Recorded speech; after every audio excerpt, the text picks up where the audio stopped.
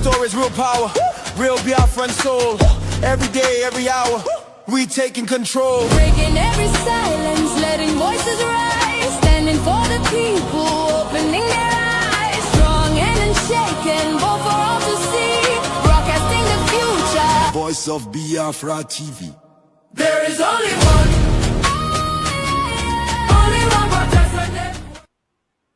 Welcome back to Voice of Biafra TV, and this is Friday night. I welcome you all as we relay the transmission from Washington, D.C. to the entire world from here. Prime Minister, can you hear me from the headquarters? I can hear you. Am I coming up? Yes, very well, very well. Thank you so much, and welcome to Voice of Biafra TV studio. The floor is yours.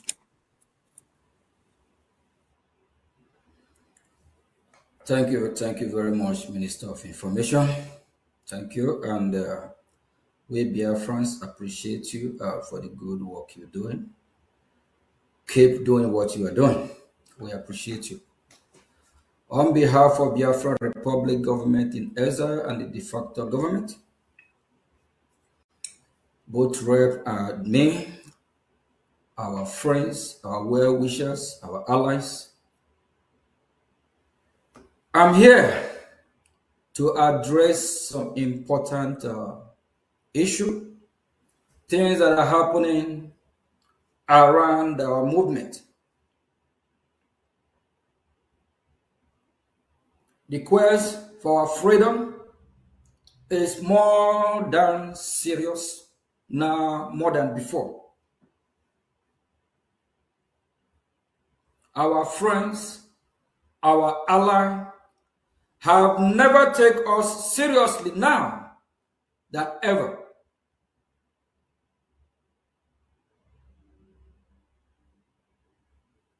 When you have a baby,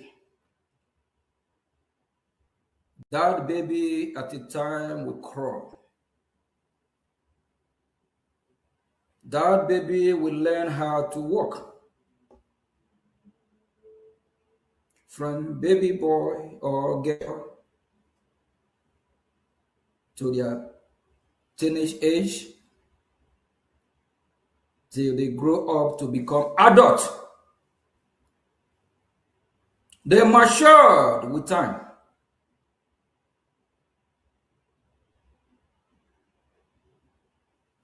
Biafran freedom, our quest for freedom, what we are doing every day, we grow to maturity. Every day, we achieve a lot. We are not going backward. We're moving forward.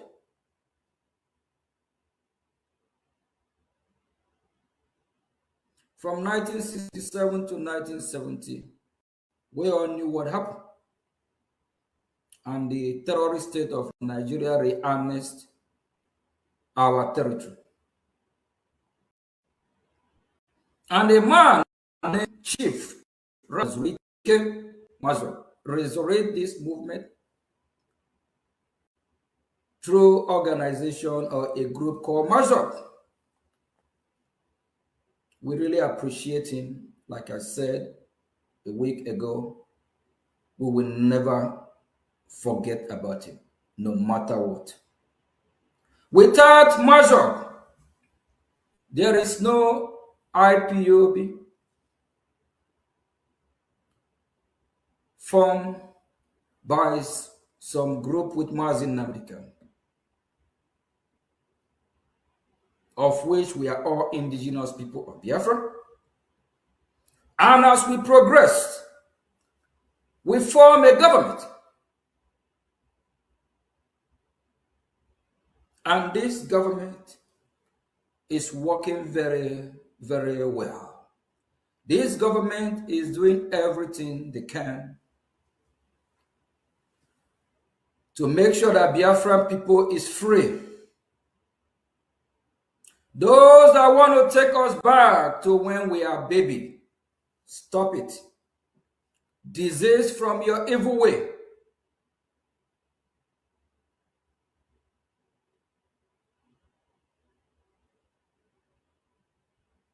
Desist from your evil way.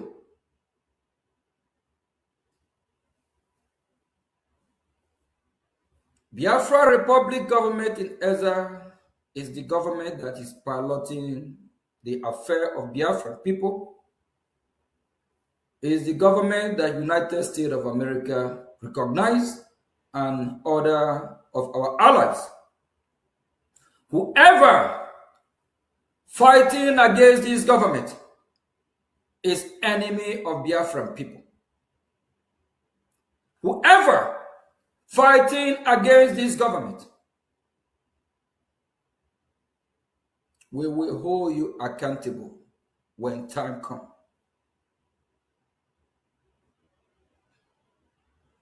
Whoever fighting against this government, you are evil.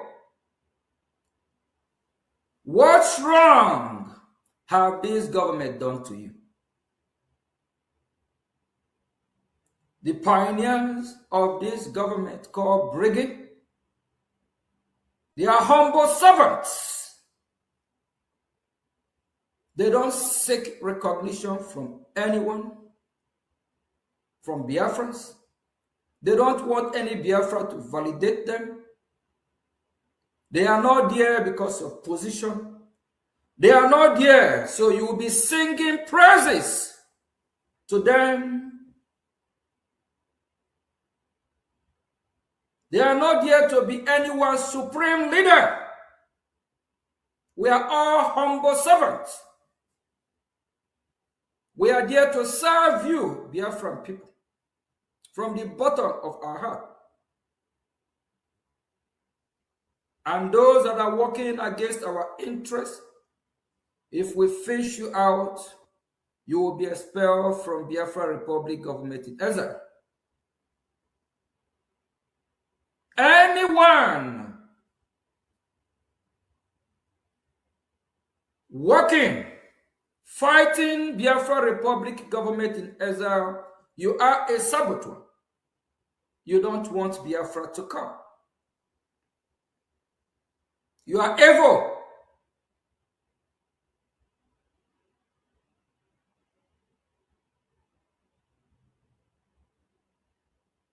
Biafra Republic government in Ezra is government of Biafra, is government of the people, by the people. Biafra Republic government in Ezra did not fall from the sky. It has a beginning. And the Biafran people constitute this government.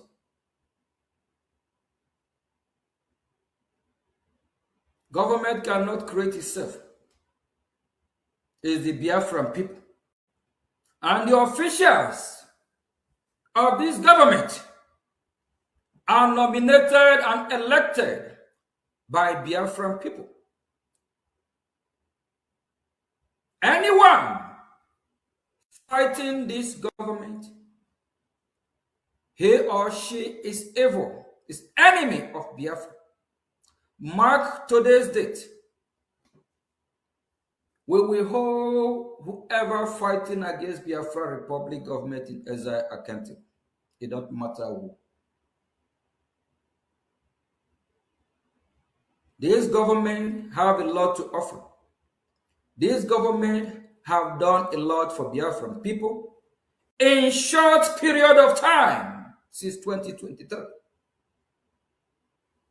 Few days ago in Washington, D.C. at a press club, we saw some Biafrans, organization that gathered, and from there, they went to meet with a congressman that we love so much, one of our allies, Congressman James. This government to meet Congressman James before the group that walked to his office 2 days ago. We have known Congressman James at least for 2 years.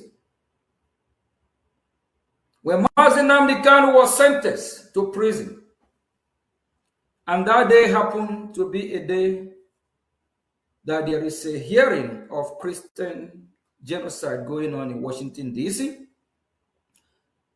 Congressman James walked to me. When he saw me, he walked to me. I'm not the one who approached him. He walked to me and he shook his head and said, have I seen what the Nigerian government done to Mazi Nnamdi Kanu? He walked to me because he knew who I am. I have met with him. We also discussed and talked about Mazi Nnamdi Kanu. He knew that I'm the Prime Minister of Biafra Republic government in Ezra. I repeat, on that very day, Congressman James walked to me while shaking his head. He knew who I was.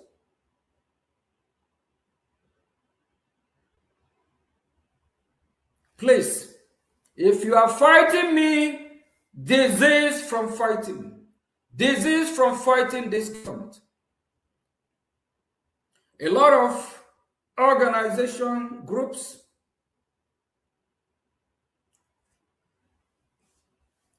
that you see in Washington, going to Washington, D.C. today. Biafra Republic government in Ezra paved the way. We spent over 2 years campaigning in Washington, educating members of the Congress. So if you see U.S. listening to some of these organizations today, is because of the work we have done. Stop fighting Biafra Republic government in Ezra. This government meant well. This government meant good for Biafran people. And this government is here to stay. It don't matter what you do. We go nowhere.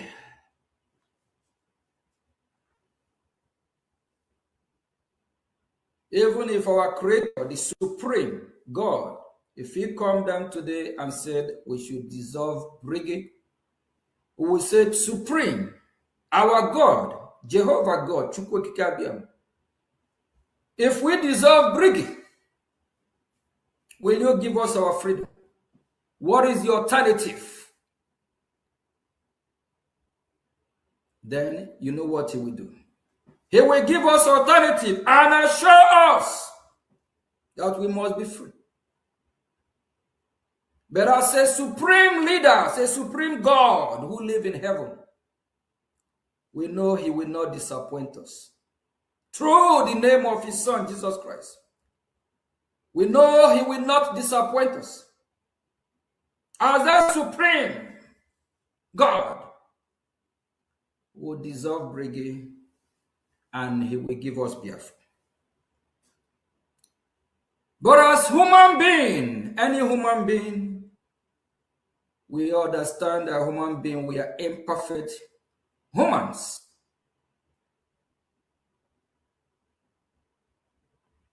If any human being asks us to dissolve Brgie, we will not listen to that person. Because there's no alternative as it stands. I will go straight to two people today. We found out that Aloy Ejimako Nnemeka have disappeared for some time after Maxwell. Alright? Mazi Nnamdi Kanu lawyers have turned to freedom fighters and agitators as well. Instead of practicing and defending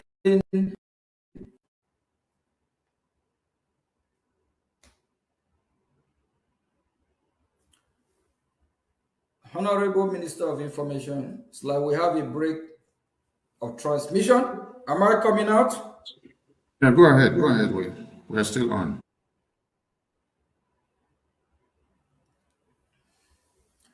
Aloy Jimako, let me ask you.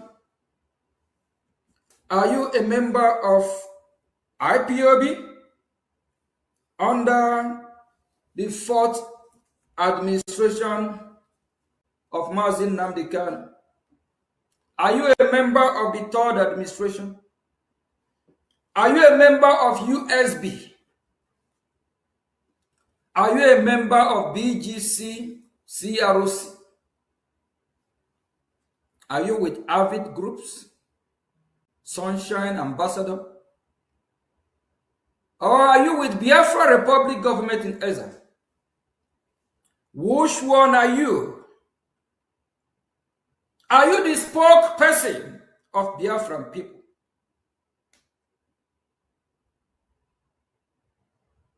If you are defending Mazin Nnamdi Kanu, mind your business. Don't tangle yourself in Biafra affairs.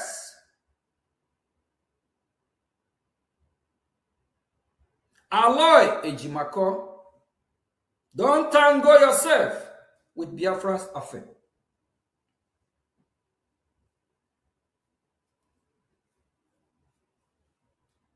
If you do, and decide to work directly or indirectly to destroy this great movement, to work against Biafran government, we will hold you accountable when time comes. The land of Biafra that you step in will deal with you, one way or the other. So many of you know what is going on. Somebody like you, Aloy, you knew the achievement of Biafra Republic government in Ezra, and you know we are doing the right thing. If you can't support what we are doing, of which you don't have to, don't fight Biafra Republic government in Ezra. We understand the Nigerian terrorist state. If they find out you endorse or believe in what Biafra Republic government in Ezra, because of how corrupt Nigeria is, they might come after you. It's only a blind man that will say they don't know what Biafra Republic government is doing. Among all other groups, Nigerian government have not go after Chikedozie Mochina Sanwo-Olu. Nigerian government did not go after USB Ngozi. Nigerian government did not go after Imam Mahmoud, CRC, BGC. Nigerian government did not go after Ambassador Group. Nigerian government did not go after all these organizations I just mentioned, like Sunrise, Ambassador, Avids. But Nigerian government, Biafra Republic government in Ezra, since this year, they have been fighting us because the Nigerian government know the threat that Biafra Republic government in Ezra poses to them from Washington, D.C. If you don't desist from your evil way, all of you fighting against this government, karma will be your portion. Evil will be your portion.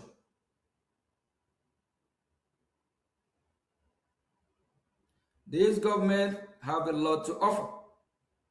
This government have been in corridor of Washington, D.C., present the case of Mazin Nnamdi Kanu and Simon Ekpa.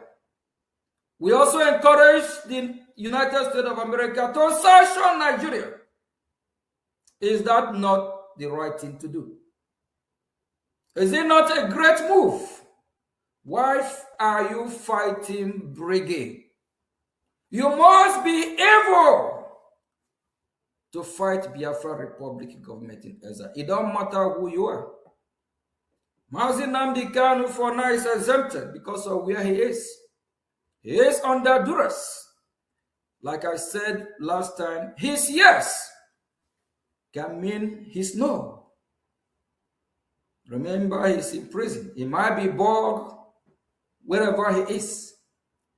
They might monitor his conversation, his movement, what he say, what he don't say. Do you think that if Mazin Nnamdi Kanu from prison throw his full support on Biafra Republic government in Ezra, they will release him? No way. They will. Do you think they will release him? Do you think if Mazin Nnamdi Kanu endorsed Biafra Republic government in Ezra from Sokoto and tell the world that he believes in what we are doing, do you think the Nigerian government will let him go? They will crucify him more. That is why when he said, if he said dissolve Brgie, don't, that is a coded word. Do what you are doing. So it can't be used against him. And for those that are championing, saying he is the one commanding the ESN, is the opposite way.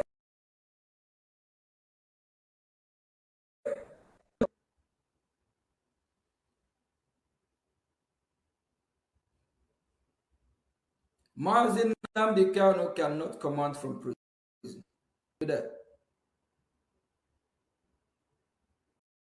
Like I said last time, if Mazin Nnamdi Kanu says stop, keep walking. If he said keep walking, stop.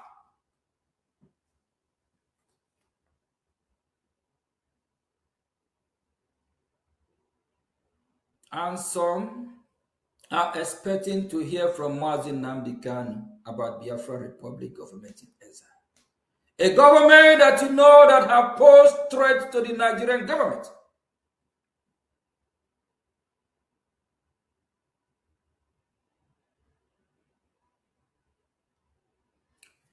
If organization of IPOB is under attack by Nigerian government,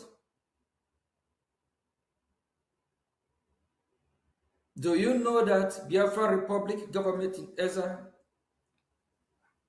will still be doing what they are doing?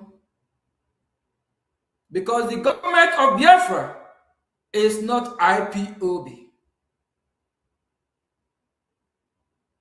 Even if IPOB don't exist anymore, but the government of Biafra exists.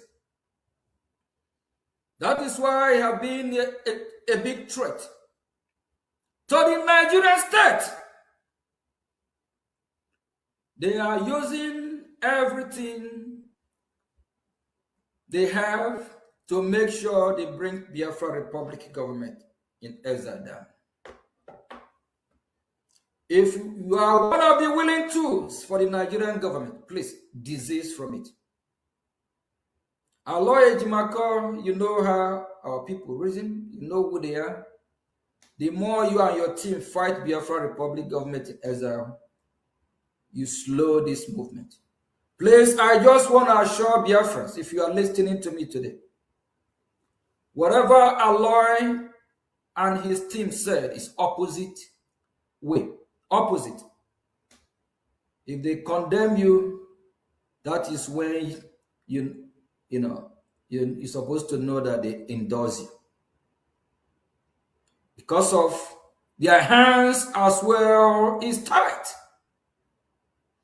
Any day Aloy Ejimako start to say the truth, you all know what will happen. The Nigerian government will kill him, or they will lock him up. Any day he throw his weight on Biafra Republic government in exile, especially publicly. And I'm talking to the Brgie cabinet members, rep admin, and Biafrans that believe in this government. Please ignore everything Aloy Ejimako is doing. Any day he tweet about Biafra Republic government in exile, the Nigerian terrorist government will send DSS to pick him up. They will pick him up, lock him up. Every day. For how many years now? Have our lawyer Ejimako tweet any of your posts, tweet anything from you? The congressional hearing that we read how many pages about, even his client, Mazi Nnamdi Kanu, he didn't tweet it. The testimony that I, Mazi Ogechukwu Nkiri, submitted through Brgie to U.S. Congress June last year, it says everything about Mazi Nnamdi Kanu and what we recommend U.S. government to do, sanction against Nigeria. Aloy Ejimako did not tweet it. If Aloy Ejimako tweet it, that will be maybe the last day he will live in that contraption. But few days ago, you saw the ambassador group, Sunrise, Avit, the picture they took with Congressman James. He tweeted it, even recommend and commend them on what they are doing. But he never commented Brgie. Yes, please, whenever you want to attack him or insult him, be mindful. I will say from today, please ignore him.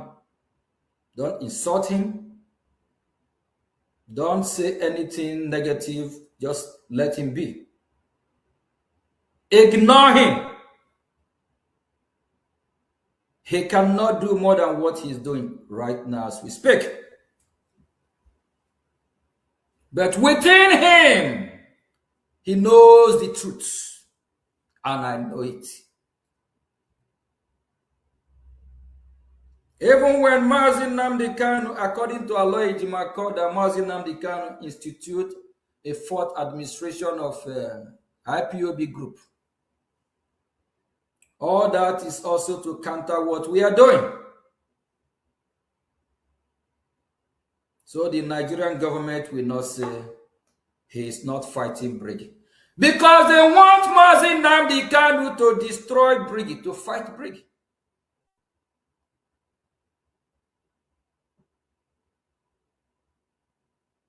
They understand that if they don't do that through Mazi Nnamdi Kanu, they can't do it through anyone else. They will try to put division among all of us. Somebody who I have a great concern about is Kanunta Kanu. Kanunta Kanu, me and you, we're going to put our leg in one trouser.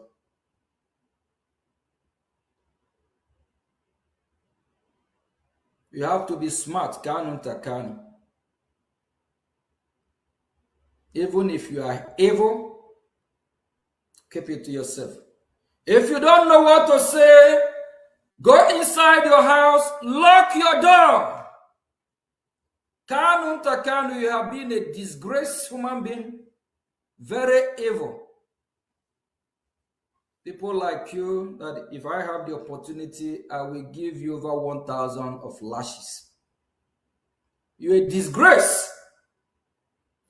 Kanunta Kanu, are you the spokesperson of the fourth administration of the organization called IPOB?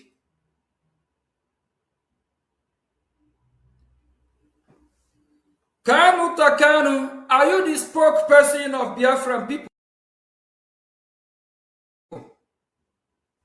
Kanu, what is your role in the restoration of Biafra?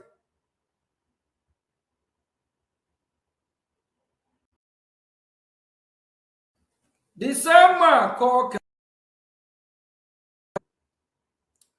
mobilized him and the third administration of the IPOB. They went to Finland to testify against Mazi Simon Ekpa.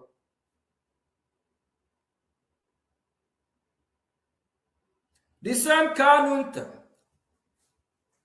and Bruce Fenn and the rest of the lawyers, they wrote to EU for European Union to arrest Biafra Republic government in exile members and to also arrest Simon Ekpa. The same Kanu is calling for unity today. The same Kanu is condemning autopilot. We are no longer autopilot. We now have a government. And Biafran people are solemnly behind this government. The same Kanu is fighting Biafra Republic government in exile. Kanunta, you should be ashamed of yourself. You live in, you are free where you are. It's not like Aloy Mako who is in that contraption called Nigeria, or even if he's in Biafra land. Whether Aloy live in Biafra land, in Abuja, any day Aloy talk about Biafra, talk about Brgie, Biafra Republic government in exile, the Nigerian terrorist state will. But Kanu that live in Germany, he is free. The Nigerian can easily reach him where he lives. Kanunta can do the right thing. This evil man has caused a lot of damage. This evil man, his action have killed thousands of Biafra. Very evil, fantastically evil. If I have him as a brother, I will not eat in the same plate with him, because he can poison me. His brother is Mazi Nnamdi Kanu. And the Biafra Republic government in exile is fighting very hard from Washington, D.C. to free his brother, Mazi Nnamdi Kanu, which the Biafran people love and hold so dear. Instead of this evil man called Kanunta to applaud the Biafra Republic government in exile, to support our effort, he is there condemning Brgie, saying that the Biafran people have not don't have a government, that when the Biafran people, when they will have a government, they will form a government. I am a Biafran. And members of the Biafra Republic government in exile, they are all Biafrans. Biafrans have the right to form a government. Kanunta want to condemn every Brgie officials. He want to condemn every Biafrans that believe in their government. He want to condemn millions of Biafrans that believe in this process. The evil man called Kanunta that is calling for unity. The same evil man colluded with the European Union and the Nigerian government, whether he worked for the Nigeria or not. But as long as he's working against Biafra, as long as he's working against Mali at that time, he is enemy of Biafran people. He is evil man. Kanunta, shame on you. For I have you as a brother, I will disown you. Very evil. Years ago, or a few months ago, within their third administration, when we exposed them, especially Mazi Simon Ekpa, he exposed them. He talked about what they are doing and their activities. At that time, Kanunta supports China Sanworu. They all work together. But after they have now fired themselves, because the fourth administration said they dissolve and fire the third administration. The third administration said they dissolve and fire the fourth administration. Now they are now exposing themselves. These are things we knew years ago. Anyone listening, committing evil against Biafran people, you and your generation and your entire family, it will never be well with you. Because we have suffered enough, we have been killed enough. Enough is enough. Biafran people deserve to live. That is the reason why the same fourth administration, they are part of the third administration. They are all the same evil people. The leader of that fourth so-called IPOB fourth administration, the same man fought against Brgie. He fought against Simon Ekpa. Go and check his post few weeks, months ago. The head of that, they use whatever organization they have as HOD. He fought against Brgie. The same treat your nonsense. Last week, I call on all groups, whether you are a group of Mazar, you are a Biafra, the Biafra that I'm serving, the Biafra that member of this cabinet is serving, we serve all Biafras. Whether you are winch, whether you are tall or short, whether you are white or black, it don't matter.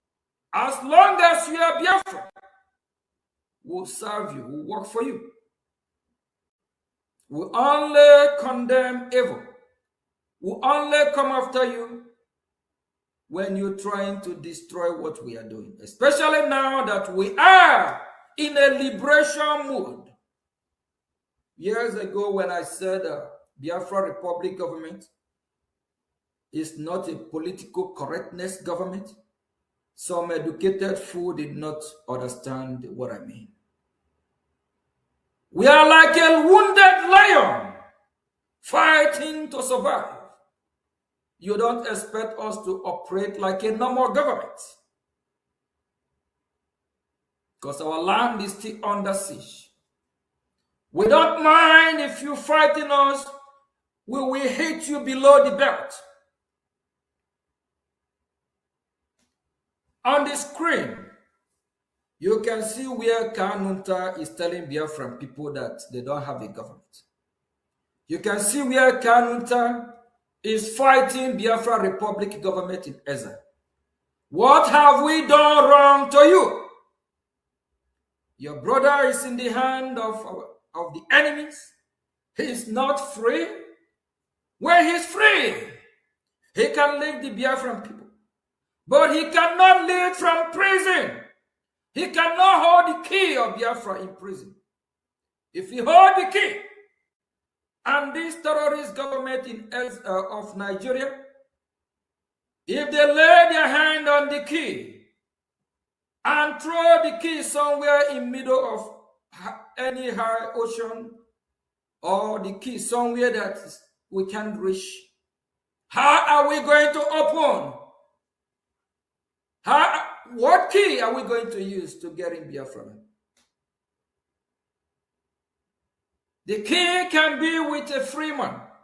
It can be with free Biafra, so that we can fight to rescue him.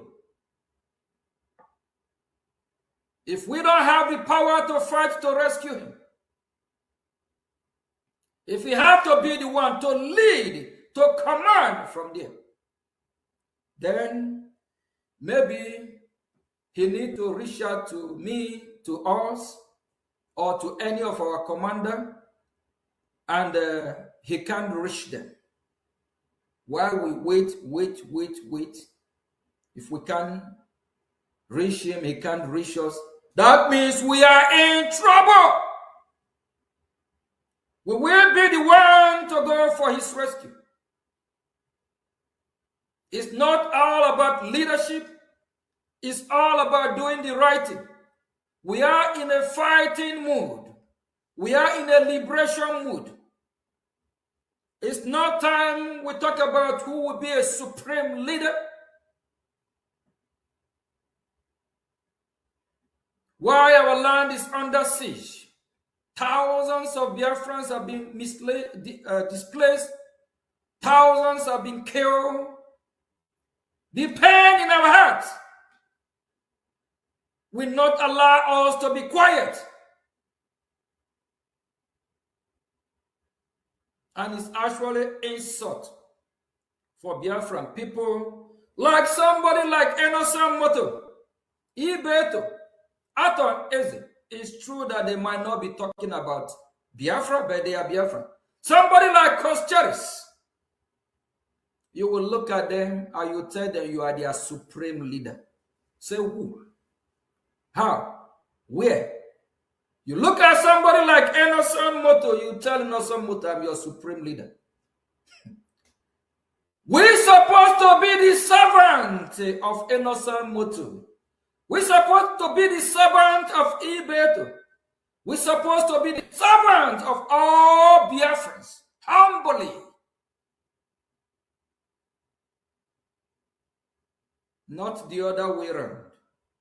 Mazi Nnamdi Kanu have not come and tell Biafrans publicly that is our Chukwokike, our supreme God, or our supreme being. Kanunta, stop imposing on Biafran people about supreme leader, the supreme leadership. Mazi Nnamdi Kanu is still in prison. The more you address him as a supreme being, a supreme God of Biafran people, a king of Biafran people, do you think that will help his cause to be released from prison? That is the more the Nigerian government will hold him in prison. That is the more the Nigerian government will say they are holding the Messiah of Biafran people. That is the more reason they will crucify him. That is the more reason they will want to pronounce death sentence on him. We need to help him to be free. We need to shift our attention from him. Don't mean we will forget about him. The more we let Nigerian government know that if they don't release Mazi Nnamdi Kanu, we Biafrans are not going to be free. The more that we hold him, just use your common sense. Very soon, he will be appearing because he already appealed the decision made by Nigeria for life sentence. And the same stuff that he was accused of, the leader of ESN. Kanu must side with others to say Mazi Nnamdi Kanu is the leader of ESN. Kanunta, do you want your brother out? The third administration of Mazi Nnamdi Kanu IPOB, at the end of their meeting, at the end of whatever they do, they call Mazi Nnamdi Kanu their leader. Biafra Republic government in Ezra, we also used to say our leader. The USB group, we say Mazi Nnamdi Kanu their leader. BGC CRC group, we say Mazi Nnamdi Kanu their leader. As I speak right now, the third administration have denounced Mazi Nnamdi Kanu as their leader, while some other group are also distancing themselves. Instead of Mazi Nnamdi Kanu to grow support, Kanunta and some other evil people are actually gradually destroying Mazi Nnamdi Kanu. They are now dividing the supporters of Mazin Nnamdi Kanu. They made those that never disrespect Mazin Nnamdi Kanu before to start disrespecting Mazin Nnamdi Kanu. Instead of them to be quiet, instead of them to advise Mazin Nnamdi, even if Mazin Nnamdi Kanu give them the wrong advice, or Mazin Nnamdi Kanu tell them he didn't make a good decision, the so-called legal team like Aloy Jimako is supposed to say, Mazin Nnamdi Kanu, this is not right. It's not going to look good on you. But these useless evil people, instead of them to shut up, we are not telling you to come and recognize Biafra Republic government in Ezra. But don't endanger Mazin Nnamdi Kanu. Because Mazin Nnamdi Kanu have been a figure, an icon for Biafran people. No matter what. Whether he do it right or wrong tomorrow, every Biafra will always remember the impact, the role he have played in this struggle. He have won the heart of millions of Biafra. But the same millions of Biafrans can also turn against him, which is a bad news. All the evil people that surround Mazin Nnamdi Kanu, examine yourself. Repent. If not, you and your whole household, because of what we have went through from 1967 to 1970, and we are still going through, the blood of all innocent Biafrans will be upon your head. Evil people everywhere. Even the Kanu Tana act more than the HDOS or HDOC or whatever. He dish more order. He tweet more than them. Kanunta, who are you working for? Are you in Brgie? Are you in USB? Are you an IPOB member? You know, in IPOB they take oath. In Brgie we don't take oath. Oath to serve Mazin Nnamdi Kanu, not to serve Biafra. You want to take oath to serve Mazin Nnamdi Kanu? That is not our way of life. That is not our tradition. We only serve the supreme God who lives in heaven. However, at the end, they will tell you that you take oath to serve him. You take oath that only Mazin Nnamdi Kanu can appoint and not appoint. Then if he's not there to appoint, then what happened? Mazin Nnamdi Kanu is in the hand of the enemy. Please, everyone, leave him alone. Even if he make mistake from there, I'm not going to judge him by that because he's in duress. If you in his own situation, how will you feel? You will be in jail for 24 hours. You don't even know how outside look like.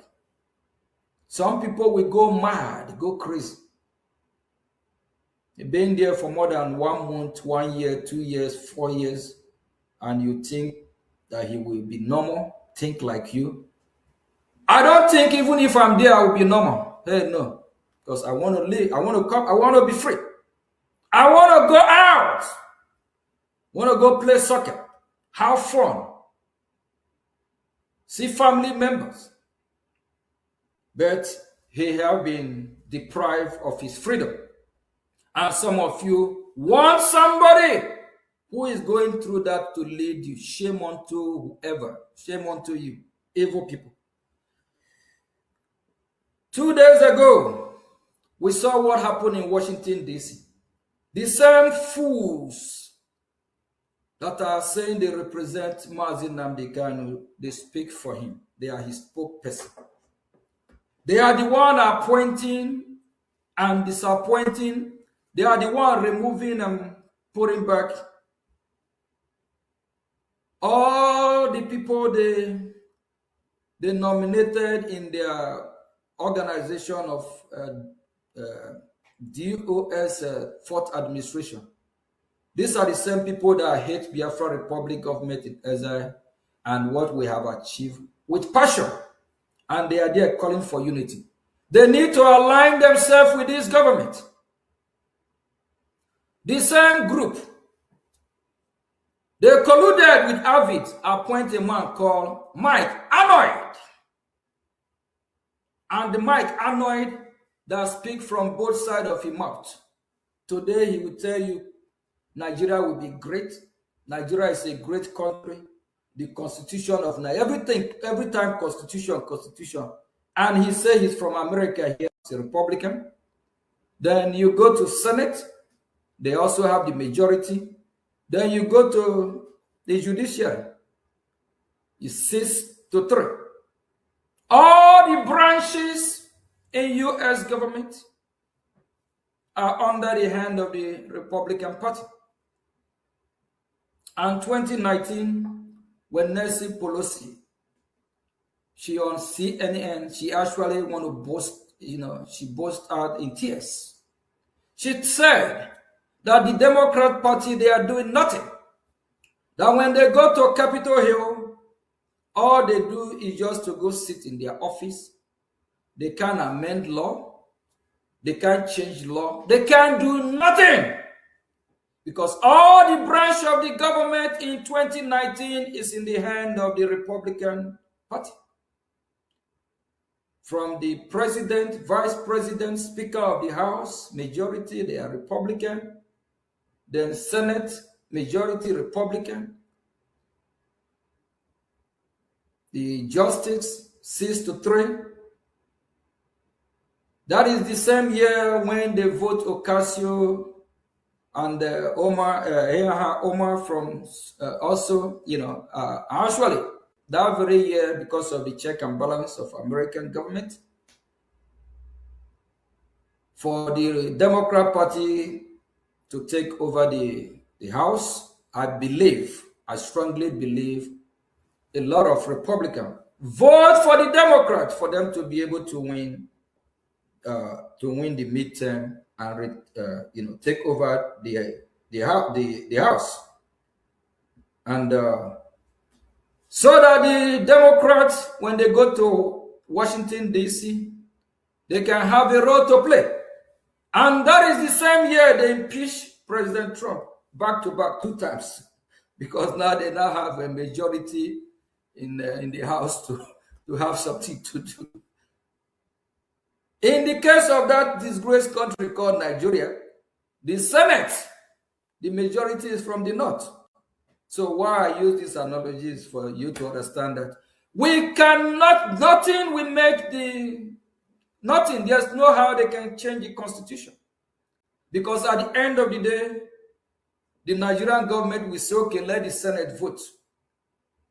Then when the whole Senate from the North cast their vote, maybe they cast their vote, they have like 40 votes, and the whole Senate from the South, they cast like 15 votes.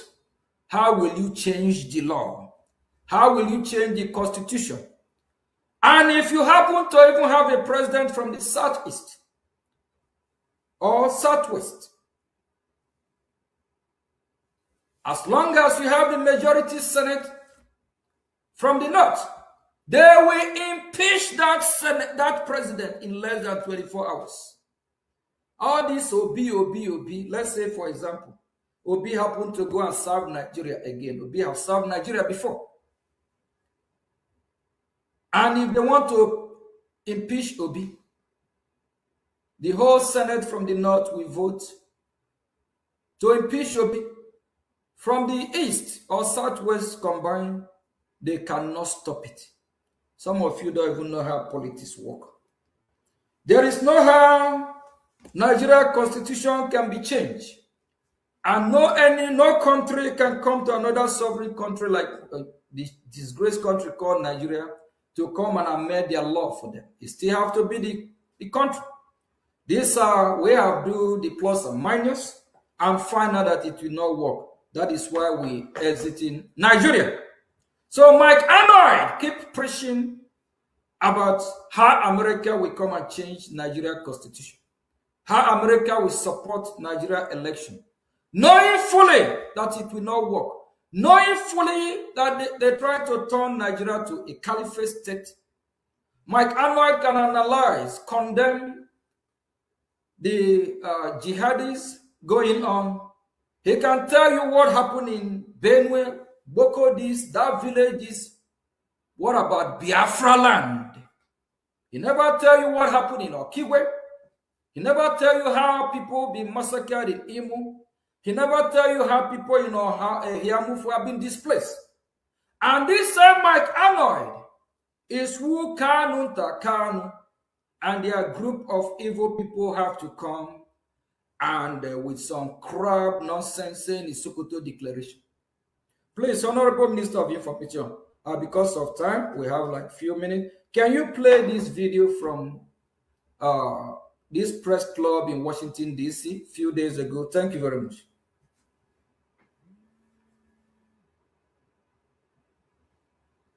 Is surrounded by deeply conflicted advisors and a highly paid army of lobbyists intent on ensuring this corrupt regime remains in power.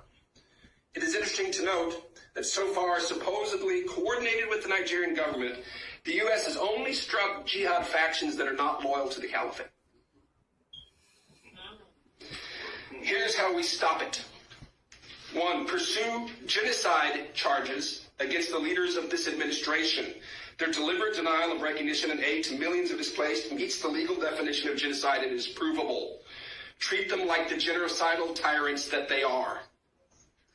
2, investigate and move to designate the Sokoto Caliphate as a terrorist organization. H.R. 7457's for terrorist organization designation for Fulani militias and Miyadi Allah is the first step. The Sultan of Sokoto, ruler of the Caliphate, is the apex Fulani leader and chairman of Miyadi Allah. 3, lead an international census of the displaced with evidentiary interviews, their eyewitnesses genocide, and rush them aid. 4, keep bombing the jihadis, not just ISIS, every black flag group, the Fulani militias included.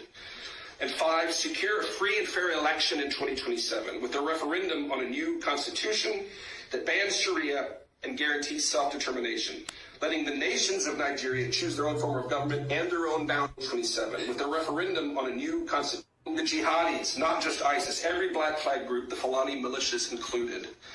And 5, secure a free and fair election in 2027 with a referendum on a new constitution that bans Sharia and guarantees self-determination, letting the nations of in peace. The people can build a great nation if we let up and guarantee self-determination, letting the nations of Nigeria choose their own form of government and their own boundaries. 27 with a referendum on a new constitution. The jihadis, not just ISIS, every black flag group, the Fulani militias included. And 5, secure a free and fair election in 2027 with a referendum on a new constitution that bans Sharia and guarantees self-determination, letting the nations of Nigeria choose their own form of government and their own boundaries in peace. The people can build a great nation if we let them. When we do, we won't. Thank you very much, Minister of Information. This is the Mike Arnold that Kanunta, Aloy Mako, and other group of evil companies colluded and they wrote a so-called whatever declaration from Sokoto. Mike Arnold is not here talking for the interest of Biafran people. It's for the interest of Nigeria. Mike Arnold is talking about how United States of America, and remember on this occasion at the press club, they are there to recommend to Rally Moore what Rally Moore will present to President Trump. Not about how they will separate that disgraced country, disintegrate it for people to go their different way. And the same man called Mike Arnold here, the same man here acknowledged about us, Madam Fodio, of which in the same event he talked about, this is a plan since 200 years ago. What is the plan of us, Madam Fodio? Is to Islamize the whole territory. It's not how to unite Nigeria. It's not how the Biafran people will live in peace and worship their God through our Lord Jesus Christ. It's not how the Oduduwa people will live in peace and worship their God. It's not how the Middle Belt will live in peace and worship their God. This man called Mike Arnold acknowledged 200 years ago about Osman and Fodio, the game plan, the caliphate they tried to turn Nigeria to Islamize the Biafran people and the whole region. Sorry, Mike Arnold from Texas, I will tell you an evil person. Bias, double face. You are not a truthful man. Shame unto you, evil. This is the same man on the first hearing that they managed to drag him in there that he don't even know how he get there. And for some of you think that he's well connected United States of America, that's a lie. The same man that was crying early this year, if anyone that have his connection of Senator Ted Cruz, this Senator Ted Cruz, I have met him not one, not two, not three, not four. I can't place time, by the way. But he can't even reach him. Was saying if you can take him to Senate, stop lying to the gullible ones, stop lying to Nigerians, stop behaving, acting like you are well grounded. United States government don't know you. Evil shit hole. Very evil. Why not say it the way it is? You want to recommend to Rally Moore what Rally Moore will take to President Trump. And he knew the danger. Mike Arnold will quote, tell you what is happening since 200 years, but he never did to Biafra land. He visited Nigeria for more than 16 times. He never visited Biafra land. And he said he have a Biafra name. He never talked about what is happening in Biafra land. The same Mike Arnold. He never recognized that there is genocide going in Biafra land. Mike Arnold, I have a good 2.5 meeting with you, try to educate you, and you talk about peace. You talk about how you are going to unite Biafrans, people of all groups. All I see in you is lie, deceive, and you just trying to destroy what we are doing. That's the first. And even after the meeting, I was so happy. You know, I express my gratitude towards you on behalf of Biafran people. I even pronounced Mike Arnold ambassador of peace. Ambassador. I pronounced him. I gave him our pin as well. But little do I know that he have a hidden agenda. Mike Arnold on the press club a few days ago acknowledged how many presidents he have met in Nigeria. How many senators? Mike Arnold, all your meeting with the Nigerian president and senators, can you tell us what the meeting is all about? And you document everything that is happening since 16 years you have visited. Why haven't United States of America get that record before last year? What are you hiding? Are you waiting until I know what happened? When Reno Omokri called him out, the game is for him to come and downplay, lie against United States of America that there's nothing like Christian genocide. But he figured out that will not work. He figured he will be cash hand right. He will be caught. And he said, I'm going to say the truth. And he actually wants Reno to help him to meet Tinubu. That never happened. Something fishy going on there. If this man is truthful to himself, he knows what to do. The same man tried to destroy my image and our wonderful lobby. He tried to destroy our image. Tell Biafran people it's not about lobbying, it's not about going to Washington to take pictures. The same man cannot even talk about Biafra. And those that are deceiving Mazi Nnamdi Kanu, like Kanunta, they make Mike Arnold of the 4th administration of Mazi Nnamdi Kanu IPOB, because that is not Biafran IPOB, not Biafran government. They make Mike Arnold their spokesperson in Washington. They make him U.S. diplomatic mission, diplomatic officer, head of diplomatic officer or whatever. Look at who they appointed. cannot even speak about Biafra, cannot even talk about what is happening in Biafra, cannot even recommend to rally more to President Trump about Biafra freedom, about what will solve the problem of Nigeria, for people to go their ways. Easily lecture you from 200 years ago about Osman and Fodio. He know about all the caliphate, their plan, Sultan of Sokoto, Sultan of this, what this is happening, what happened in Boko. This man can tell you all the whole story, history, lecture you. But he cannot acknowledge that that country need to be divided, disintegrated. That people of that contraption, they need to go their separate way. Shame on you, Mike Arnold, and for those that believe in you. But on the other hand, I will acknowledge Mike Arnold on one thing, talking about the caliphate, talking about how US should go after the terrorists, how US should bomb this and do this. He's right on that. But if he's truthful and genuine, he also needs to advise or recommend the remedy, what will solve this problem. We are not compatible. Christians need to go their separate ways. The same Mike Arnold today will talk about you. What is happening will not work.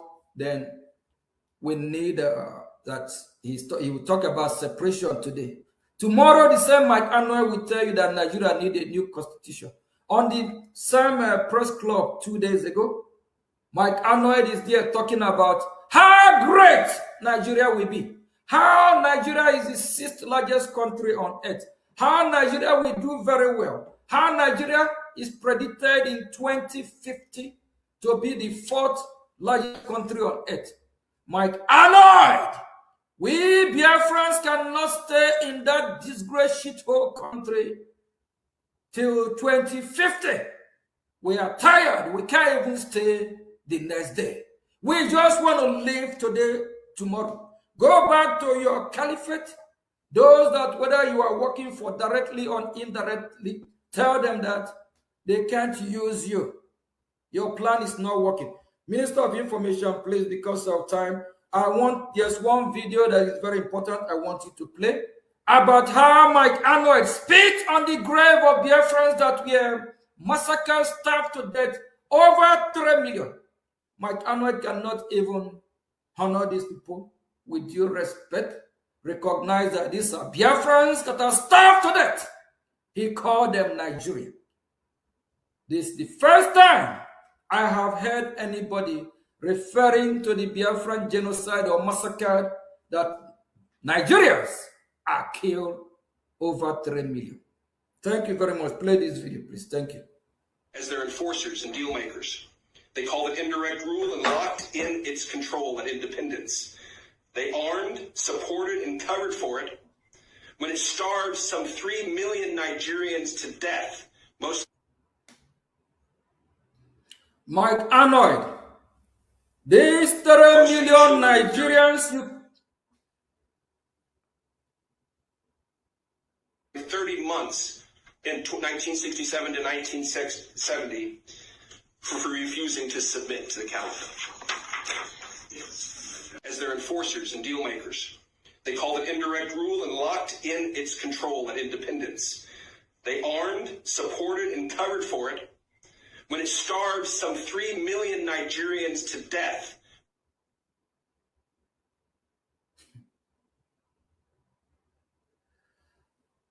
Kanu, Aloy Jimako, and others. Mike Arnold cannot play both sides. He cannot condemn Nigeria today.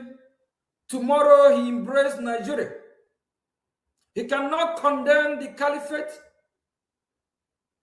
The next minute he dine and wine with the caliphate. Mike Arnold, who are you? Who are you working for? And these Biafrans, innocent Biafrans that were starved to death, if you don't come out publicly and speak the truth and do what is right, these millions of Biafrans They will torment you. You are evil man. You look at the Biafrans that were starved to death. You call them Nigeria. During the genocidal war for that period of 3 years, Biafra is a sovereign nation. Nigeria. Everything. The Nigerian election. Mike, I know I believe in Nigeria. Thank you very much. A little bit later, Minister of Information going to make it fair. If you following my champion, Mike, this went to Washington, D.C. at the press club. None of you even mentioned about Biafra. They can't even talk about Biafra. And you ask all of the whole groups there that very day, they will tell you they are going to recommend to rally more about Biafra. But none of them even mentioned Biafra. Who are they working for? Thank you from here, Biafrans. We'll be having some question and answer. That would be like just about an hour or something. But Minister of Information will take it from here. Then if there's anything else we need to address, that would be during the question and answer. Thank you from here. Voice of Biafra TV, the first, the best, and the last. Voice of Biafra TV. First to speak, best to watch, last to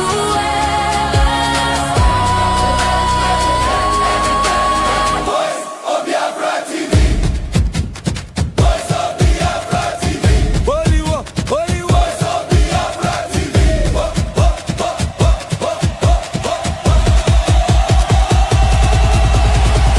Only one, no only one. Only one, only one. Voice of Biafra TV. Only one, only one.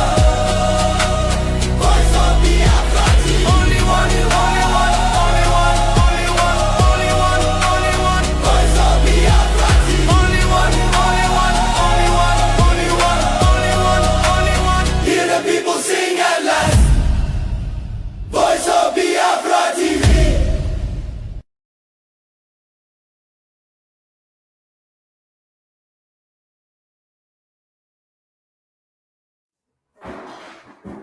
Welcome back to Voice of Biafra TV. Prepare your phone so you can call in to ask your questions and also to give your contributions. Thank you, Prime Minister, all the way from Washington, D.C. The message has been delivered, and I believe those of you that were blind can now go and ask the very big questions. Why is it that the groups of Sokoto Declaration, 100 Men, Avid groups, BGC groups, Ambassador groups, IPOB groups of Kanontai and Sokoto Declaration, Fort Declaration, Fort Directorate, two Directorate, Lake Directorate, Head Directorate, that we just form and unveiled. Why is it that they appeared in the press club and they could not put everything they have about Biafra, Biafra, Biafra? I think there was one hanger that was enraged by one woman I saw there. Mama Eriwa stood up and asked them, why is it that all of you came here and you're talking about Nigeria, Nigeria, Nigeria? And how we are going to make Nigeria listen to us. What are you people saying about Mazen Nnamdi Kanu?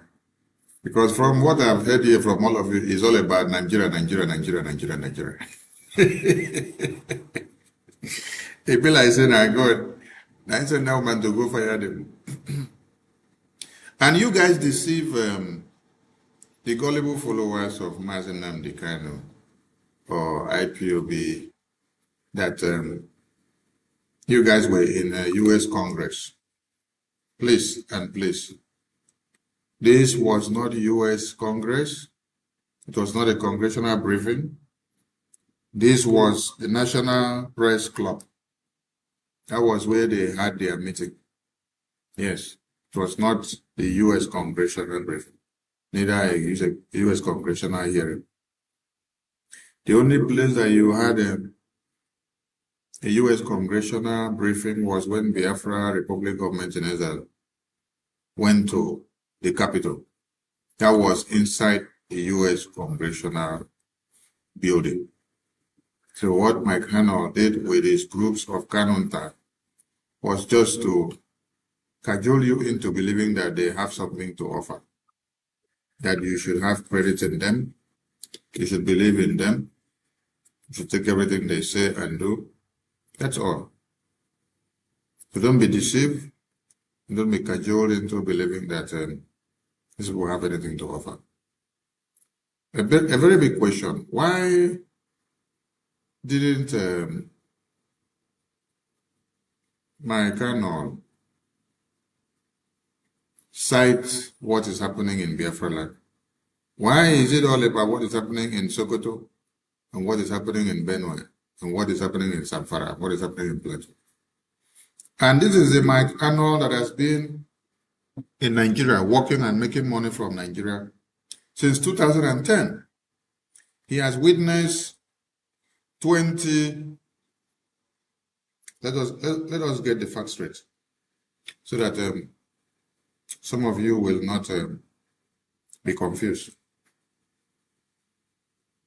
Mike Hanel has been in Nigeria, and he has witnessed 2011 presidential election of Nigeria.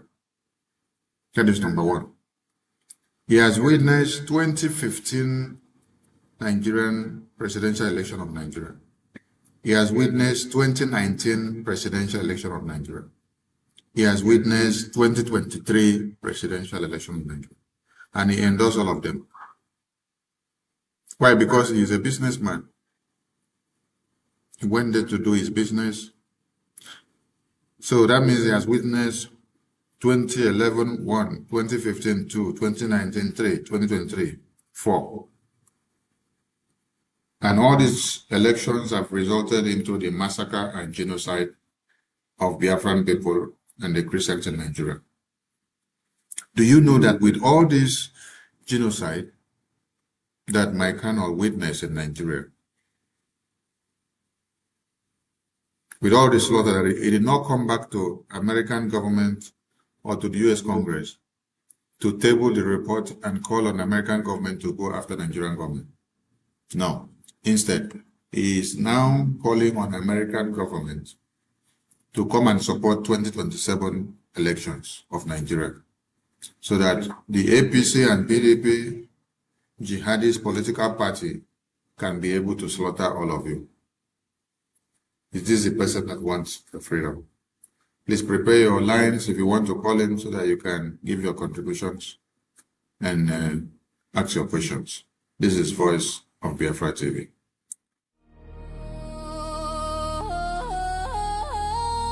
Voice of Biafra TV, the voice of truth, the voice of the people. There is only one broadcasting network. Voice of Biafra TV. The first, the best. Only one broadcasting network. Voice of Biafra TV. The first, the best, and the last. Voice of Biafra TV. First to speak, best to watch, last to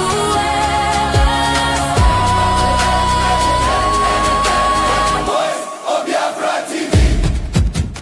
Voice of Biafra TV. Holy war, holy war. Voice of Biafra TV.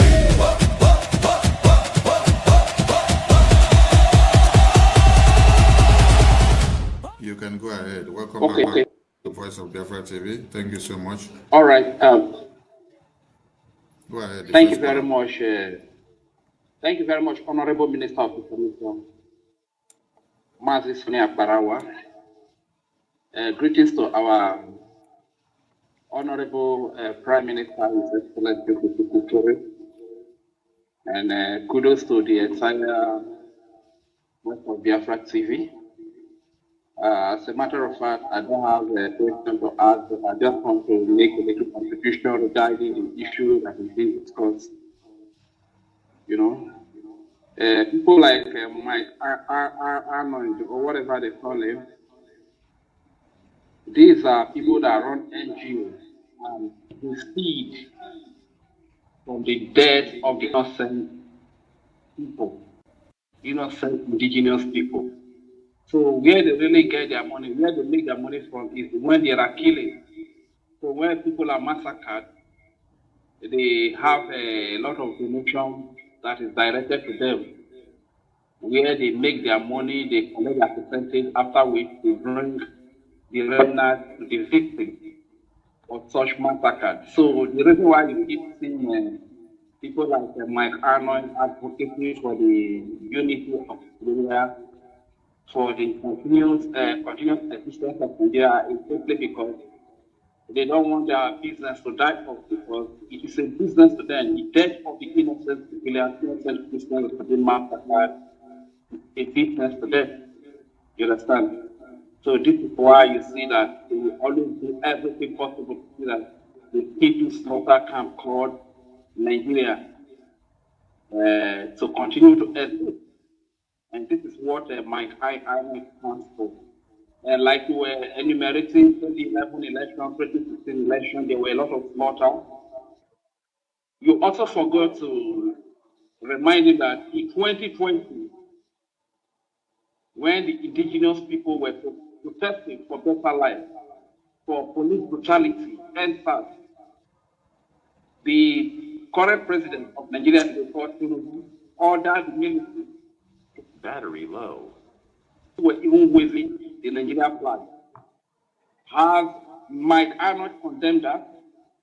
Has he told the U.S. government or the U.S. Congress about it, that Nigeria needs to be sanctioned for such action, where innocent, hungry people that were just protesting for better life, the military were ordered to kill them, in spite of the fact that they were waving Nigeria flag?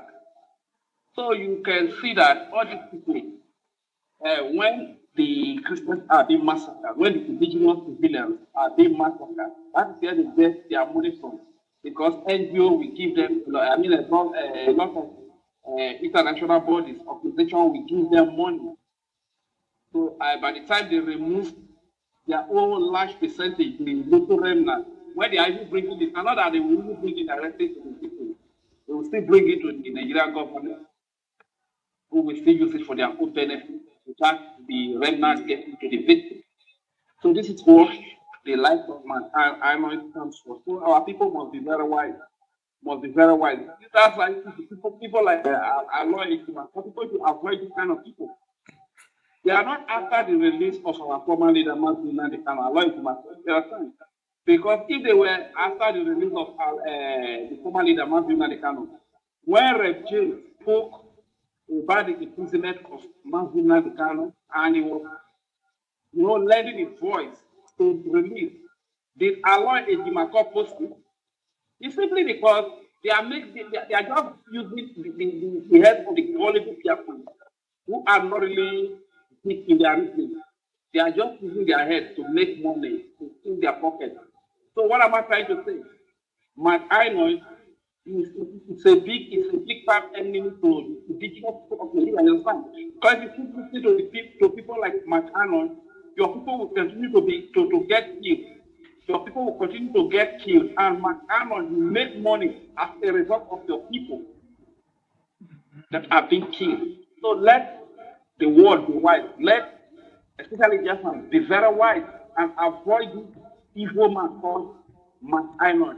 Mark Arnold, I ask you again, in 2020, the indigenous people were protesting for a better life and bad police brutality and to floods. And a lot of hundreds and thousands of Nigerians were killed. Have you condemned it? Have you reported it to the United States of America? So this is just all I want to say. So once again, I want to say a very big thank you to you, our Honorable Minister of Information, and to our Prime Minister or His Excellency the People Care. Once again, my name is Usioma Enero. You understand? So that is my name. I use the mic here. Thank you. Thank you. From Isoko, from Isoko side of Biafra. Thank you, Mwachunake. Thank you so much for your contribution. Thank you. Thank you. The lines are open to everybody. You can call in from all sources, both Telegram and WhatsApp. Yeah, it's good for everybody to know and to understand what Nigeria has been, and also to ask Maikano that is trying to be the good guy, to ask him a few questions. During the NSAS, were you in Nigeria or you were not in Nigeria? What role did you play? And since then, how have you brought the NSAS massacre to the American Congress?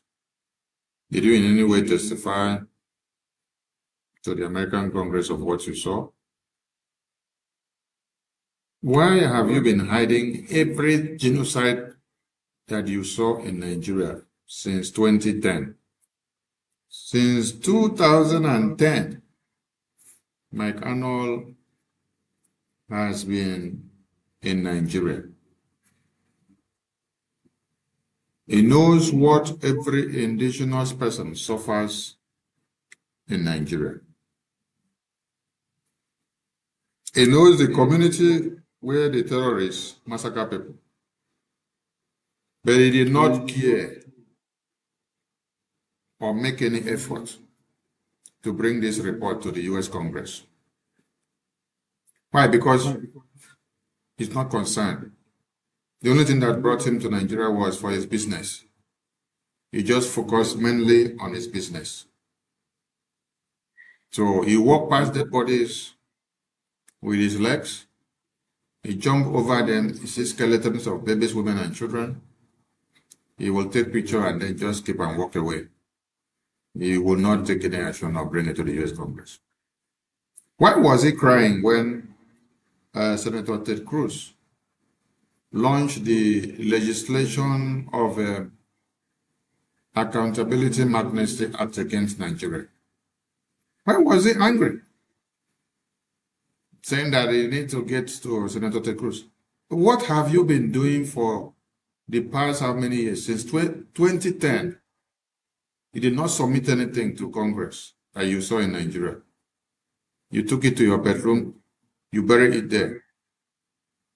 And Mike Arnold with Reno Mokori were always coming to lie about the Christian genocide and to defend Nigeria. Reno Mokori will take him everywhere they are going. He will always give a press conference. He did not have the balls to tell the entire world the true reality of Nigeria.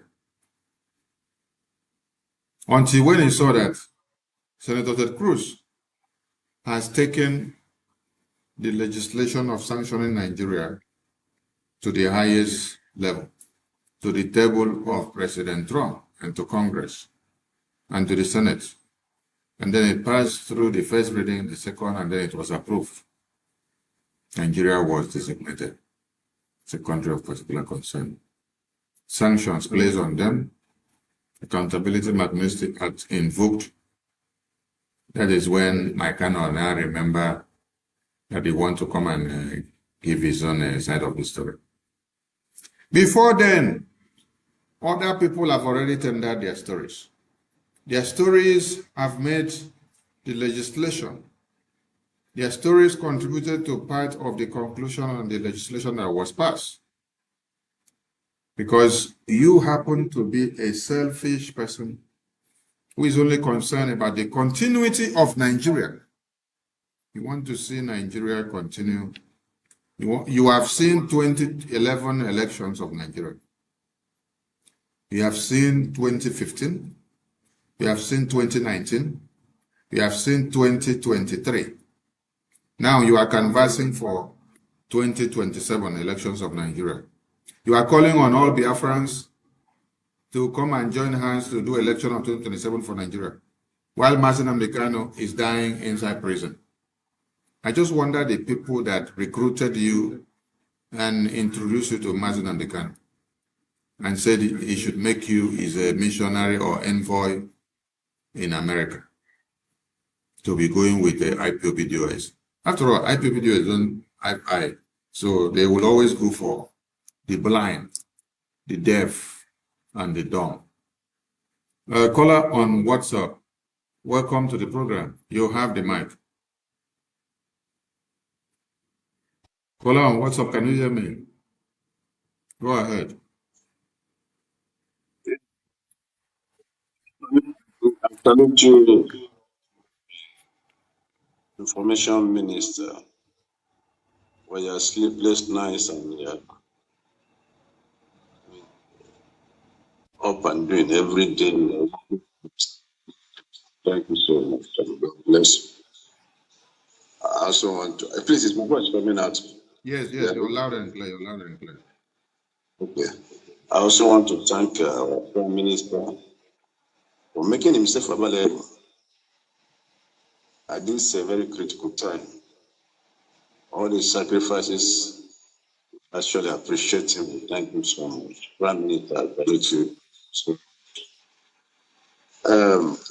I am surprised that, from this information that we released today, that from 2010, right, according to what you said, that my Anon had been parading Nigeria.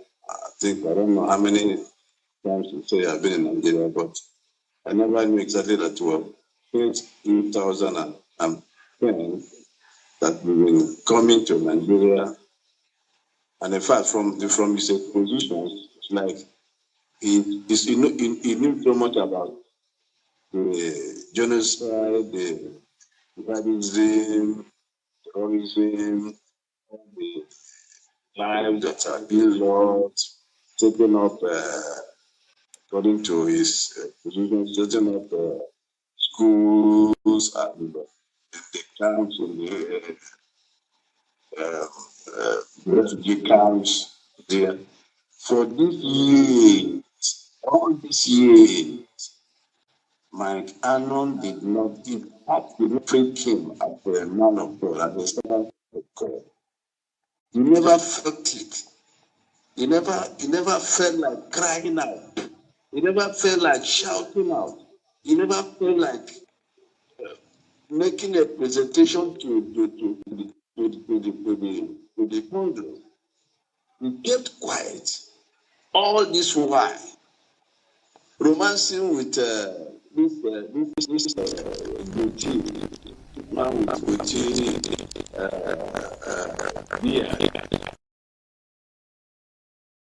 the public government, that began to make representations, began to submit papers, and began to do hearing, and eventually the government of the United States now listed Nigeria as a country of particular concern. And from that time, we began to see him speaking out.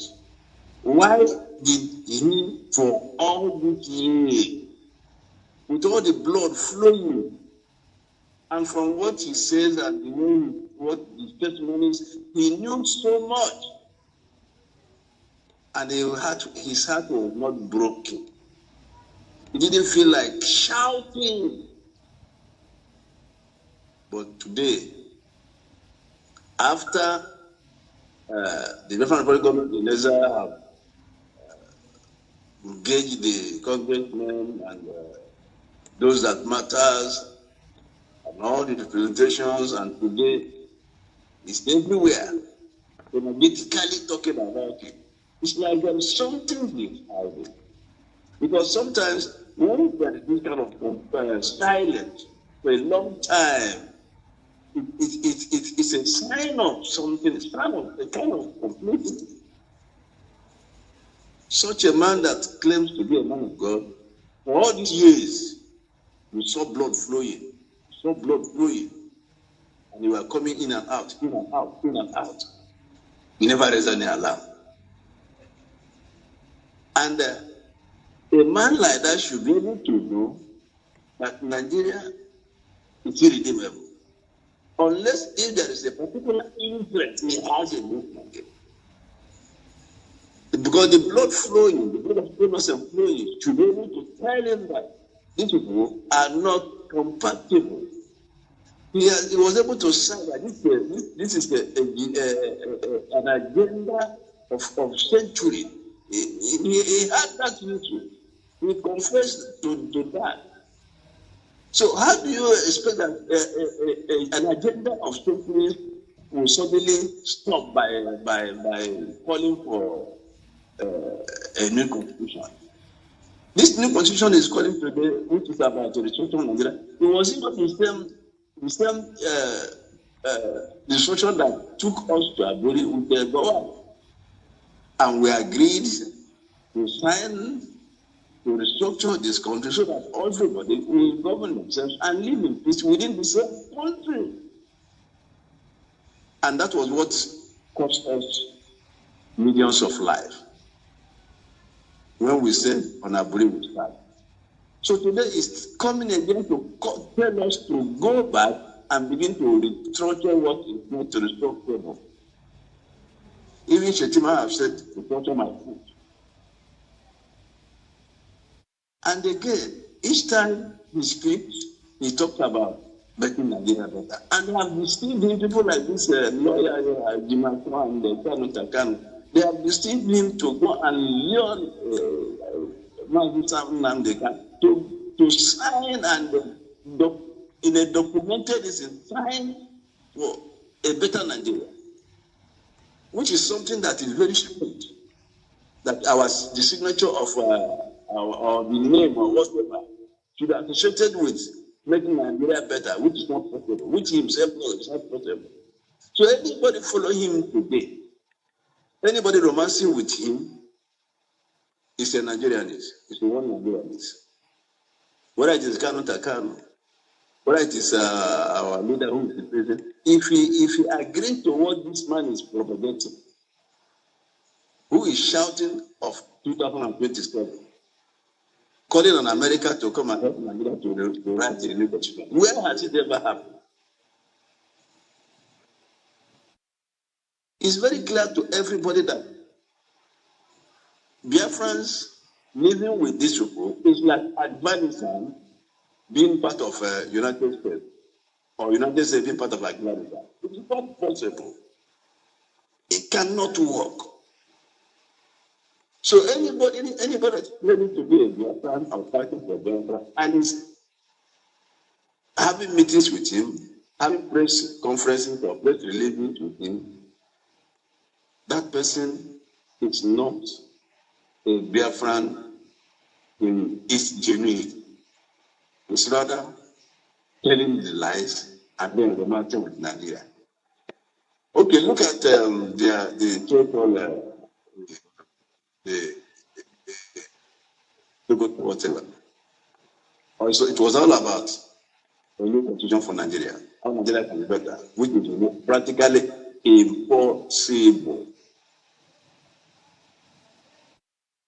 So we cannot be repeating the same thing all over and all over. I'm not getting worse result. Getting worse result. And that will be insanity. That will be madness. And we cannot be part of it.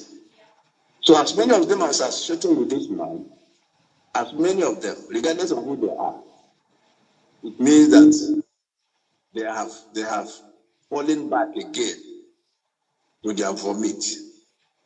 They're falling back again to their vomit. We must keep such people at a distance. We must keep them at a distance. They do not wish us too well. The man cannot have so much information about what has been going on, and yet they are talking of his own oneness. And this is when our Prime Minister was talking about. He said this man attributed the starvation that killed over 5 million people to killing of Nigerians. This is unthinkable.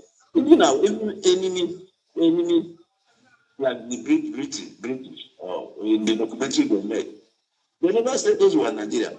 It was Biafra. Even though they spoke, they told a lot of lies.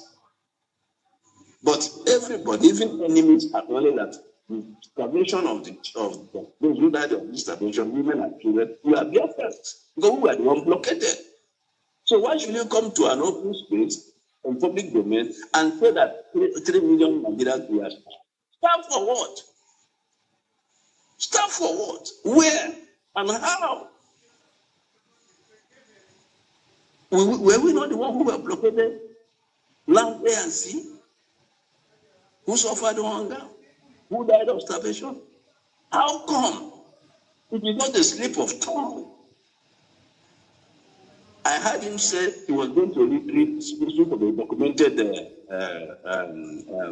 script so that he will not be misquoted. So it was not, it was a properly calculated utterance. He knew what he was saying. It's all over him. We lost the caller, and we hope we have him back on the line. Caller, you can try your call again. We lost your connection. Yes, everybody should understand. And I decided to bring this up on the screen so that you all can see. This is on Google. You can just, Google is open today. Just go to Google and type Mike Arnold.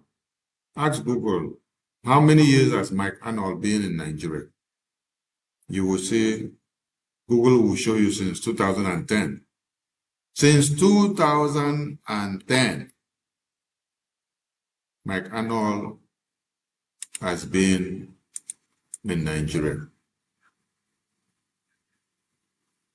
Watching and seeing and enjoying everything about Nigeria.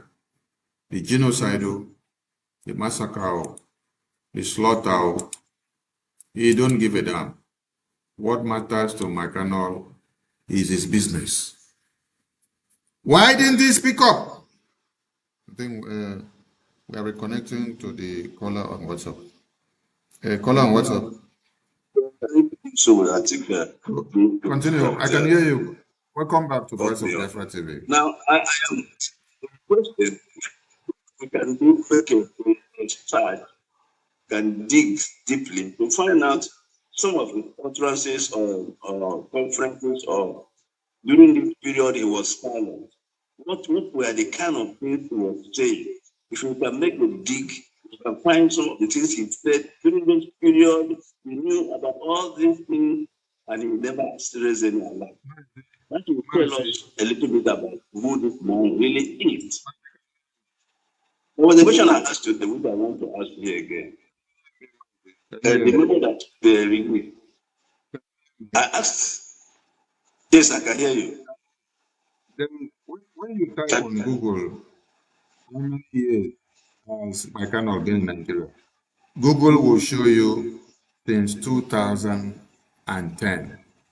Then you will count it out and see that he is very much aware of the genocide that has occurred in Nigeria since 2010. Then when you click on mikearnold.org, there is an article there that says, Nigeria that I love. You see? You see? Nigeria that I love. And that was what year? That was what year? What year? Let me click and see what comes out on this article. Nigeria that I love. Nigeria that I love was written in October 2024.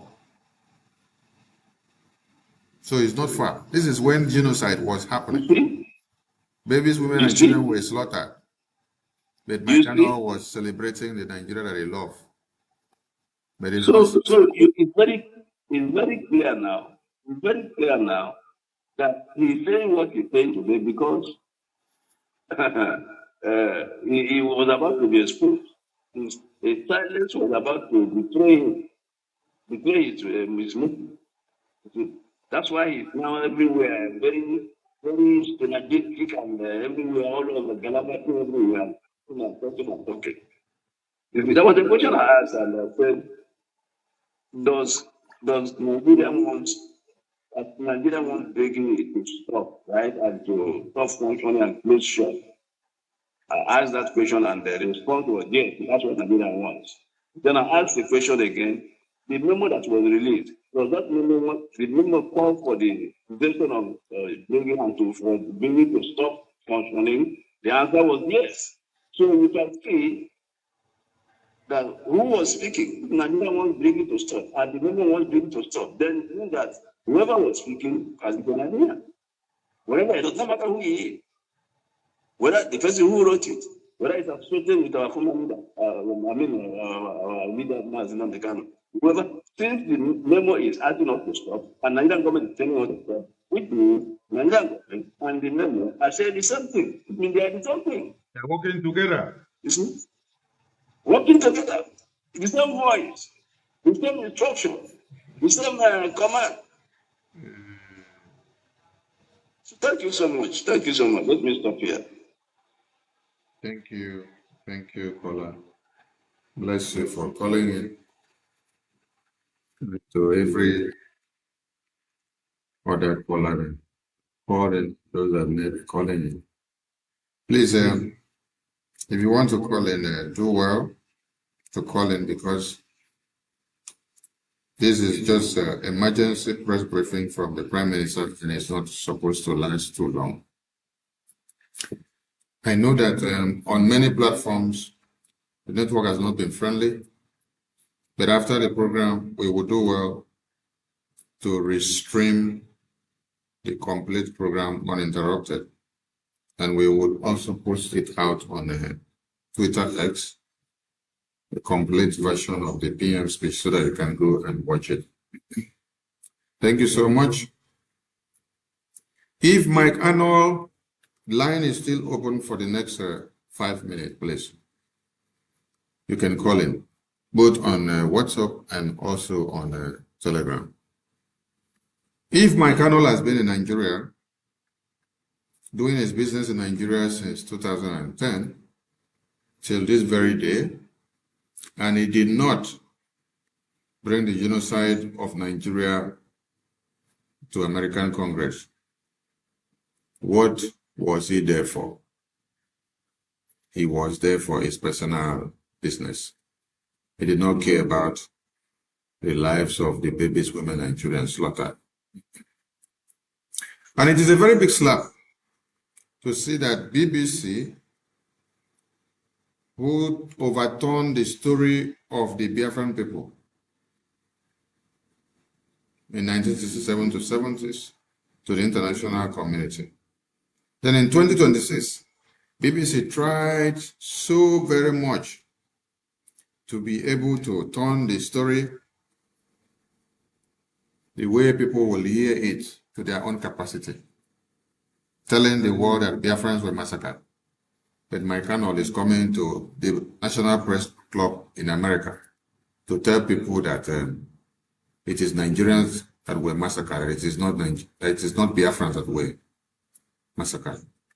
But we have a caller on the phone.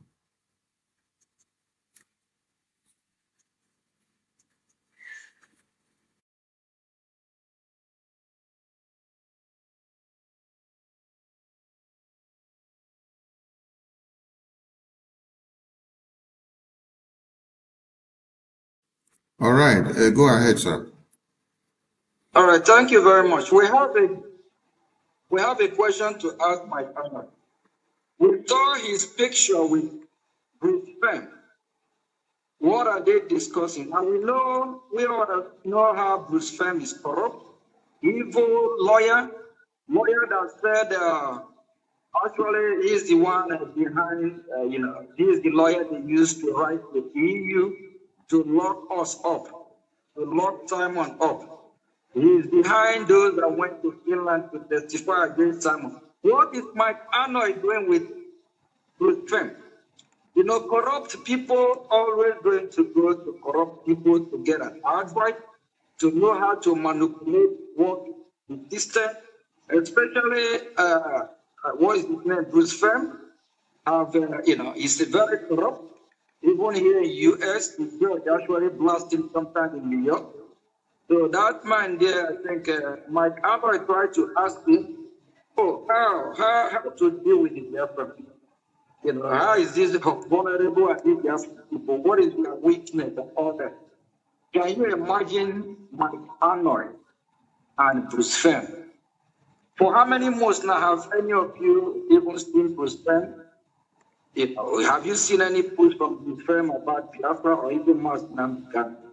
Mike Arnold is fantastically corrupt and evil man. Please, every Biafra, please stop working with this man. Leave Mike Arnold alone. Mike Arnold is an agent.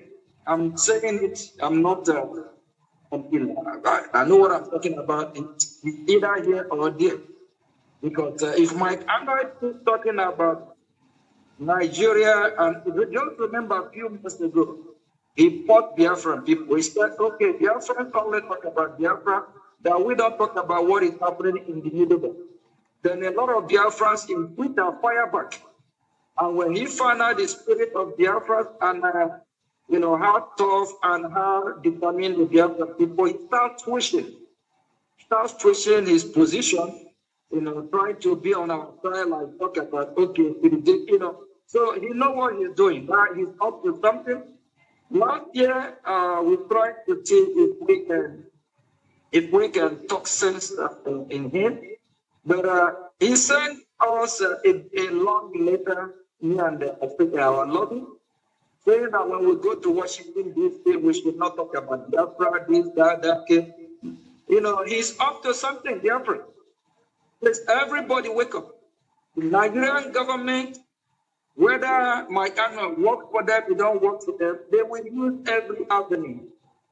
They will use a lot of people to destroy what we are doing. It's just common sense. It's not rocket science something. Somebody who sits on the grave of over 3 to 5 million Biafrans that were massacred up today. He can't even at least just acknowledge the genocide, just acknowledge that it is Biafrans that were killed.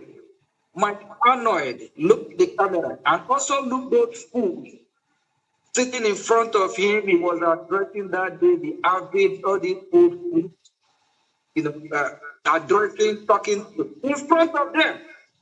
He said, 3 million Nigerians get killed. Can you imagine? Mike Arnold, anyone still working with him, the God of Biafra, the land of Biafra will swallow you. Please, Biafrans, we know we're in a trouble time. Things are happening behind the scene. I know what I'm talking about. Every day we receive good news from Washington, and they take us seriously more than ever before. Please don't let anyone deceive you. The so-called fourth administration is calm. All the members of the DOS, they are the same people that fought us. They are the same people that are against what we do in Washington. They are the same people that never did what we do. They never acknowledged Brgie effort. They never acknowledged anything. They are the same people that went to Finland to testify against Biafra, against Brgie, against us. And they are the same people that want to come and manage them and say they are fighting for Biafra. They are all fraudsters, people. They don't make well with the purpose. Thank you very much. And I believe that Biafra are smart. Biafra know what to do. And we have many mountains to climb. Please, there's a lot of stumbling blocks. We just have to, just like a hoodoo. When you're running a race of a hoodoo, please, we will overcome. But this Biafra public government, and they don't understand. If they know me, I'm the gatekeeper, and cannot collect the key, they can destroy both those that are chewing baby. Even Simon, that I was against what the court administration and all these people gathered that day. If still Biafra will fight for him. I want him to be out today, tomorrow, both him and Master Namdekan.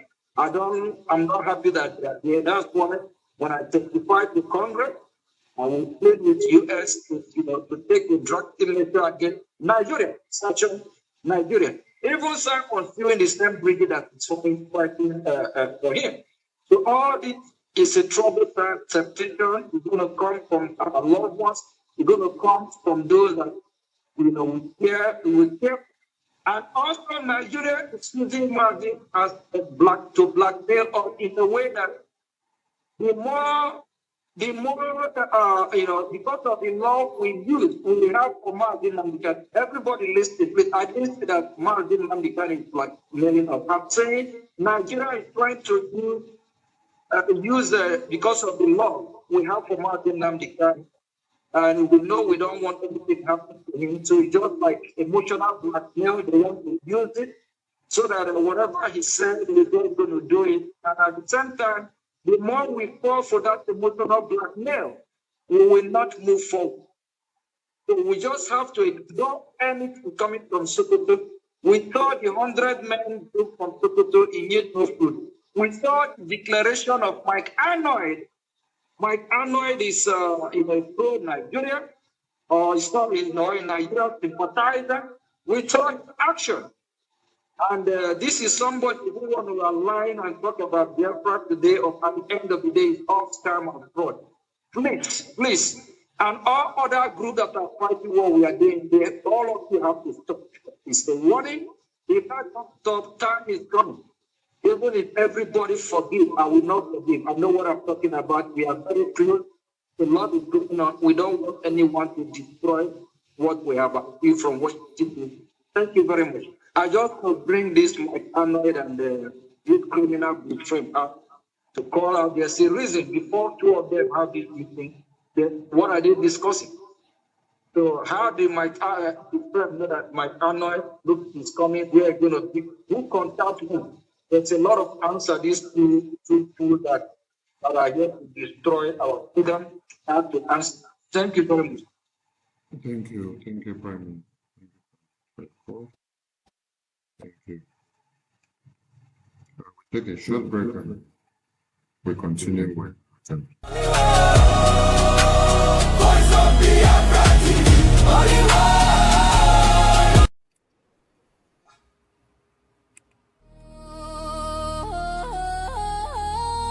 Voice of Biafra TV, the voice of truth, the voice of the people. There is only one broadcasting network. Voice of Biafra TV, the first, the best, and the last. Voice of Biafra TV, we lead, we shine, we last. The first, the best, and the last. From the east to the world, hear the truth unfold. No other station does it better. Truth be told, real stories, real power, real Biafran soul. Every day, every hour, we taking control. Breaking every silence, letting voices rise. Standing for the people, opening their eyes. Strong and unshaken, both for all to see. Broadcasting the future. Voice of Biafra TV. There is only one broadcasting network. Voice of Biafra TV, the first, the best, and the last. Voice of Biafra TV. First to speak, best to watch, last to end. Voice of Biafra TV. Voice of Biafra. Thank you so much, and welcome to Voice of Biafra TV.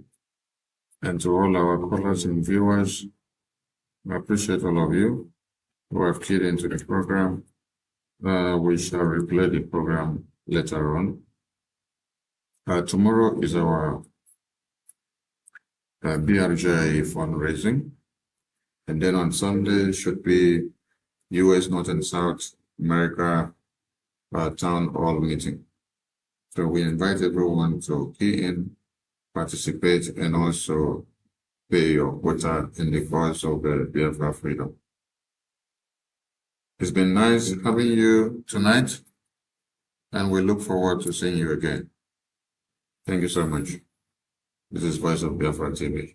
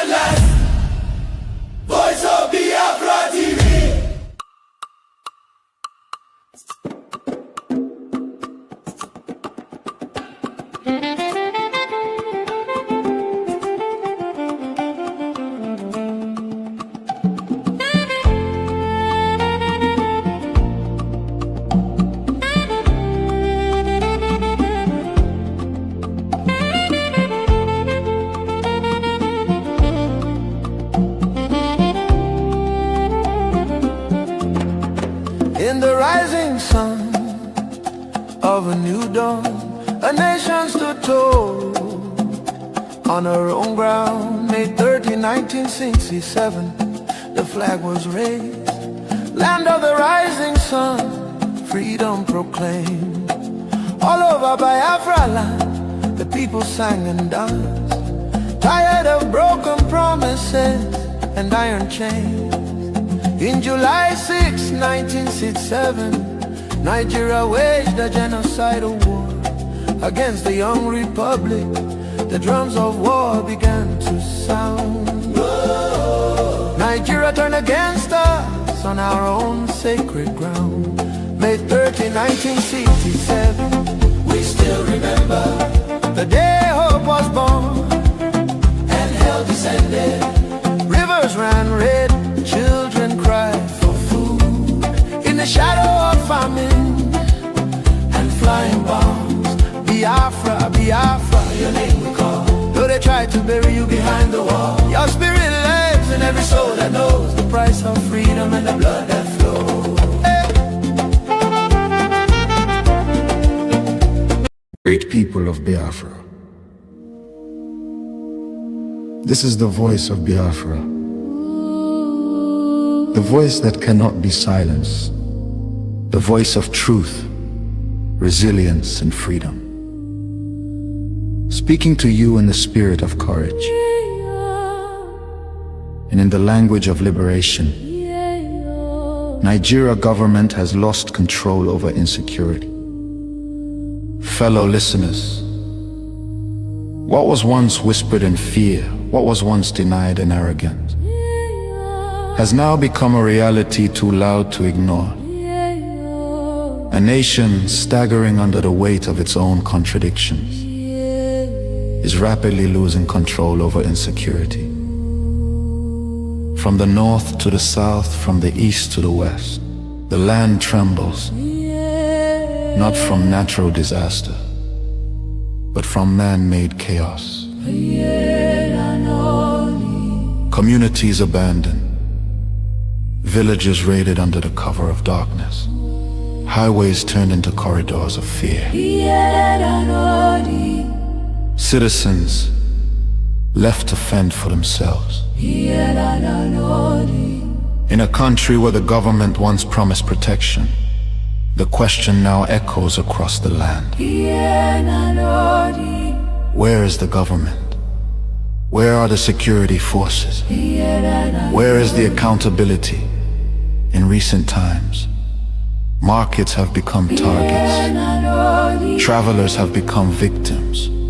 Families have become statistics. And yet, those in power continue to speak in rehearsed tone.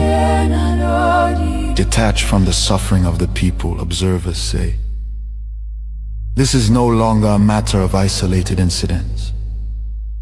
This is systemic failure. A collapse of responsibility. A nation where innocent lives are wasted daily. As fear grips the population, a new reality emerges. The people have lost confidence. Trust has been eroded. Hope has faded. But here, on this frequency, we do not deal in fear. We deal in truth. And the truth is this: a government that cannot protect its people has failed its most sacred duty to the people. Listen. Remain vigilant. Remain aware. Remain strong. Nigeria has failed its citizens, and in awareness lies survival. This is a wake-up call. You are listening to the voice of Biafra, where truth lives and freedom speaks. Biafrans stand firm until justice speaks louder than silence. And stay safe. God bless Biafra Republic. God bless Biafra Republic government in exile.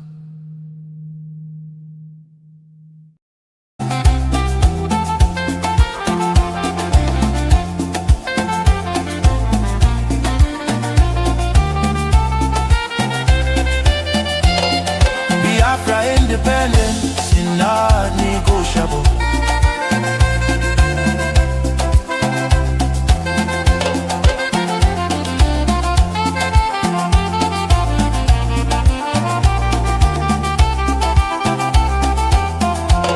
Biafra leaves. Today Nigeria is in confusion. Jihadist terrorist killings everywhere in Nigeria. Biafra leaves. Retreat and surrender is dead for us. Therefore, no retreat, no surrender.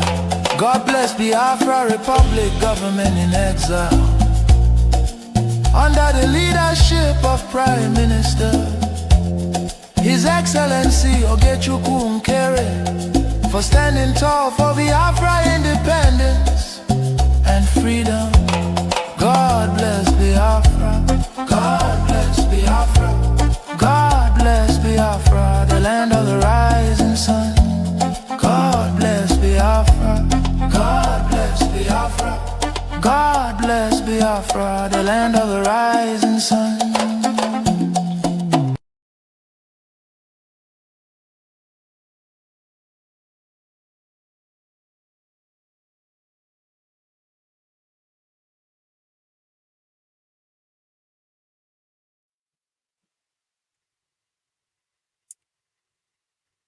Welcome back to Voice of Biafra Television. And we will be starting our program tonight as I welcome my guest. And I'll be anchoring here on Voice of Biafra Television. If you haven't joined us before, this is Voice of Biafra Television, the voice of the voiceless, voice of truth, voice of justice, and voice that speak for the oppressed.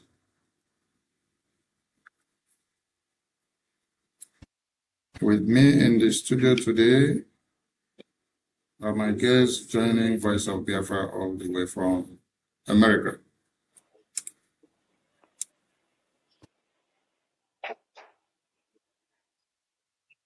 Honorable Amobi, welcome to Voice of Biafra Television. Good to have you here.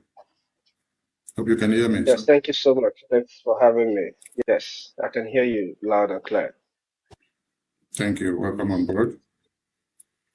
And on the other end, I have another Honorable Mighty Dot. Good to have you joining us from South Carolina. Can you hear me, sir? Ipowo, Mmekomo, yes, I can hear you. Ndewo, my brother. Thank you so much. the COS. Yes, you're welcome, Mighty Dot. Yes, we are in the show. And if you've not been told, this is Voice of Biafra Television Politics Insight. I have two wonderful men in the house, and they are here to discuss about Biafra and the way forward. Honorable Amobi, what can you say to Biafran people as you appear on Voice of Biafra Television for the very first time? First of all, I want to appreciate you once again for having me on VOB, Voice of Biafra, the voice of truth. And my dear brother, Mighty Dot, it's good to be in the studio with you at this time. And to Biafrans and all friends and lovers of freedom who are watching us all over the world, I want to appreciate each and every one of you for tuning in and joining us in VOB today. It is political insight, and we'll be discussing Biafran issues and everything that concerns our freedom and how best we can move our freedom forward. Thank you so much, Mazasani. Thank you so much, Honorable Amobi. And Honorable Mighty Dot, this is your first time on Voice of Biafra Television. What do you have to say to Biafrans?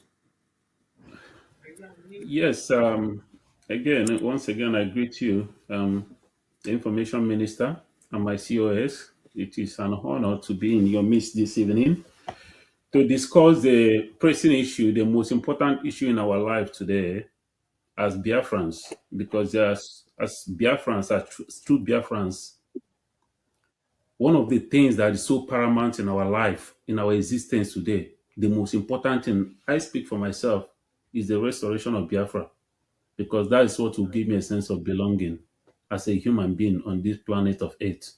Because right now I do not belong anywhere. I feel like I am an orphan, homeless.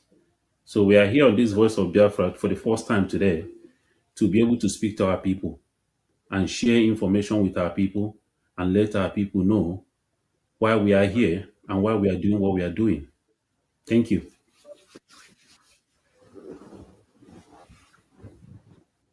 Thank you so much, Honorable Mighty Dot. And I welcome you to Voice of Biafra Television. Thank you. So, 30th of May has just finished. As 30th of May just finished, Biafrans jubilated all over the world. And we saw their resonance from the east to the west and from the north to the south. What was the significance of the day before we go into the post 30th of May? What was the significance of the 30th of May? Because many people are curious to know. Honorable COS, the mic is yours, sir. Yes. To be honest, I've always thought about this since after 30th of May. I kept asking myself, do my people really realize that memorial is the starting line of everything that they sacrificed is the Memorial Day? So you start and you finish. The finishing is you continuing to make sure that they get that which they died for. You know, their sacrifice will be in vain if it is only a memorial. So memorial is just a starting line. It is the beginning of it all. You remember, and then you stand on the remembrance, the pain that you feel for the fallen heroes, and then you continue to the finishing line, which is our freedom. So when we talk about 30th of May, it is just a reminder of the pain that our people passed through, but the finish line is the continuation of the fight that they already started. Thank you so much, Mazi Sani. Thank you so much, Honorable Mobi. That is very concise. Honorable Mighty Dot, let me extract some words from what Honorable Mobi just said. It was the start of the sacrifice. That was the confluence point. And we are remembering.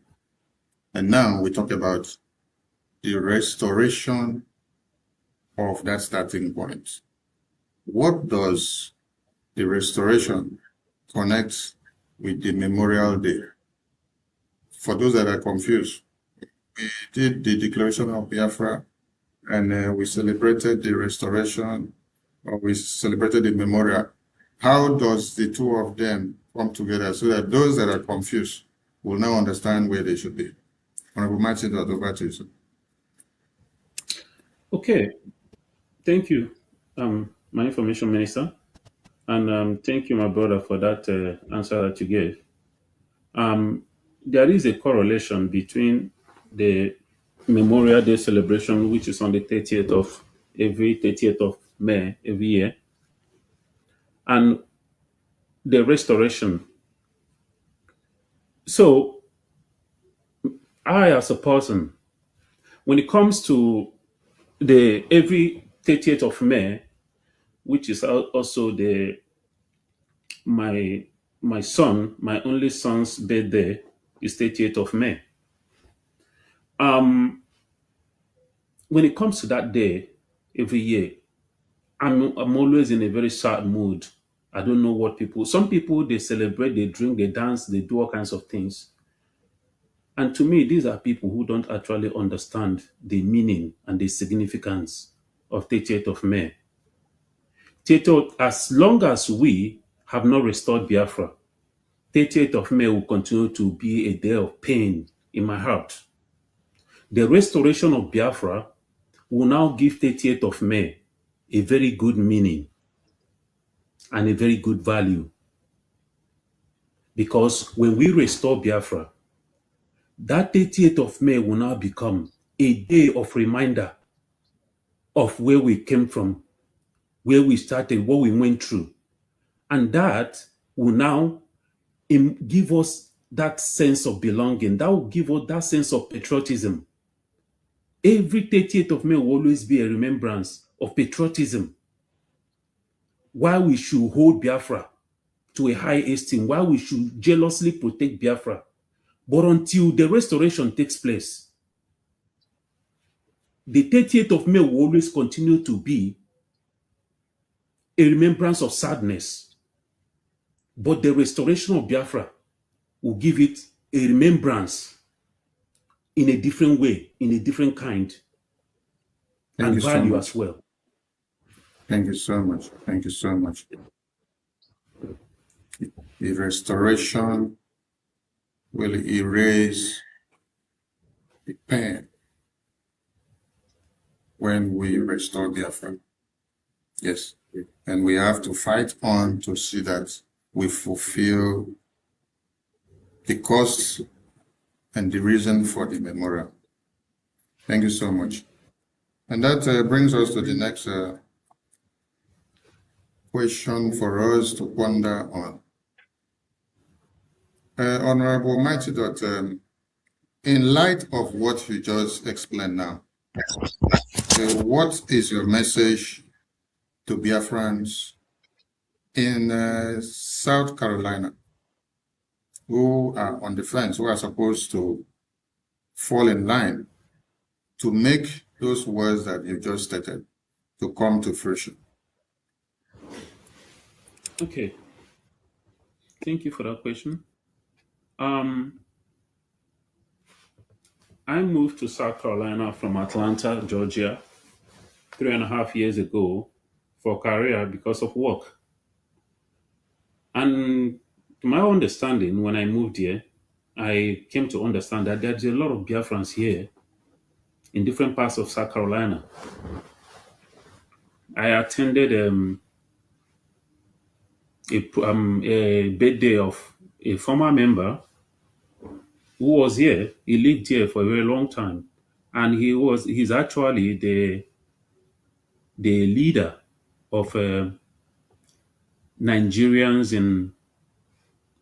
in South Carolina, the Nigerian organization, whatever in South Carolina. So he knows a lot of people, a lot of Biafrans. You know, I tried to talk. He is the one actually that was trying to tell me to talk to Biafrans here. And I was kind of confused. I'm like, you've been in this state for a very long time. You know these people. You're supposed to get in touch with them and be able to bring them to what we are doing. But that's by the way. To every Biafran that is in South Carolina right now, the question is to ask yourself, if you decide to go back home to Biafra land, is Biafra safe for you to go back home to? There are many elderly people here from Biafra who lives in South Carolina who have retired. The question is, are you going to spend the rest of your life and die here in South Carolina? We are Biafrans. We are people that embodies culture and tradition. We don't bury our own outside in a strange land. There is every need for us to restore this homeland. There is every need. Many of us are living in diaspora, lived in South Carolina and different states of the United States for a very long time. Where do you call home? Do you even have a home? Without the restoration of Biafra, we got no home. To every Biafra that might be listening or that will listen to this program later, my message to you is that you have to come and support your freedom. A freedom that will give you a sense of belonging. We've been begging and begging and begging, crying and crying and crying. Now, there is no reason for you to say you're confused. We have a government that is pushing us home, pushing forward this project that we may get home to our ancestral land. And you need to come and queue in and join this government that we may achieve this dream. Thank you. Thank you so much, Honorable Mighty Dot. I love your composure and the way you hit the nail on the head. I come back to Honorable Amobi, the Chief of Staff of the BRGIE Prime Minister. Honorable Amobi, Nigeria tries to bury Biafra beneath the wall in many ways. But it turns out that Biafra continues to rejuvenate. What is the secret, or how does it happen?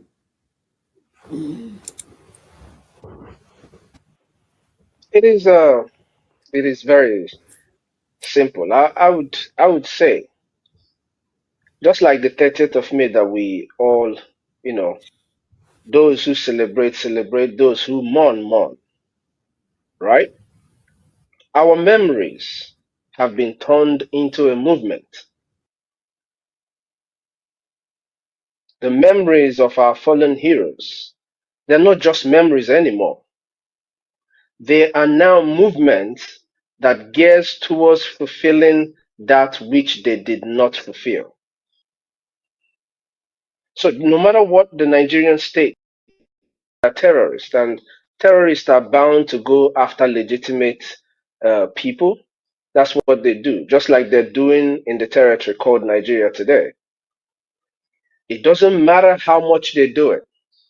A just cause will always stand. They say light and darkness, they have nothing in common. Biafra is light and Nigeria is darkness. So no matter how much the darkness tries to suppress the light, just a little pinch of that light will always clear every darkness on the path. So it doesn't matter how much the Nigerian terrorist state try to suppress what we are doing, whether it's in homeland or coming out in diaspora to do whatever they feel they can do, they can't stop it because our memories have been turned into a movement. But even though our memories have been turned into a movement, I just want to take this opportunity to tell our people this. Tears without action is an insult our fallen heroes have made. So we must convert pain into organized work. Now, what is the organized work? The organized work is falling in line with your government, Brigi, government in exile. That is the only way you will move in an organized manner to suppress the plight and the evil plots of your enemies, which is the Nigerian terrorist state. They will never stop fighting us. So, in as much as they will not win us, no matter, it is incumbent on our people to stand up and stop those who are coming after us, coming after our children and the generations that are yet to be born. It doesn't matter how much they try, Mazi Sonny. I am here. I'm not going anywhere. And thank God we're in the United States, land of the free, a country that understands what freedom is all about. So, Nigeria might have their powers in homeland, killing people, but killing people is all that they can do. They cannot stop the voice of the people. And VOB is here to shed light on everything that happens in our homeland. Thank you so much. Thank you so much. So, from your line of submission, they need to key in.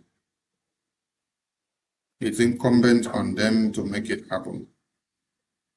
So, to amplify your statement, how do you explain the terminology, the restoration of Biafra, to connote what you just said, so that those that are still not understanding the terminology will be well harnessed? Honorable COS. Restoration of Biafra is like restoring life. My brother Mighty Dot said yes, we are all in exile at this point, but we do not have a homeland. But restoration of Biafra gives us sense of belonging, which is what our fallen heroes fought for.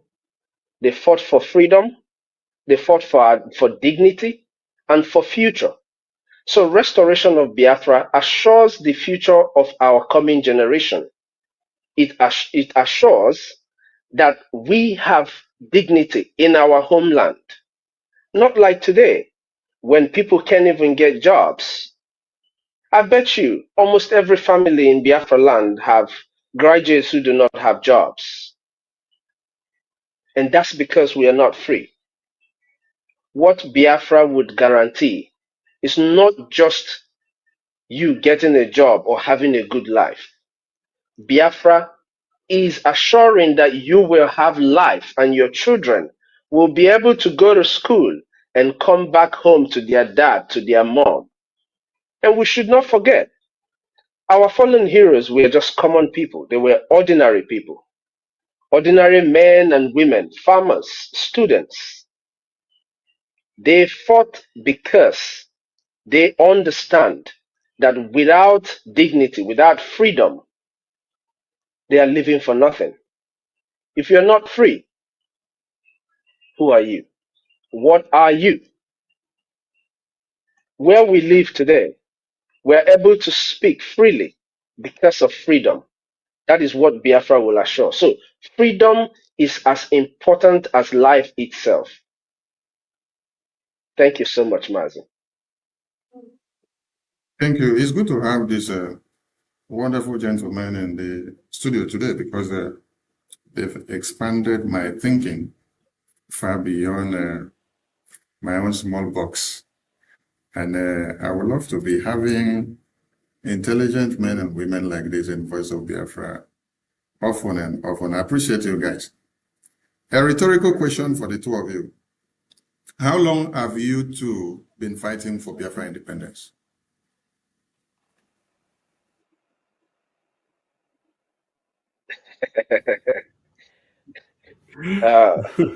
I mean, I don't know. I'm just gonna go first, Mighty Dot. To be Okay. honest, we've all been fighting all our life, right? But being actively involved, I'll tell you guys this. After the arrest of or kidnap of Mazen Namdekanu, I left my job. Honorable, I was ready. honorable, I told honorable, honorable. My question was a rhetorical question. I just need the numbers. I just need the numbers. And I will give time for you to go to expatiate, but I just need the numbers. How long have you two been fighting for Biafra independence? okay, all my life, but actively since the kidnap of Mazen Namdekanu. Since of All right. Mazen Thank you so Namdekanu, much. I got fully involved with all my time. Thank you so much. Honorable Mighty Dot, same question to you, sir. Yes, like my brother said, I mean, a true Biafran, any true Biafran has been fighting all his or her life, right from the time we entered this earthly realm. But like he said, after the kidnap of Mazen Namdekan, I think 2016, which was when I joined. Thank you so much. Thank you. Thank you. So that brings me to the next question. Since you guys joined, and since when Biafra independence movement have been on, and counting from when you guys joined, what has been the difference? Honorable Mighty Dot, the mic is yours. Okay, thank you. What has been the difference since we joined? When we joined, we were still at IPOB, a group, a pressure group we're doing. I mean, Mazen Namdekano, our leader, was, he woke us up. He did a tremendous job in waking us up from our foolishness, should I say that? Because to be honest with you, we have really, really been foolish in the sense that what we have gone through, no nation on this planet Earth will go through what we have gone through, and we just like a Kool-Aid. We just every day we wake up gallivanting as if everything is fine. Anyway, so what the changes right now is that we have a government, something that we have never attained since the inception of Biafra project. We have never had a government that is rubbing shoulders, a government that is representing the people of Biafra at the Capitol Hill in Washington, D.C., the seat of power of the United States, of the world. That is a tremendous and a great achievement that we have made, and we have come so far to be where we are today. We are no longer a group. We are no longer on the street with flags and T-shirts getting shot and killed by the terrorist Nigerian government. Now we're on a diplomatic mission.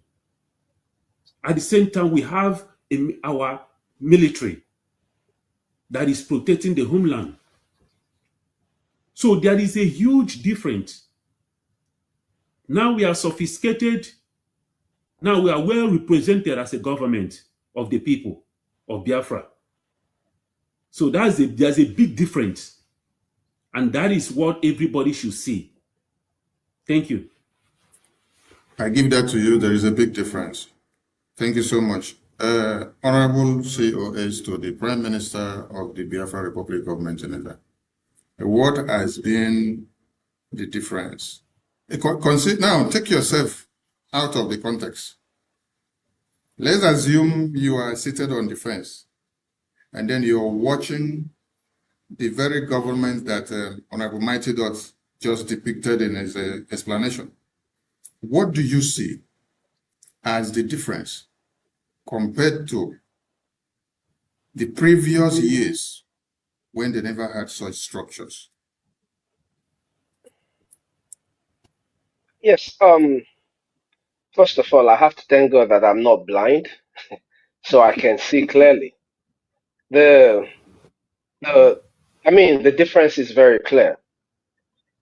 When you have men and women who are selfless in service, people have to understand Fighting for freedom and being in a government requires service.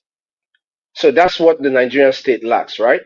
The Nigerian politicians are not there for service. But here, what I see is a government, a young government that has men and women who are dedicated to serving their people. Now, when people are dedicated to serving their people, you see results from our prime minister, from our lobbyist, from our lawyer, from the cabinet of the government, including yourself, Mazi Sani, down to the admins and everyone. You see the service, the time they put in.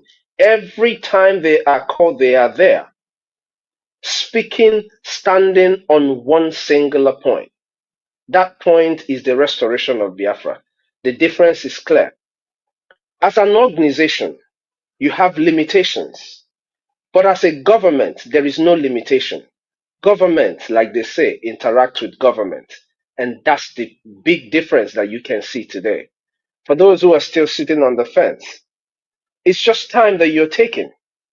This is no longer an organization. This is not the meeting of your Umunna. This is a government, and a government communicates with government. And that you cannot beat. Thank you so much, Mazi. Oh, that is very brilliant to hear. And I appreciate you guys for your services because it can only get better. And I want to give it to you guys that Ambassador Tibonash, U.S. Ambassador, and Dr. Michael Rubin was here on the show, and they admonish the works of BRGI, the diplomatic trend, the political engagement, and the way and manners, the seriousness has really been seen in Washington, D.C. That made Nigerian government to fume. And that brings me to the next question. Nigerian government are going after your very prime minister today, Honorable Okechukwu Nkere. The first question is, why? Address only the question, why? Because I have follow-up questions to take in. Honorable Mighty Dot, why is Nigerian government, let me describe them the way they are. Nigerian terrorist government, because it is a government that pays terrorists, recruit them back into their military formations. So why is Nigerian terrorist government going after your very prime minister, Okechukwu Nkere, who is in America? Yeah, thank you, my brother. It's quite obvious. They are going after him because he is how do I put it?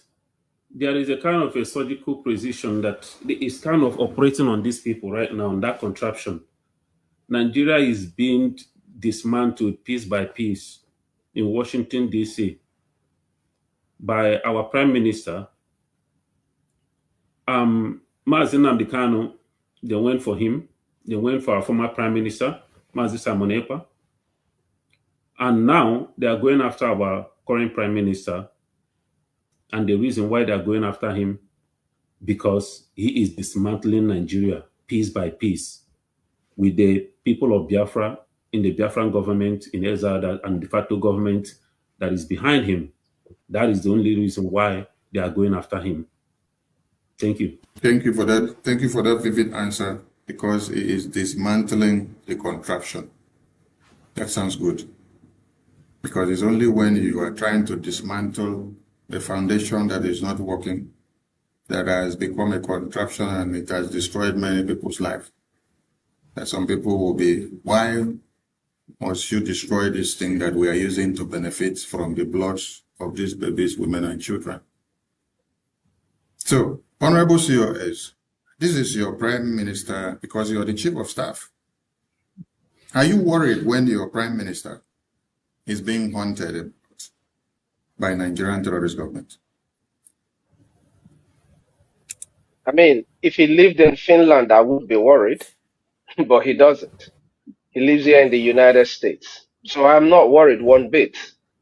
There is one thing I know about the United States. They take their time, yes, to respond to terrorists like Nigerian states, right? And you asked why they are going after him. They want to be able to conceal the truth of the genocide that has been exposed by our prime minister. Long before now, nobody talks about the genocide that is going on in Nigeria. It didn't start today. It didn't start last year. It didn't start 2 years ago or 3 years ago.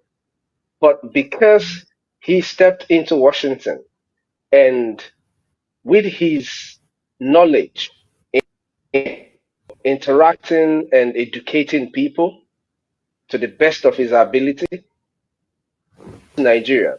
So I am not worried one bit. The United States is waiting for Nigeria. They can come up here and if they can, if they can come up here. But I'm not worried one bit. Wow. The confidence in you seems to be like that of Undertaker. I love it.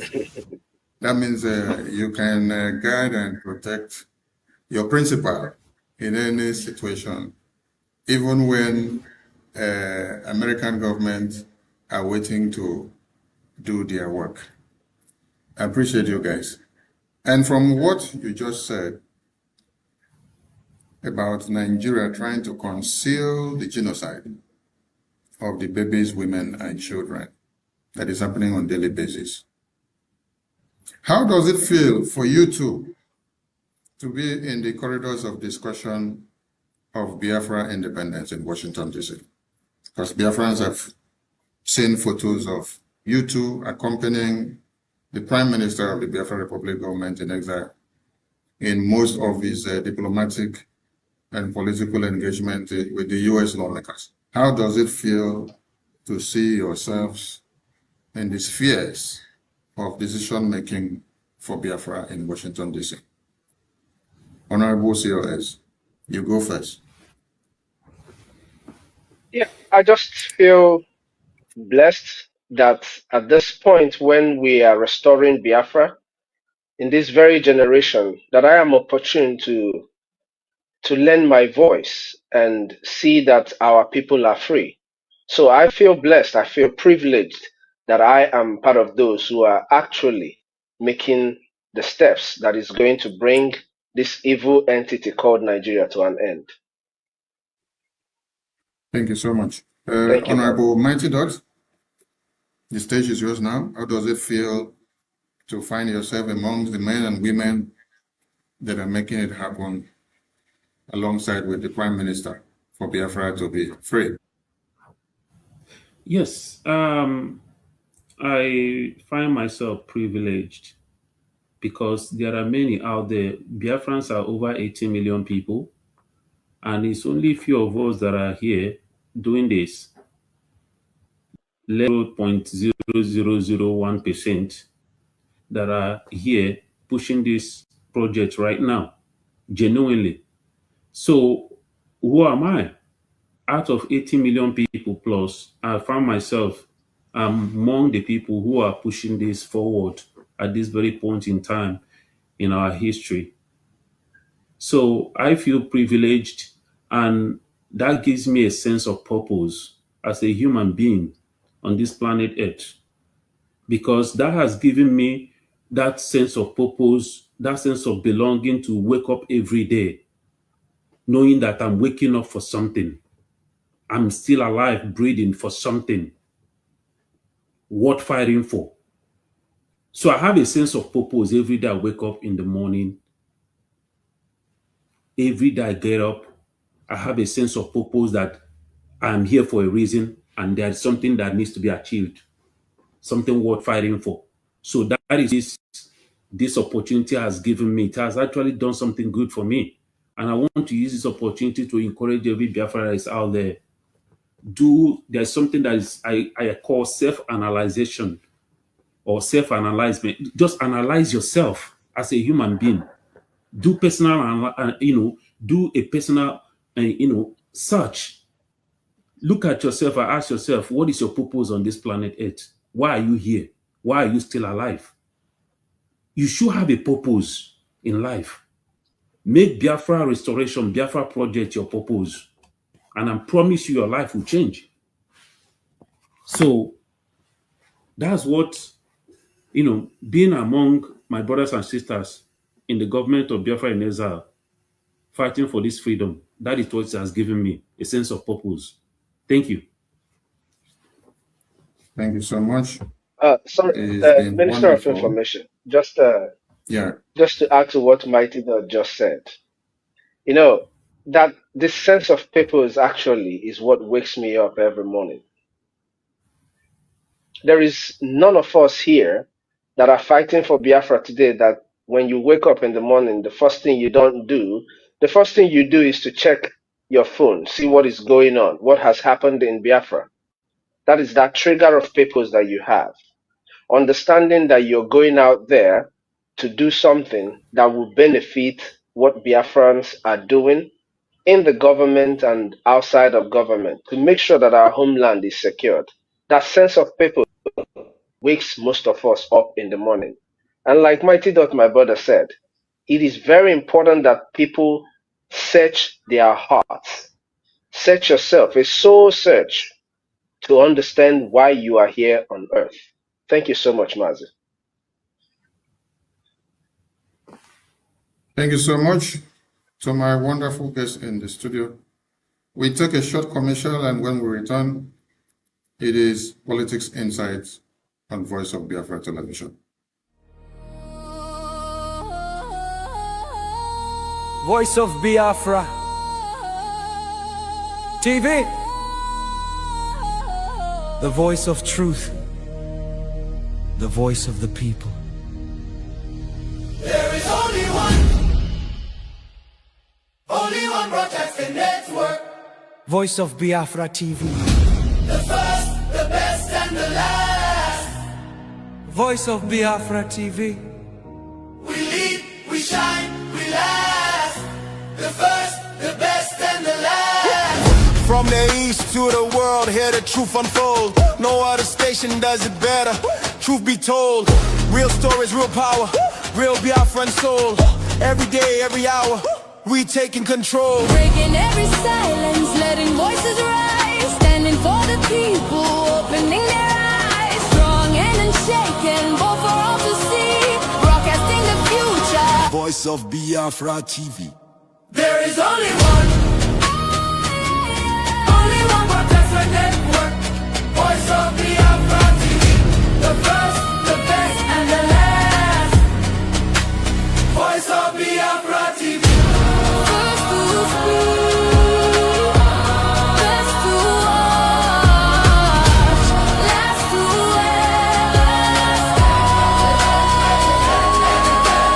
Voice of Biafra TV. Voice of Biafra TV. Holy war, holy war. Voice of Biafra TV.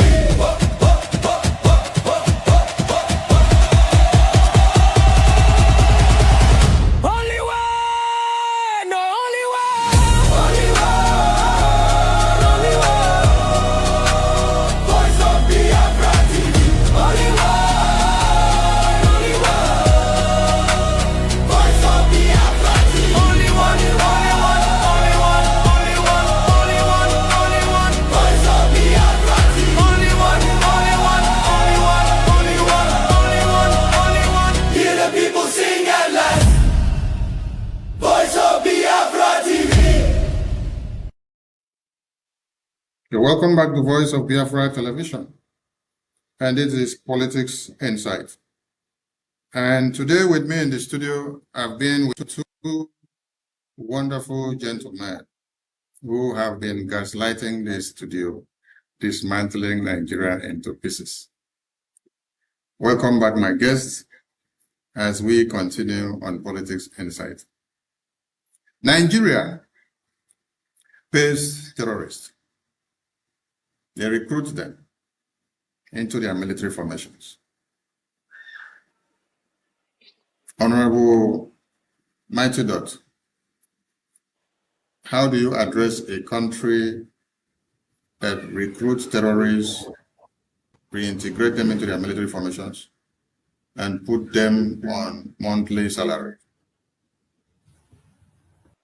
Yeah, thank you, my brother, for that question.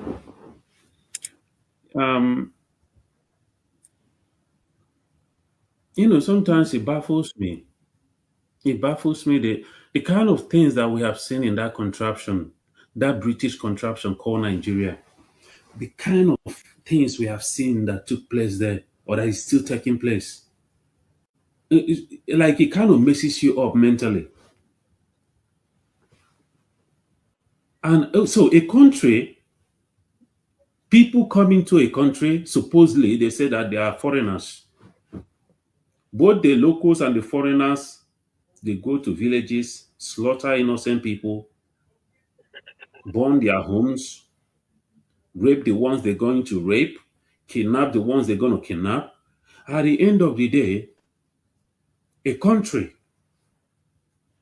that's supposed to eradicate and eliminate terrorists will now say that they are rehabilitating terrorists. They put them in a camp for 3 or 6 months, treating them like royalties.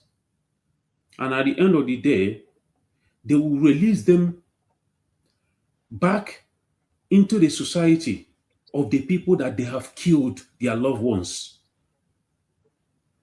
That is like mocking or spitting on the faces of these victims.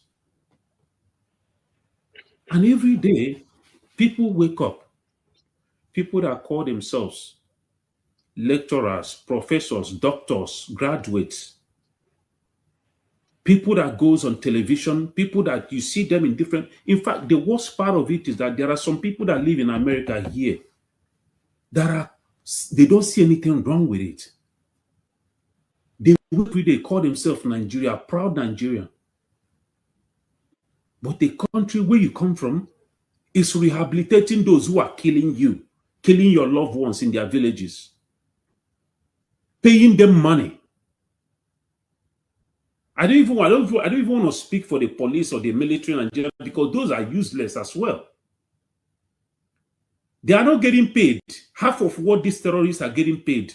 They are not even being treated the way terrorists are being treated.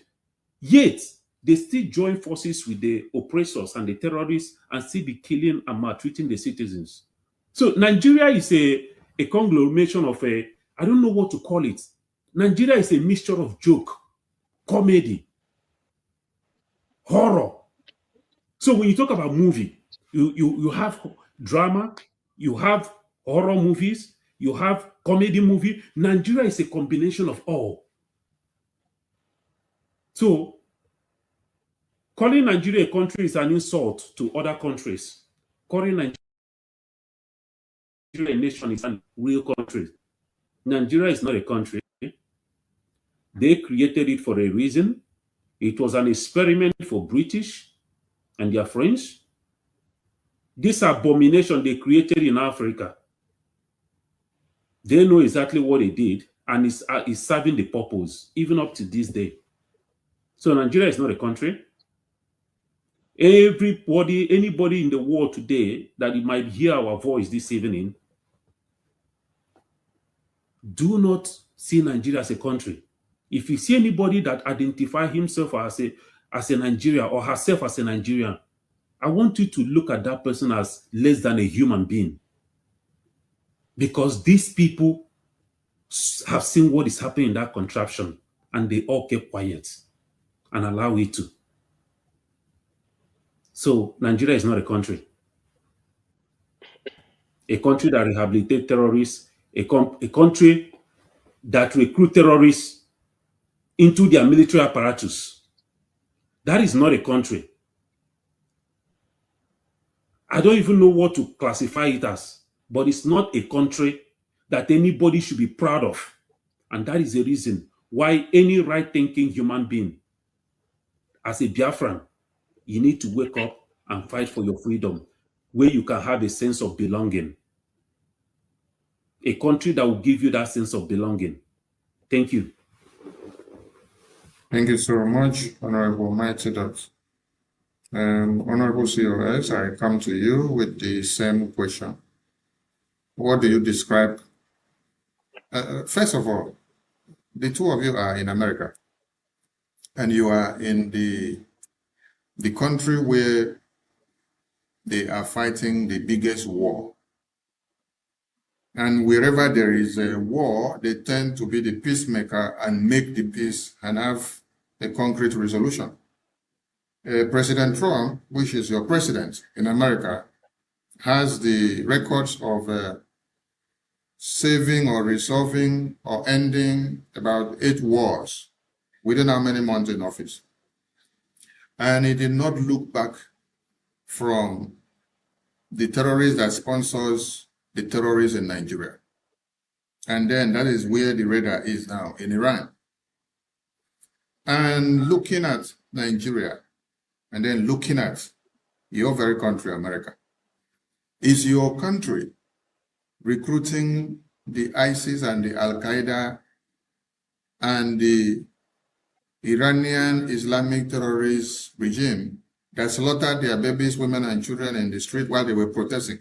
Is America recruiting those terrorists into American military formations?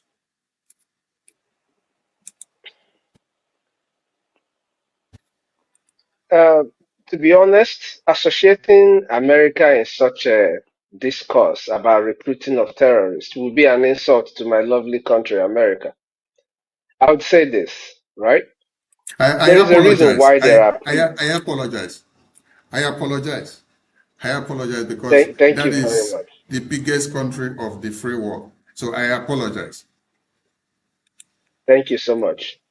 There is a reason why we have prisons.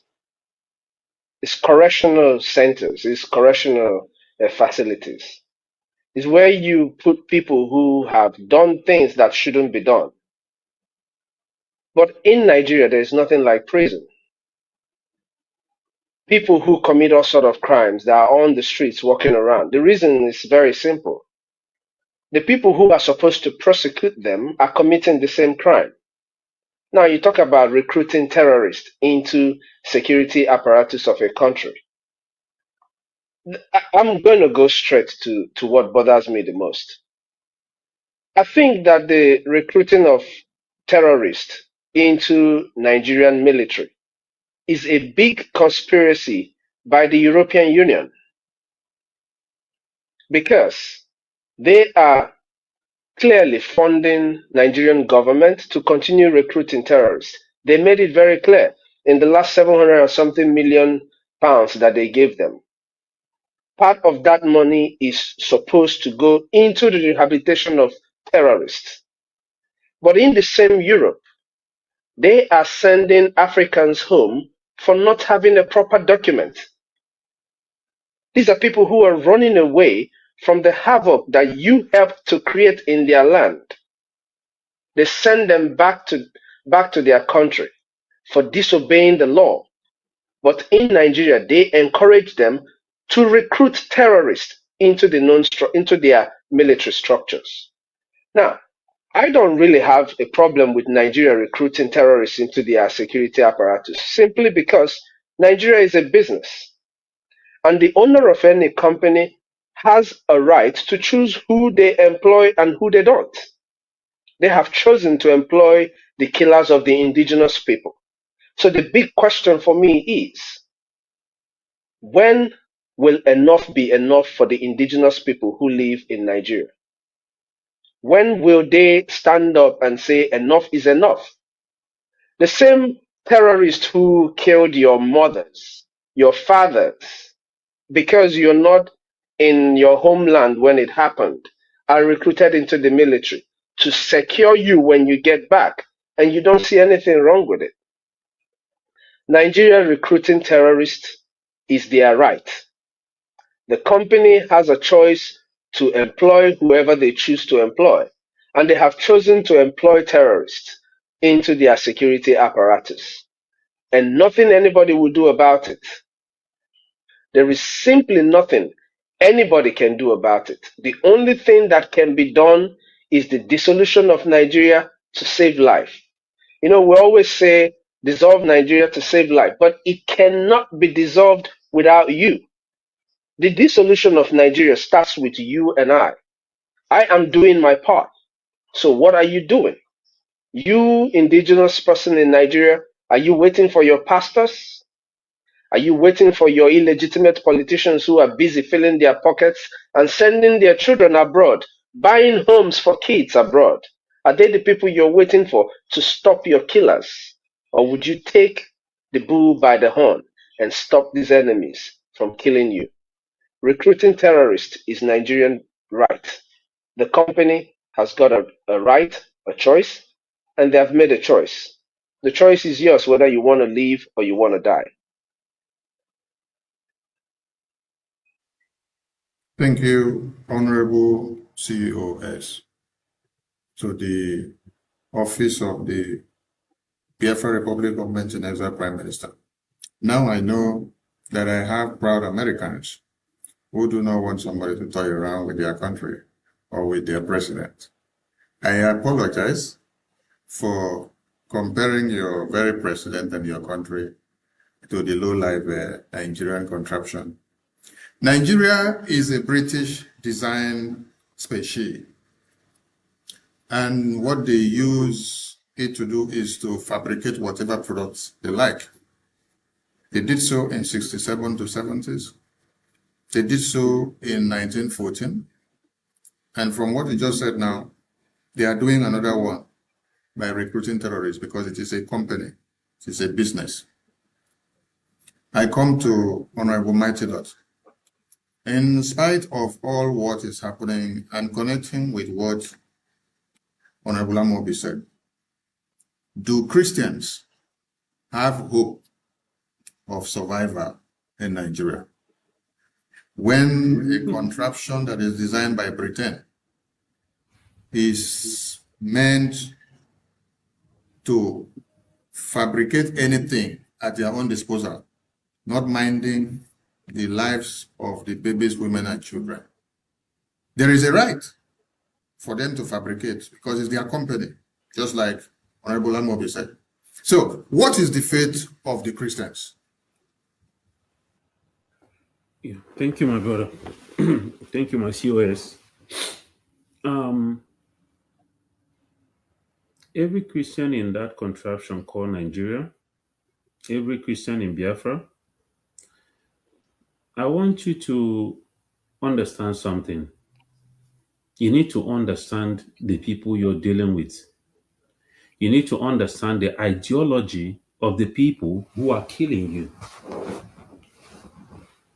When you understand their ideology, then you will now understand the level of danger or the depth of mess that we are in. Christians in Nigeria are like sitting ducks, sheep waiting to be slaughtered, because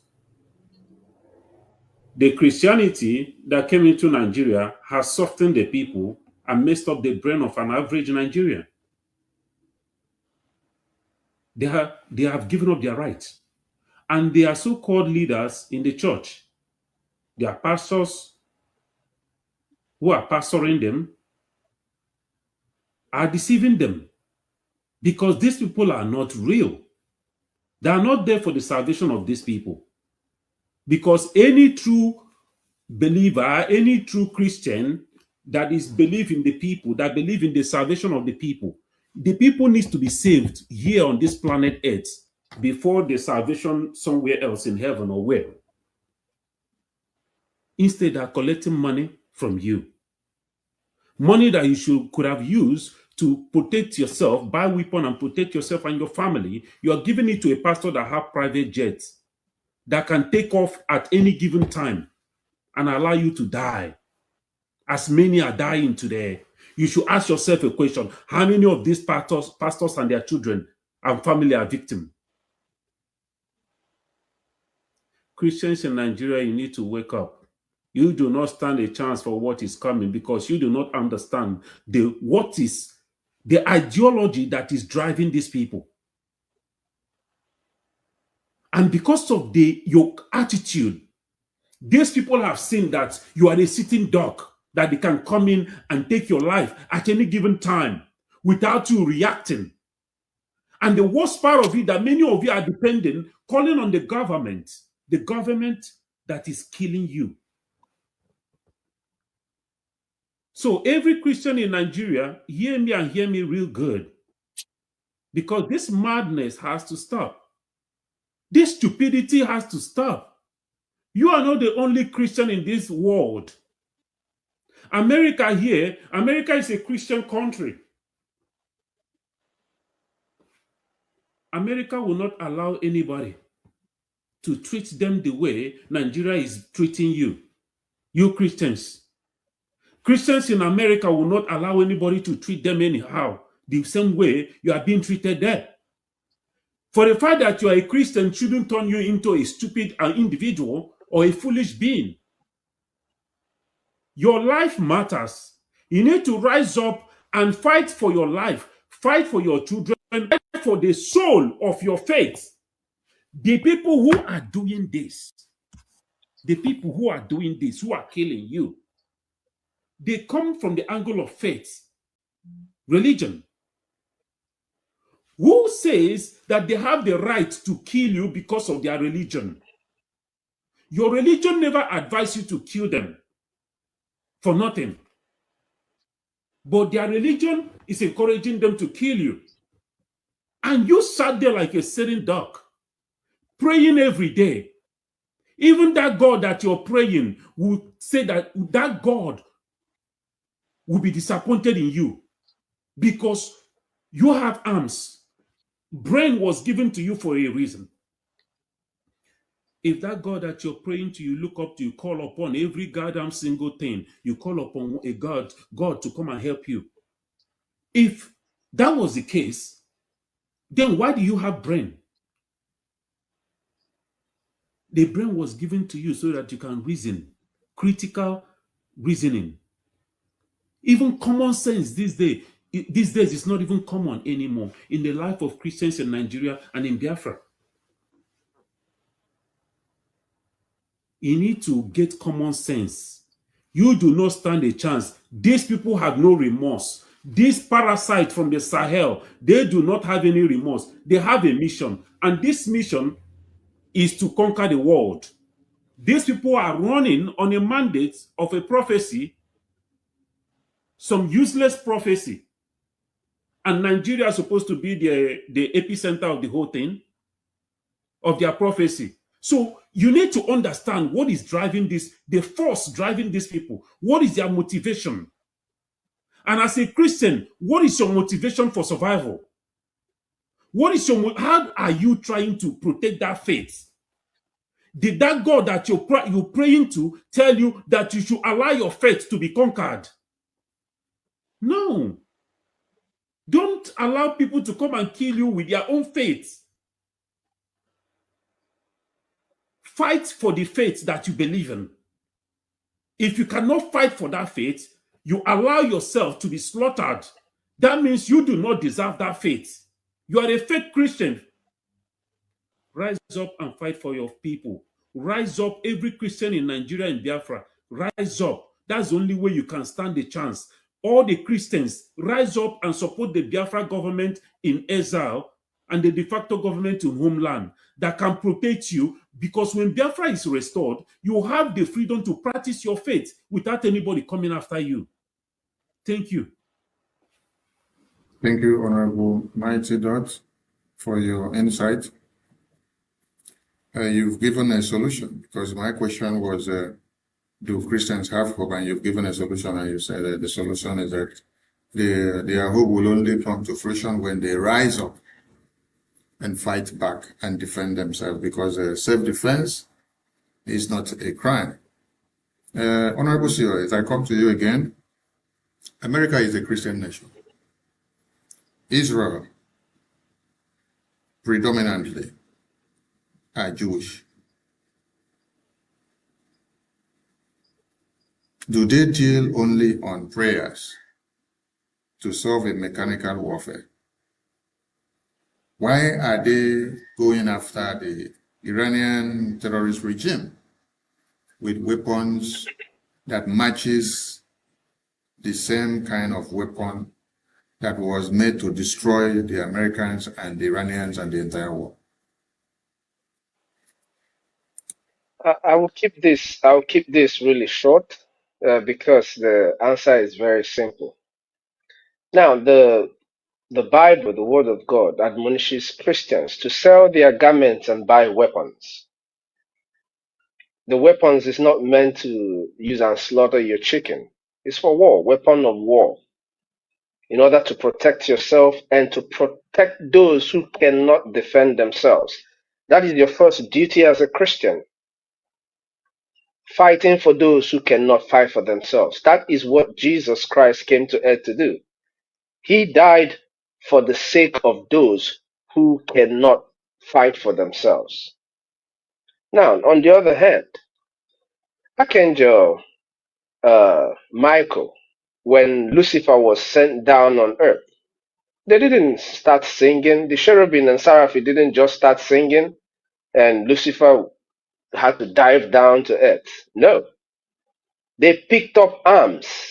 As a matter of fact, Archangel Michael had the shiniest of sword in order to drive the demon down to earth where we are today.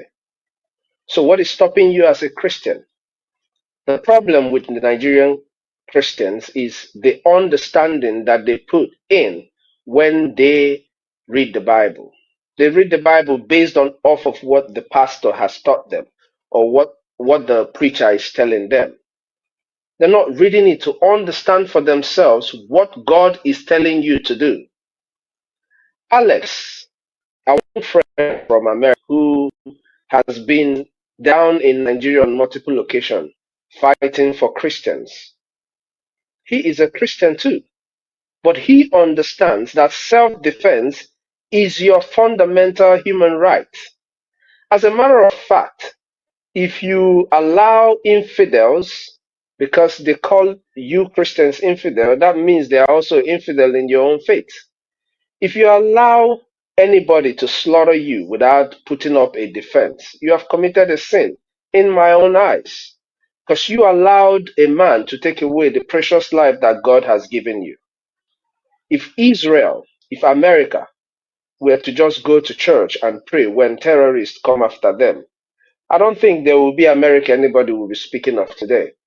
And I don't think there will be an Israel that is ready to defend the whole world from all these menace from the Islamic jihadists that are roaming around the world looking for who to devour. So it is not truly about the faith. It's about the understanding that the people put in their faith, the way they understand their faith. The Islamic jihadists, they understand that when they kill you, they are making heaven. But you were taught that you should stick out your neck and get killed, and maybe that would lead you to heaven. But here I am telling you today that God in his holy book told you to sell your garment and buy arms in order to defend yourself. Thank you so much, Mazi. Thank you so much. Thank you so much. The Islamic jihadist terrorists, do they also pray to God? Do they also pray to God? Of course they do. Well, so What would they you call claim. what they do? They pray to God. No, it's not a claim. It's not a claim. They pray to God, I believe. The only difference is what God and how is it, what kind of God do you pray to? Is it a God that loves or a God that destroys?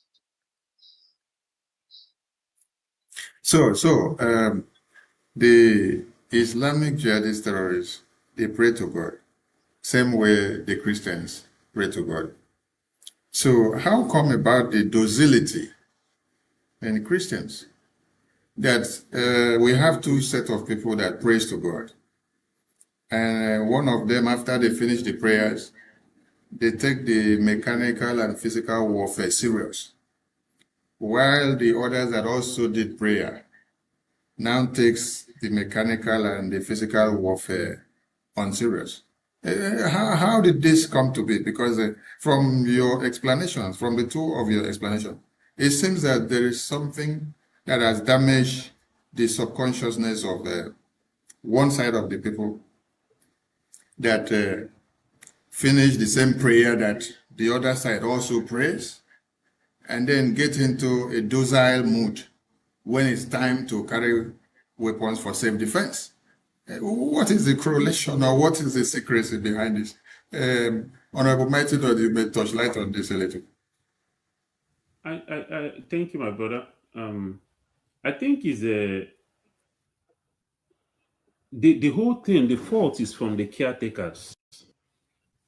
The caretakers. Who are the caretakers? The generals, the general overseers, the pastors, the priests. These are the caretakers. They know what they are doing. Are you okay? Let me ask you this. Let me ask Biafrans, those who are watching, and friends of Biafra. Ask yourself a question. Are you telling me that because if you look at these people, the way they rule, the way they operate, the Nigerian pastors in Africa and all that, if you look at their relationship with the members see them as God representative, as in the God they can see. That is why many of them, they will bow down to their general overseer and all that. They have utmost respect for them. Everything they tell them, they believe it. They will come on social media, they will fight and to protect their general overseer, their daddy GO. So are you telling me that if a pastor or general overseer or a priest step onto the pulpit and tell the members, today I'm commanding every single one of you, or I'm advising however he's going to say it, go and get your weapon. It is a task that every member of my church must have a weapon. Are you telling me that these Fulani terrorists, these jihadis that are encroaching and slaughtering people, are you telling me that they're going to succeed? But these people cannot do that. Okay, for instance, let's talk about the ones in Biafra. If these pastors, the priests and everything, who have seen that Biafra Defense Forces are genuinely fighting to protect Biafra land, if these people who have seen the terrorists that came into Owerri a few days ago and did whatever they did, I just heard that they went to Enugu yesterday and did whatever they did. There are churches in Enugu, there are churches in Owerri. They are seeing the slaughtering, the mayhem, the onslaught going on in the north. Are you telling me that if those pastors, if they tell their members today, hey, there is a government, these people are fighting for your freedom, what they are doing in Washington is actually shaking Nigeria. I want every member of this church to go and support them. Join them in their fundraising every Saturday. Join them in their town hall meeting. Are you telling me that if a pastor tells this to his members or her members that they're not going to follow, they're not going to comply? So they are the problem. They are the one every day brainwashing and deceiving our people, deceiving the Christians in Nigeria. This general overseer, they are the what you call pimps. They are the pimps. What they call pimps in America. They are the caretakers. They are the handlers who are keeping these people induced in this coma, religious coma that our people are falling into. Because it's not just about religion, because these people that are doing this, they do it in the name of religion.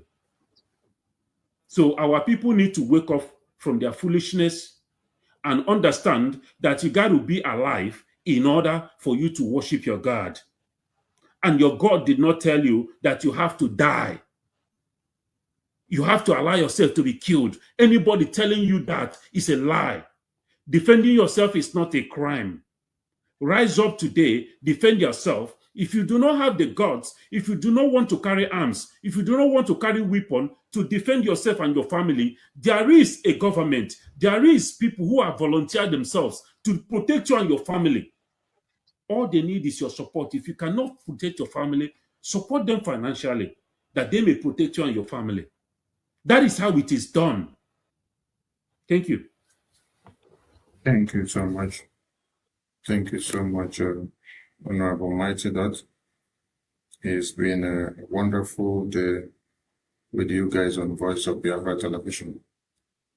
And in tune with the response to that very question, Honorable COS, how can Biafrans support the cause of this independence under the umbrella of the Biafra Republic Government in Exile, no matter where they are?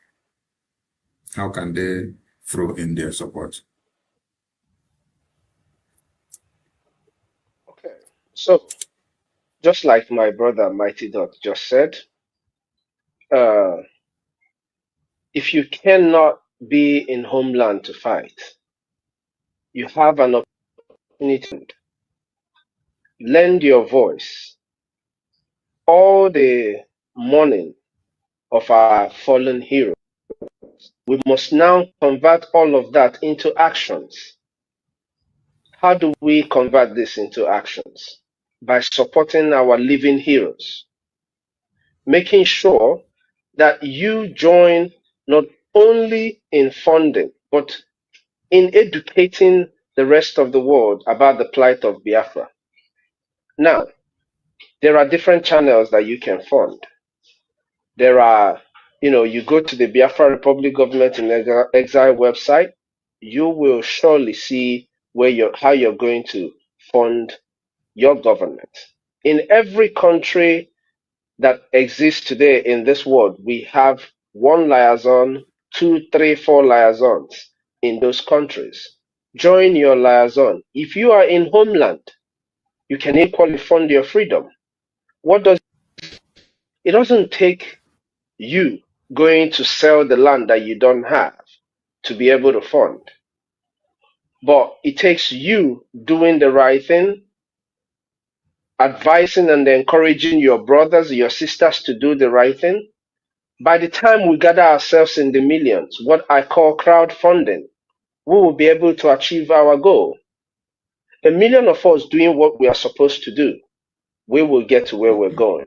It's just like taxes. Every government in the world collect taxes in order to be able to support their defenses. You come to America, they tell you, if the police is trying to harass you, you can tell the police, I pay you because you pay your taxes. They're doing that off of the taxpayers' dollar. So without you funding, without everyone pitching in, it becomes difficult. But when everyone pitches in, the people who are going to the bars every weekend, just take out 1,000 naira. Let me use what you are used to make you understand what I'm saying. Take out your 1,000 every weekend and do that. Go to the marketplaces. All the shops in the marketplaces, the Nigerian terrorist governors are taking taxes from you. The taxes they're taking from you, they're not improving the infrastructures that you have in the market. They're not providing security for you. But with funding Biafra, with putting in this little fund into the government will be able to provide a better place for you, a better environment for you to be able to do your businesses. So everyone can pitch in, no matter where you are. No matter where you are. If you want, you can call me on the phone. I will be on the phone and guide you until you're able to get where you put your money. And the good thing about funding this government is that it's a government that is showing you results. Everything this government is doing, you can see it clearly. They are showing the result of every dime that the Biafran people are pitching in for their freedom. The de facto government in homeland is exceptionally doing their job. It only requires our people to key in. We have many markets back home. We have them in Aba, in Enugu, in Ebonyi. And just imagine all these markets converting the memories of our heroes into active work by funding the government. We will be able to get to our destination in no time.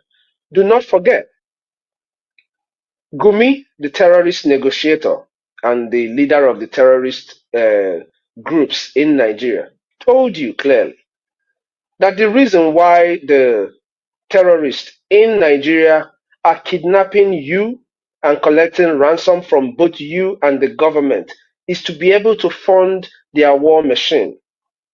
Now, check how many people they kidnap every time. That it hasn't gotten to your doorstep doesn't mean that it's not happening.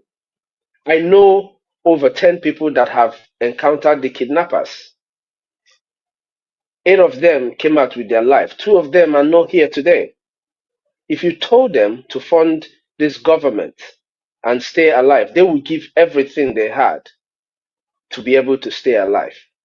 So cut off the money you're paying these terrorists in ransom and use that fund and fund your government. Clearly, with crowdfunding, we can do it. For those in diaspora, it's as simple as anything. Your ejema, your $5, your £10 can go a long way. Call it a tip for the government. Call it a tip for your defense forces. I mean, it's not much. The money you use in drinking coffee every week, save some money out of that. For those of you who go out to the clubs, to the party places every week, cut down on those things and channel that fund into something that really matters.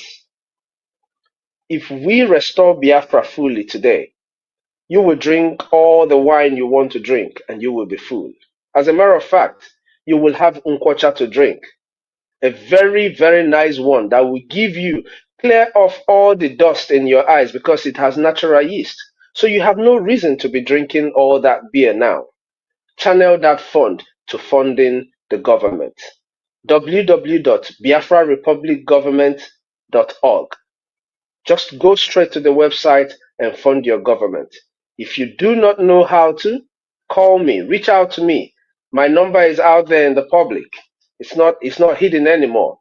So reach out to me, reach out to any admin, and we will help you to channel your money to the right direction, to the right place where your money will work for you. Thank you so much, Mazi. Thank you so much. Thank you so much, Honorable Chief of Staff, to the Prime Minister of the Biafra Republic Government in Exile. Talking about results from what Biafrans invest in. Before I bring something to the screen, I want to ask another simple question that may be hard for those that do not have their hands on the worksheet. Do you too believe that your effort of BRGI today will bring Biafra?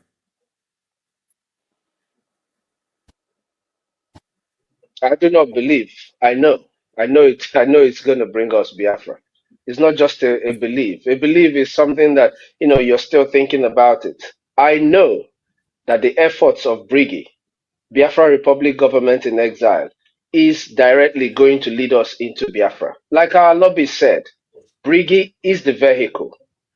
We are the drivers. Our finances is the gas that is going to be fueling that vehicle. So I believe and I know that Biafra Republic Government in Exile will lead us into Biafra. Yes, Honorable Dr. You have the mic. Well, if I do not believe, I will not be here with you right now. For the fact that I'm still standing here today, many have fallen since 2015, 2020, 2021. After the declaration, after the everything, people are still falling back. Some are betraying, actively sabotaging. But we are here today looking for, because we believe that we are in the right place. There's always a government. Any right-thinking human being will understand that if you are in this kind of project, in this kind of mission, it's only when you have a government that you can push through. And because we have a government, not just a government, but a government that is actively doing big damage to our enemies and our oppressors, actively destroying and dismantling that British contraption called Nigeria. So I am in the right place. And I know and I believe, just like my brother said, that what we are doing right now, what we are going to do tomorrow, what we have done yesterday is going to bring us Biafra. Thank you. Thank you so much. I Magisani, love the, yeah. if you don't I mind. have more questions to follow up. I have more Oh, questions to follow I up. know. I just want to go back to the question you asked because there is something I skipped that is very, very important. Please, Yeah, you just in can add 30 up. seconds. Yes. In terms of funding our freedom, I also want to tell both those back home and those in diaspora, we have what is called the IOU loan. This IOU loan is a place where you can save your money. For those that are back home, there is no need investing in businesses that will either be burnt down or businesses that do not grow. And for those in diaspora that are planning on putting down projects back home, you can put that money with Biafra Republic government in exile under the IOU loan. What is this IOU loan? The IOU loan gives you a sense of purpose, of support to what we are doing. When you give us your IOU loan, you get 200% return of whatever you give us. You give the Biafra Republic government in exile, we'll give you 200% back. And not only that, you get a certificate that shows what you have done that will be hanging on your wall tomorrow when Biafra is fully restored in that business that you intend to open. I walk in there to patronize your business and I see hanging on your wall is the IOU loan, showing that you are part of the people that made sure that this nation is restored. I will not only patronize you, I will invite people to come and patronize your business. Just imagine, call it a way where you're saving your money for a bigger return that you will use at the right time. So, other than buying that car that you're going to send back home, that you're going to drive for just one Christmas and come back to your base, give it to us as IOU loan. Those of you who travel back to homeland every Christmas, forget this Christmas because you might not be safe going back there. Check around how many people who have traveled last year and how many people who never came back, who never made it back. Give us that money that was meant for your flight. Give it to us as your IOU loan. And once Biafra is restored, we guarantee you before the end of 1-2 weeks, we will give you back your money with 200% interest. That's one thing I wanted to add. Very, very important. It can also be a place where you can save money for your children. That money you're putting in some place, saving them for your kids, and they're bringing you 3% interest after every month. Give it to Biafra Republic government in exile. And you can always increase this IOU loan. You can give us 10,000 today, $100,000 today, 200,000 next tomorrow, next 2 weeks, and God bless you more. You can add to it. It's going to be a good channel for you to save money for your kids, to save money for their future, to also help us restore our homeland. Thank you so much, Mazi. Thank you so much. And my information minister, sorry, I wanted to also add to what our brother said. Go You ahead, sir. know, Go ahead. yes, I was just thinking, and also I'm working towards that as well. I was just thinking, I mean, if you know 401k, if you're here in the United States, if you know about 401k, that thing is, to me, I see it as a scam. That money, people are using your money to do business and are dropping penny for you as an interest every year. Do you know that if you put your 401k as an IOU for Biafra, that is the biggest investment you will ever make in your life? I'm not just talking about it. I'm talking about practically, that's the biggest financial investment Because when Biafra is restored, that money that is sitting in 401k, in 20 years' time, the return, the profit that that money is going to generate is not even going to be 1% compared to what you're going to get in returns from Biafra. And not just the monetary aspect. Just like my brother said, I walk into your establishment and I see on the wall your what is it called? Your certificate. Every Biafra that walked into your shop, they will go and advertise you. And more people. Because I'm not going to see your shop. I'll go and patronize somebody that was sitting in Lagos enjoying themselves.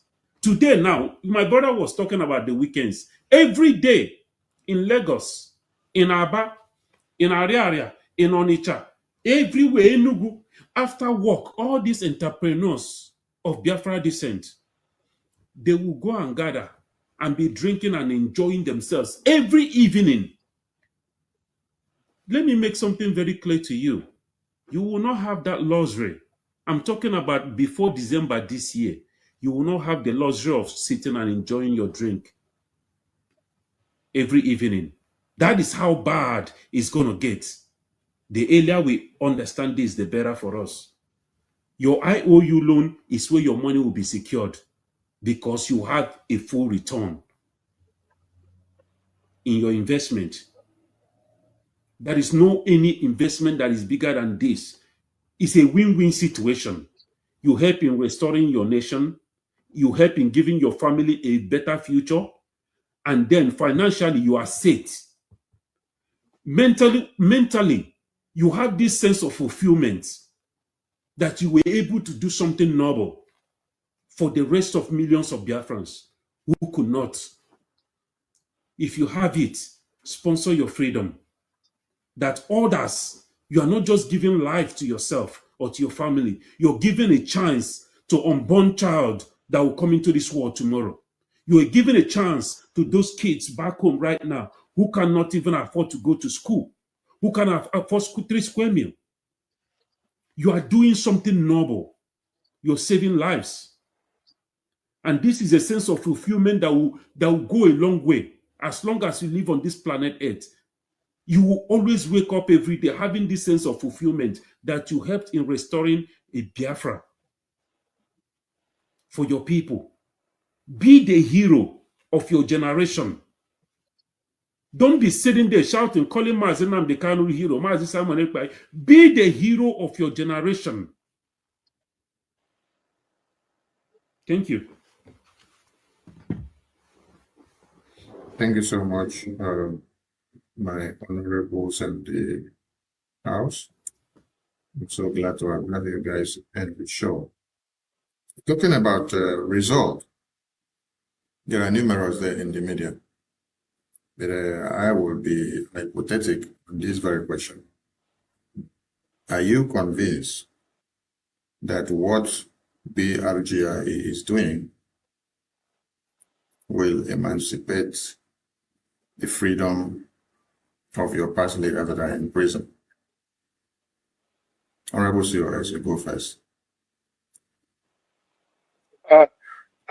It's not just being convinced. That's the only thing that will guarantee their freedom. Because, for instance, Mazi Nnamdi Kanu was kidnapped. There's nobody that has ever kidnapped you. Used to kidnap people in Nigeria. They don't just let them go. You either pay, that's paying is bulging to whatever they have requested, or they will kill you. So in the case of our former leaders, Mazi Nnamdi Kanu and Mazi Simon Ekpa, the only thing that will guarantee their freedom is our continuous effort. Consistency with what we are doing will guarantee their freedom. Just like our fallen heroes. Our fallen heroes, if we do not restore Biafra, that is what they fought and died for. They didn't fight and die for Memorial Days or for us to remember them on May 30th for the celebrations. That's not why they died. They fought and died for the freedom of Biafra people. The same way with our detained leaders today. If we do not continue in the plight of Biafra, making sure that we restore Biafra, that is the end of it for them. Thank you so much.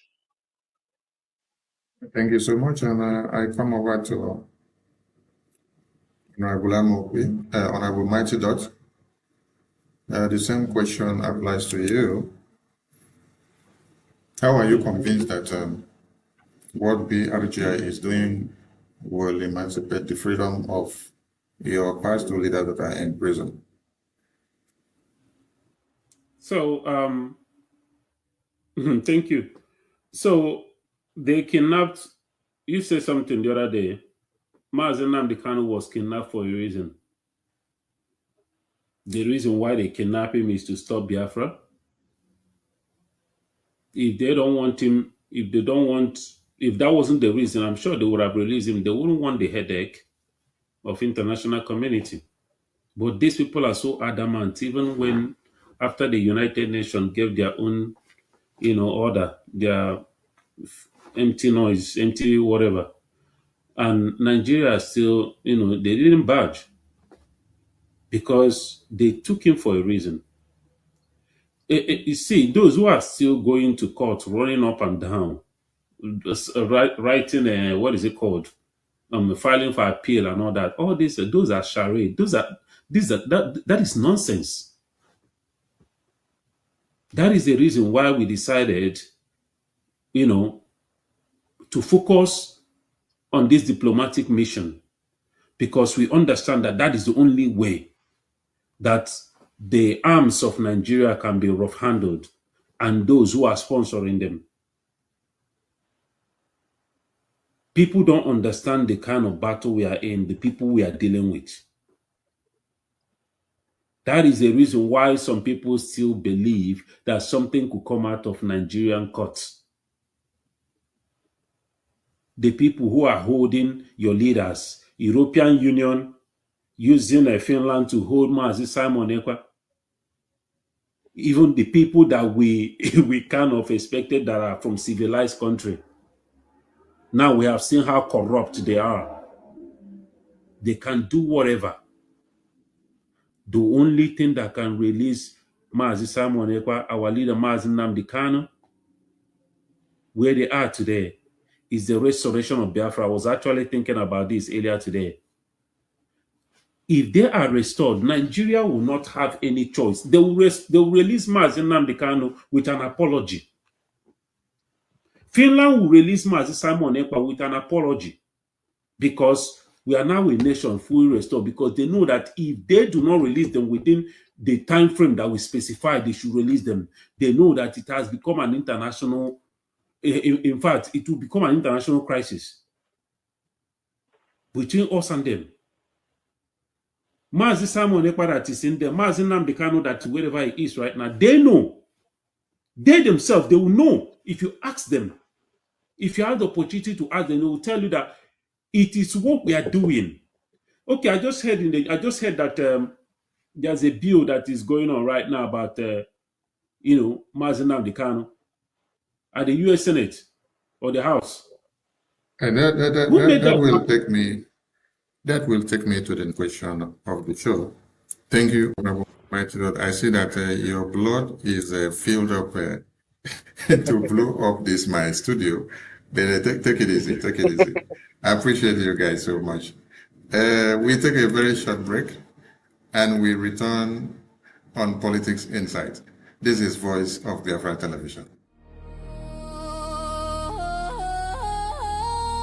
Voice of Biafra TV, the voice of truth, the voice of the people. There is only one broadcasting network. Voice of Biafra TV, The first, the best, and the last. Voice of Biafra TV. We lead, we shine, we last. The first, the best, and the last. From the east to the... Welcome back to Voice of Biafra Television. And we meet the studio have been two wonderful men from America trying to punch this my studio to pieces, even as I try to hold them together. I appreciate you guys with your intellect. Yes, it's been a wonderful day, and this is Politics Insight. Like you were almost going into the bill that we woke up to see, that is why I started with the few questions that I posed to you guys before about your conviction about what you're doing that will bring Biafra, and your conviction about what you're doing that will emancipate the freedom of your past leaders that are in prison. And you guys have been in line with the questions. I appreciate you guys for the responses. So at this very point, I will bring something to the screen. I will bring something to the screen. And we want everyone to look at this. So there is a result and a breaking news that goes in line with what you were just explaining to us. And let me do well to open it and see if I went to school well to be able to read and pronounce the words in order. Breaking news. On behalf of the Biafra Republic Government in Exile, BRGIE, I, the Prime Minister of the BRGIE, wants to congratulate Congressman John James for introducing H.RES.1321, calling for U.S. intervention on the case of Martin Amdekan. I had the opportunity to meet with Congressman James in the past to discuss Biafra-related issues, which he cares deeply about. The congressman had spoken to me on multiple occasions regarding his displeasure about the Nigerian government's persecution of Martin Amdekan, which he also highlighted in a congressional hearing that happened on the 20th of November, 2025. Congressman James has been in active engagement with many elements of the Biafran American diaspora. Our congratulations to Congressman James and to all the various Biafran American individuals and organizations which contributed to this very effect. Yes, we come back to the studio. And you guys were about directing me to this very breaking news. May I say the wire because we're coming there. Let me go back to the boldness and the conviction of this Congressman James. He happened to be the only congressman that brought Biafra to that congressional hearing on the 20th of November, 2025. And on that very day, the Prime Minister of the Biafra Republic Government in Exile was in attendance of that congressional briefing with some of his cabinet members. In a word of congratulations to extend to what the Prime Minister has already said. Honorable COS, what do you have to say about this milestone? First of all, I want to also use this opportunity to thank our dear friend John James. And it's not just thanking him is not enough, you know, understanding that this is also a young man like most of us here and those who are watching us should be the burning zeal for you to do what you're supposed to do. What John James has done and what he has been doing for the Biafran people is that which history will never forget. History will never forget a man who stood up and spoke for the people when his voice was needed the most. John James' voice was needed, and he used his voice when it mattered the most. The day Mazen Nnamdi Kanu was sentenced to life imprisonment, it was this John James that spoke up on the congressional floor, calling the attention of the world on what is going on in Nigeria.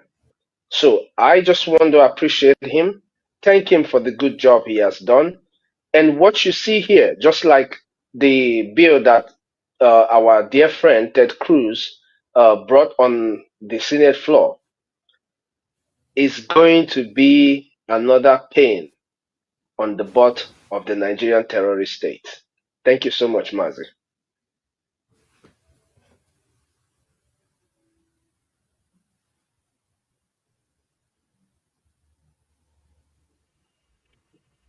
Thank you so much, Honorable COS. And to those of you that have not seen this publication, it's been on air since morning. Do check our Twitter handle, because that is where we drop the live and direct it before it escalates to other social media handles. And very big congratulations to the Biafran people and to the Biafran government in exile, and to every Biafran community member that has contributed to the effort and success in one way or another. And to our lobbies and attorney, the Biafran people are grateful to you. And at this point, I want to take you guys back, because before we got here of this result of Congressman James having the confidence in the Biafran government in exile representatives, because it is one thing for someone to carry your story or to carry your grievances, and it is another thing to have had the confidence in you. The person must have checkmated your work and see that you are serious before committing his or her own time for your own cause. On June 2025, the Biafran government in exile submitted a congressional testimony to the U.S. Congress, citing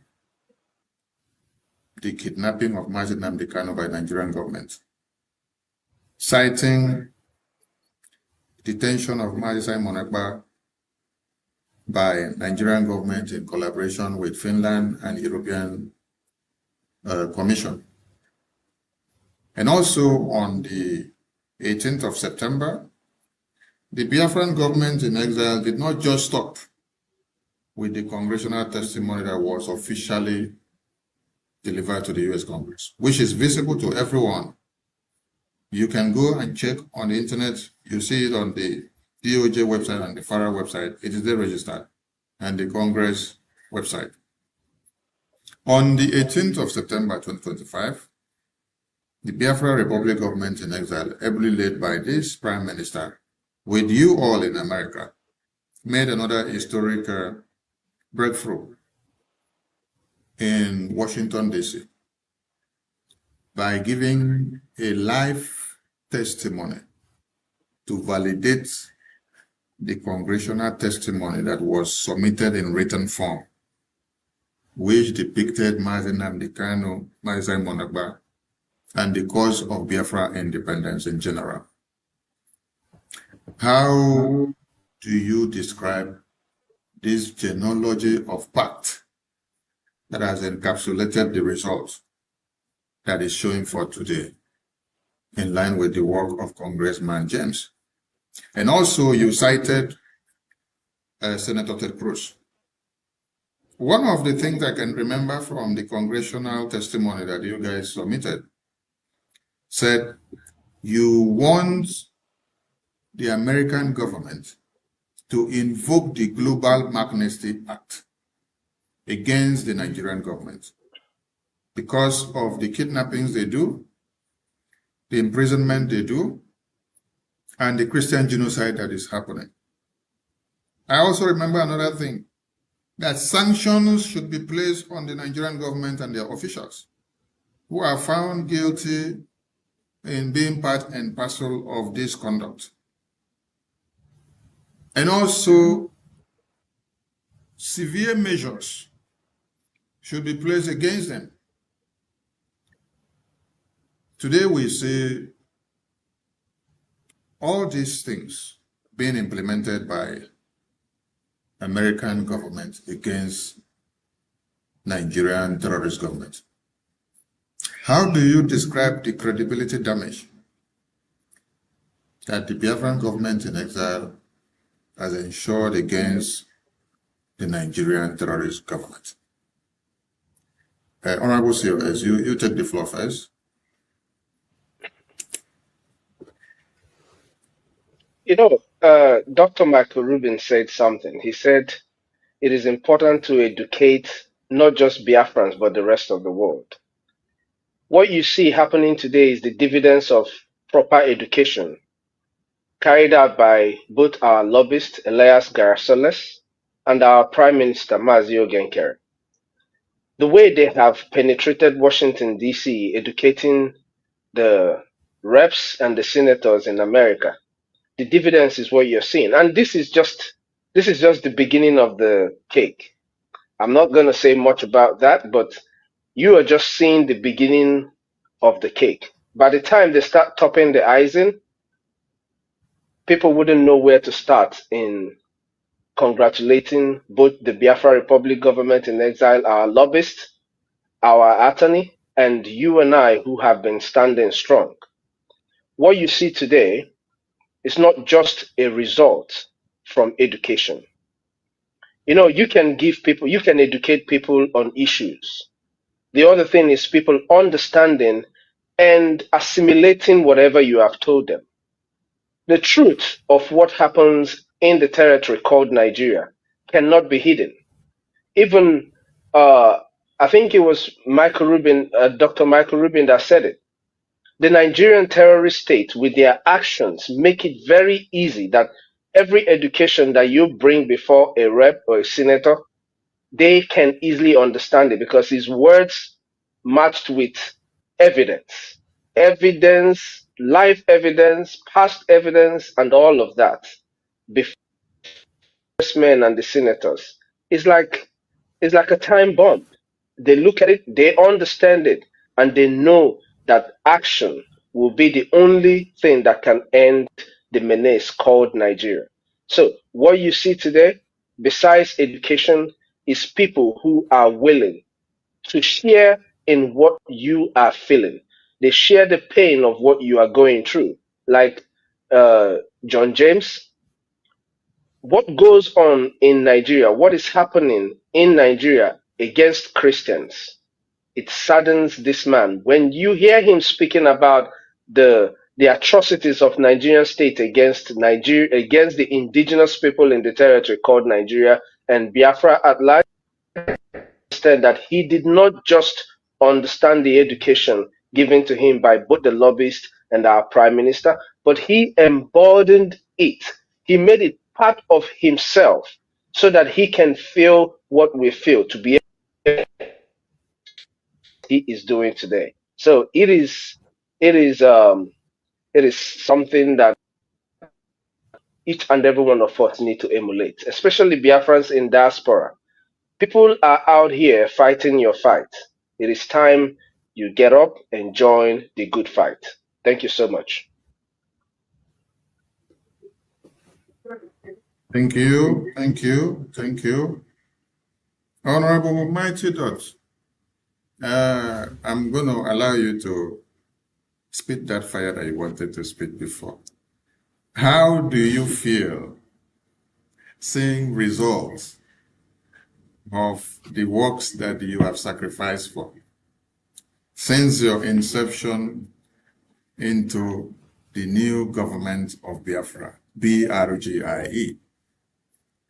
Because Biafrans have spotted you in several diplomatic engagement with the Prime Minister in Washington, D.C. And you did express You're overjoyed to have been part and parcel of those discussions. And now there is a very big success that is making rounds on the media. What are your words to the congressman that is making this happen? Yes, thank you, Information Minister. I was just sitting here thinking, I was like,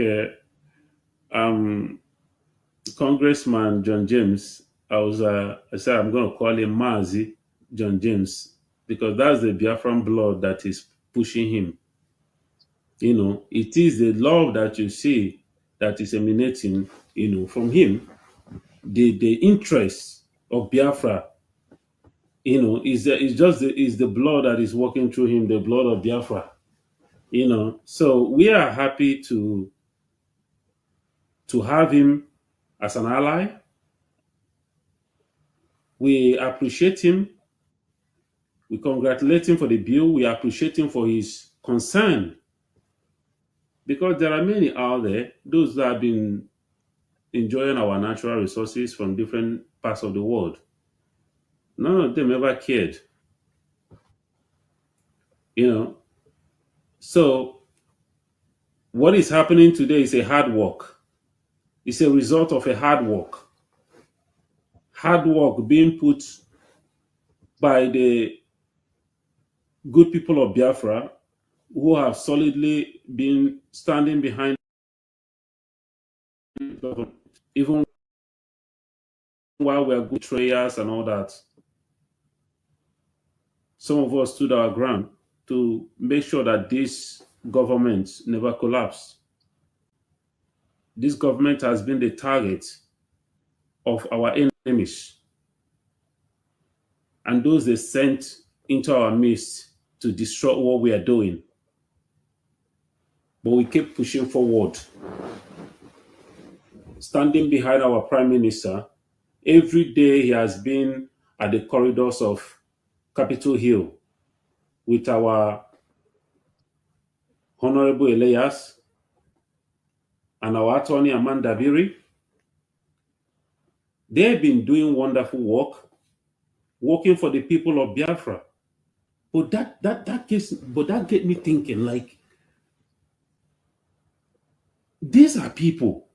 Elias Dabiri, forget about the distance. It's not about the monetary aspect. Okay, look at Congressman John James. Look at the kind of passion that these people are putting. They are not from Biafra. But look at what they are doing, the kind of passion, the efforts they are putting in to see that Biafra is being recognized, that we get our nation. But you have many Biafrans everywhere, all over the world. Some are even fighting against the restoration of Biafra. But here, these are strangers, non-Biafrans, fighting. This man has never met Mazi Nnamdi Kanu before, in person. But because of the teaching, because of the awareness, the enlightenment, the awareness that our Prime Minister created in Capitol Hill, he enlightened and educated the congressmen and women of the United States. And they understood what we are going through. And this is the result of it. So I want to thank every Biafrans who have been standing hand in hand, side by side, who have been pushing this government upward and forward. I want to congratulate you all. I want to congratulate Congressman John James. I want to congratulate our attorneys. I want to congratulate Elias, our lobbyists. I want to congratulate our Prime Minister for his relentless efforts going to Washington every day, even while receiving attack and insult from the people that he's fighting for. But he never relented. He kept pushing forward. And the result is showing for itself. And I want to use this opportunity to tell those who are doubting, those who are confused, you are seeing the results. There is no excuse. You have no excuse. There is no reason for you not to support this government. You have seen the results. I don't think anybody out there will come out to come and claim the glory of this work that we've been doing, of this news that came out today. This is the work of the government, a government that cares for his people, a government that cares for his people, the government of Biafra in exile. As little as we are pushing this forward for the millions of Biafrans, this is the result that is showing.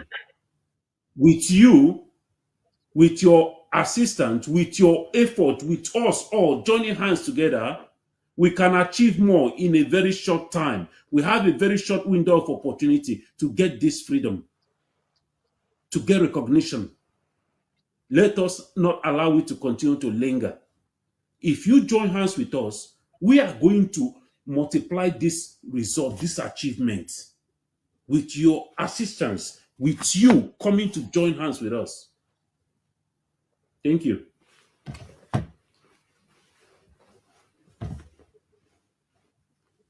Oh, wow. Thank you so much, Honorable Mighty Dot. And thank you to the two of you that have been in the studio today. And I want to play this video for those that may not have seen it.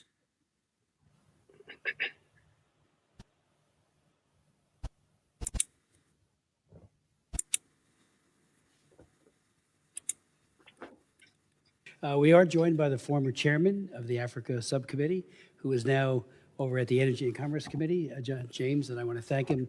February of 2024, he had a very important hearing on Nigeria and other advocacy throughout that time. So the floor is yours. Mr. Chairman, thank you so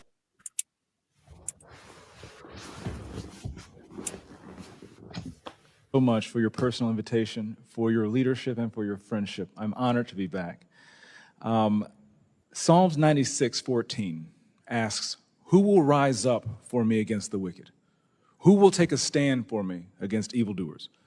Nigeria is facing one of the gravest religious freedom crises in the world.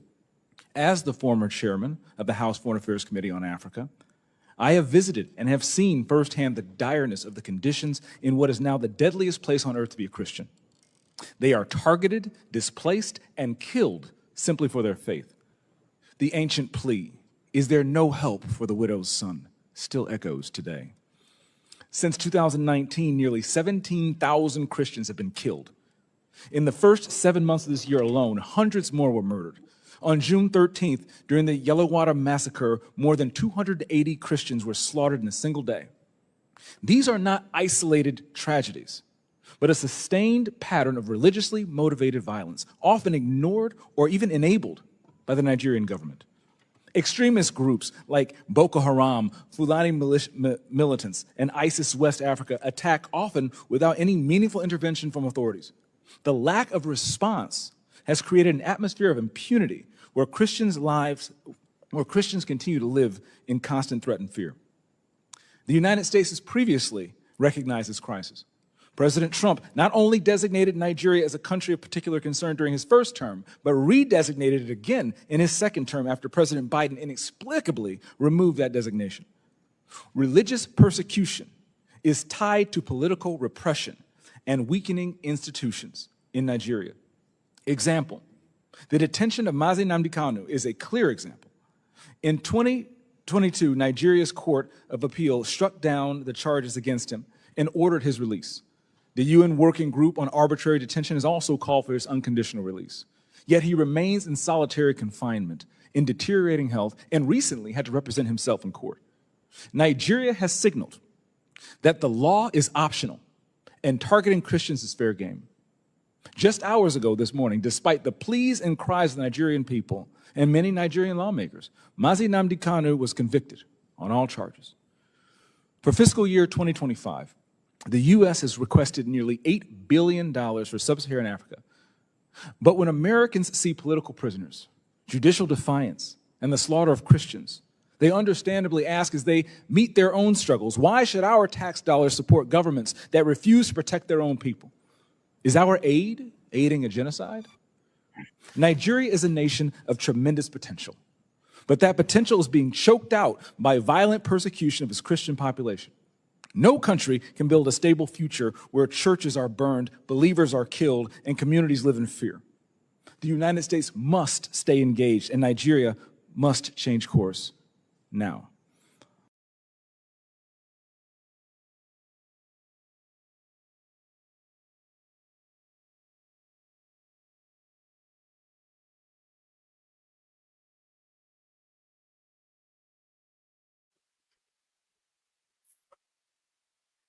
Welcome back to Voice of Biafra Television.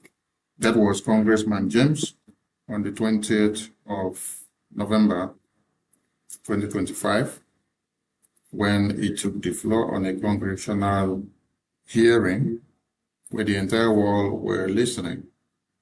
He put Biafra on the table. And from there, his works are paying off today. We appreciate him for his services. We appreciate him for speaking up. We appreciate him for taking the bold step. The sacrifices that he's doing for Biafra will not be in vain. I appreciate him so, so much. In conclusion, I'm coming back to my guest speakers in the studio. After the 30th of May, Heroes Memorial Day, what should be expected of Biafrans? Honorable COS, the mic is yours.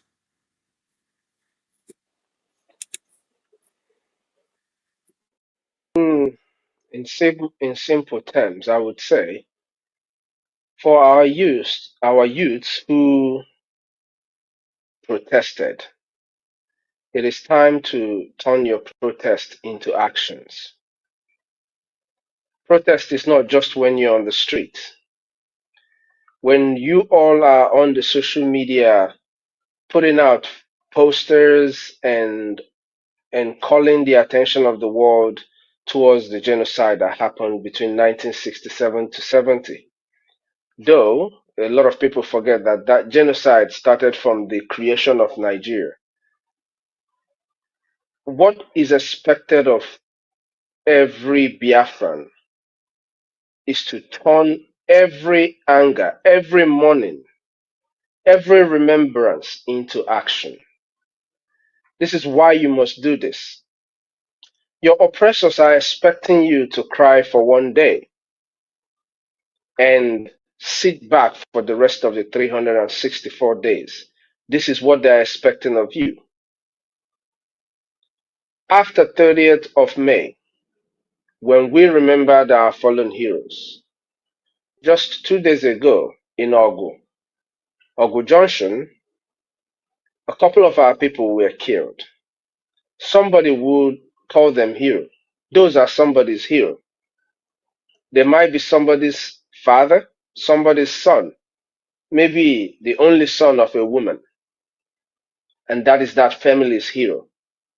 So the only thing that would stop us from mourning and continuous mourning of heroes, of our heroes that we should protect, is our conversion of our pains, our mourning, into actions.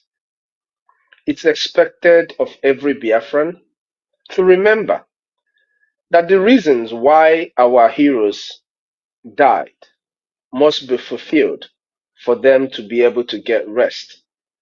Like I said before, just remembering them on memorial days and not carrying out with action to see that the reason for which they gave their lives is fulfilled is an insult to the sacrifices that they made.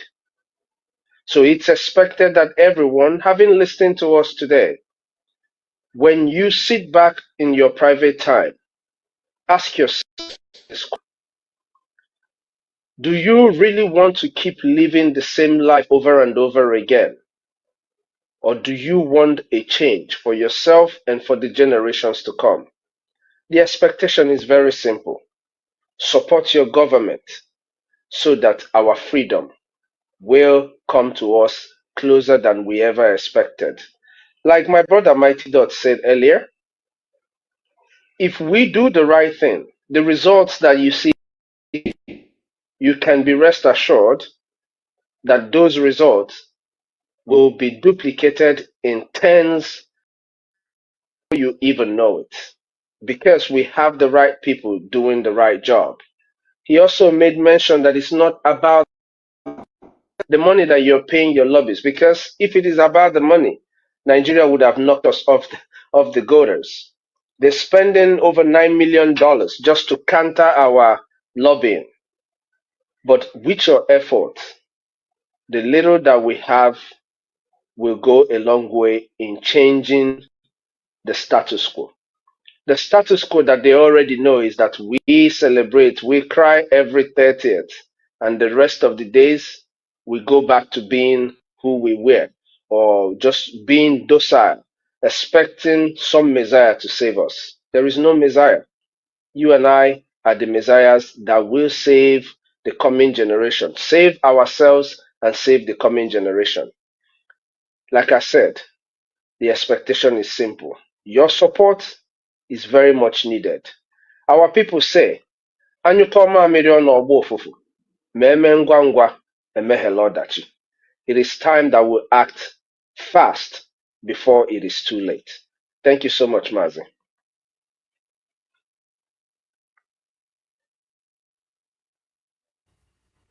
Thank you so much.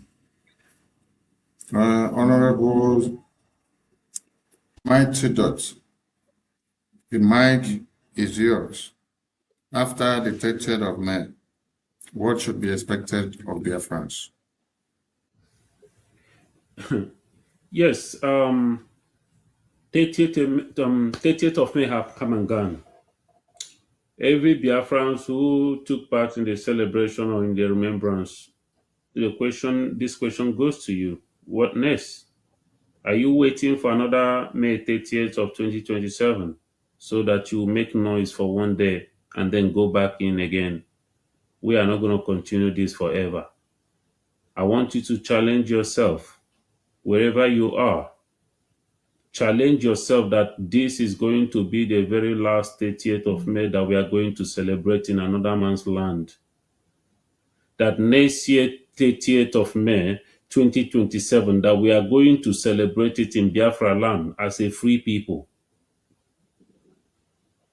Give yourself that challenge, not just by mouth, but by your action. Put it into action. Let your passion for Biafra, put that action, turn it into action, and let it work for your restoration. Many of you are depending on election, because I don't know, I want to say this, I don't know when next we'll be able to talk to you again. But as many of you, for how long are you going to continue to be doing this?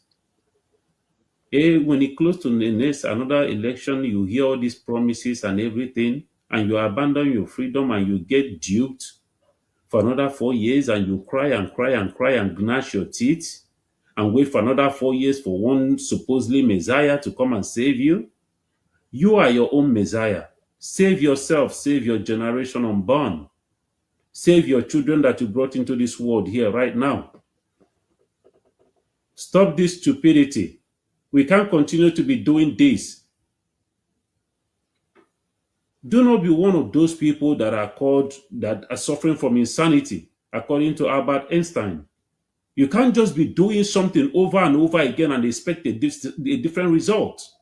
You got to change tactics. You got to change strategy. Your strategy right now should be give Biafra a chance. You have done since you came into this world. You have been voting and voting, voting and voting every 4 years, every 2 years, voting and voting without any dividends of democracy showing in your life, without anything showing in your life as a human being. Why don't you try something different? That is how sensible people reason. Biafrans, they say we are smart people, we are special and intelligent people. But all I have seen for the how many years now is confused people. People who don't even know their left from their right. Can we please, for goodness sake, live up to that name, that status that they give us as smart people? Let us for once act like smart people. All this election that they dangle on your face, all these promises, these people are using you. They have gotten immune to our stupidity. That they can even, what they are doing, they're even rubbing it, showing it on our face. They're even doing it, the audacity, because they know that we cannot do anything. But let us prove them wrong. That we can do something, that we can stop them from enslaving us. Many of us today are pointing hand at a white man who is enslaving us. America comes in to come and help us. A lot of people, empty noises, empty brains, are criticizing America that they want our oil, they want our natural resources. But there are people who call themselves your own people, people that you supposedly voted for to represent you, to fight for your well-being, to bring that dividend of democracy to your home. Instead, they have mortgaged your future and the future of your born generation. And every day you wake up and lamenting and complaining, pointing fingers at the white man. Many of you today, your exit strategy, the hope you have tomorrow, is a hope of selling one plot of land that your father left for you, or one plot of land that is left to your family, for you to sell it so that you can go travel to Europe, travel to Asia, travel to America. But I have a news for you. I have a news for you. There is a bill right now for those of you in Europe who refuse to support your freedom. You think you have arrived. Because what we are good at going to another man's land where everything has been done right, where people have fought, bled to protect, to give themselves a better future. We go in to go and enjoy. But we cannot do that in our own land. If you are in Europe and you're complaining how you're being marginalized or being mistreated, you are a foolish person. Stop whining. You have one head, just as they have one head in Europe, the Europeans. You can make your land a better place. Let us stop running around. There is a bill that just came to life. Young people in Europe, all across Europe, youths, they've been operating under the ground for years now. Recently, they came up with a bill a few days ago. And what is that bill? They are submitting this bill at the European Parliament, European Union. And this bill is called Save Europe Act. They say they are taking back their land, that they can never be, what is it called? They can never be strangers or they can never be minority in their own land. That immigrants, they are sending immigrants back home. They are taking back their land. If you look across the world, even here in America, America first. You go to Europe, you go to Asia, everybody is repositioning. The world is changing. Everybody is aligning their priorities. Everybody is fighting for the well-being and the future of their people. You that is a Biafran, what are you fighting for? Where does your priority lies? You use Europe as a hope, as your exit strategy, as where you feel that you can live comfortably. I have a bad news for you. Europe will not be safe for you to dwell in again. Many of you that are looking to japa, you can never japa again. It's not just in Europe or in the West. Even in Africa, look at South Africa, what they are doing to other Africans. Now they are saying that they don't owe us, they don't owe the rest of Africa any apology. They don't owe us anything for coming to fight for them during apartheid. They say they don't owe you anything. South Africa here, black people like us, they are chasing others away. So what is your exit strategy? What is your plan? Where does your priority lies? As a Biafra, this is a question you should be asking yourself. From this day, where does your priority lies? For how long are we going to continue like this? Oge Chukwunkere is fighting for your freedom, not for his own, he's not fighting for his company or his business. He's fighting for the freedom of Biafra. Put your hatred aside. Put your envy and jealousy aside. Put your greed aside. Fight for your freedom. When we get this freedom in Biafra land, you can do whatever you want to do. You can go back to being whoever you want to be. But for right now, let's put every envy and jealousy, put our differences aside. Get this freedom for those who actually believe in Biafra. Those are the ones I'm speaking to. Because there are those who actually don't want Biafra to come. I am not speaking to them. I'm speaking to you who has been sitting on the so-called fence for a very long time. Time has come for you to come down. Be a man, be a woman. Come and join this moving trend. Let us go and get this freedom for our people. So that every day you wake up as a fulfilled. You have this sense of accomplishment that you have done something in your life, in your miserable life. You have been able to do something good. It is a challenge. We can't do this alone. We need you so that we can get this freedom and go back home. But without you, we will still get this freedom. Then what do you have to say for yourself? So, I implore you, Biafrans, those who have been supporting, do not relent. Those who have been sitting on the fence, it's time for you to come down and join. Those who are confused, who have not been supporting, who have been discouraged because of what they have been saying, don't let that discourage you.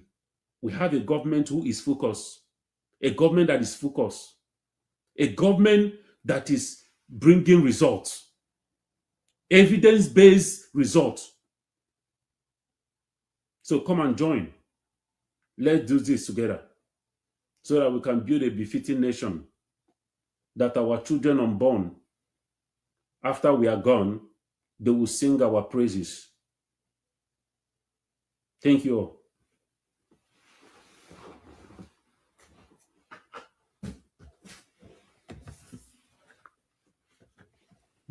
Thank you so much. To my guests in the studio, I appreciate you guys for your time, the energy, the sacrifice, the resources you put in for Biafra to come. Biafrans, you've had it all, and pray we have them again on another show. It's Politics Insights on Voice of Biafra Television. The line will be open to those that want to call in to contribute to what we've had today. This is Voice of Biafra. The line is open to everyone. So please, we are ready to take your calls. You may call in. Yes. Station does it better. Truth be told, real stories, real power, real Biafran soul. Every day, every hour, we taking control. Breaking every silence, letting voices rise, standing for the people, opening their eyes, strong and unshaken, both for all to see, broadcasting the future. Voice of Biafra TV. There is only one broadcaster network. Voice of Biafra TV. The first, the best, and the last. Voice of Biafra TV. First to speak, best to watch, last to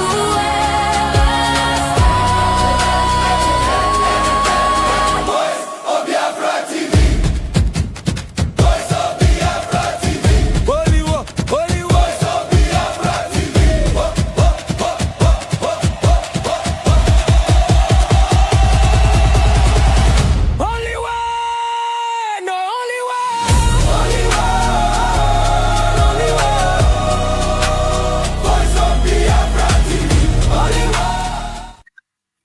Welcome back to Voice of Biafra TV.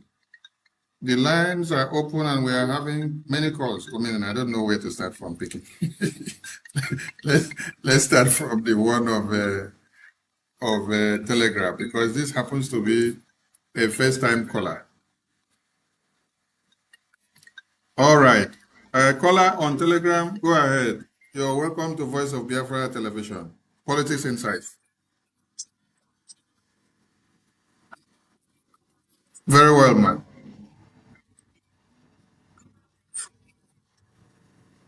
Good evening. Good evening. Yes, in the studio. You are all dear friends. I'm so proud of you guys. And for information minister, you are more than a good questionnaire. And then you can't, I don't even know how to describe you. You're just one of a kind. And I really thank Rukike for making you for a time like this.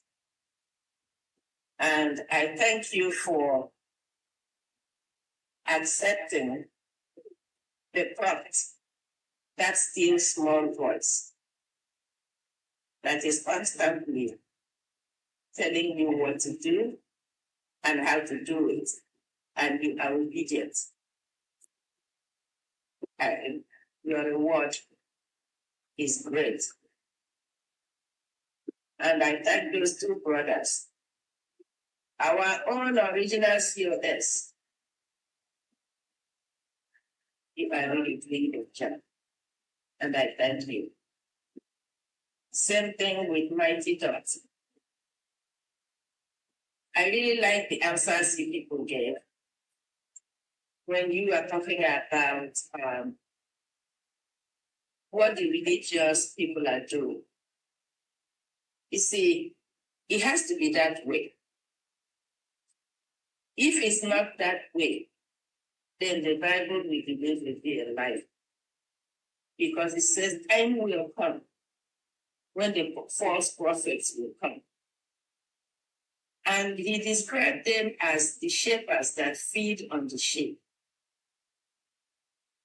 And that prophecy is being fulfilled on those pastors, reverend, bishop,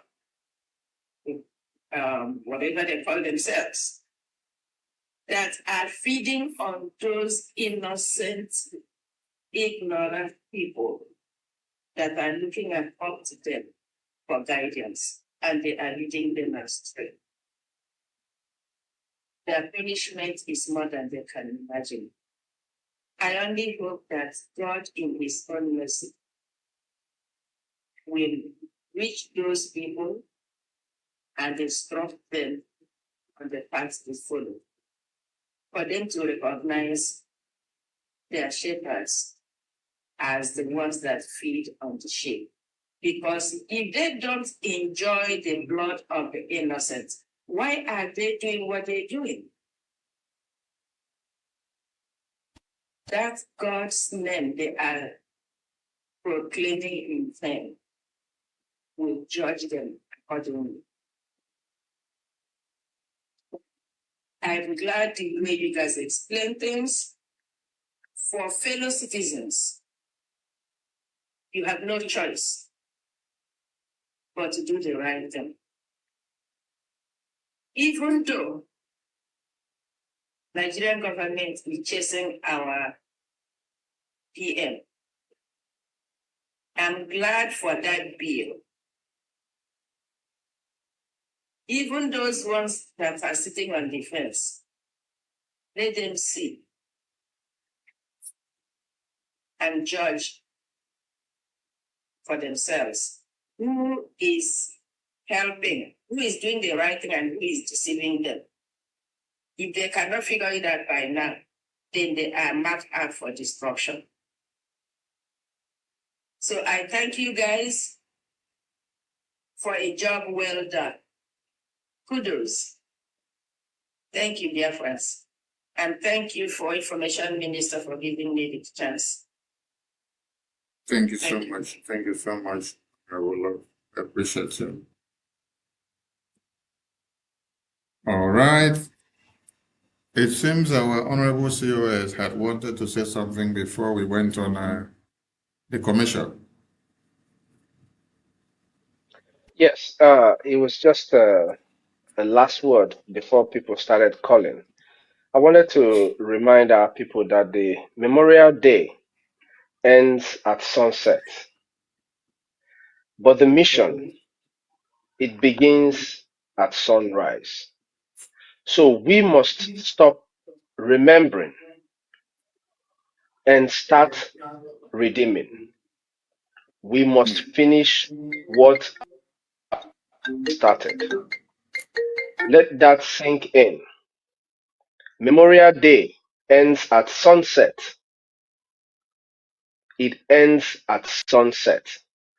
The rest of what happens with the time that comes with sunrise is dependent on you.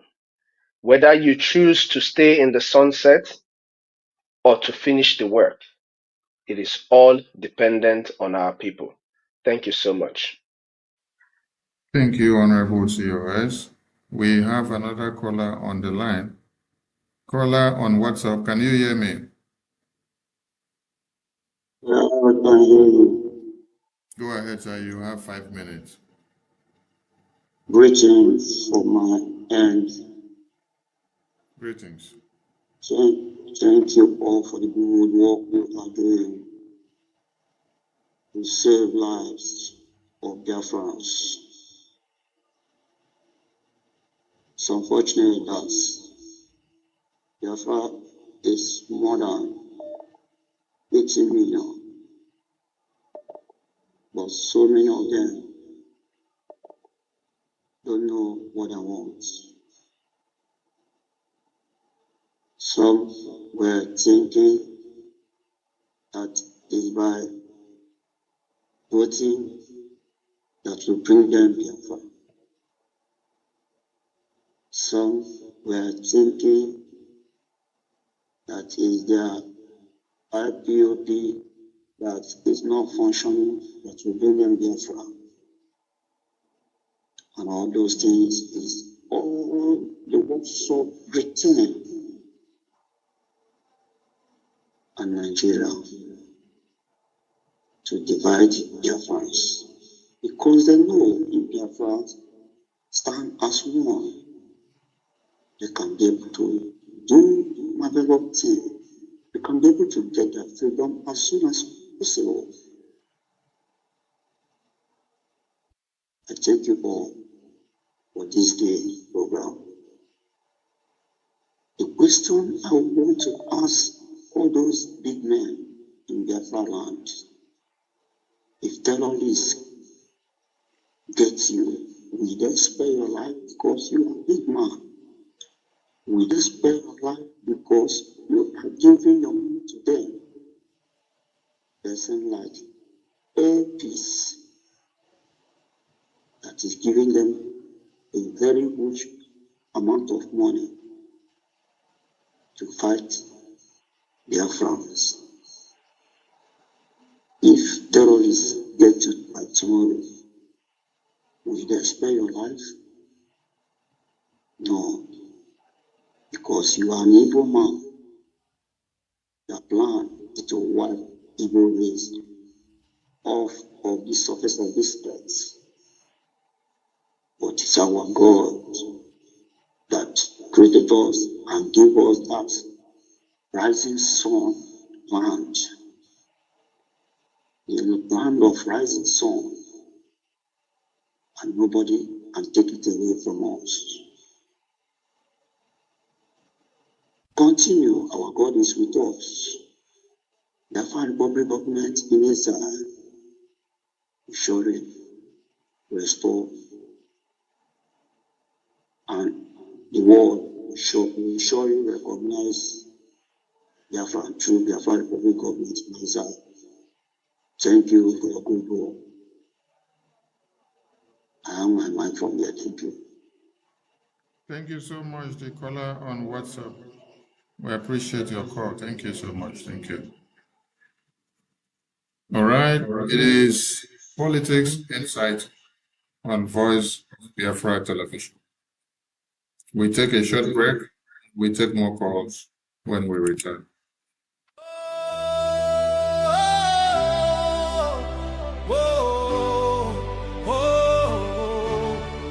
Voice of the East, hey, hear our voices rise, hey. Land of the rising sun, shining bright for everyone.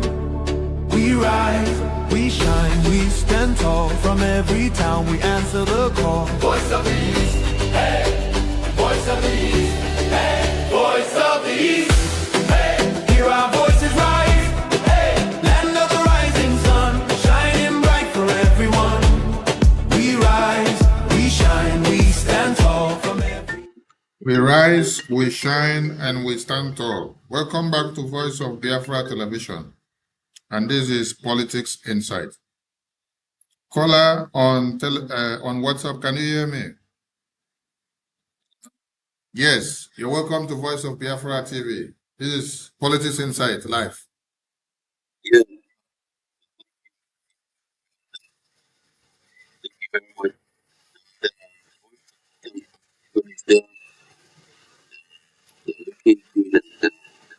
You know, speaking very well.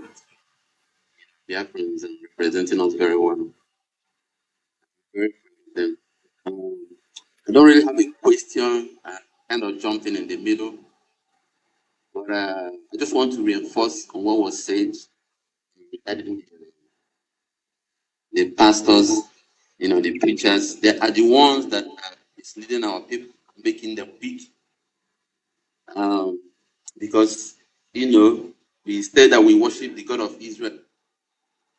But, I mean, don't you see how feared that Israel, you know, go after their enemies when they attack? But we are worshiping the God of Israel. So the pastors, they made the people so weak and make them believe that all you have to do is just pray and fast and everything will be done for you. That's completely wrong. So I'm sure most of them have heard about a young pastor. The Black American struggle was led by a young pastor here in America called Martin Luther King. And if not for him, most of us might not be here. You know, so, and I mean, who have not heard about Desmond Tutu in South Africa during apartheid struggle? Where is our own Desmond Tutu in the Martin Luther King? Nigeria is the largest black nation in the world. You know, we have all kinds of pastors. They never speak up. And I heard that during the time of Buhari, there was one pastor, I can't remember his name, one Yoruba, like that, I think it's Oyedebo, that went to Torok. And when he came back, his congregation asked him, was it really Buhari that was there? He couldn't even answer the question. He could not answer. These are the kind of pastors that we have in Nigeria. You know, but anyway, Biafra is here. You know, I mean, if you don't have, I guess it will only take spiritual eyes for someone. And I'm very glad about the breaking news today that is going on in Washington. I want to thank my colleagues there. You guys are doing a wonderful job. You know, our information minister. Thank you very much. I mean, the world can see that we are not miscreants. We are not touts. POB is well put together on what I completely enjoying it. Thank you very much. God bless you. Thank you for calling in. We appreciate you. The floor is open and the line is open to those that we have missed their calls. Please try to call back. We want to pick every calls, though the calls were jumping, but we're ready to pick them up. Before we take the next caller, to my guests in the studio, we've seen some people say when they take PVC, that there is solution to insecurity in Nigeria. What do you two have to say? And with their PVC, they are portraying Peter Obi.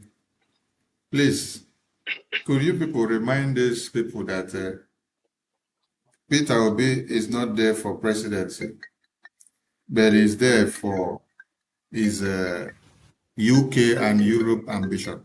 You attend to the questions after the call. Thank you so much. A caller on WhatsApp, you're welcome to Voice of Biafra Television. This is Politics Insight. Can you hear me? Yeah, good evening. Welcome to the show. Appreciate Biafra. Appreciate this voice of Biafra TV. Whenever I remember that we have a television, is dishing out information. My hand. So, special thanks to you, information minister. You are trying, short. You sit on the seat of the vacant seat of Kokunde. So I thank you. God will richly bless you. I thank our PM who is doing everything for us, in short. And I thank COS that is here now. I thank Mighty Dogs for their performance this night, for my question.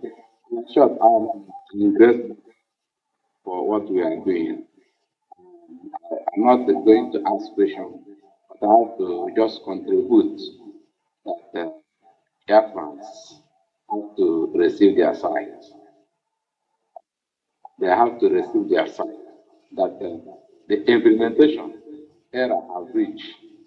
So when our PM was busy going since 2 years ago, going to Washington DC, shaking hands, taking pictures, going diplomatic moves. Sometimes although the propagandists or the liars, those that envy him, say he's a big bag, but now they have confirmed. They're supposed to have confirmed, but shame we never allow them, and the greatness we never still allow them. But what I know that the news from the 30th, which our PM did shout concerning the two squads he inaugurated, and is first implementation of the outcome of there.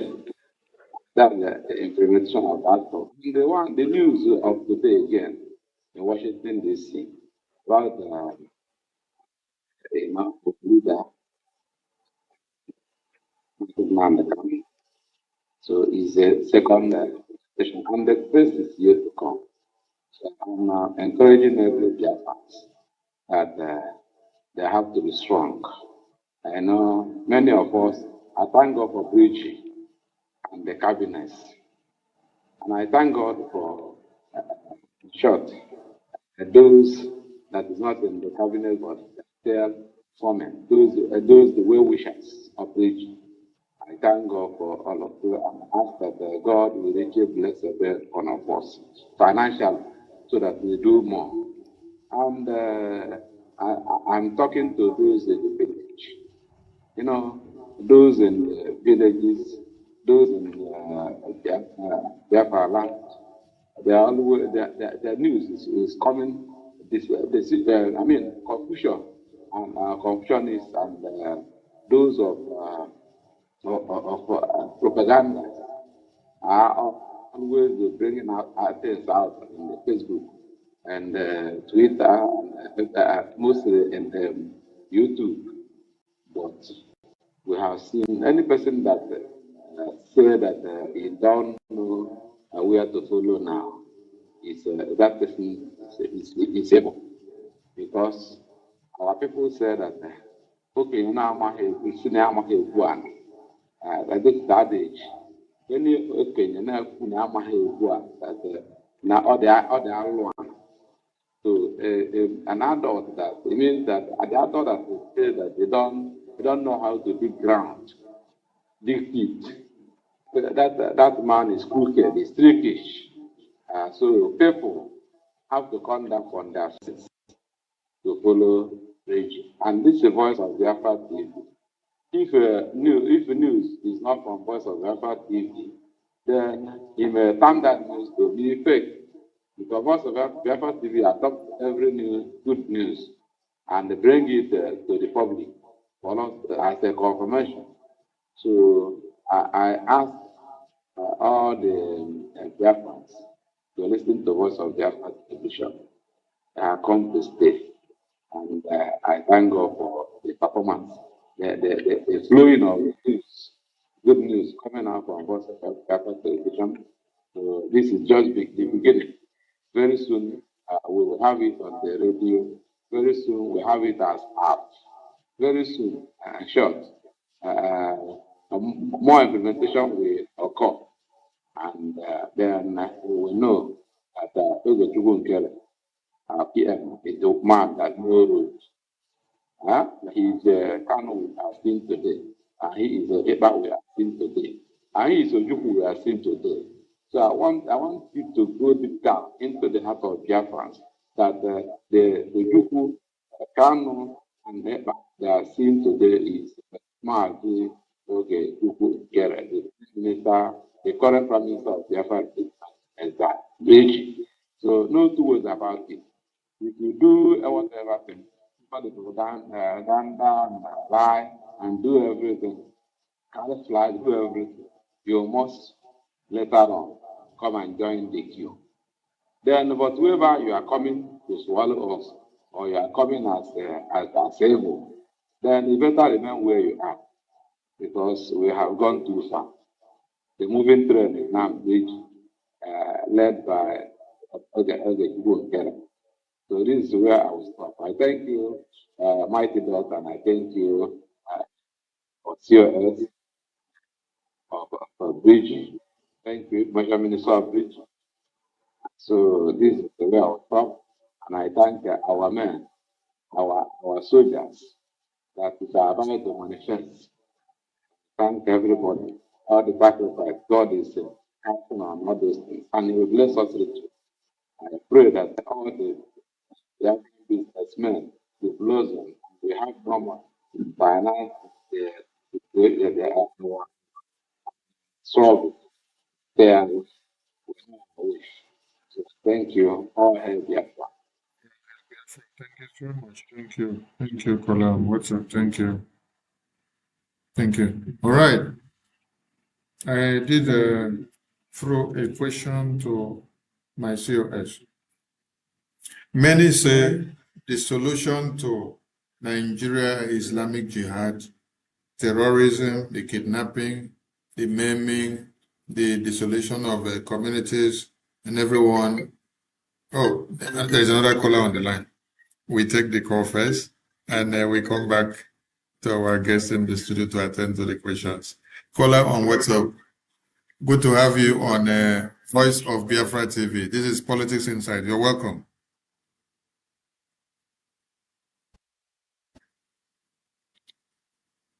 Caller on WhatsApp. Can you hear me? Yes, I can hear you now. All right, go ahead, sir. Welcome to Voice of Biafra. This is Politics Inside Live. Thank you so much.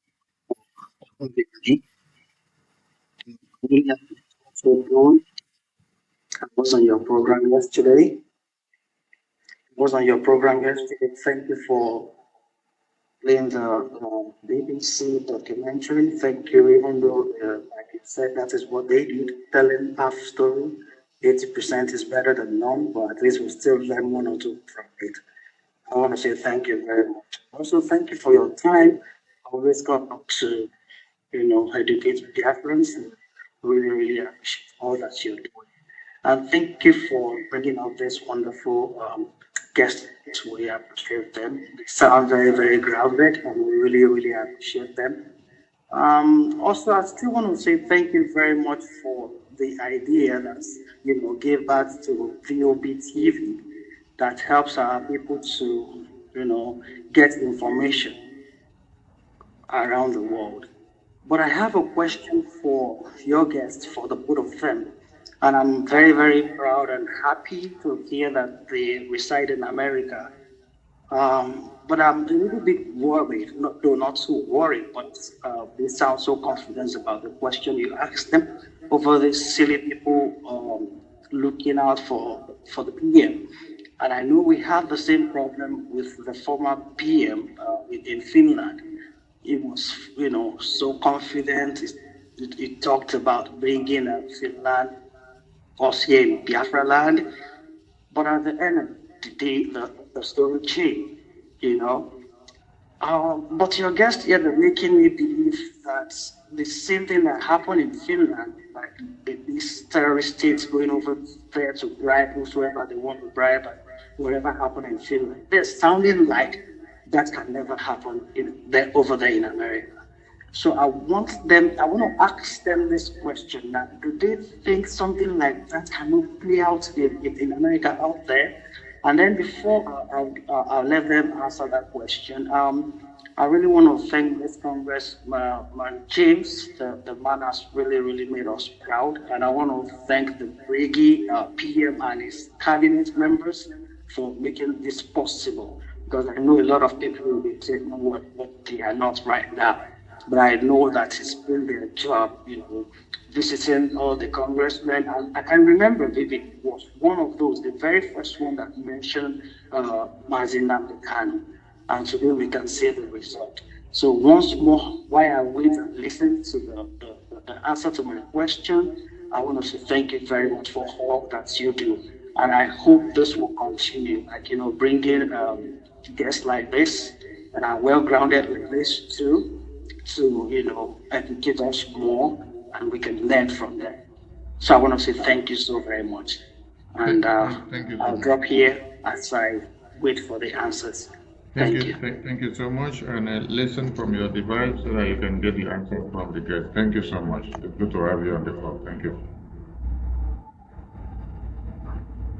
All right, Yes. my honorable guest in the studio, a question has been thrown to you, so the floor is open for you to respond.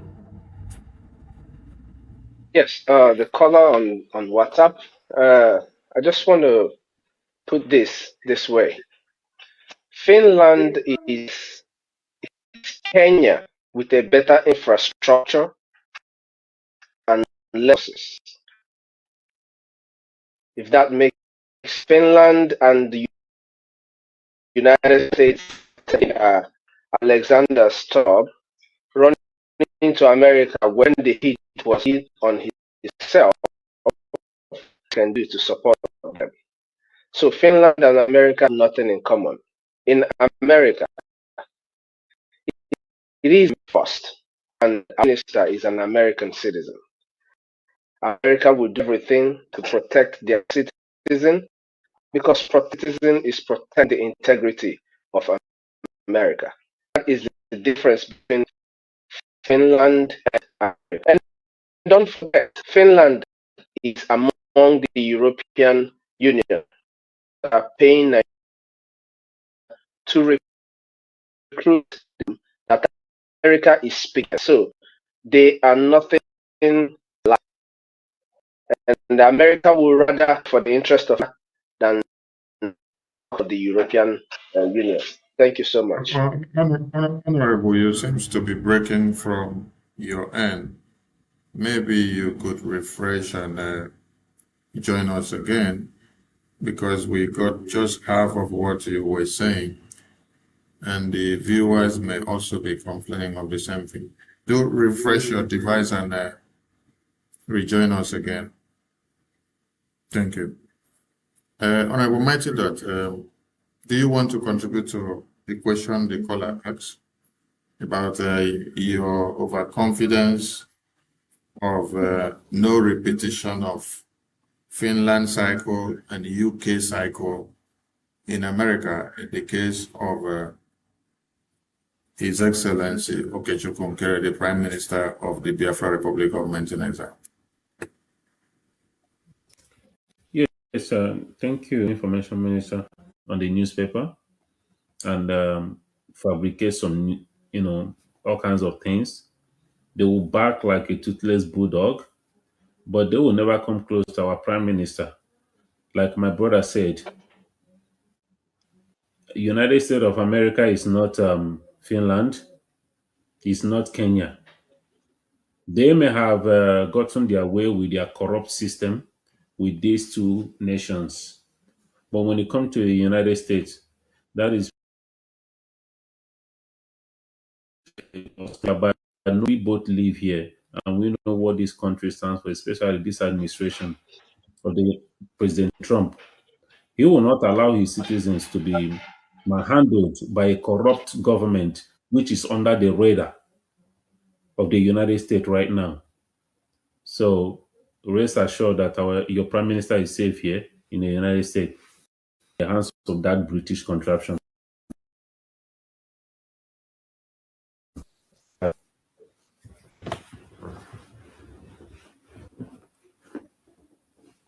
Thank you so much, Honorable Mighty Dot, for your response. The line is still open for those that want to call in. And we come back to the question we posed before the callers jump back the line. Many say in Nigeria that getting PVC to vote in 2027 will bring an end to the insecurity in Nigeria, and the PVC will eliminate all the Islamic jihadist terrorists. And they are projecting Peter Obi to be the person that they will use on the PVC to eliminate the Islamic jihadist terrorists. What do you guys have to say about this? If I should go first, I would say that those who are having those malaria dreams, they should continue dreaming.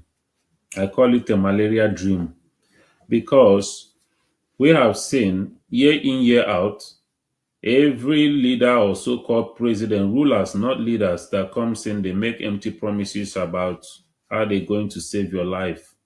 It's only a foolish person that will listen to any politician in Nigeria, including that Peter Obi. This man, many of you that depends on him, will you vouch for Peter Obi to save your life? One thing you got to understand in that British contraption is that Nigeria is beyond redemption. There's nothing to salvage because the fabric of that false entity has been hijacked by these terrorists. Nigeria right now is a terrorist nation. The seat of government is a terrorist sponsor.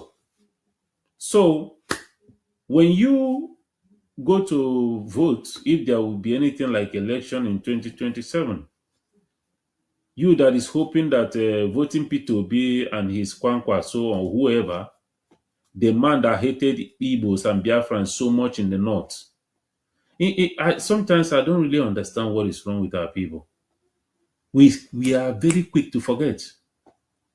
People that hate you with passion, you think by rapporting with them, you think by laughing and pleasing them that is going to change their mind. You are being hated from the depth. These people, this hatred runs in their blood. The people you share the space with. Many of you are out there gallivanting in Lagos, gallivanting in the north, not knowing the level of danger you are in. And now you want to go and planning to vote. Many of you are going to lose their life. For what? You die for Nigeria, you die for nothing. That's the fact. Stop this wishful thinking. Stop this malaria dream that you've been having for years. Nigeria can never be salvaged. There is no any amount of election. If you bring the most brilliant, the most upright person from America, from anywhere, to go and rule Nigeria, nothing is going to change because the foundation is very faulty. And there is nothing you can do to mend it. When a building, when you have a house that is shaking, there is cracks on the walls of those houses. There is a heavy crack even to the foundation. What are you going to do? You trying to patch it. You're just postponing, like postponing the inevitable. Nigeria can never stand because it was not built to stand. And the earlier you realize that, those of you want Nigerian is, the better for you. A faulty foundation, it needs to be destroyed so that a new foundation will be built by those that share the same ideology, by those that have the same interests. As Nigeria as is currently constituted, it can never work. Stop dreaming, stop wishing for something that is unrealistic.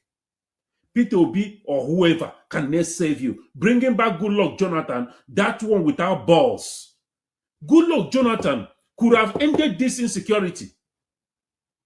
If he was a man enough with balls, he would have ended this insecurity in 2024, in 2014 or 2015. But he ran away. That the blood of no Nigerian blood or whoever, what his political career.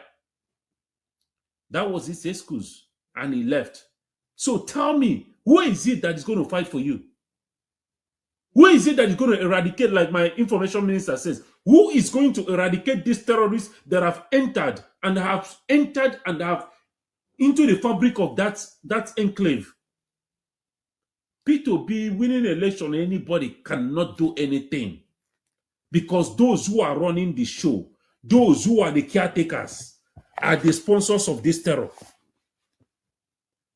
Only the restoration of Biafra is what is going to give you a true freedom, a true security, the restoration of Biafra. You as a Biafran. Thank you. Thank you so much, Honorable Mighty. Honorable Seward, in light with the question, Yeah. why do many Nigerians believe that Peter Obi and the Boko Haram terrorists, that they have agreements, that if he comes to be the president, that he will just talk to them and then they will stop the terrorism, they will stop jihad, they will stop Sharia, they will go and remove Sharia from the Nigerian constitution. If American government have told Nigerian government to remove Sharia from the Nigerian constitution and then they reject it, is it Peter Obi that will tell them to remove Sharia from Nigerian constitution and then they will go and do it? Over to you, sir. Yes, in their mind, Peter B will turn Nigeria, just like Soludo told them he will turn Anambra into better than Dubai. Peter B will turn Nigeria into better than America, better than Qatar, better than anywhere has known before. But that's their little mind. Now, what my brother Mighty Dot said, I actually wanted to point on that because Goodluck Jonathan ran away in 2015 because he saw what was coming. Now, I know a lot of people, and my Minister of Information, I want you to look at what I'm going to say right now. I know a lot of people don't look at it this way. Peter Obi, like our Prime Minister has always pointed out, made it very clear that Nigeria breeds criminal, which includes himself, Kwankwaso, and all of them who are vying for any political position or are in any political position in Nigeria. They are all criminals. This is what their principal, Peter Obi, said. But Peter Obi and Kwankwaso is like Osibanjo and Buhari. Now, I want people to remember this. Kwankwaso in 2023 would have had an opportunity to run with Peter Obi as his running mate, but he said over his dead body will he run with an Inyamri, with an Igbo man as running as a running mate with an Igbo man. But today he has accepted to run with Peter Obi, just as a distraction to make it look like there is something coming.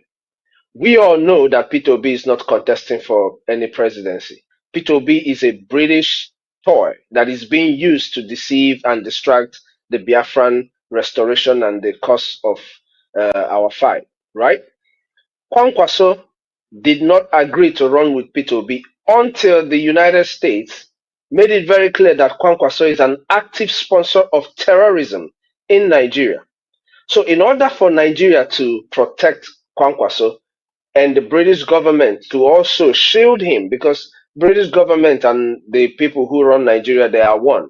In order for them to shield Kwankwaso, they made Kwankwaso to join P2B to contest for this, to be able to deceive the Igbo people, Biafrans, to believe that, oh, maybe there is a chance. Now there is a terrorist running with this criminal that is over here in the east. There is not going to be any chance. Nigeria bred these people. They can never change anything in Nigeria. Kwankwaso, an active sponsor of terrorism, is the same thing with Shetima, who is currently in office. Who claims to know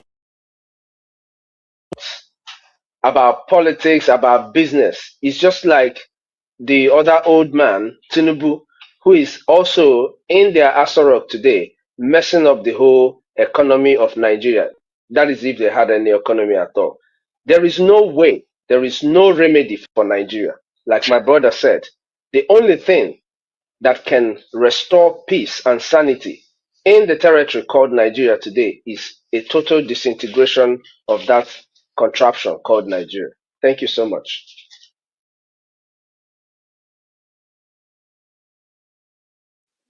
Honorable, you got my intuition from what you just said about Kwankwaso in 2023 elections. You see why it's good to have you guys on Voice of Biafra television. And I would do well to dig into this very publication and bring it to the screen, so that we ask the pertinent question that people have not asked. We want to know, we want them to also tell us, how is it that the same man that said Northerners cannot vote for Peter Obi, today he wants Peter Obi to go together with him. He even went to the point of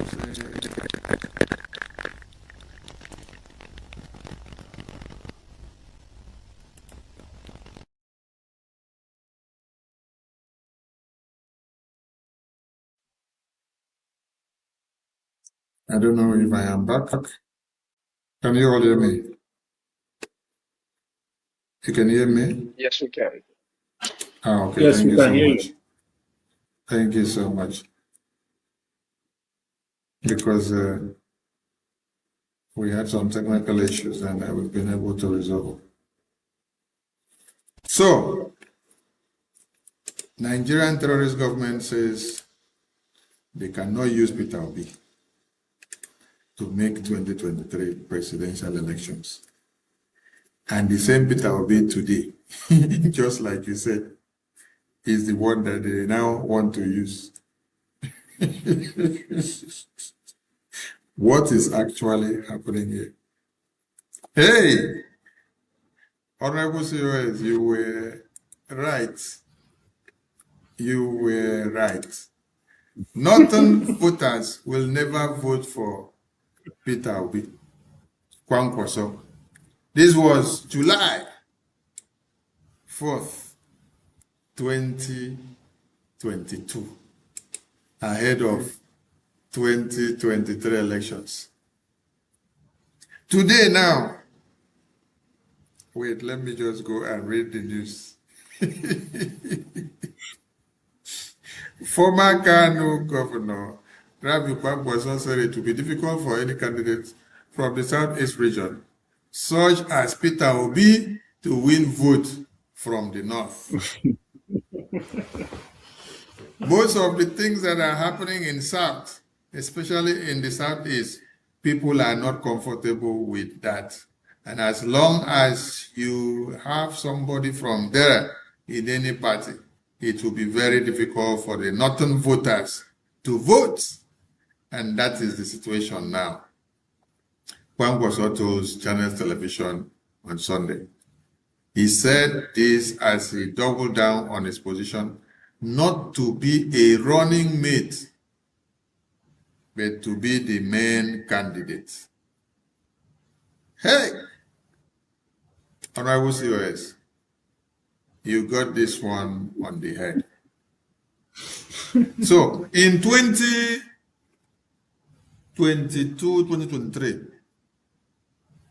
when America has not mapped out Kwankwaso as a terrorist sponsor, Peter Obi and the people of Biafra region can never be president of Nigeria. This is called Takia. Takia. Now in 2026, after they see that in 2025 the American government spotlighted Kwankwaso as a terrorist sponsor, the same Obi that they said they cannot be a running mate to Obi, they now camouflage with Obi today. They cannot be a running mate to Obi. They will be the main candidate. But today, they are standing behind Obi and they are pushing Obi so that this will erase their terrorism index on the system. Honorable Mighty, I think you have something to say about this. Yeah, it's just it's really depressing when you just sit down and observe the way our people reason. I don't. I'm not talking about any other person in that country. I'm talking about Biafrans. Like it's like you see somebody call himself educated or herself, or the so-called obedient. They quickly forget about all this. It's like I don't know the level of amnesia that it's like they spray this in the air that they breathe. It's like it's in the food that they eat every day in that contraption. How can you look at what we just put up? They already quickly forgot. Kwankwaso will never ever stand against Boko Haram. Kwankwaso will never ever stand against Fulani herdsmen. Look at what is happening with the so-called Shetima with Tinubu. The crime, the massacre has intensified. And then another northern Islamic jihadist Fulani man. The obedient, can't you see that you people are pawn? The main person that they're using as a pawn for their game, they used him in 2023 in order to quench the momentum that Biafran was coming with. The momentum was so high that they tried to use Obi to quench it. And many Biafrans fell for it. They are back again. Like my brothers say here, and our information minister.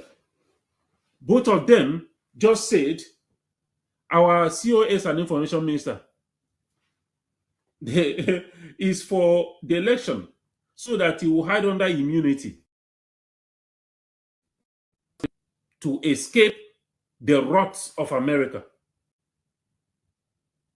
For how long are they going to continue to use you as a pawn? You are the one wearing the shoe. You know where it pinches, you know where it hurts. Those who are making your life miserable are those politicians that you're running after.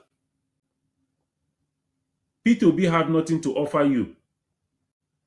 Kwankwaso stands for jihad. Kwankwaso is for Islamization. I don't know when all of you are going to learn. No politician in that contraption have your well-being in mind. No single one of them, from the presidency to the local government chairman. And the earlier you realize that Nigeria is not a real place. Many of you Christians, you're praying that you don't have to go to hell, that you want to make heaven, but you're already living in hell. Give you a new leaf. Biafra will give you heaven on this planet Earth. It's not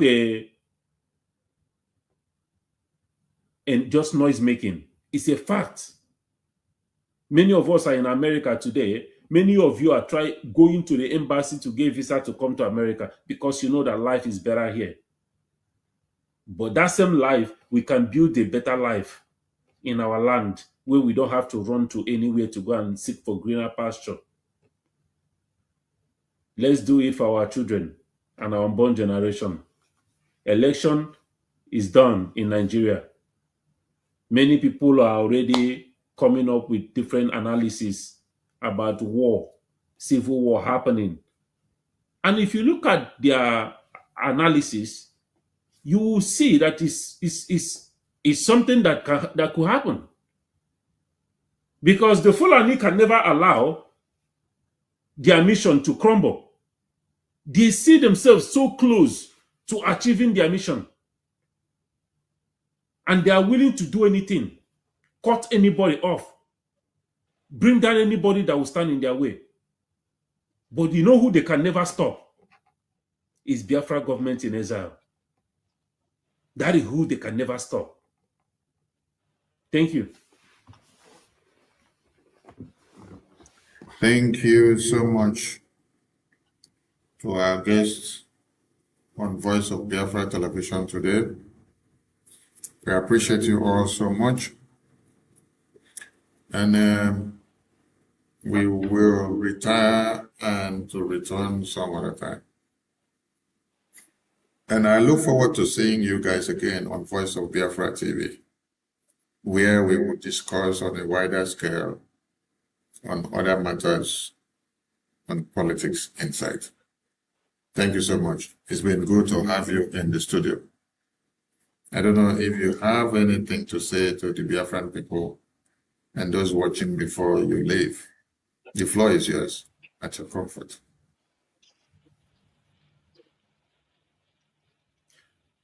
Okay. Yes, let me go real quick.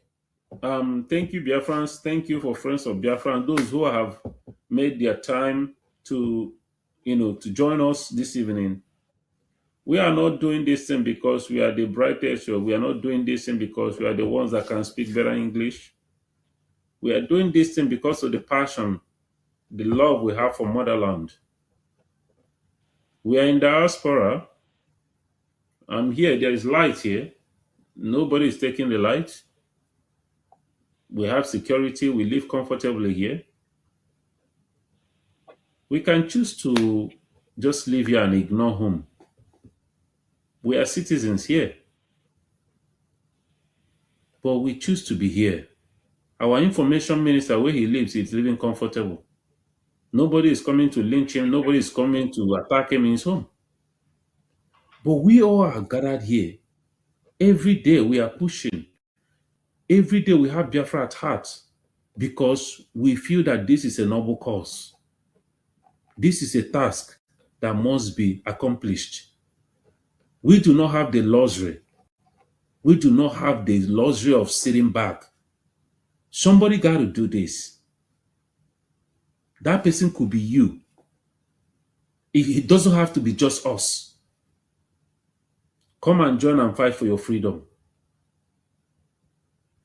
That when Biafra is restored, you will walk on the street of Biafra with your shoulders high, as a proud man, as a proud woman, knowing that this is a country that you fought for.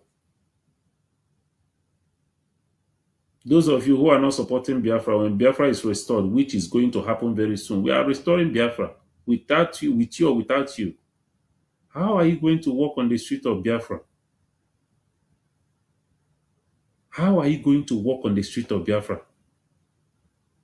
Knowing that people like you died for this, people like you bled and suffered for this, while you were still alive, walking around. Alagachugo, so rise up right now and support your freedom.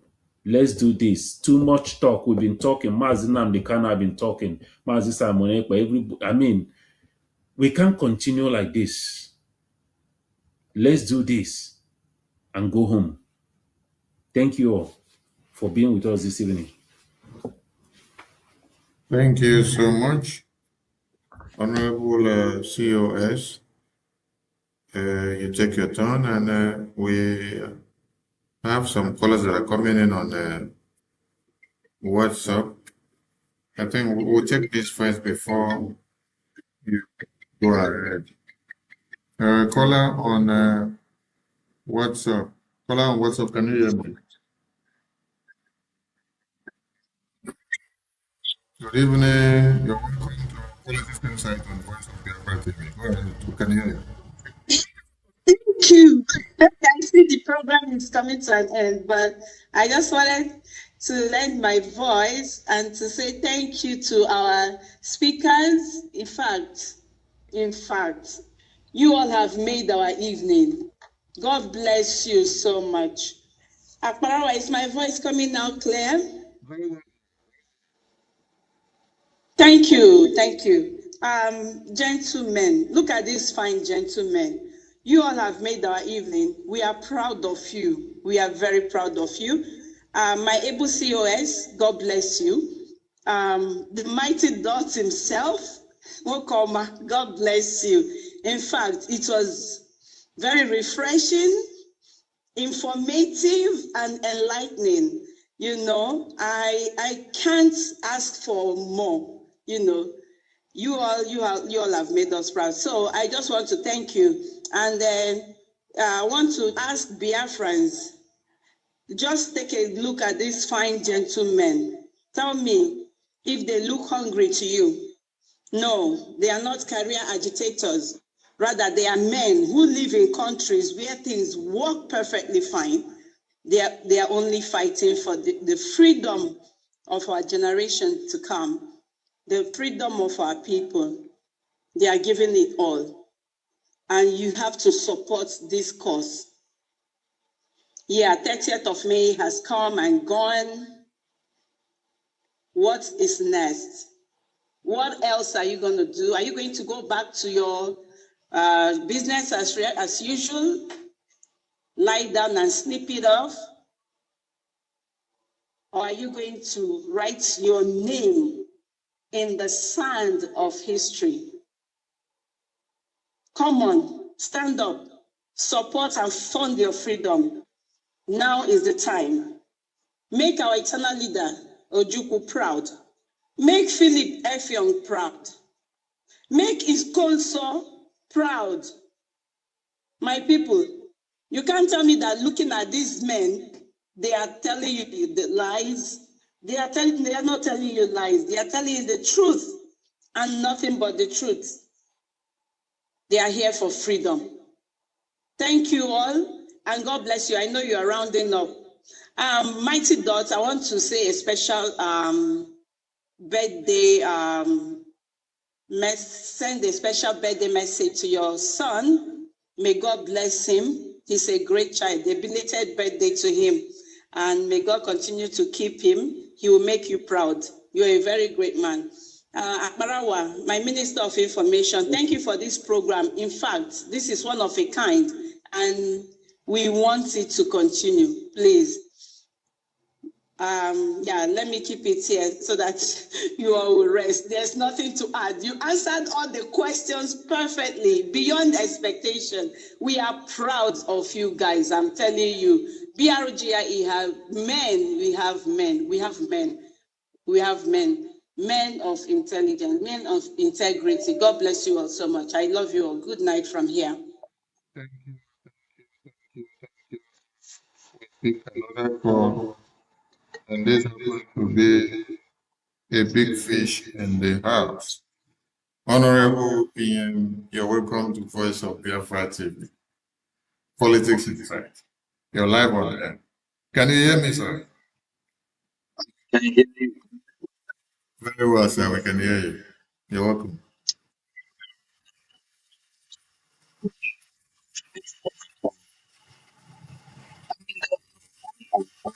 Yeah. Okay. Beautiful, yeah. And honorable, my dear. Why the Nigerian government is coming after me? We are telling the Zulu government that Biafrans, we are entitled. We have gallant men that are ready to fight to the end. And I'm sending message to all the saboteurs, both those within that have made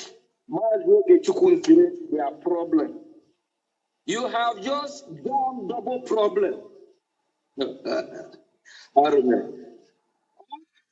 The evil people who hold them accountable. This journey that we have begun, no going back. No going back. And I'm so happy that you watched this.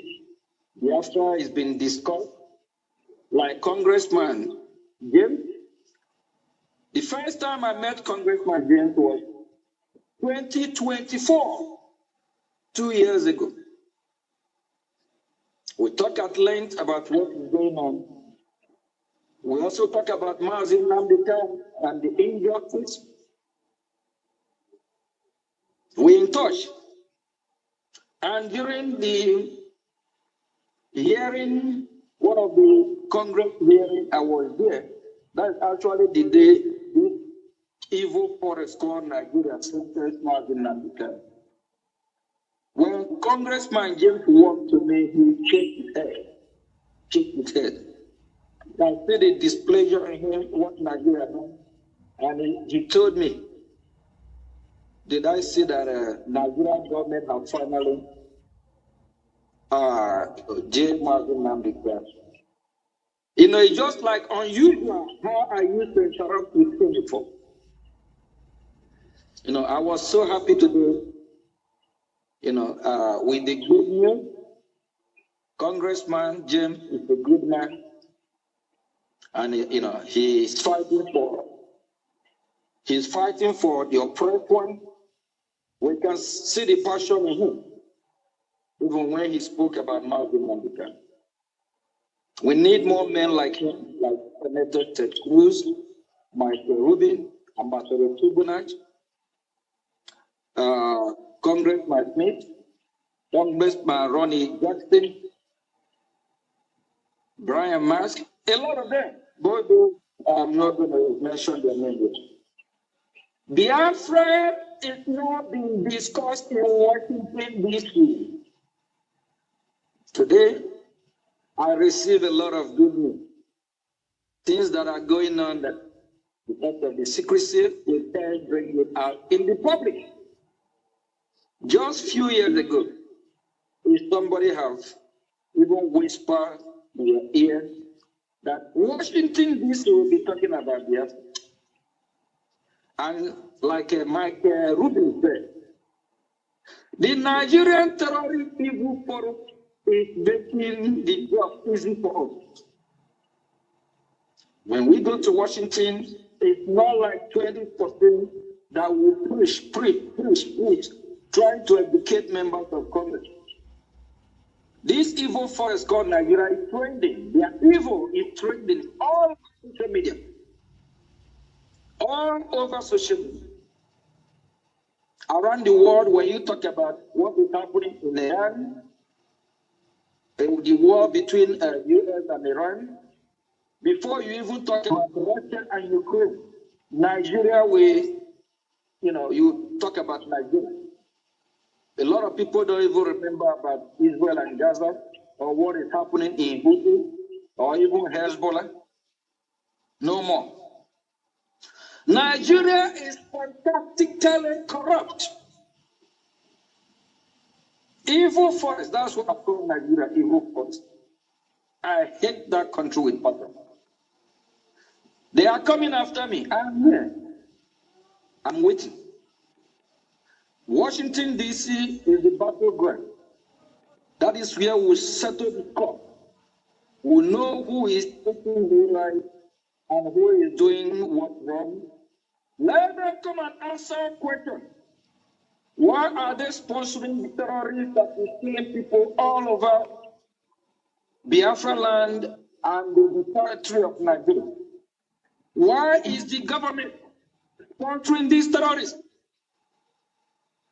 Actually, before Tinubu will come down, we might need to drag Tinubu to go and answer Chicago. He was indicted in the 80s. And he disguised himself as a female. And this guy, I don't know, back in the 80s, he already even a criminal. So. But now he have, I'm sure, Tinubu have a master's degree in criminal activities. And Chetima, co-founder of Boko Haram, how do you think these two evil giant tree in the forest can be able to manage the country called Nigeria? Are we talking about people here? What the hell? Nigeria is just fantastically corrupt. Very evil. Nigerian government, I have a message for you. I will be your last. Before you get to me, Nigeria will have turned to Somalia, even worse than Somalia. They better let Biafra go. Michael Rubin said it. If Nigerian government don't let Biafra go, there won't be peace. We can't just live with them. And we have some Biafras working with this Nigerian government, helping Nigerian government to come after me. I'm here, I'm going nowhere. We deal with all of these people, both from those in anywhere part of the world, whether it's Finland, whether it's Australia, Switzerland, Belgium, anywhere. I will deal with all of you. This freedom, we must get it. Generation of this time, we must get this freedom. We will not leave this fight for our children. Enough is enough. Sid. Congratulations, POS and Mighty Duck. We really enjoyed the show. And Biafrans, you are all encouraged, to come and air your view, talk to Biafra, the voice of Biafra. It's our station, our TV station. This is the first time Biafra we are a one of a kind. A TV station where we can voice that, talk to our people, both home and abroad. And in Biafra land, Biafra people are watching VOD as well. Central Africa, West Africa. I think we achieved a milestone on this. I'm so happy that Washington, D.C., Obodan, the leader of the free world, is talking about Biafra. And a lot is happening. I just want to play with my fellow citizens. Be patient. Things are happening, and it's happening for our favor. And if we want it to happen today, tomorrow, you know what to do. Make some noise. Fund your freedom. Fund like never before. Mazin Namdekanu said, if we have crazy people like him, Biafra will come. My own craziness, I don't know whether I will compare mine with Mazin Namdekanu, but I'm crazy, yes. I'm fantastically crazy to get freedom. I will do anything for us to be free. Freedom is so beautiful. Yes, like in the Western world, we have electricity 24 hours, good road, water run inside your house. The infrastructure are, perfectly. Can you compare that with that disgraced country called Nigeria? The more we remain in Nigeria, the more they won't even call us third world. They will call us fifth world. While the rest of the world are excelling, developing, moving forward, this great country with the terrorists, they will drag us back. We will not prosper in that Nigeria.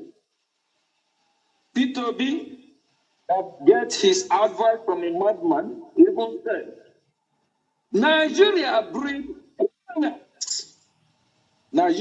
Peter B. The imposter Buhari, 2017.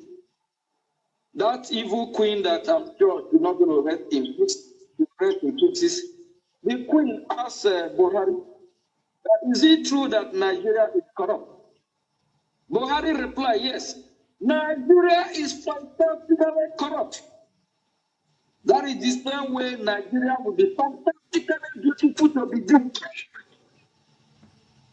Sodom and Gomorrah, record of the Bible, said that Sodom and Gomorrah for their evil way. Instead of Nigeria to destroy us, we will destroy the entity called Nigeria. Do you remember Noah fought? Yes. Noah and his family and those that believe in God were saved.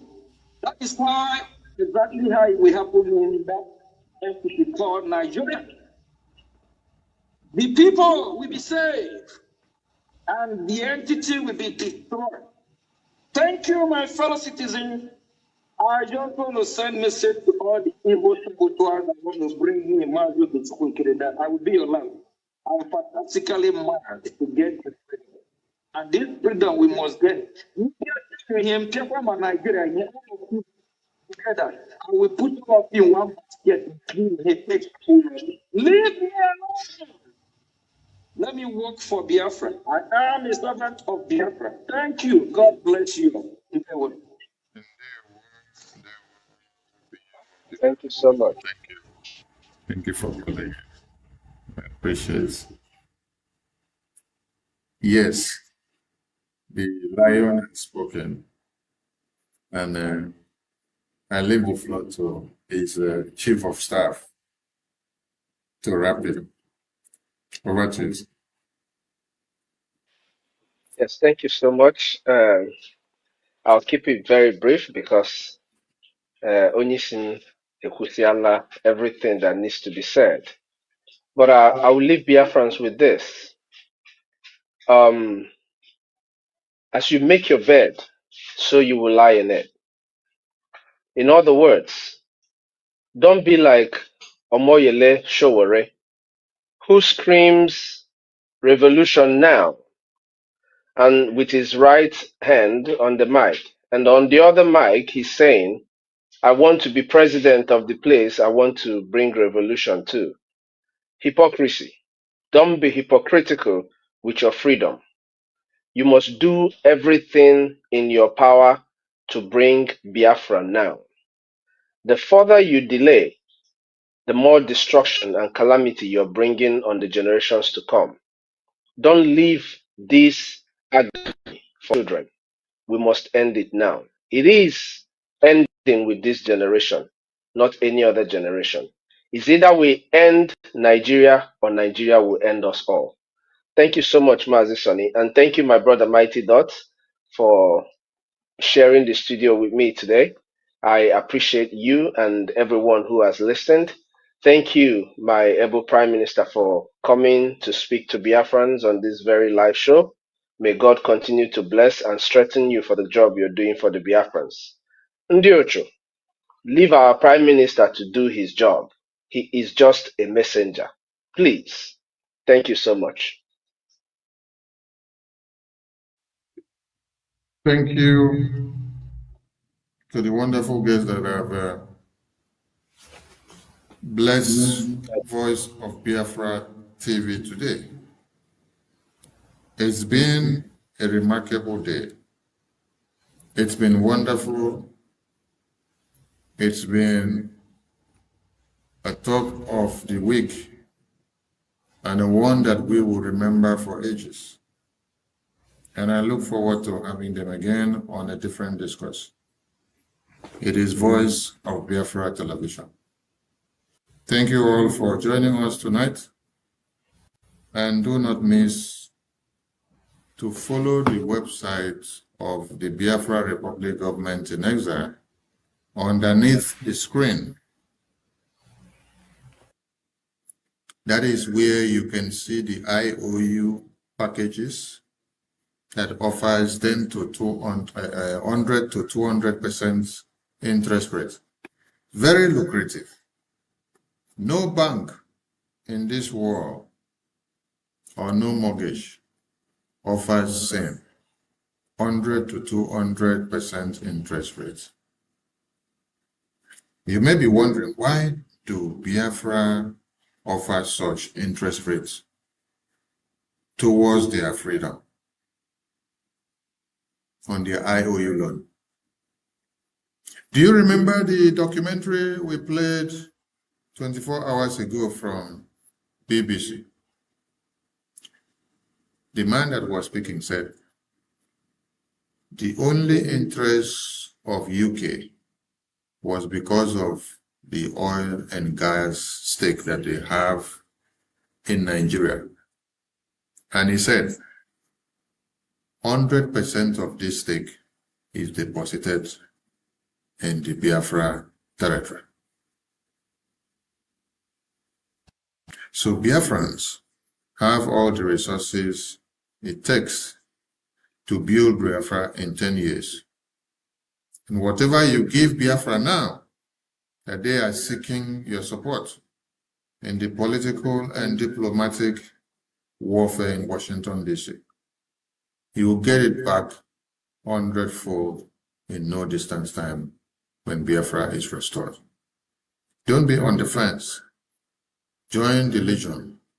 Join the forces. Be amongst those that write history in your own time. This is Voice of Biafra TV. It was Politics Insight. See you next time.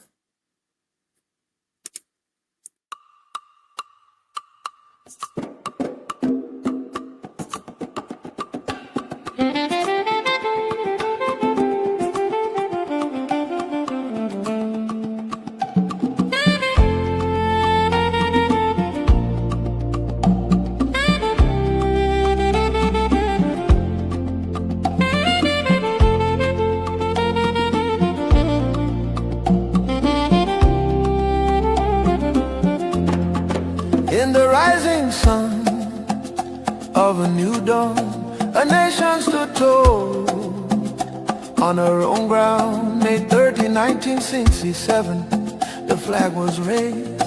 Land of the rising sun, freedom proclaimed. All over Biafra land, the people sang and danced, tired of broken promises and iron chains. In July 6, 1967, Nigeria waged a genocidal war against the young republic. The drums of war began to sound.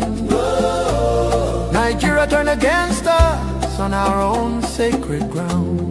May 30, 1967, we still remember the day hope was born and hell descended.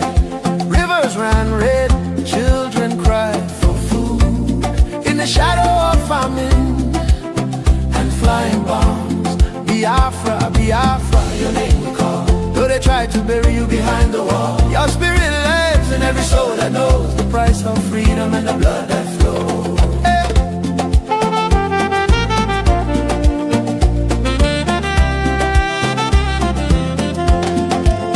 Blockade and hunger became their sword. Kwashiorkor scars on bodies of the young and children.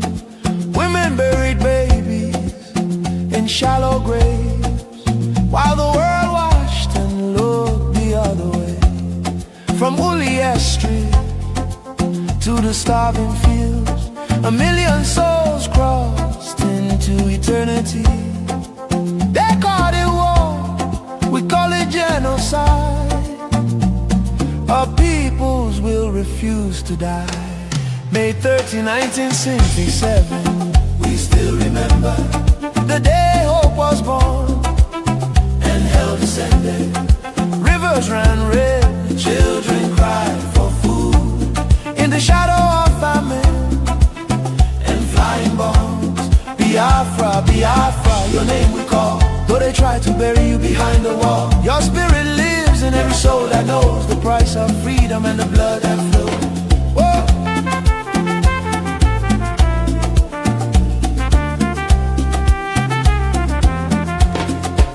No victors, only survivors left to tell of the pain, the courage, and the tears that fell.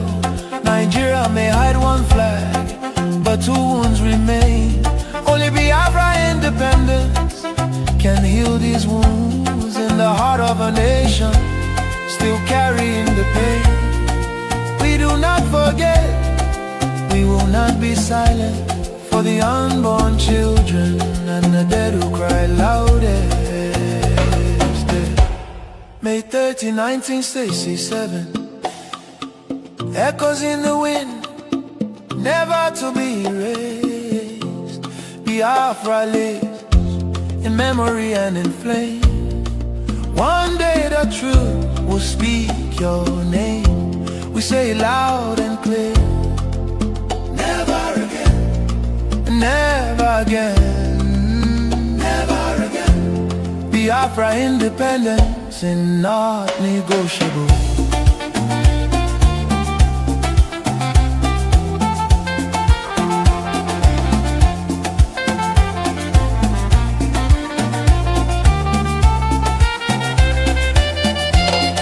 Biafra independence is not negotiable.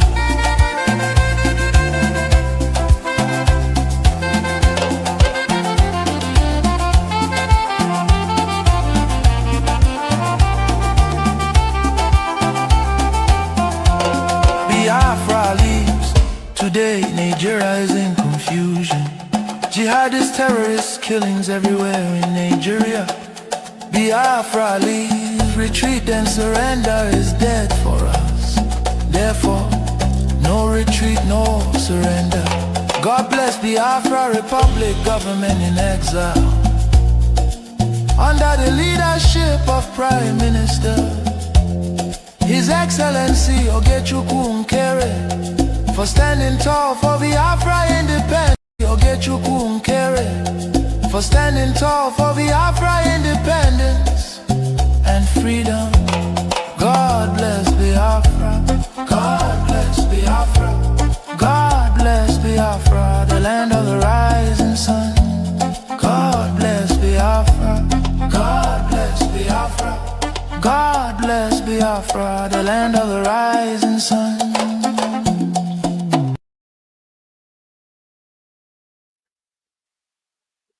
A very good evening to all of you. And it's good to have you back on Voice of Biafra Television.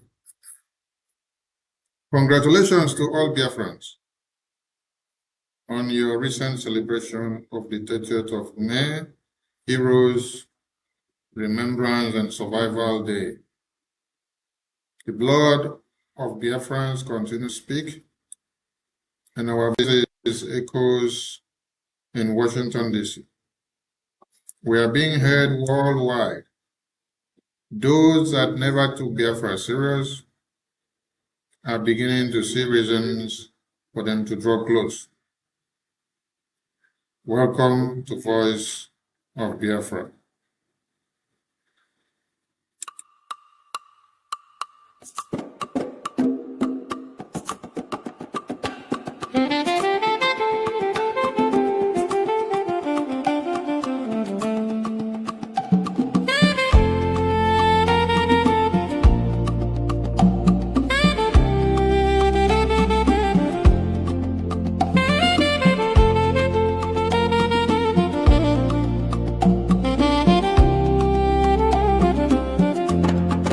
In the rising sun of a new dawn, a nation stood tall on her own ground. May 30, 1967, the flag was raised.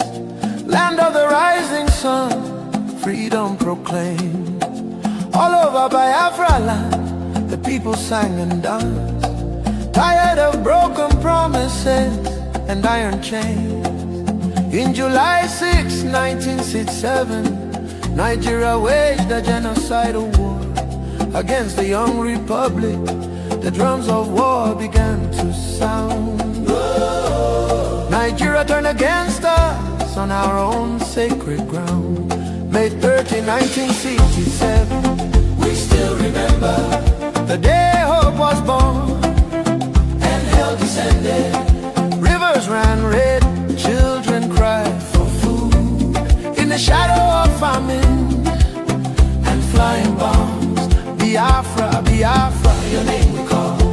try to bury you behind the wall. Your spirit lives in every soul that knows the price of freedom and the blood that flows. Hey.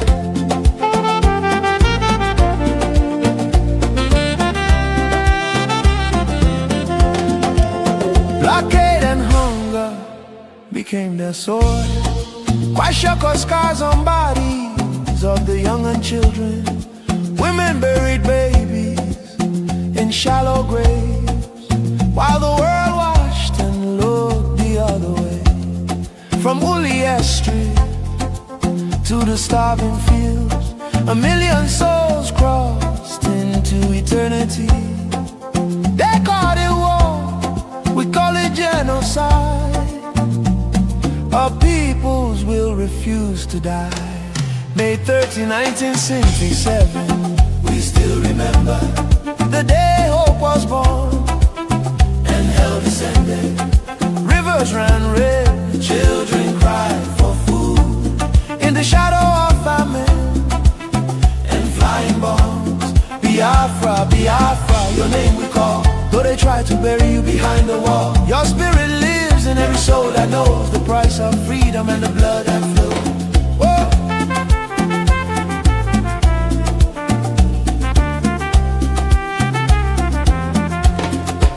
No victors, only survivors left to tell of the pain, the courage, and the tears that fell. Nigeria may hide one flag, but 2 wounds remain.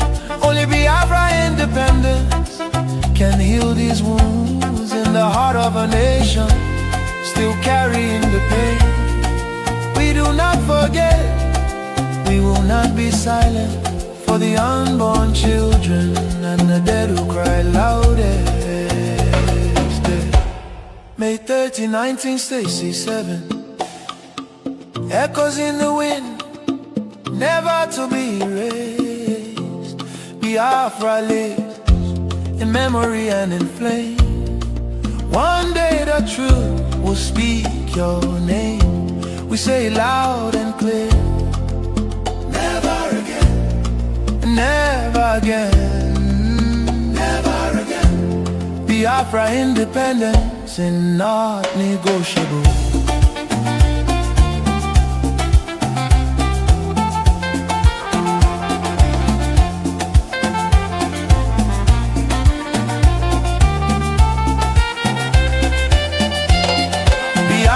Independence is not negotiable.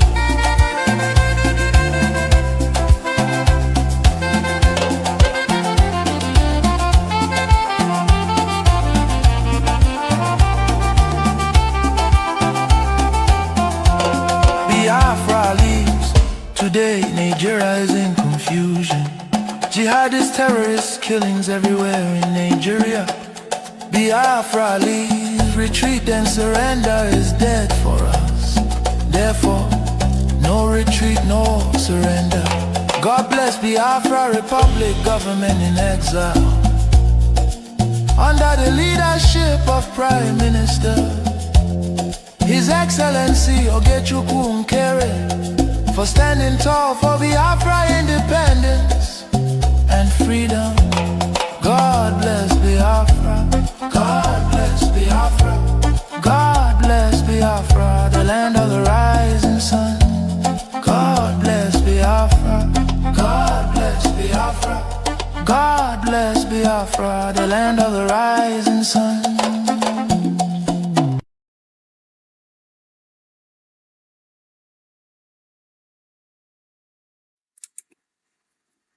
Welcome back to Voice of Biafra Television, and it's good to have you all back.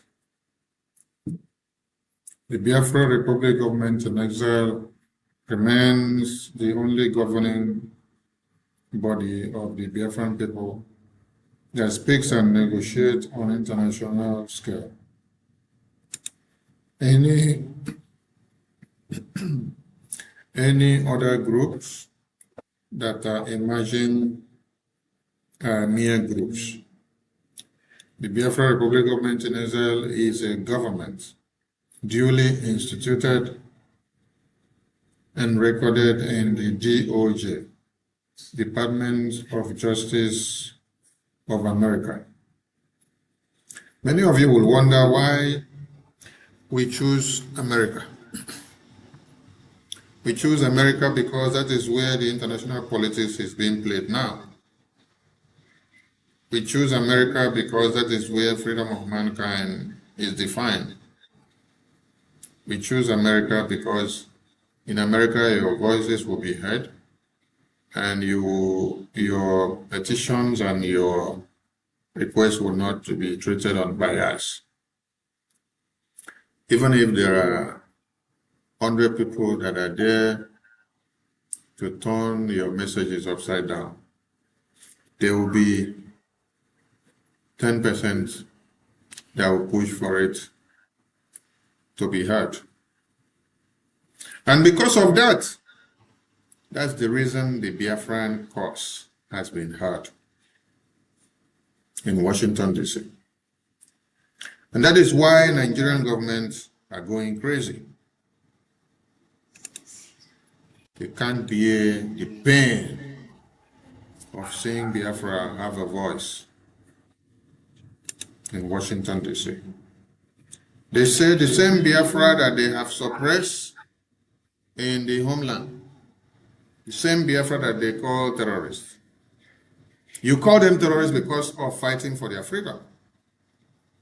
You call them terrorists because they say enough is enough. We will not watch our babies, women, and children slaughtered by the Fulani terrorists. Are you angry that they have become resistive in nature? Are you angry that they are ready to defend themselves? You slaughtered them in 66 to 70s. You used the aid from Britain because of the oil and gas that Britain worked so hard to sustain their business interests. The Biafra Defense Forces announces the formal establishment and activation of Biafra Defense Intelligence Agency, BDIA, and Biafra Special Operations Command, BDSOC. If you know, you know. And if you don't know, we can't help you. You just have to wait, or you stay in the media and remain idly by and be acting stupid and disgrace yourself in the social media until when we get to the final stage, you can come and claim your identity as a Biafran.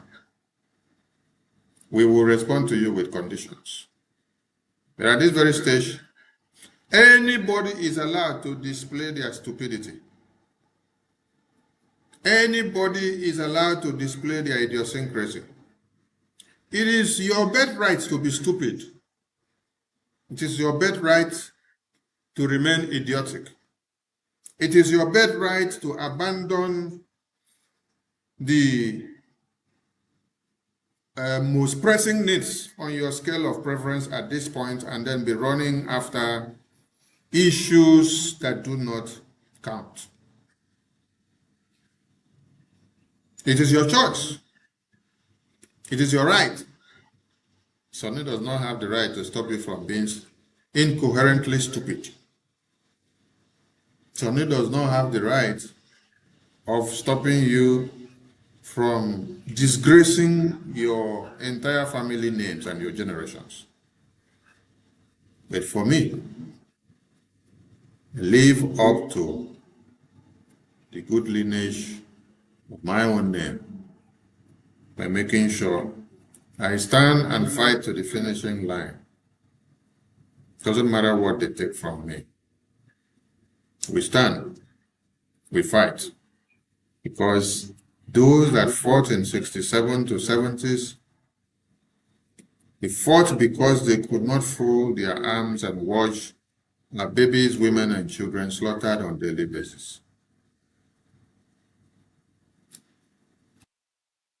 This very command that has been unveiled by the Biafra Defense Forces, in quote, will do special services that you never thought they could be doing.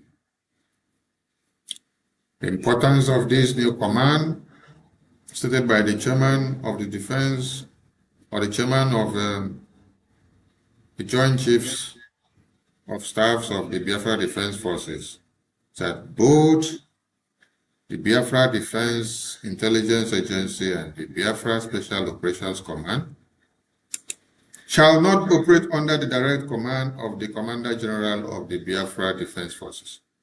They will maintain independent operational mandates while coordinating at the higher strategic levels of defense leadership. These deliberate structural arrangements strengthens checks and balances, enhances professionalism, and aligns with best practices in modern defense architecture.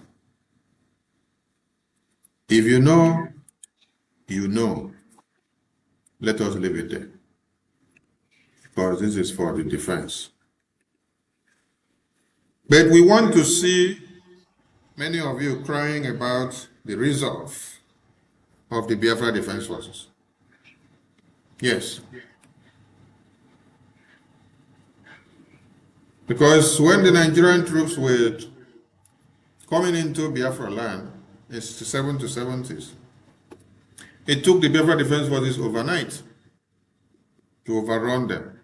Before they realized that the Biafra Defense Forces have overrun them, they now decided to bomb the bridge because they saw the advancement where we were going and how far we have expanded from the mid territory of Biafra down to our neighboring towns, going down and taking charge of the shores.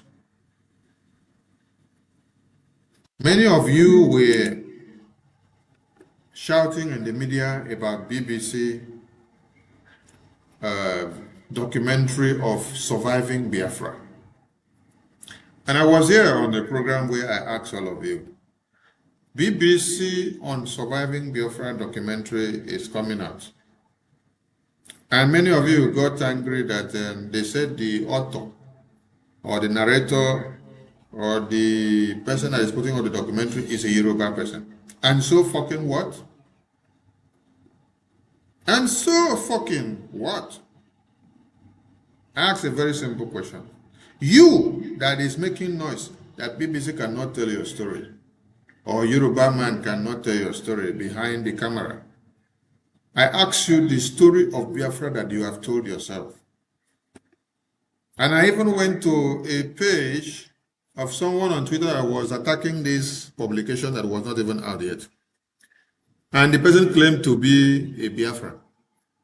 And when I checked the Twitter handle of that person, you did not see anything Biafra that the person had posted. But when it was time to launch attack on BBC and the Yoruba journalists that documented this thing, you saw them coming out from left, right, center. They made noise everywhere. Many of you are very stupid. Many of you are only good in making noise in the media. When it's time for actions and proactiveness, things that will move mountains, things that will actually make a difference, we will not see all of you. We will look for you, but you will not show up. We will ask your name, you will disappear. Later, you will come to the media and you will be speaking grammar. Can grammar give us freedom? Can long write-up and notes give us freedom? Can that multiply our defense logistics? Or can that multiply the funds needed for our political lobbying? If you're not aware, the Biafra government in exile has launched an open network very wide. And we are saving and solving every move by the Nigerian terrorist government. Today alone, there are many media houses that have also published about how Nigerian terrorist government are going secretly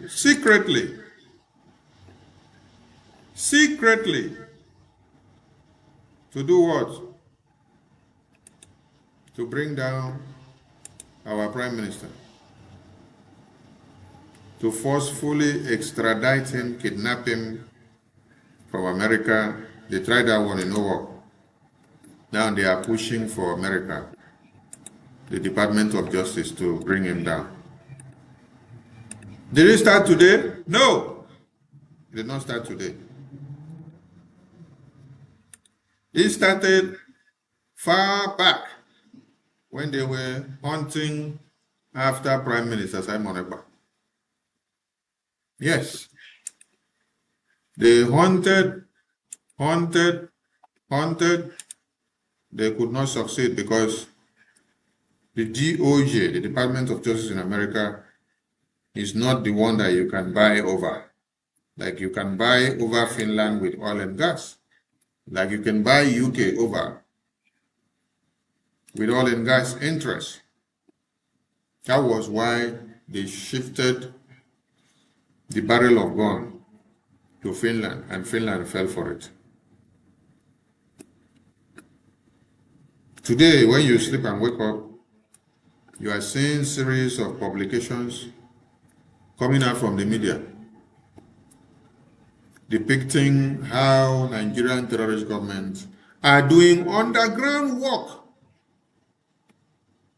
to see that they extradite or kidnap or put the Prime Minister of the Biafra Republic government in exile, Honorable Okechukwu, to prison in America. But they don't hit, yes, they don't hit one bad rock. The news publications are coming out. And I'm going to read the one of whoonline.com. The whoonline.com you see here is a UK-based media house. So they are doing their handiwork that Britain has given to them. This is what we have to read before we go into the BBC documentary, so that you know what BBC documentary did. This publication here was made on the 12th of May. Today is 1st of June. Exclusive. Yes, it must be exclusive because it has to do with Biafra. When it is exclusive, it's got to do with Biafra. Tinubu seeks extradition of US-based Biafra leader. The Tinubu administration has quietly, listen up, as quietly, they did not say Tinubu administration is in your parlor. They did not say Tinubu administration is in your room. They did not say Tinubu administration is in your toilet, no. Or is in Aso Rock, no. Or is in Washington, D.C. No. Said Tinubu as quietly, oh. When we tell all of you that we have too many enemies, both within and without, many of you are working as tools. Some of you that are inside the BRGI now, and all of you that worked on before. Some of you that are inside BRG now, you are there, claiming to be one of us, while you are now serving as Ruben Nadi. When Ruben Nadi was inside BRGI, and Mazi Simon Ekpa was here, she will attend all the cabinet meeting, and then she will take the report of the meeting to Ifeanyi Uba. She was doing political campaign, Nigerian political campaign, with Ifeanyi Uba, while claiming to be part and parcel of BRGIA cabinet. Hey, Mazi Simon Ekpa, you don't suffer. Because the people you trusted so much. And if somebody told you, no, these people are doing political campaign for Ifeanyi Uba, you say, no, leave them. When you finish your cabinet meeting, they will take it to Ifeanyi Uba. And when Ifeanyi Uba is coming, Ifeanyi Uba will be talking with so much courage that if Simon Ekpa calls his name again, He's going to do this, he's going to do that. Little did we know that Ruben Nadi was the campaign coordinator of Ifeanyi Ubah inside BRGI. The days of we overlook is over. Any of you that think that it is business as usual should know that it is not business as usual. Nigerian government are after the Prime Minister Okenkere. And they did not say, they say, no, they are giving you the message direct and open. So if the Prime Minister, your Prime Minister, who is the leader of your government, is being hunted down by a terrorist government of Nigeria, and they are coming all the way into the U.S. Department of Justice in America, and that is not anything important for you to talk about, to be bothered.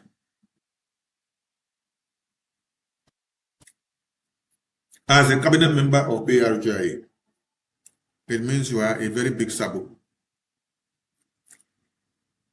So be very careful, because my own, when I match the propeller, you will land in the lagoon. If your leader is being hunted, and you know the significance of this, your leader, then you should be worried. Because none of you have the balls to do what he's doing. It's not about being in America for 20 years. It's not about being in America for 50 years. It's not about being in America for 10 years. It's not about being in America for 50 years. It's not about being in America for 5 years. It's not also about being in the UK for those numbers of years. It's not also about being in Asia for those numbers of years. It's not also about being in Europe, the most useless place, for those numbers of years. Other places are even better. You see, Europe, the worst place so far. The worst place so far. And many of you that have now resided in Europe, you have also become worst in your mindset. It is from the same Europe that the Europe people now decided to use UK license to stage a coup. You leave Europe, you go and use UK license to stage the coup in BRGI. Because UK license made themselves very vulnerable for you to use. Yes, because when you told them, oh, UK, you have to join together with a European Commission. You have to join together with European license. That you cannot stand them. Then they came in and infused together.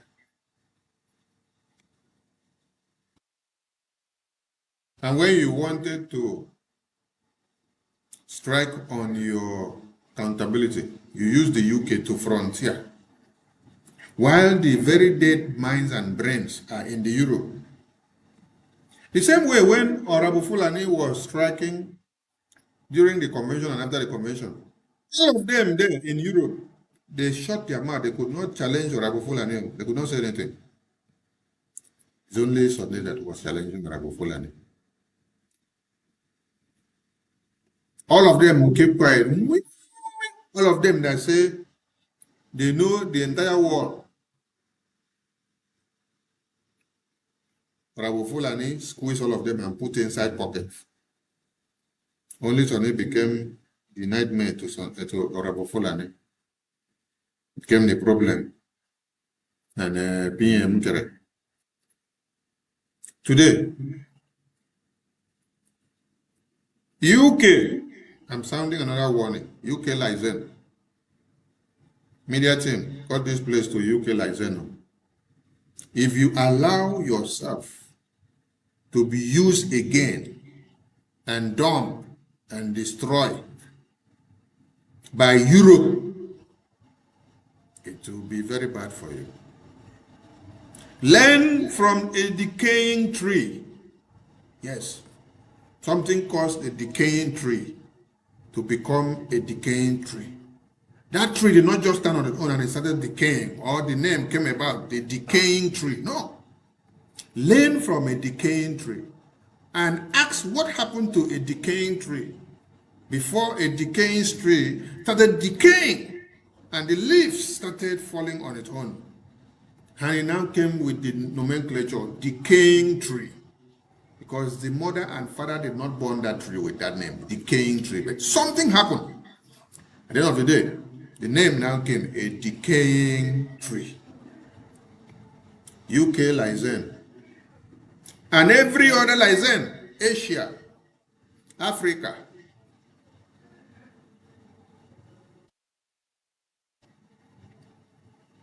Do not be tracked down and tracked down again by European nonsense and madness.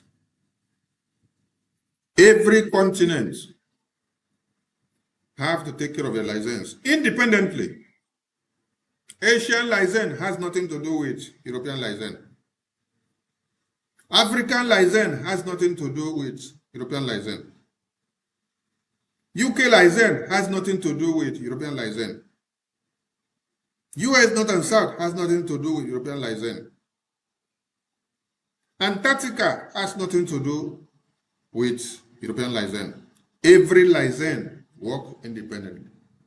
Find a way to grow your own continent. Don't go and look for the power or the influence of UK to use UK to amplify your energy.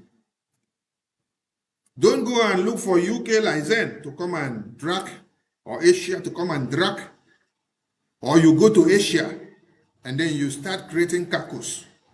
You start nominating people in Asia license.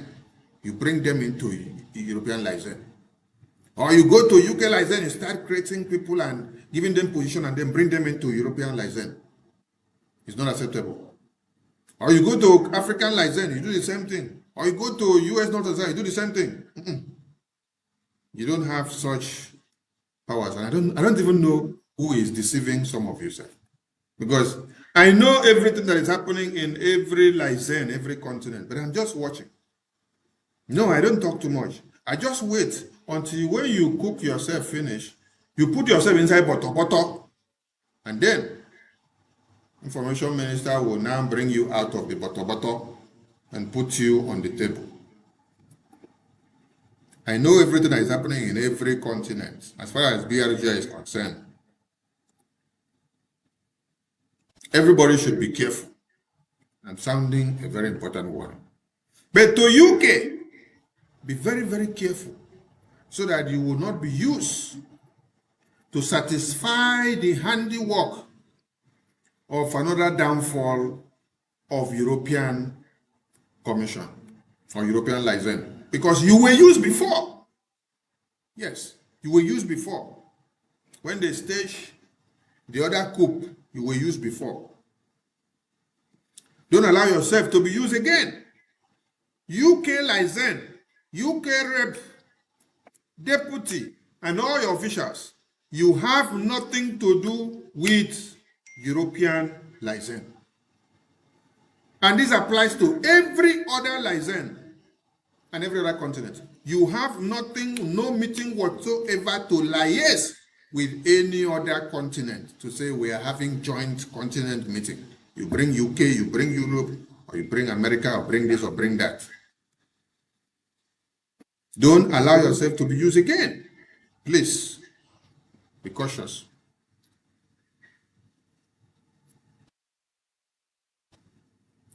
Coming back to the issue of the day.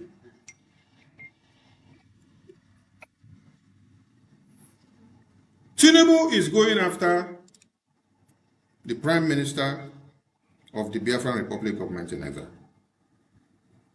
And as Tinubu is going after the Prime Minister of the Biafran Republic of Nigeria,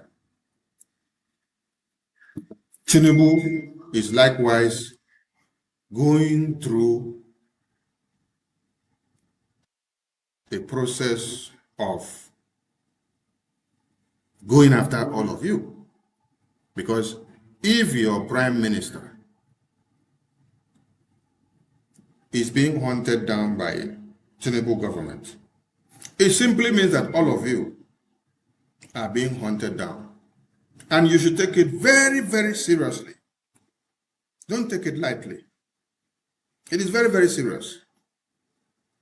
And every Biafran should buckle up their belt and sit tight. Because we are in the next phase of brutality. And this stage needs people that are tough-minded. Yes. You need to watch your back, and you need to tell what you see, and you need to keep everything updated.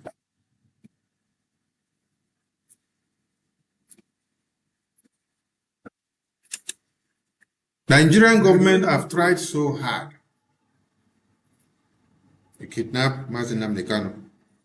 They succeeded in imprisoning Mazi Simon Ekpa.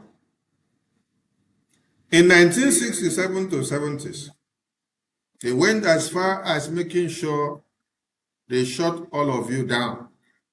They implemented a blockade, land and sea and starvation from all ends. As if that wasn't enough, they used every arsenal that they had to bomb churches and health centers under the watch of the Red Cross, who were trying to revive the lives of the Biafrans that were dying at that time. If they are still after your Prime Minister today, then you should be aware of what is actually happening. Nigerian terrorist government will not rest if they don't see that Biafra is totally buried. It is incumbent on all of you to see that Biafra cannot be buried. Everybody should be happy about the documentary of BBC that was released, I think, whether 24 hours ago. We are going to play it here, and you will listen very well to it. It's so shocking. When I mean shocking, I mean shocking. To see that Nigeria has not changed from 1967 to 1970s and to 2026. Nigeria still played the same role and the same pattern. Nothing different. Because of Biafra, they killed over 10 million babies, women, and children in starvation. Even the officer that was serving the interests of Nigeria was saying it in the documentary, that when he saw the dead bodies of babies, women, and children, he got pained. I'm not talking of the one that fought on the Biafran side. I'm talking of the one that fought on the Nigerian side. He's telling you how he got pained that they have committed sacrilege on humanity. But when Gowon was asked, and when even the British High Commissioner was asked, they said they don't care about, even when Adekunle was asked, that they are using blockade, starvation to kill babies, women, and children. They say they don't care. And what they care is for Nigeria to remain as one. Even if they kill babies, women, and children, they don't care, as far as Nigeria remains as one. This should baffle all of you. And I am calling on all of you to have a rethink if you're still on the fence. Now, the same pattern is happening today. Nigerian terrorist government are going about with the terrorists in uniforms, sporadically killing and maiming in your communities. And many of you are just looking, you're watching, you're not doing anything. Maybe you expect just a few hands of Biafrans that are fighting to do everything to protect the entire 40 state of Biafra. It's a lie. You cannot kill only one person with his flesh scattered and shattered to now shred all over the 40 states to save everybody. No. Everybody needs to rise up to support the freedom.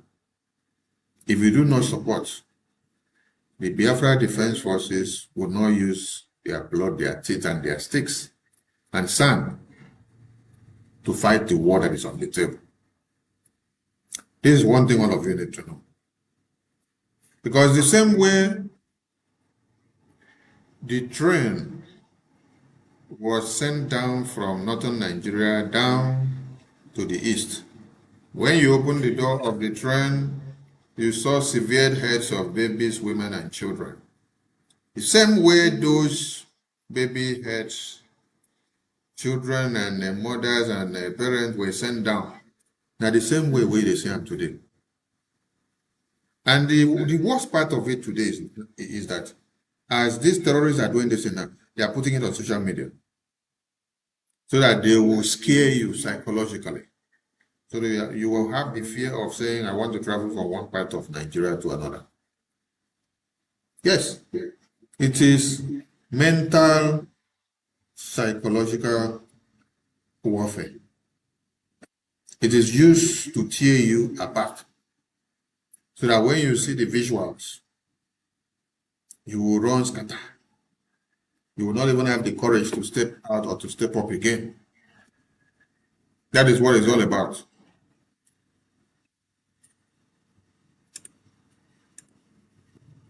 Tinubu administration has quietly expanded its Washington lobbying offensive beyond reputation management and security cooperation, with senior Nigerian officials now seeking greater American scrutiny of a prominent Biafran separatist figure operating from Baltimore, Maryland, according to a diplomatic and lobbying sources familiar with the discussions. Aso Rock sources told Ohu.com on conditions of anonymity that President Tinubu is personally directing the costly Washington campaign to blunt Biafran lobbying and is pressing the White House to treat Baltimore-based Biafran exile Isaiah Harrison Ayoku, aka Okechukwu Nkere, as a law enforcement, not a political problem. A maneuver that risks entangling U.S.-Nigeria security cooperation against jihadists with a fraught domestic quarrel. Have you all seen it? If you are a Biafran, and this is not something you should be worried about or concerned, then it means you are not working for Biafra. You're working for the enemy to see the downfall of Biafra. Because the role that this your prime minister is playing is speaking volume and is causing so much problem to the Nigerian government. And that is why they are not sleeping. They are not looking back.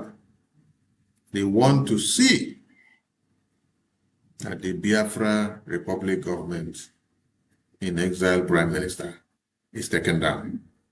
Because they understand and they identify the role he plays for the Biafran people. That is why they want him taken down. Same way they wanted Mazi Simon Ekpa taken down. Same way they wanted Mazi Nnamdi Kanu taken down. Nigerian government don't want to sit back and look and see the progress of Biafra. Did you listen to these videos that we played on the Heroes Remembrance Day? You heard things like the Biafra army had a military-industrial unit. And after the war, the Nigerian government decided to destroy it because they are afraid of a resurgence of Biafra energy. Then you had another one. The reason why they stopped teaching history in Nigeria in schools is because they don't want the students to get acquainted with the bad history genealogy that has to do with Nigeria and Biafra and who played the role in the genocide, why the war or why the coup was carried out, and why Biafra was declared. And the people that were causing problem in Nigeria that now necessitated the coup plotters to plot the coup and to take them down. And after taking them down, the measures that they took and the people they projected to be implemented as the new leaders in government.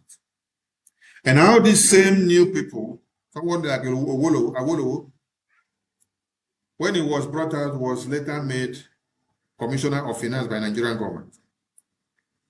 And when he was brought out from Calabar prison in Biafra prison, he was brought out after the coup was carried out. It's the same Nigerian government that imprisoned him. Then the Biafran government brought him out. And they say, oh, let's use him to make the premier of Nigeria. This same person was now given the position of a commissioner of finance.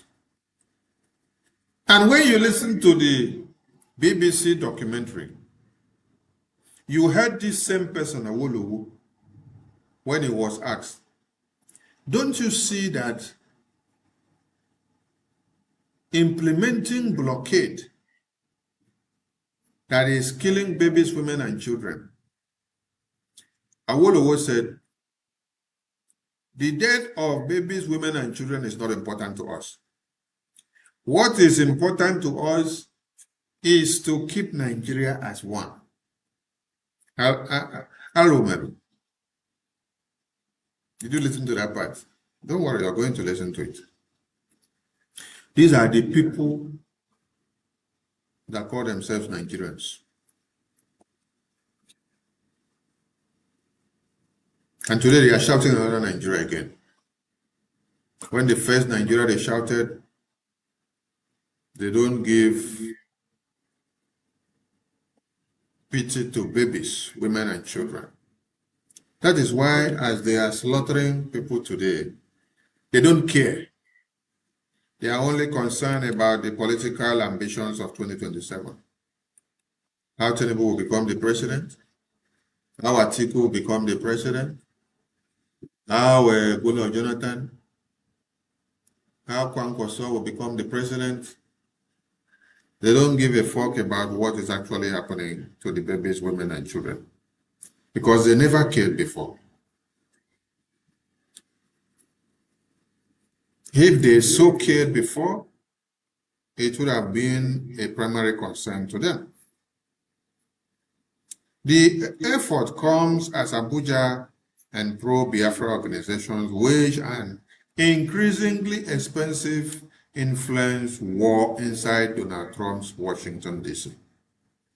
So Biafra case, or Biafra, is being spoken of in Washington, D.C., and there is great efforts in amplifying the voice of Biafra this time.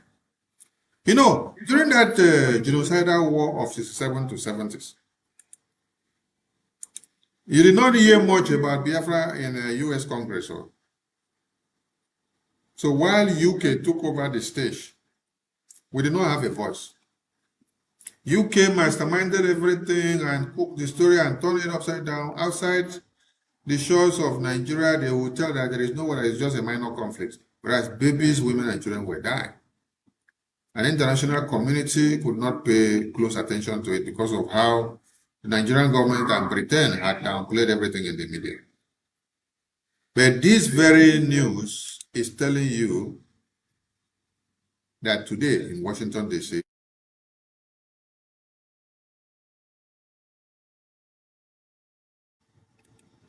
this news in Washington, D.C.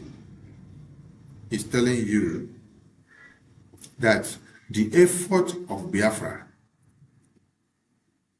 is increasingly expensive influence in Washington, D.C. today. The effort of Biafra is increasingly expensive influence in Washington, D.C. today. That means we have achieved our aim. One of our aim is to make sure the international community sees the difference in our narrative compared to the way we had channeled it in the 60s to 70s. Today, Washington, D.C. have a handful of the information. And that is what is making Nigerian government to go haywire. They need to continue to go haywire, because if they don't go haywire, it will not show that our work is actually paying. It will not show that our effort is showing up. So our effort is actually speaking in a very high scale. Yes. So we love it when we see that Tinubu government is crying. Having kidnapped Mazen Nnamdi Kanu, having locked up my Simon Ekpa in Finland, they are surprised that there are still warriors in Washington, D.C. A warrior is fighting and ready to fight and to make sure Nigeria is brought down. Nigeria is collecting the woto. So you don't also expect that as they are collecting woto because of our efforts, that they will now go and fold their arms and sit down. No, they will not fold their arms and sit down. They will try to fight back. So we understand their strategy. And every Biafran at this point should be more worried and concerned about their leader who is on the watch list that Nigerian government is going after. Nigerian government will not come to go after every Biafran in Biafran land or in diaspora. They will only target your leadership. They target your head, because if it is when that your leader is effective in the discharge of his or her duties, wherever it is, that will create so much problem to the Nigerian government.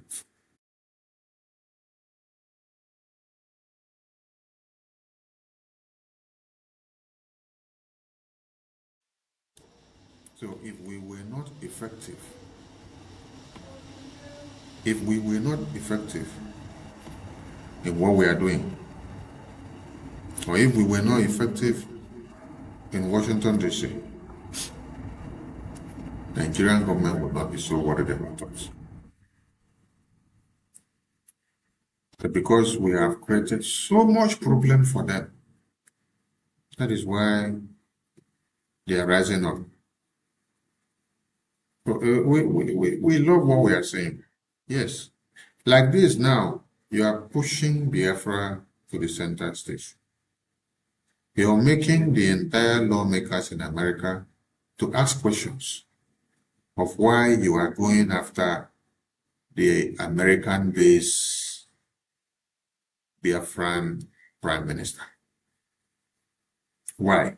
Why are you going after? Yes, these are the questions that the DOJ of America would ask. The Department of Justice of America. Why is Tinubu worried and going after the US-based Prime Minister of Biafra government in exile? What is the thing that he has done to Tinubu all the way in Nigeria? Why is Tinubu so concerned about this man? Why is Tinubu not concerned about the millions of babies, women, and children that are being slaughtered on a daily basis?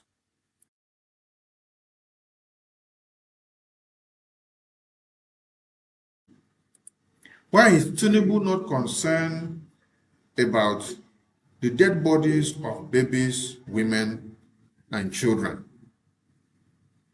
that have been slaughtered for the past 3 months? And many of them have been kidnapped. Many of them are still in the terrorist camp. Why is Tinubu not so concerned about that one and how to go and get them? But he is more concerned about the American-based Prime Minister of the Biafran people. Then there is something inside. Then they'll go and look and see, oh, it is because he is the Prime Minister of the Biafra Republic government in exile, and because he is fighting for Biafra. So Nigerian government don't want to hear Biafra get their freedom. Aha, so the U.S. Department of Justice and the entire lawmakers in America will now go and start looking at the genocidal war and the publicity. You'll ask the questions. Why are they afraid of Biafra? Why did they declare Biafra? And why do they have to restore Biafra again today? And why is Biafra so important? They will go and start looking for every evidences to know. Well, now the first question is, why did Nigerian government kidnap Mazi Nnamdi Kanu? Why did they lobby the Finland government, the European government to imprison Simon Ekpa? Why are they going after Okechukwu Nkere now in America? Still because of Biafra. Because they refuse to allow the spirit and the fire of Biafra to die off. Okay, it becomes very interesting to the US government. And they want to know and to go inside. Yes. But another question is, those many groups of accountability and all these useless breakaway groups, why is Nigerian government not going after it? Because your own Biafra is fighting Nkere. It is not fighting Nigerian government. Those that are making results, those that have become a turmoil to Nigerian government are the ones that are nightmares to Nigerian government. You people, your own is just to make noise on the media to distract people. So Nigerian government don't have your time because you're not significant. Nigerian government goes after those that are significant. This is the same thing that Nigerian government did to Mazi Nnamdi Kanu. This is the same thing that they did to Mazi Simon Ekpa. And when Mazi Simon Ekpa came, all of you were saying Mazi Simon Ekpa is Nigerian agent, but yet Nigerian government are going after somebody that you say is Nigerian agents. And that sounds very stupid because some of you are useless. So you can continue to be useless in the media, but when terrorists invade your communities, don't cry. That's what we can tell you. So at the center of the emerging dispute is Nkere, a controversial figure associated with the self-styled Biafran government in exile, the way they will address us. So now they can now pronounce us very well with complete name, the Biafran Republic government in exile. Yes, before you people would not pronounce it well, but now God has forced you people to pronounce Biafra Republic government in exile in full. Based in the United States, Nkere has been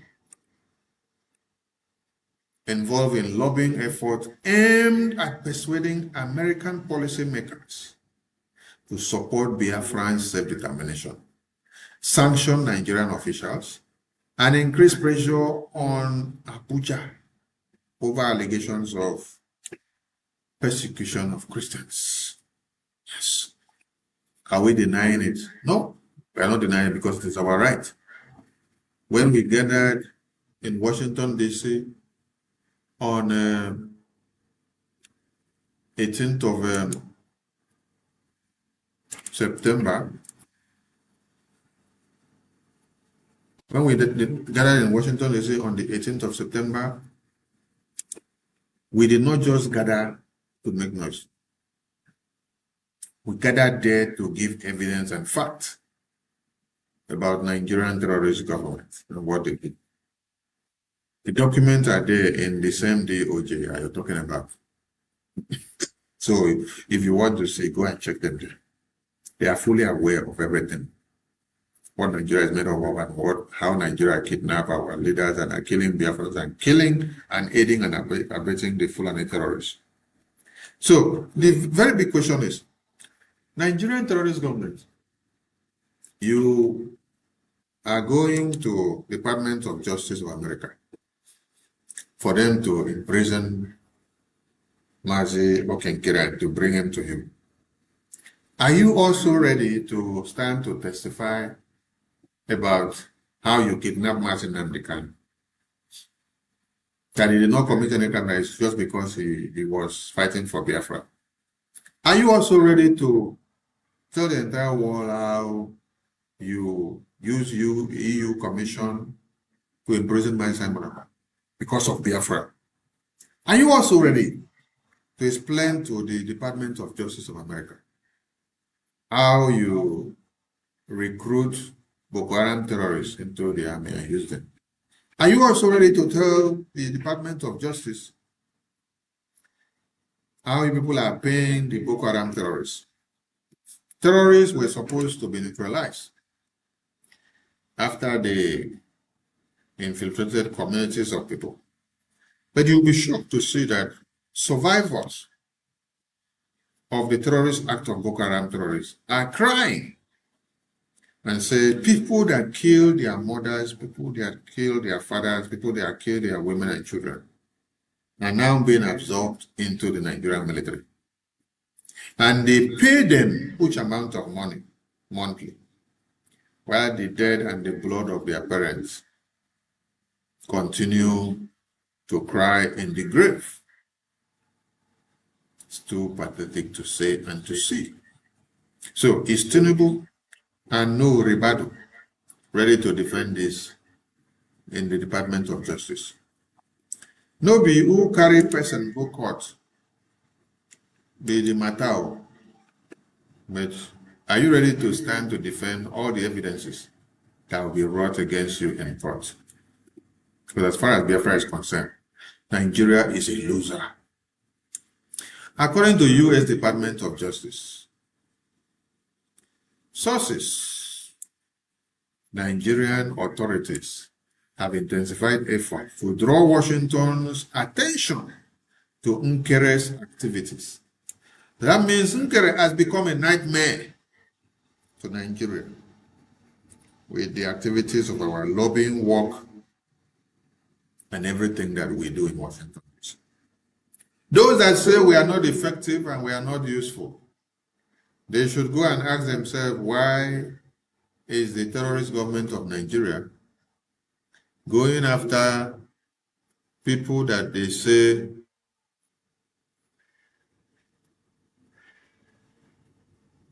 are not creating impact?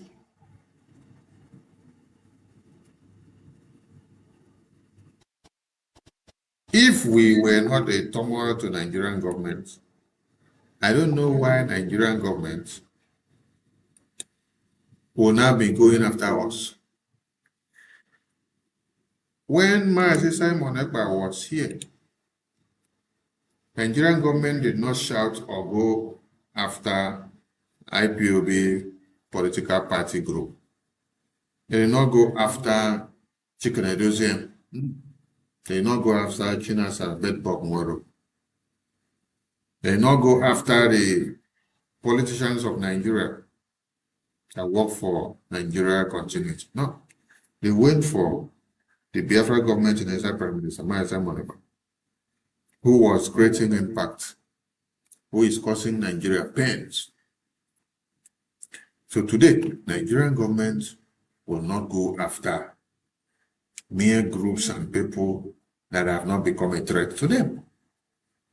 They will have to go after those that have become a threat to them.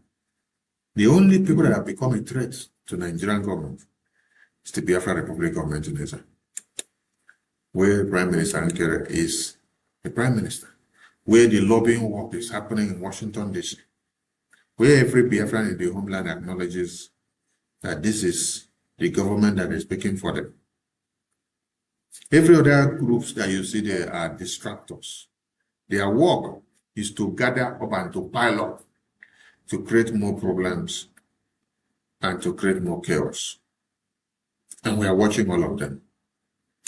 So with intelligence and financial monitoring concerns increasingly forming part of Abuja's discussion with American counterparts, WhoOnline.com checks found that the Baltimore-based separatist leader has come under scrutiny from Nigerian authorities as the diplomatic contest shifts onto American soil.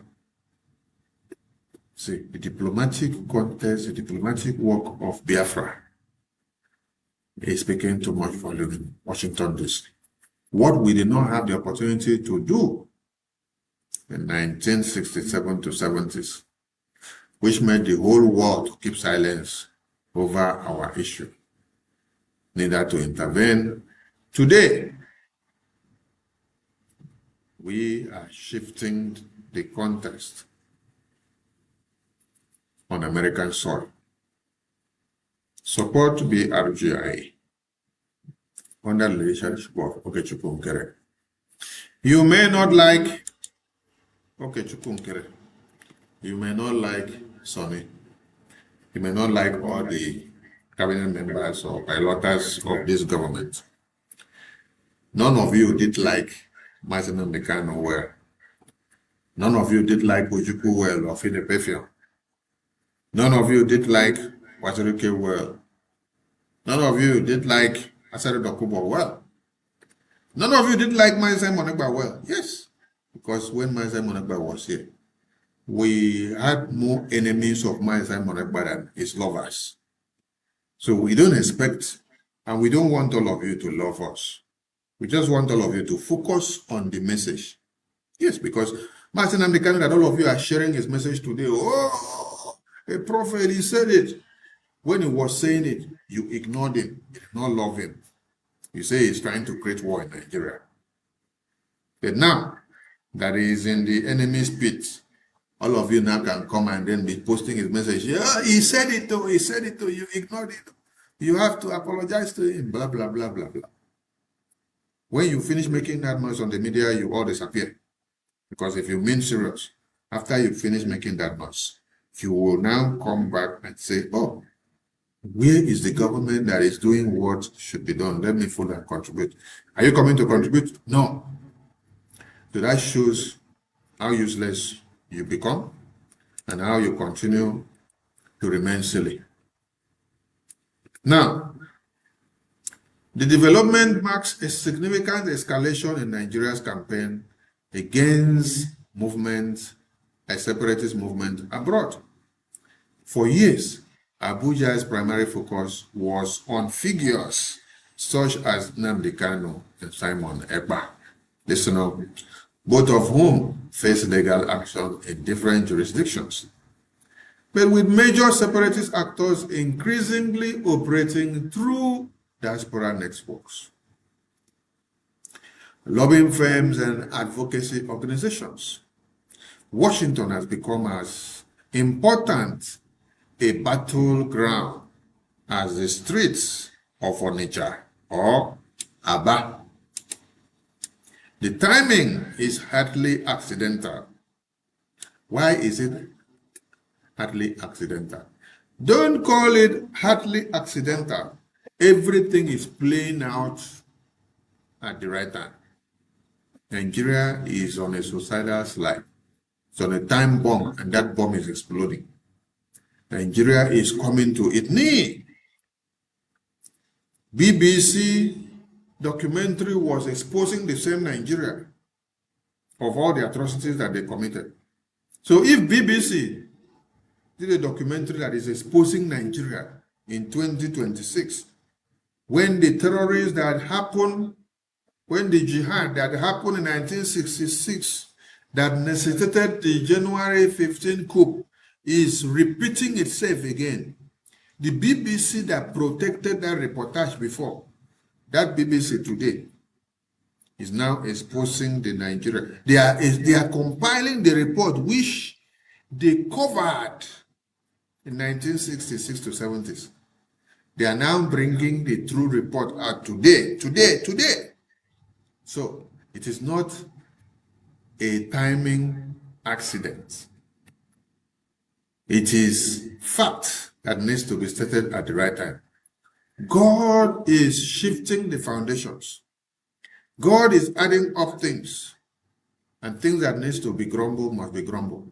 Things that need to be rebuilt must be rebuilt for the proper existence of humanity. Since Donald Trump's return to the White House, Nigeria has faced an unusually assertive American posture over religious freedom and violence affecting Christian communities. Trump redesignated Nigeria as a country of particular concern and publicly threatened stronger action if attacks on Christians continued. In response, National Security Advisor Nuhu Ribadu traveled to Washington, while Nigeria deepened military and intelligence cooperation with the United States. Simultaneously, the Tinubu administration authorized one of the most expensive lobbying campaigns in Nigeria's history, engaging Washington-based DCI Group under a contract worth $4.5 million for 6 months, with options for renewal. Officially, the firm's mission is to communicate Nigeria's effort to protect Christians and combat jihadist groups. Then, unofficially, listen to know, officials acknowledge that countering pro-Biafra narratives has become a major priority. Why has countering Biafran government in exile become a major priority? So that means when you are drawing your scale of preference, countering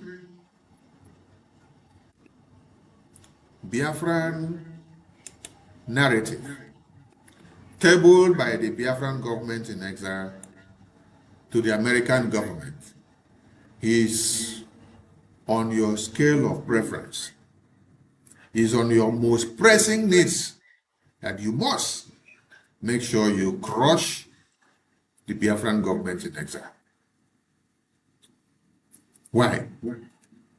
Because you see that Biafra is about to restore itself again. And they have gone very far. And they did not just speak in the street of Abia and Aba, like you people said, and Anambra, and Akwa Ibom, and Calabar, and Rivers, and Enugu, and Imo, and Onitsha. But now, they are speaking inside Washington, D.C. So it has become a very big concern. It has become a very big concern that they have to go unofficially. They must acknowledge that countering pro-Biafra narratives has become a major priority. Hey, hello, madam. Those of you that do not understand what you are doing to Nigerian government, know it now that you are fighting a just cause. And what you're fighting is causing so much pain to Nigeria. And they are not taking it easy. They are not sleeping. The numbers reveal the imbalance. Nigeria is spending millions of dollars in Washington, while Biafran groups are operating with lobbying budgets measured in tens of thousands. Yet, The separatist poses something Abuja lacks, a simple narrative that resonates with sections of the American conservative movement, evangelical organizations, and some Republican lawmakers. The case of Biafra is not kwe. The case of Biafra and the stage that the Prime Minister of Biafra, Okechukwu Nkere, and the lobbyist and attorney and his entire cabinet have taken Biafra to has gone beyond mere talk show. Those in the circle of policy making understands better than some of you as you sit down here to watch. Before Nigerian government will be paying so much money to see that they bring down the Prime Minister of the Biafra Republic government in exile and the lobbyists and attorney in Washington, D.C., you should understand that there is a very big battle happening in the physical, in the diplomatic, in the political, and in the spiritual. What is expected of all of you is your financial support to make this political and diplomatic warfare to go and yield the intended fruit that we foresee. This is not time to back down. This is time to increase and intensify. If you want Biafra, if you honor the heroes of Biafra so well, it is for you to bring in your tithe and offering to come and support the Biafra government and everything. It is not enough for you to shout Biafra Heroes Day. And I want to use this opportunity to say a very big thank you to all Biafrans, both those that support Biafra government in exile financially and those that don't support, both those that never even identify themselves as Biafrans and those that did, both those that are in different groups and factions and do not want to unite to make one voice, to make a rapid difference with your unity. Those that are scattered everywhere and making noise day and night. I want to say thank you for using your stupidity to create awareness for Biafra. Yes. Because all of you use your stupidity to create awareness for Biafra on the Heroes Remembrance Day. The international community and the entire media have been so inquisitive of Biafra, because when they opened the media, they saw that all of you were carrying the flag, moving from left, right, center. Everywhere was Biafra flag. Everywhere was Biafra flag and Biafra Remembrance Day, Biafra. So they got so much traction from you guys. And they wanted to ask, what is it about this Biafra? You took time to create awareness. Yes, it shows that these Biafrans are everywhere. And that it is because of what happened that sent them out of their country that they are looking for greener pastures. And they will not stop fighting, and they want this Biafra. Even as we have few people that are carrying the problem on our head. You people miraculously and stupendously created the highest of awareness for Biafra on the media on the 30th of May. I know that after the 30th of May, you all will disappear. If we call on Biafrans to come and identify themselves again, we will not see you, because many of you are cowards who runs away in the battlefield, only to carry the flag and to be shouting victory, victory, when the war is already won. That is why you are idiotic in nature. That is why Nigerian government are using your brains every day, because you claim to be the most educated and the most useful, and you have the highest degree in schools, that even BBC should not come and tell your story. But you cannot produce one story that you have written about your Biafra. Only when somebody tells the story, you come to read, and you'll be talking nonsense. So thank you for using your idiosyncrasy to create the highest of awareness. I saw in many platforms, it was all about Biafra. They celebrate you, celebrate you, celebrate you, celebrate you. At the end of it all, we have only one government that is identified and honored and respected and accepted by the Biafra, by the government of America, Biafra Republic of Nigeria. From where I'm speaking from. While the rest of them are just banner carriers, noisemakers in the media who create the awareness for us. Thank you so much for creating the awareness. So continue to do so. But we need your commitment, because only carrying the banner and making noise on 30th of May, hero, that is not giving you Biafra. What gives you Biafra is the actions and the steps that are to be taken to put things in order.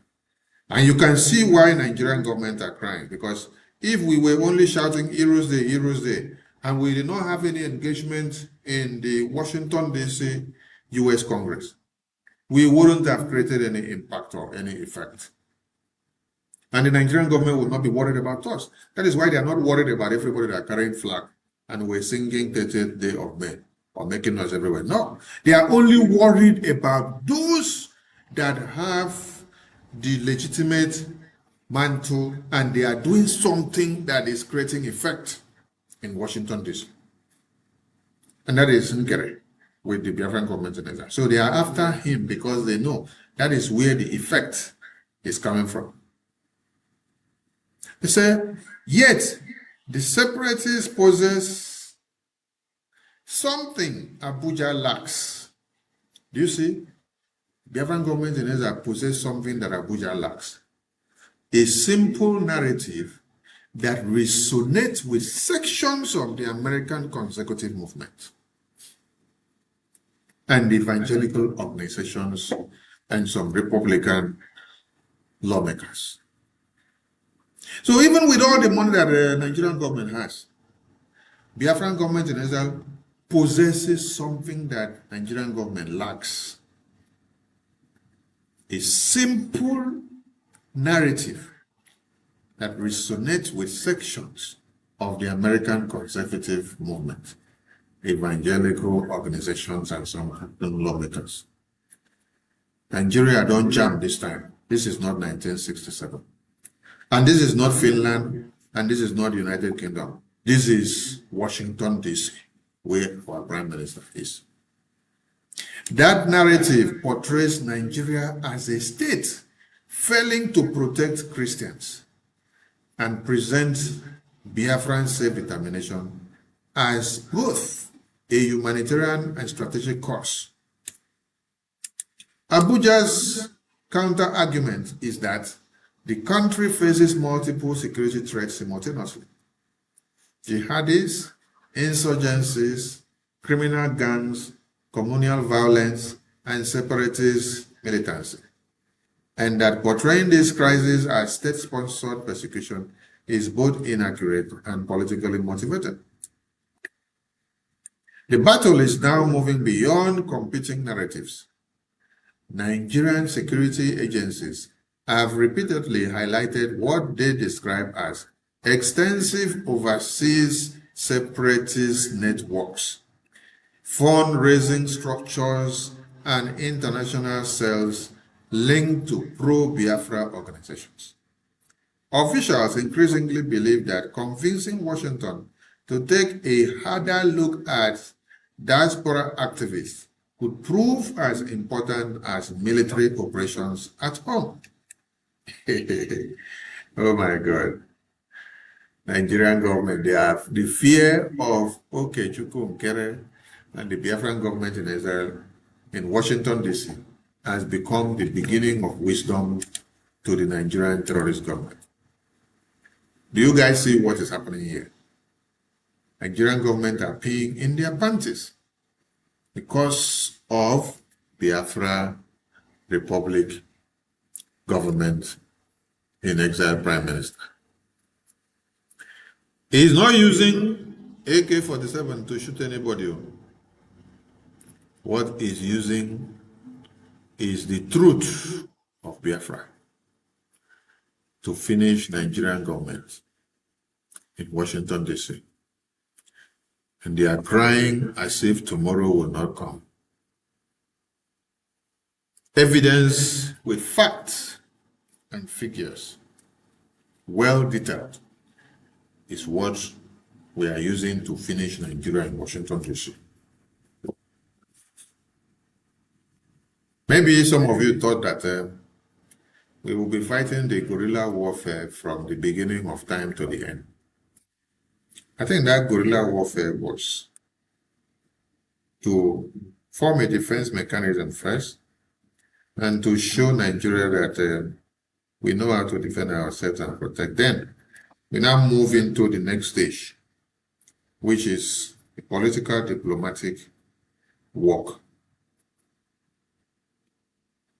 So now, we've already given you people a preamble of what Biafra is made of in the homeland. Now, you have to collect the woto from Washington, D.C.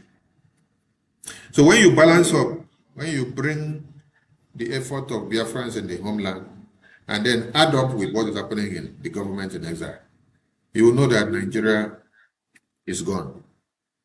They are crying. Because Biafrans in the homeland have been dealing with them when they come to kill Biafrans. So let's tell our story now here. Tell Nigerian governments to stop crying. They should act as a government that they claim to be. They should hire all the bodies and money that they have with. They should make use of that oil and gas money that they have. And let's see where it will land them. The challenge is that American authorities traditionally require substantial legal and evidential thresholds before taking action against political activists residing in the United States. It's not like Finland, it's not like UK, that they did not see anything when they sold him. No. Let the war begin. Because Nigerian government will also have to come and stand to defend themselves. It is an opportunity for Biafra to be discussed on a bigger table. Hey, we love the show that is going on now. That is why if your leg is not strong now in this Biafran government in exile, please run, no? Because we need people that their legs are strong, so that when they start hunting you down, you will not start doing your mouth. No. We don't want people that will be doing their mouth like this. When the war increases in a different scale, we want people with tough mindset, men of steel and of courage, men that can stand the test of time, men that cannot divulge information that are not supposed to divulge because of minor pressure on their head. No. Our Prime Minister is standing very strong, and we have to pray for him and to support him with everything that we have. This is not time for you to be looking at his mouth or to be counting his words to tell whether he speaks English well or whether he make pronouncement well or whether he is saying something against your father or your mother or your ancestors. No. He is in the middle of war, and he has to fight this war brutally. When you fight war, you don't look faces to be thinking of merriment. It's after the war is won before you think of others. This is time for us to take decisions that will take us out of bondage. Don't ponder on how we speak and what we say and who we address and how we call people names out, and when we lash at them that when due. Go back and focus on what you have to do. Don't be counting on our words, how we speak and how the Prime Minister is speaking. That's not important. Okay? Because we have important matters on the table to look at and to face. Why does this matter beyond Washington's cocktail circuit? because the Tinubu government is trying to recast a political diaspora campaign as a matter for law enforcement and extradition, thereby asking the United States to police speech and organization that many Americans regard as protected political activity. If Washington accedes, it will hand Abuja a tool to shrink diaspora space. If it refuses, Abuja will argue that U.S. inaction enables a security threat. Both outcomes complicate cooperation. Whether Abuja's campaign succeeds remains uncertain. What is clear is that the struggle over Biafra has become internationalized and to an unprecedented degree.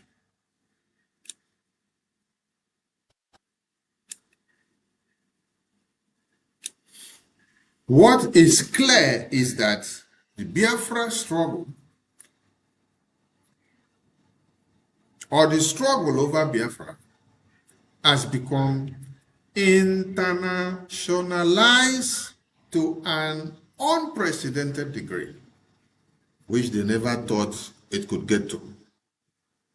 This is the effectiveness of BRGIE lobbying in the U.S.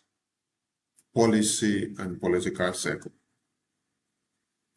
It has gotten to this point. It is now well internationalized to an unprecedented degree, which they did not think of. You see this Biafra? We must get, and we call on everyone to wake up. Lobbyists, intelligence officials, congressional staffers, and diaspora activists are now as involved in the conflict as politicians in Abuja and separatist organizers in Nigeria's southeast. The civil war ended more than half a century ago. The battle over Biafra's future has simply moved to Washington, D.C. That's the best quote to end this very article. The battle over Biafra's future has simply moved to Washington, D.C. The Civil War ended more than half a century. But the battle over Biafra's future has simply moved to Washington, D.C. So let Tinubu come over to Washington, D.C. and let us iron it out there. Let us see how far the balls is got and how he prepared to make it happen. I salute you all, Biafrans, and I continue to appreciate you all for the good works that you are doing. The work plenty, and the laborers, they few. We call on all Biafrans to wake up and join forces to make this work a reality, so that we can achieve what we preempted, so that what we have desired to get in 6 years will come in 6 years, instead of waiting to see it in 100 years. Tomorrow, being the 2nd of June, we are honored to have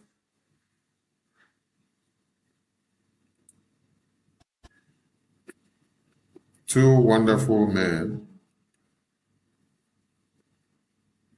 on Politics Insight. So don't miss Politics Insight tomorrow by 9:30 p.m. Biafra time. Keep a date with us so that you can learn to know more about Biafra. for those that claim they are ignorant. There is no Biafran at this point that will say he is ignorant of Biafra, or he is ignorant of the work that the Biafran government in exile have been doing for years. If you say so, you are just deceiving yourself because you decided to be a fool.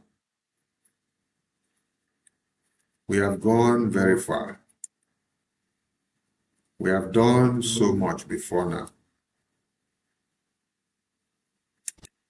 And this is not time for people to claim that they were not aware of what we were doing, or that you're just waking up. That will sound very condescending of you.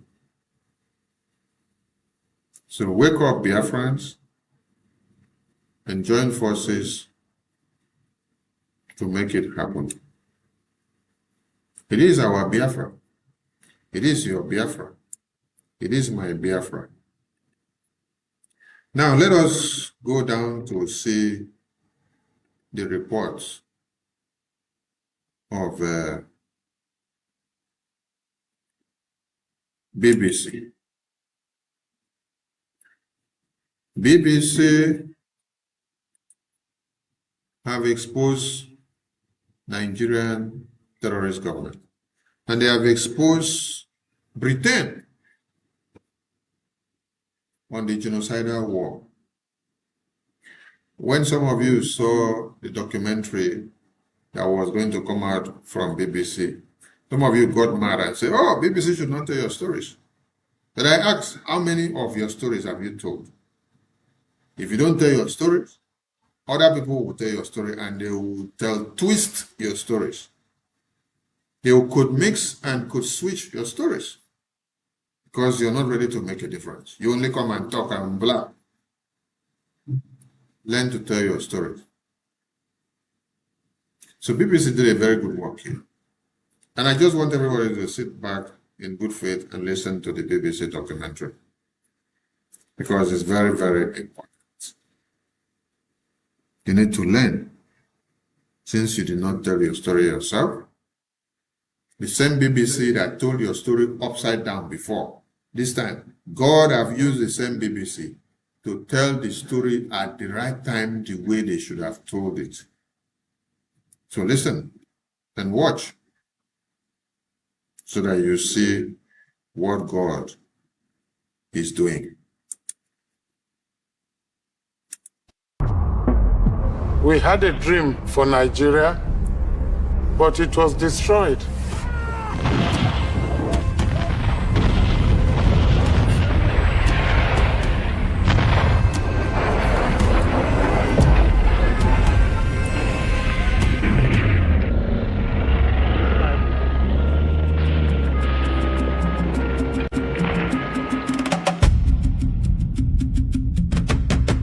You know why Biafra is fighting? Biafra is fighting for survival. We did not know the reason for that war. All we had was war is about to start. Fighting in this war is sporadic. There are a few fixed military positions, no real front lines. Absolute chaos, 6s and 7s. It was all jungle. You couldn't see even the enemy in front of you. Boom! Pass you. Take cover! We thought it was such a game and it was so much fun. If the world chooses to abandon us, then perhaps it is better we all perish. It will for us be the price for freedom. We're deadly, man. Deadly. Atrocities were committed by both sides. Britain was branded with being an accomplice in genocide. About 2 million Nigerians died. We killed all of them and buried them in a mass grave. Oh, God. Save us. How some of them ever survived the journey south was something of a miracle.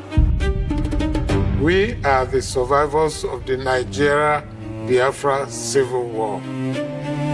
we will never forget. It will be a great disservice for anyone to continue to use the word Biafra to refer to any part of the East Central state of Nigeria.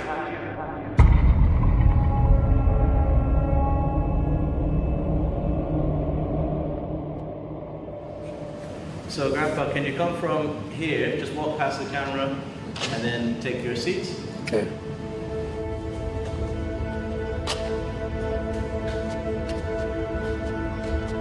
Three, two, one, and action.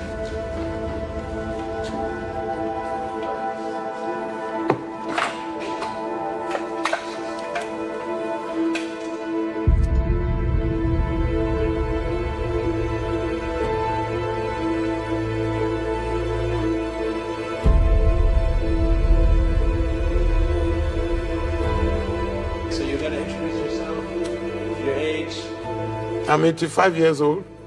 Only, I want to sound like 25. I almost said 25.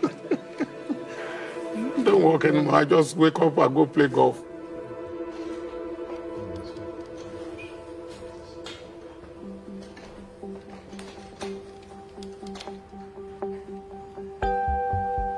When we were young, when we were kids, life was blissful. There was so much peace, so much tranquility. Everybody loved everybody else. The roads were perfect. If you saw a pothole, by the time you get back from school, you don't see the pothole. Somebody's fixed it. My earliest memories of Nigeria is that we were part of the British Empire and we had such close connections with the UK. The education at that time was at such high level. It was all boarding schools. And the school I went to was run by white nuns. Everything we had was English. Cricket, I would just block, 1 or 2 runs there. I would pop for a 4. I never hit a 6. I love history, even British history. In 1956, the Queen of England was coming to Nigeria, and all of us as students lined up holding the British flag, and I was one of those to hold the flag, and I did. Over 30,000 schoolchildren gathered on Lagos racecourse showed themselves hoarse when the Queen and the Duke toured their ranks in a Land Rover. It was a happy day. But the jet fighter went past, and while I was looking at the jet fighter up there, the Queen had gone. Anyway, praise the Lord.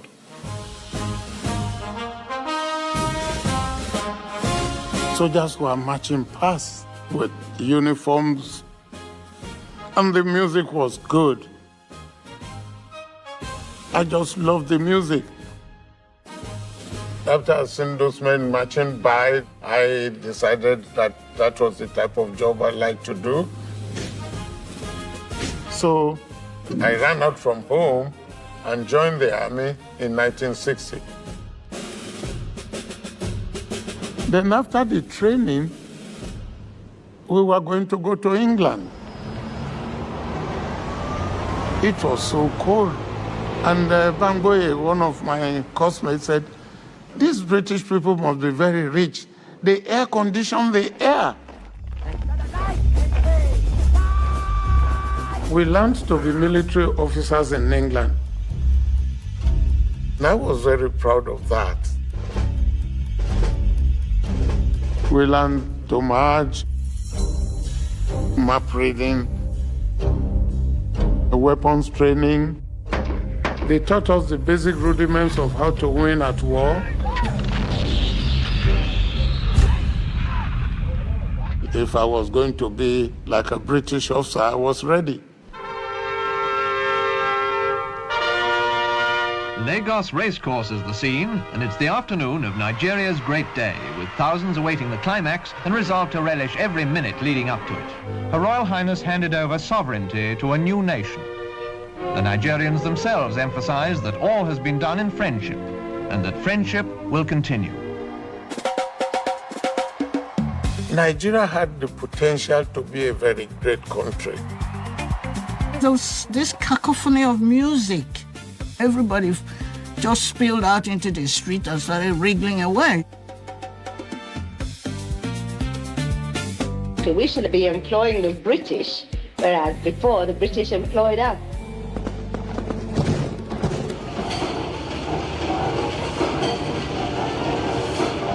The British CEOs were leaving, so everybody that went to school abroad came back home quickly to take over these places. They had mineral resources, they were exporting. The factories were coming up in the West. The oil had just been discovered. Nigeria's economic potential was underlined only last month. On the south coast, they found mineral oil, the biggest strike south of the Sahara. The country made so much money, they didn't know what to do with it.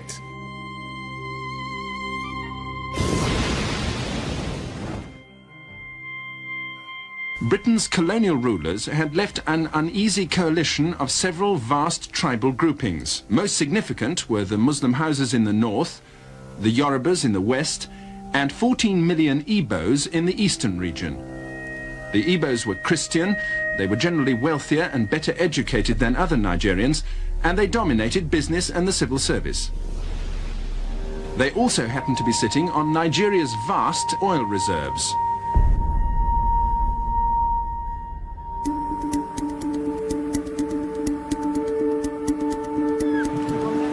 And wherever you went in Nigeria, there would be a country club, a white man's club. The bar was especially busy. Nigeria was itself a somewhat artificial colonial construct in which the maps were drawn and these different tribes, there were many of them, were linked together. People from different tribes exist almost on top of each other. This is a potential tinderbox of tribal emotion, and the authorities have to watch it closely. The economy and the country itself, the future of all these is called in question now, because there's talk of secession, of one or more of the provinces hiving off to set up on its own. In 1966, January 15, there was a coup in Nigeria which messed up everything. The federal military government of Nigeria has taken over the administration of the country. The main parliament building is little used now in these days of military government. Only its crest bravely proclaims the old hope, unity and faith. How long have you lived in Lagos? 11 years. Why are you going now? I'm going because the situation here is dangerous. How do I continue to stay here? I think I'll lose my life anyway.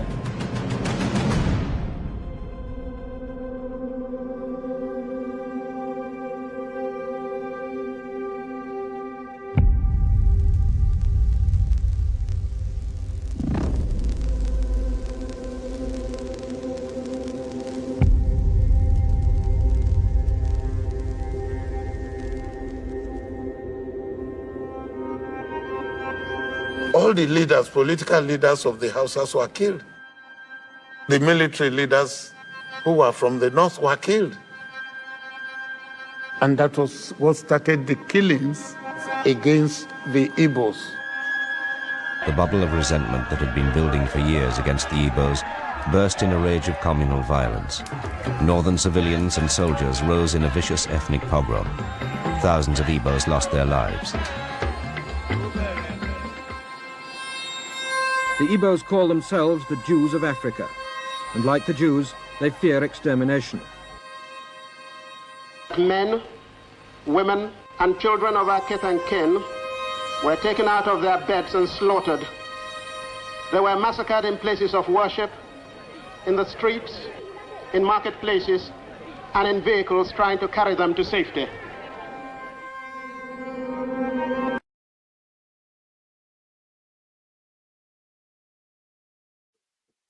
Some of you will hear when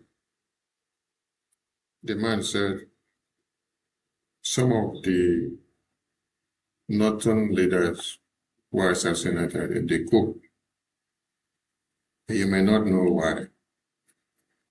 Because even as BBC tries to give you this story,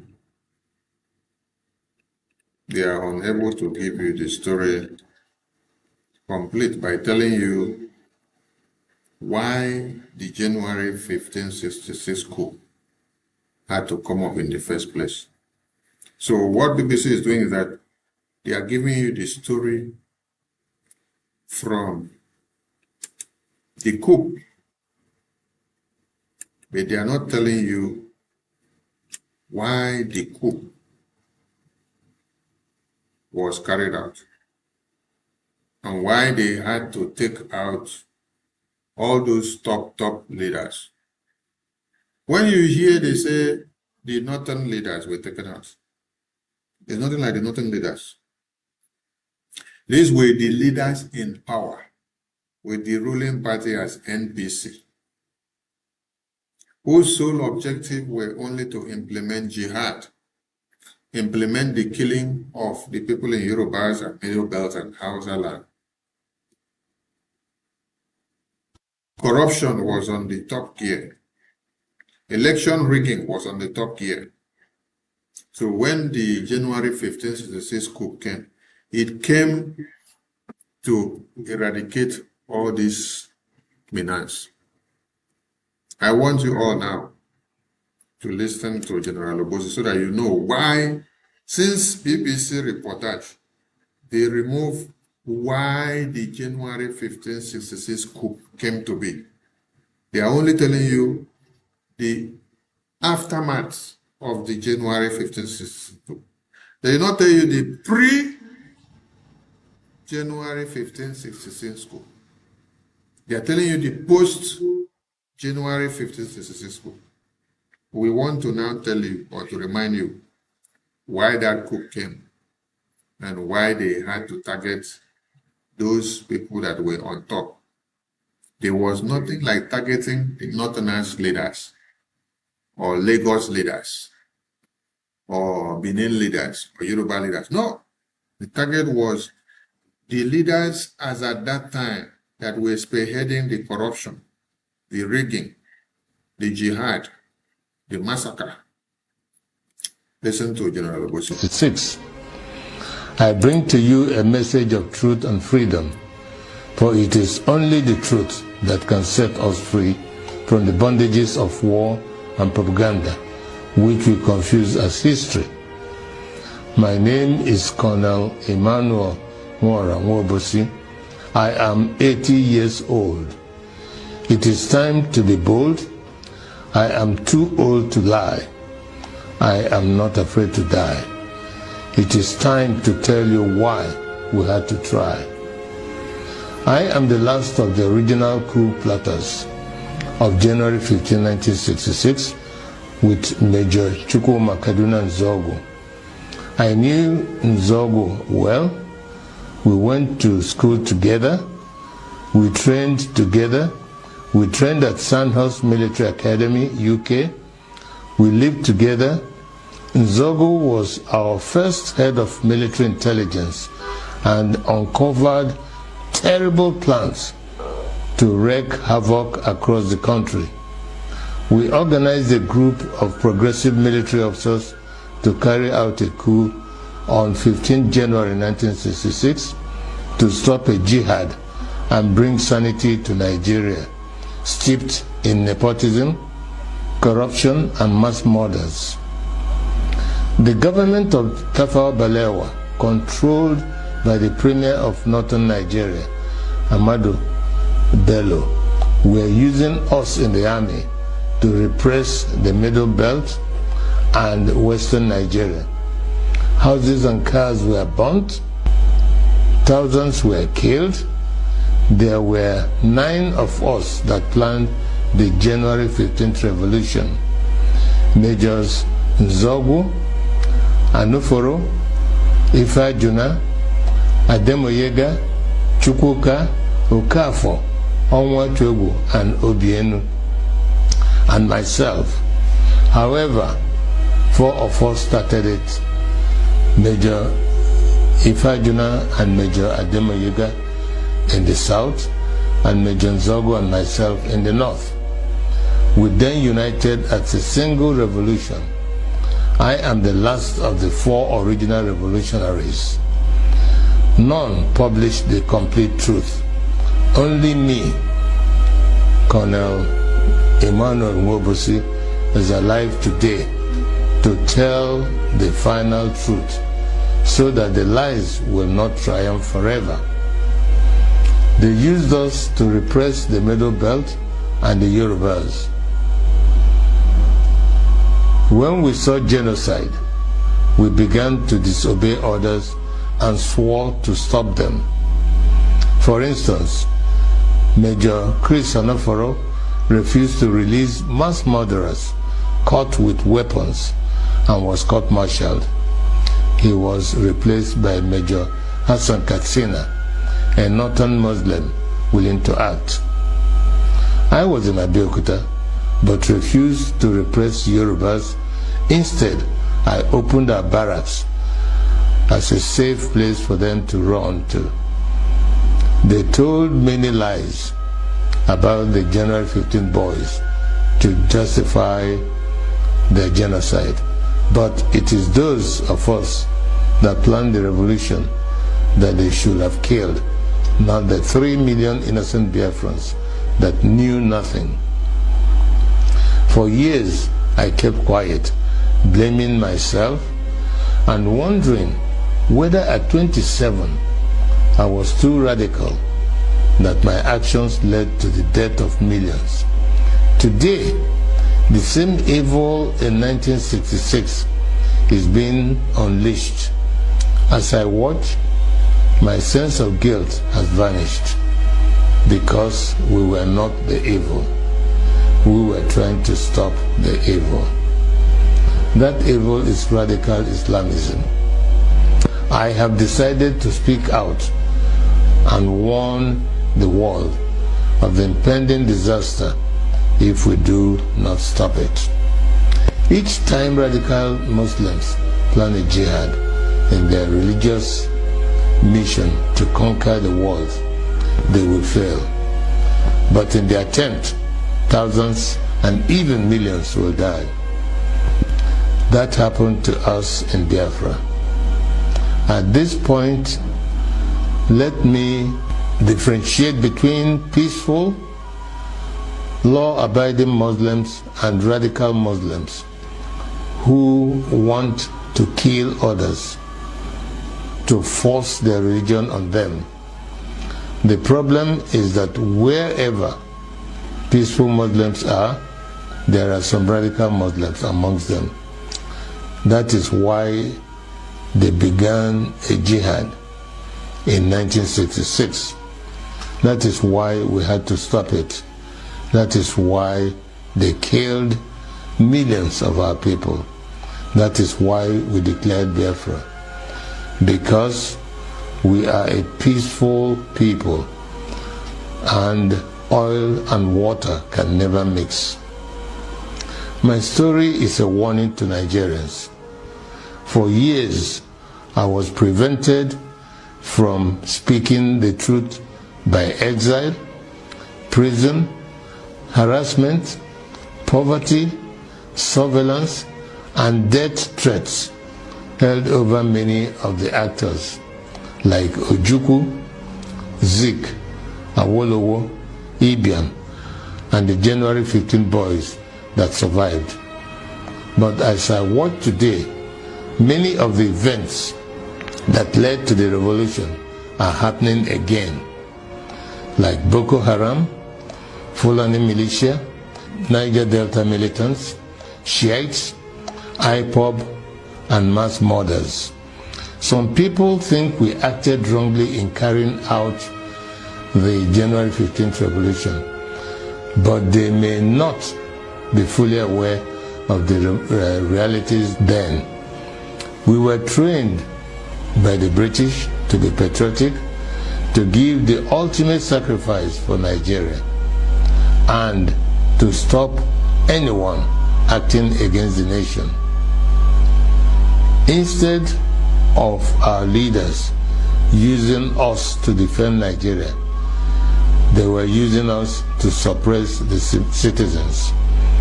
We decided to arrest them for their atrocities because no one was willing to act. Not Zik, the president, who was powerless, not Ironsi, the head of state of the army, who was a conservative.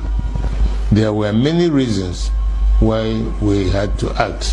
One, to stop the killings in Yoruba land and the Middle Belt by NPC, the ruling party. Two, to stop the invasion of Yoruba land on 17 January 1966. Three, to correct the massive rigging of the 1964 elections. Four, to free Awolowo from prison and make him the Prime Minister. Five, to stop the terrible corruption, nepotism, and regionalism of the NPC, the ruling party. Five, to stop Ahmadu Bello's planned jihad. It was good that we acted to save the Yoruba and the Middle Belt people, and we thought that was enough to stop the jihad. We could not foresee that they will massively attack innocent Igbos. Blame those who decided to massacre our people for their evil. Today, we are fighting Buhari. He is killing Shiite Muslims and IPOB members. With the benefit of hindsight, we can see other ways of dealing with such evil. But for us in 1966, we just wanted to save the people from massacre.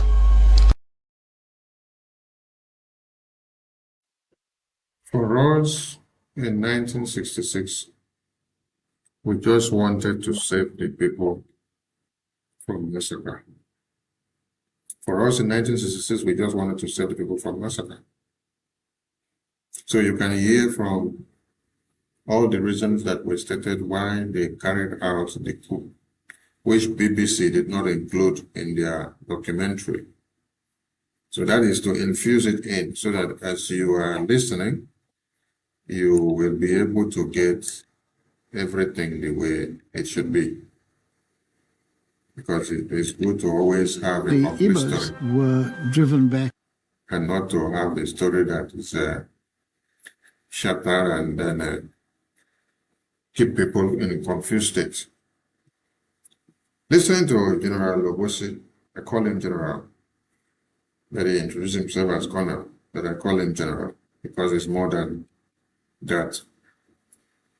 You listen and you were able to capture and hear the reasons why the January 1566 coup had to happen. We had to do what we did to stop the massacre of the people. Not the massacre of the people of the Igbo land, not the people of the Eastern region. It was the people of Yoruba land, Middle Belt, and the Hausas. Those were the endangered species then. And after they now save these people by making sure they take out the leaders that were leading the country that were predominantly Northern Islamic jihadist leaders, whose aim and objective was to implement Sharia and to Islamize the entire country, which is the same playbook that is happening today. So they acted in good faith.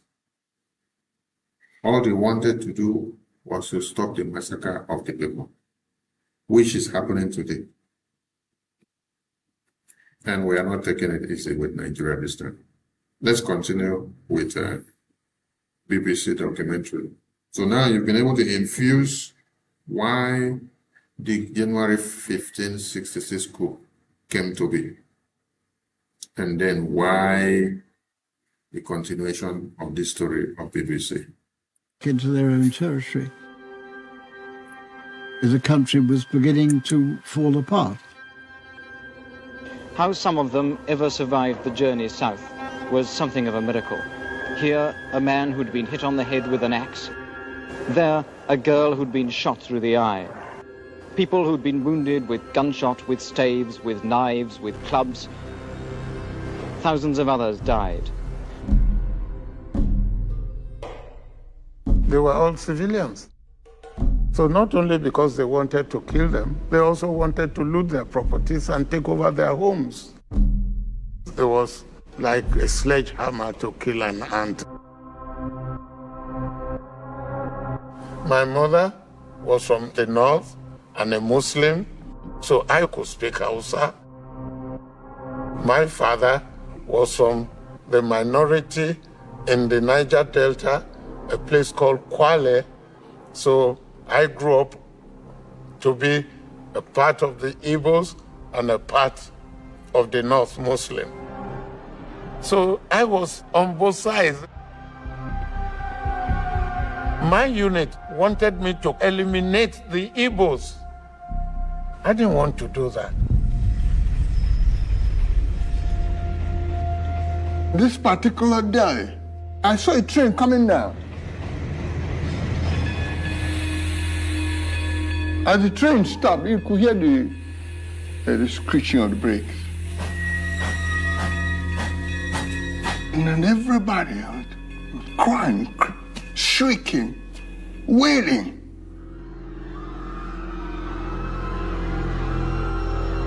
All of a sudden, I saw a headless man. Wait a minute. I thought I was dreaming. I looked again. I saw kids. They chopped off their arms and chopped off their legs.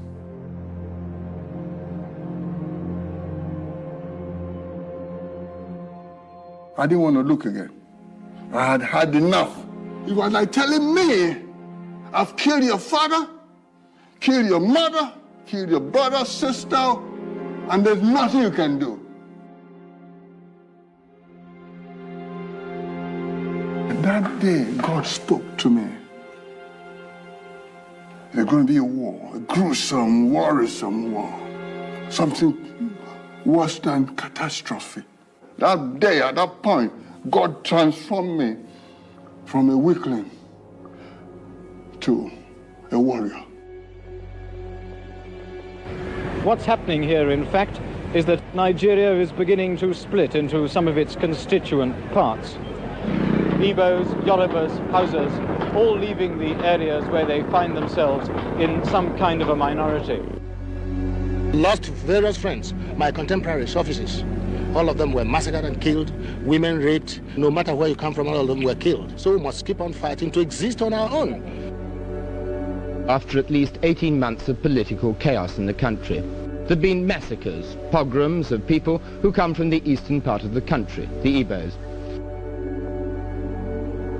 May 1967, eastern region of Nigeria declared independence from the rest of the country, calling themselves the Republic of Biafra. From there on, the disaster of Nigeria started. If we are exterminated, our noble culture will disappear with us. If our culture were to disappear, we would lose the will and strength to resist the principalities and powers of darkness and wrong. We would lose our identity, self-respect, and dignity. I had a radio everywhere listening. That was it. We had Biafra. Freedom. I've never seen a day like that. Never. So much joy. It was all about survival. We needed to be on our own. There was hope. There was expectation. We felt that we're going to build a nation. The leader of the Biafran army was Lieutenant Colonel Ojukwu. The leader of the Nigerian army was General Yakubu Gowon. Supreme Commander Colonel Yakubu Gowon, wherever he goes, he takes a kind of mobile show of strength with him. Do you think that it will be necessary to use military force to bring down Colonel Ojukwu's regime? Yes, it is.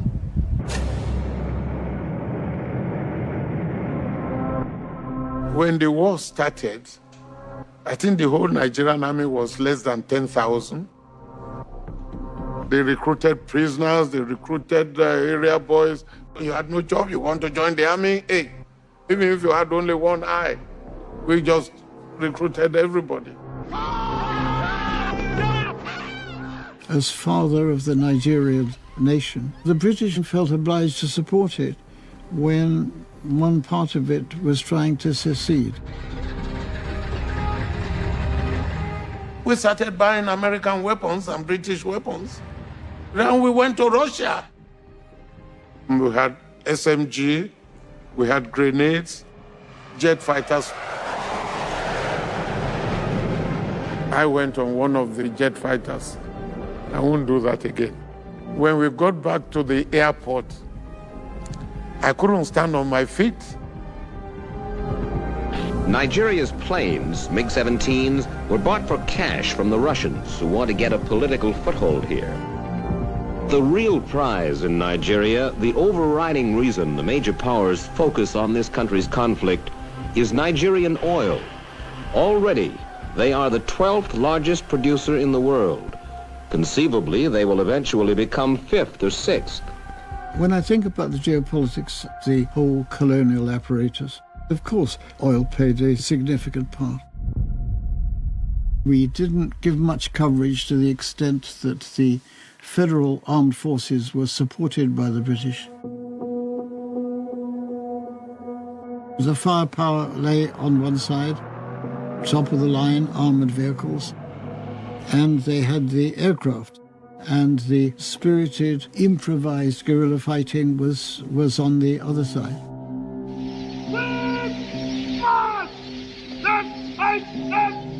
When I joined the Biafran army, called the Rebel Army, it was excitement in the air. Everybody was involved in the war. The women, the men, the children. March on, young men, beloved in heaven, march on. Pursue the enemy, harass him, destroy the invader. We are the Yuku Brigade country, we fight for Biafra land. How old are you? I'm 10 years. 10 years old. Yes. Do you know why Biafra is fighting? Biafra is fighting for survival, sir. Is it going to win? Yes, sir. I had just completed the school living examinations. I was at home.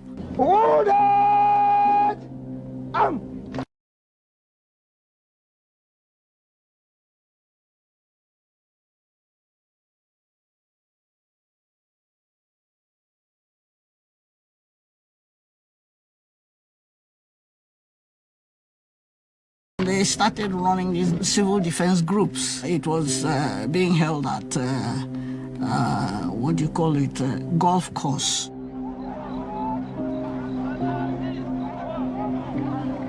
They gave us khaki trousers and shirts and Biafra and all the rising sun and the first cap.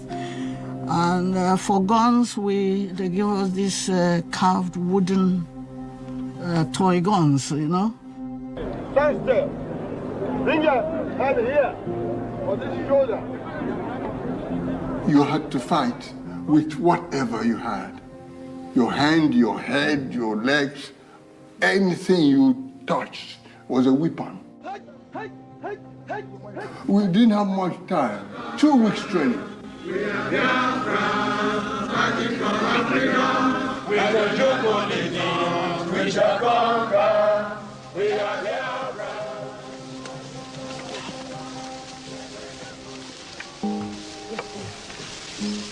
So they were showing us how to crawl on the floor, you go through you don't stand up and walk, you lie on your stomach and you crawl along and you hold your gun. Don't move. And they'll be showing all these things and we'll be giggling away. We thought it was such a game and it was so much fun.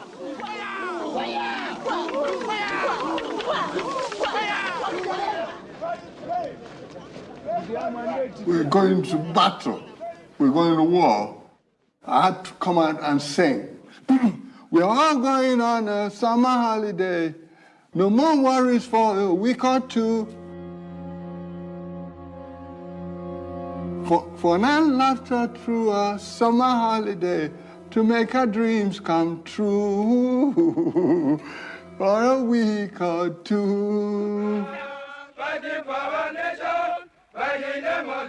Biafra was a place where we made fun of everything. We made fun of death. We ridiculed death. Death meant nothing to us. Biafra was on the eastern side of River Niger, and Nigeria was on the western side of the River Niger. So I volunteered to go and guard the bridge and became the commander of the garrison at Asaba. On the 8th of August, 1967, I got information that Biafra was going to cross. I was in my bedroom at Asaba. Exactly 10 o'clock, as my informant told me, they knocked at my door. I was already expecting them. I had my grenades and I had my submachine gun. And then when they said they're looking for commander, I said, Commander, no day. That means I wasn't home. Then somebody said, that's his voice. They opened fire. It was a glass door, and they shattered the glass. And I opened my grenade. I lobbed my grenade through the shattered glass. And one of them said, Chineke. Chineke means, oh God. When an Igbo man says Chineke, he must have had it. Luckily, because they bunched together, it killed them. The Biafran troops took the Nigerian army by surprise. Within 24 hours, they had captured over 100 miles. They had the River Niger. They had the Atlantic Ocean. They had escalated the war. The Nigerian army suddenly woke up to say, well, look, these people will get to Lagos in another week. They started blowing the bridges.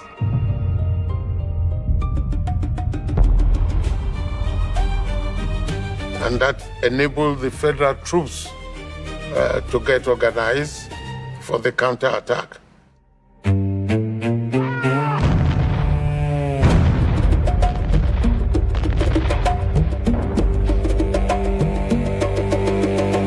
Looking back on it, I think it was a fairly frightening experience. This is the federal counterattack. The Biafrans have been spotted at a location about 6 miles away from here. They're thought to be coming in. The federal forces are replying now with howitzers. This was, in a sense, old-fashioned warfare. Battles are fought on the roads. So you just go on down. Obviously, you put an armoured car in front, and you go in front. You go on down until you're ambushed.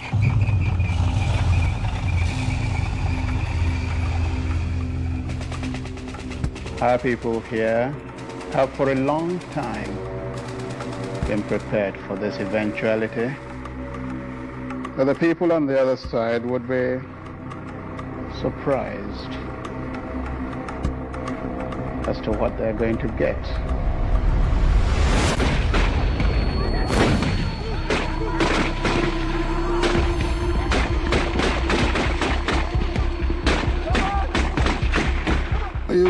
suicide. People were ready to die for the cause.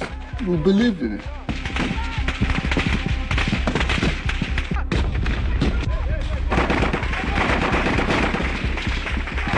And I don't want to die with fear. I want to die with a smile. So fear, I kill fear.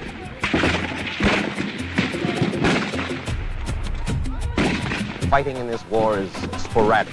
There are few fixed military positions, no real front lines, many hit-and-run raids by both sides, and an occasional big battle for a road junction. Absolute chaos, 6s and 7s, no order. Well, remember, I was 27 years old and I was afraid myself, but as an officer, I just had to make sure that I was not afraid. But I was. By the name of God. Biafra going by the name of Jesus. I saw our officer shoot a defenseless prisoner of war. He shot him dead. Not everybody came to war to defend Biafra. Some people had their own motives. My mother's village is an island surrounded by water. We use canoe to go to places. We are from a minority tribe. That is Efik. That is the name of our tribe. I grew up with my grandmother. She used to take me to school, bring me back. I was used to sleeping with her in her room. My mother was not there. She was with my father. When the war broke, we meant to join the Nigerian army during the Civil War.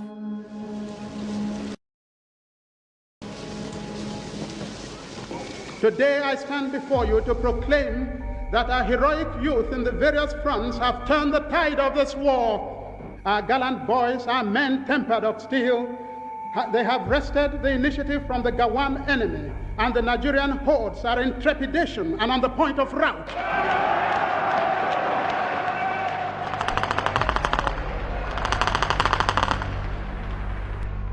At first, the federal government in Lagos tried to give the impression abroad that this was just a little local tribal difficulty which would soon be resolved. But it soon became obvious that Biafran resistance was tougher than was first anticipated. Both sides demanded that oil royalties should be withheld from the other. The old colonial powers could not ignore what was at stake.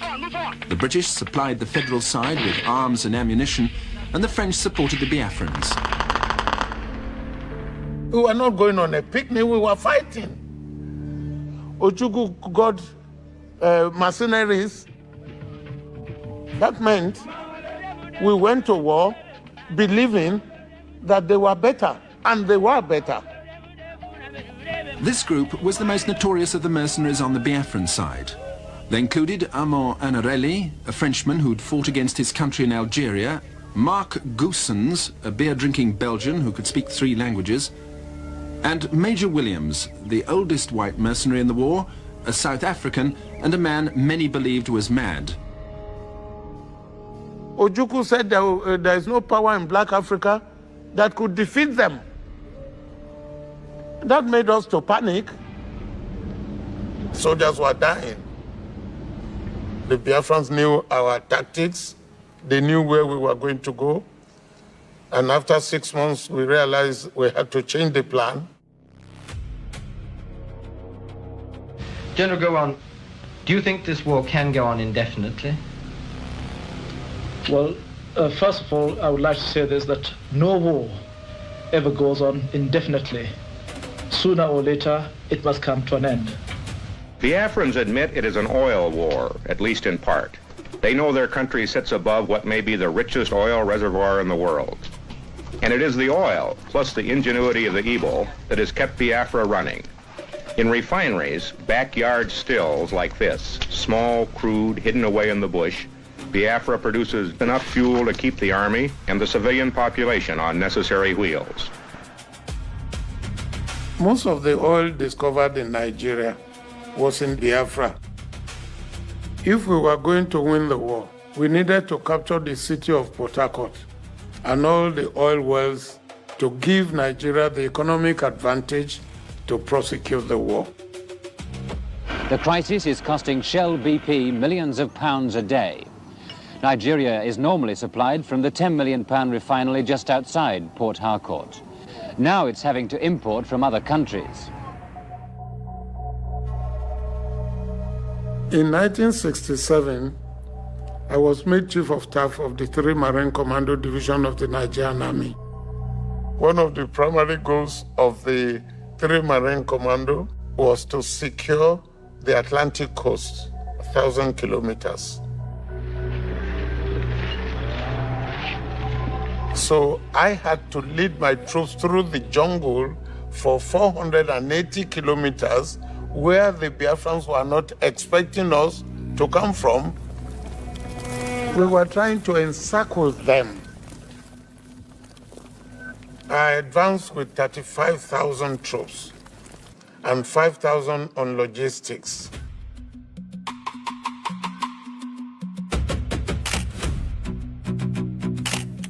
My job in the army is to take the pictures, to keep the record of what I saw.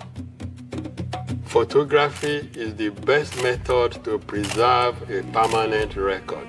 I will process the film, develop it the same day. At that point in time, no family. My soldiers working with me are my family.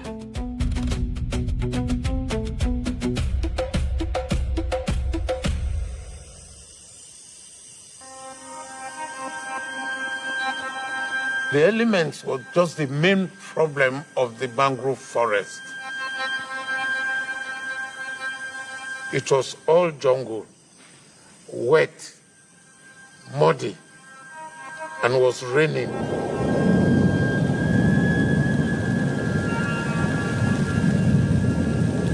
You could not see more than 10 meters right in front of you. I needed to move fast. My troops went hungry. We were going more than 10 miles a day. We know we had to cross a big river. I gathered people together. I want to cross this river and I must cross it exactly 48 hours. We started looking for drums, started looking for planks and all that, and rope and nail. And we did. We built the pontoon and we crossed the river. Many of the areas are swampy. Snakes are there, crocodiles are there. You don't know where they are. If you mistakenly step some, you are gone.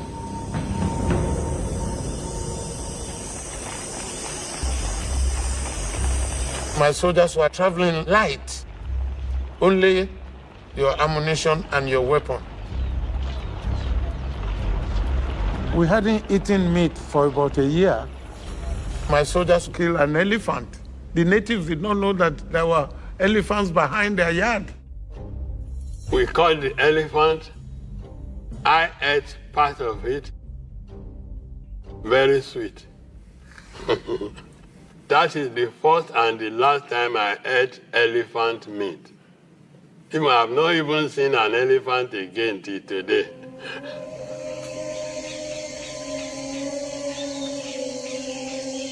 The natives at places gave us food, especially when we started moving into Biafra area. The chief made some soup and all that and fed my troops. The chief said, that's all we got here. I'm sorry that we didn't have too much of anything to give you. And I said, but I had eaten some meat. How did you do that? Or you have a cattle ranch? He said, cattle ranch. It's a Biafran that were killed in this area. Is that what I ate? He said, yes. And all the soldiers looked at me. It was a human flesh, but I had finished eating, so I refused to vomit.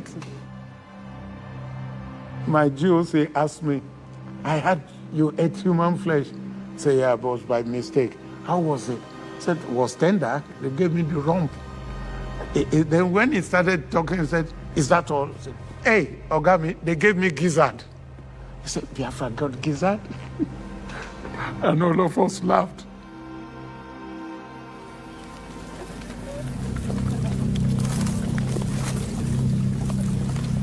The Biafran soldiers, they laid so many traps for the Nigerian troops. You couldn't see even the enemy in front of you. You couldn't even see the road in front of you. We're specialists in ambush. The Nigerians are coming in, and you're waiting for them. If you cough there, we strangle you. Absolute quiet. They would just fire. We will hear the bullet, but we didn't see anybody. You don't know where they are. You see red fire. Just for boom, it pass you. Take over! Take over! So when you hear that take over, the camera, you drop the camera and hold your gun. They were like spirits. I was bad with the guy. I don't know how God did it. Never missed. Never missed.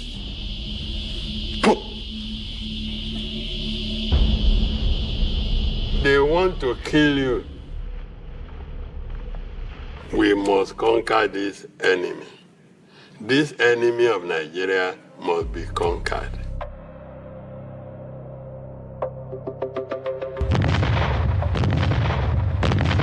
The bombardment of Port Harcourt took a week. We infiltrated at night.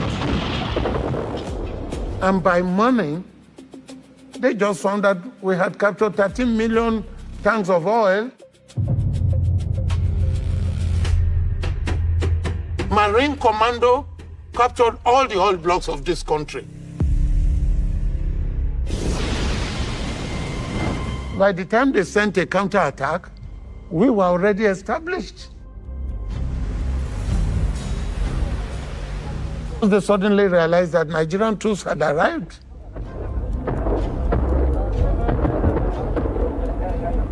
After capturing Port Harcourt, we decided to have a victory party. We went to the best hotel in town. We had no glasses, so my boss was drinking from his steel helmet. I was drinking from the bottle. Brigadier Adekunle, he was a colonel. Colonel Benjamin Adekunle was the general officer commanding the 3 Marine Commando Division of the Nigerian Army, Black Scorpion. I knew him officially. I used to do night duty in his house. That man hardly sleep. Midnight, you see him, he looks like a scorpion. His ears, his eyes. The Western press loved Adekunle. He was what was a black scorpion, wasn't he? I was reporting the war from the federal government side. We didn't cover it much except in radio from Lagos, not at all from the Biafran side. We had a comfortable hotel, the Federal Palace Hotel, and there was one man who covered the war in Biafra exclusively by hardly leaving the bar. That we were under the influence of the British government in our coverage of the whole secession issue. In fact, looking back at it, I would say we were disgracefully in the pocket of the British government. I look forward, Your Excellency, to seeing to the work that has been and is being done to restore Port Harcourt itself to its vital position as a center of industry and of commerce. There were strong economic reasons for the Brits to want to keep Nigeria together. They began the oil industry, so it was in a sense a source of income for the United Kingdom. The British benefited because the oil went to England, so they held the Nigerian reserve of money. Biafra could not ship any oil. Nigeria had the advantage of shipping the oil. And so we used that money to execute the war. Once we had captured Port Harcourt, we had Biafra completely surrounded. It was a matter of time before they would surrender. In a game of chess, you didn't have to capture all the pawns before you capture the king. The blockade of the Atlantic Ocean, the blockade of the airports, the blockade of the land route was to make sure they did not get supplies. Supplies included ammunition and their food. Some observers believe that General Gowan will choose to halt the federal advance, will try to consolidate his present positions and aim at starving the Biafrans into submission.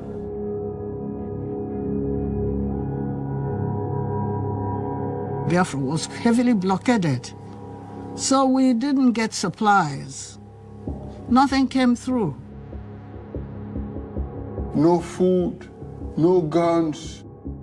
They used the Navy. They had everything to blockade us. We believed we were facing extermination.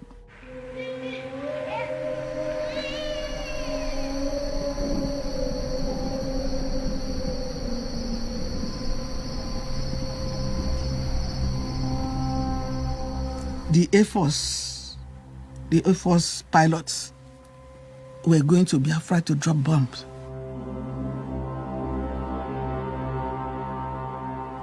Drop bombs everywhere.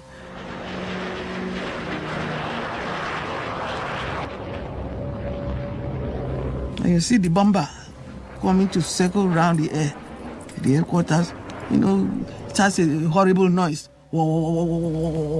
everywhere. And the GOC will come around telling them, go, go, go, go, Black Scorpion, go, go, go, go. But someone like me, I was not enjoying it. I was crying because I knew my mother was there. These people, they are going to drop bombs there, and our people are there. This giant metal bird came flying, getting low, and we all stood there watching. What the hell is that?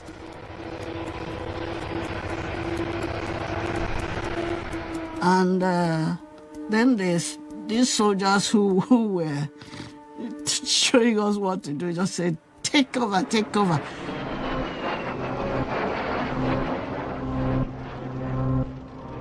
I was 7 years old, and I was in primary 2.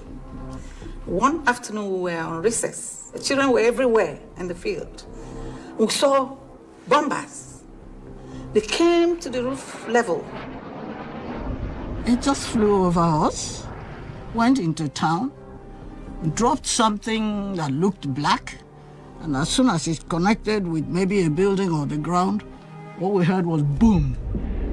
At precisely 1:30 every day, they come over the town as the marketplace is full, as patients are sitting out on the lawns at hospitals, and the clinics with children in them are moving in their exercise grounds. Boom! Boom! You just hear that's the bullets. Boom! Boom! And everybody, and then you say, woo! Everybody, we're shouting, they have come, they have come, they have come.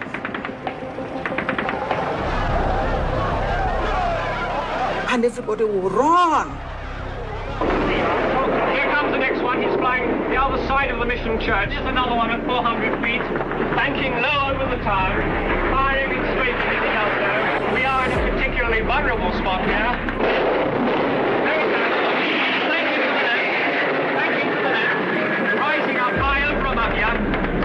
He's dropping incendiaries. People in the bush. Listen, here comes another one. A little bit.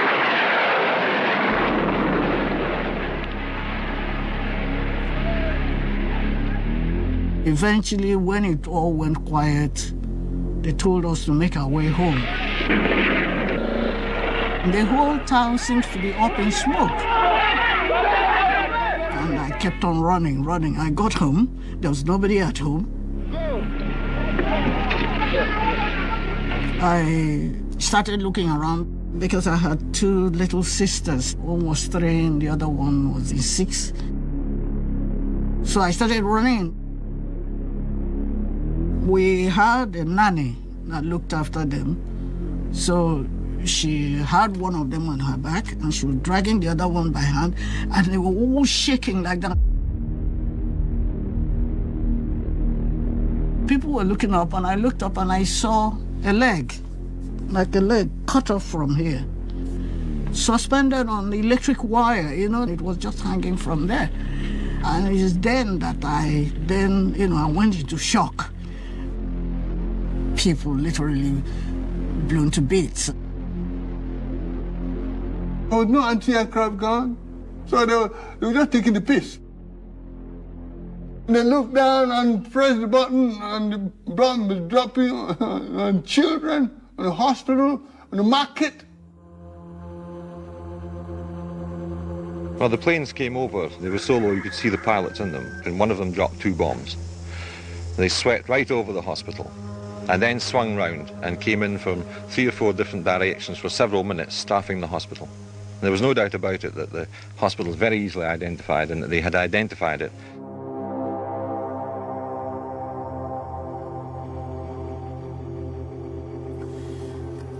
They were just killers. They were out to kill all of us. It is the children, the people that are downtrodden here in the country, that will be killed. War affects the innocent more than the people that organized it. The federal military government is giving definite instructions to the pilots of the Nigerian Air Force to bomb only military targets. But where military targets are placed in such proximity to a civilian population, well, these sort of things are bound to occur. Could I put this to you? There seem to have been an awful lot of civilian casualties caused in Biafra. Most of the bodies you saw in that photograph, you can't tell whether they are civilians or soldiers. They are not dressed. It's difficult. It's easy for anyone who wants to carry out a propaganda to say these are civilians. You can't prove that they are civilians.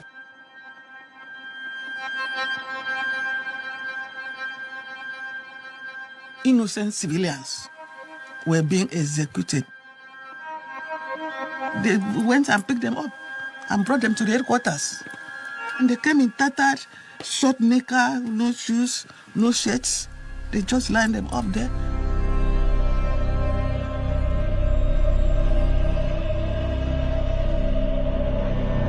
Colonel Benjamin Adekunle did not even interview them. All he knows was those people are rebels. And he ordered them to go and kill them. They killed all of them and buried them in a mass grave.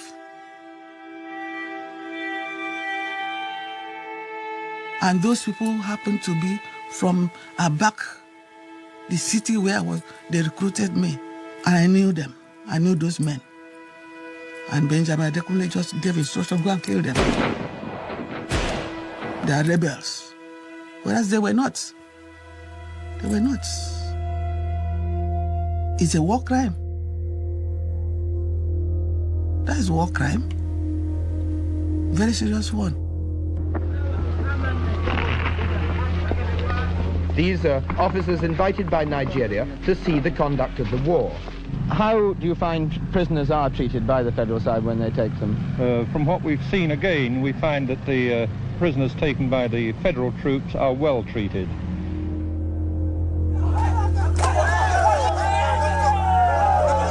Atrocities were committed by both sides. This particular sequence was filmed by a camera crew who happened to be accompanying federal Nigerian troops as they advanced into Biafra.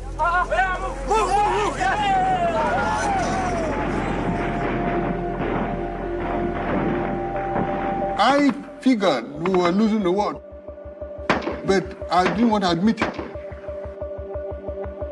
I kept believing that the God I believed in was going to rescue us somehow, someday, miraculously.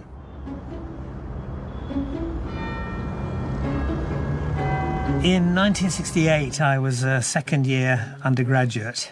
I think it's fair to say that the level of awareness of the Nigerian Civil War wasn't really very high in this country.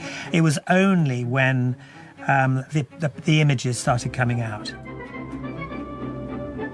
This year, it's a matter of life and death.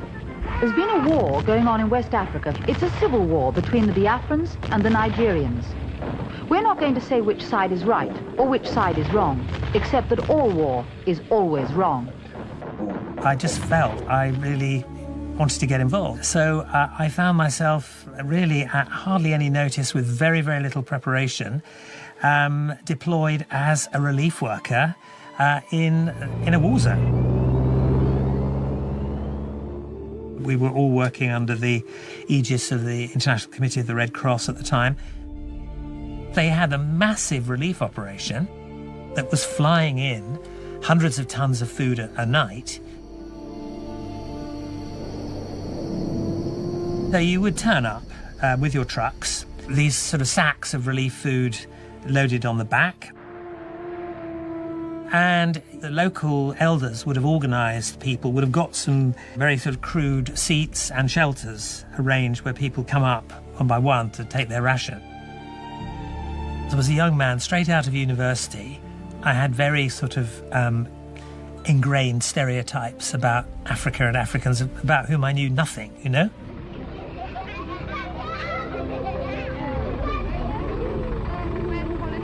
But like any relief worker in any situation, you do the best you can. What had you done before you came? I was in the colonial service. And you were out of a job before this effort was available? Yes.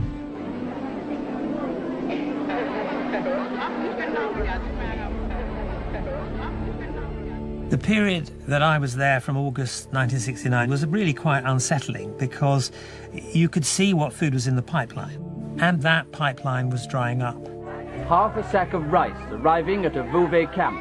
It's to feed 1,000 refugees.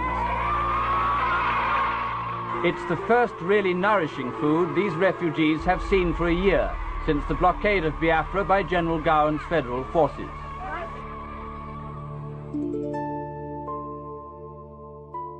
People were migrating from the Port Harcourt area, drifting down towards the central Igbo areas.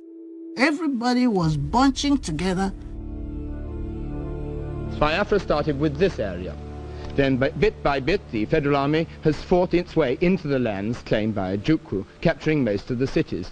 It's difficult to calculate what the area held is, but it might be the size of a large British county. For the majority of people, they had nothing except what they salvaged and put in a huge basket they were carrying on their heads, with the little children tied in their backs. Now they're going through territory that was strange to them. I have no idea which direction to go. We are just going to any direction. My mother said the Biafran soldiers, they marched them, all of them, to an unknown destination. Some of them who were elderly could not make it. They slummed down by the roadside and they abandoned them there. The civil administration had broken down, and, I mean, corruption was at horrendous levels. We were in the areas that the Nigerian army had control over. And so it's important to build good relationships with them. I mean, the only way you could build these relationships was basically to go to the mess, sit down in the mess, drink a bottle of Star beer, and probably have another bottle of Star beer. When the Red Cross came, I had a party. When they were going, I had a party. International observers arrived, I had a party for them. I look forward to every party. There was one occasion when the Nigerian army commandeered a couple of our Save the Children trucks. They commandeered them to move furniture, actually, for personal possessions of troops that were being redeployed from one location to another.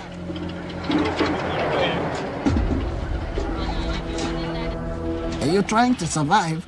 There are officials whose business it is to spread this relief to reach everybody. They'll share it to themselves and their relations. They're literally selling them. These poor local women won't see the food. The children won't see the food. If the blockade is not lifted and supplies aren't brought in by the shiploads, which is what you need, what is the future for the people in the refugee camps and those wandering around in the bush? Well, they will die, and so too will those in the villages who are not getting enough to eat. And these hundreds and thousands are going to die. Hundreds of thousands of people were on the move. As the enclave had shrunk, we were sort of a sticking plaster. We were trying to keep people alive, but meanwhile the underlying political causes of the conflict remained unaddressed.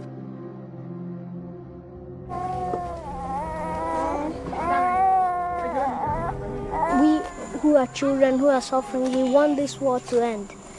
But there are some people who doesn't want it to end, those who are gaining and who are now more richer. I think gradually, as the full extent of the horror unfolded, I think it did become more of a political hot potato for the Wilson government. The British government's policy of continuing to supply arms to the Nigerian federal government was attacked in demonstrations in Britain and abroad. In London, Biafran supporters clashed with the police in Trafalgar Square and Whitehall. Britain was branded with being an accomplice in genocide. Later in Bonn, Mr. Wilson, on an official visit, was mobbed by protesting students. There was no food, so we started scavenging the bushes. We, the children, were eating rats, were eating crickets, were eating maggots, were eating all manner of things. In adults, we can tolerate being without food for quite a long period of time. We can starve slowly. But children is different, and particularly where children are deprived of protein.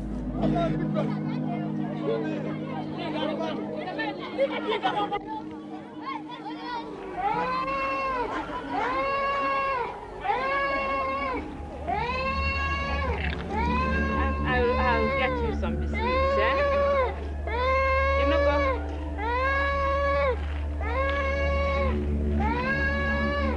Oh dear, oh it's dreadful.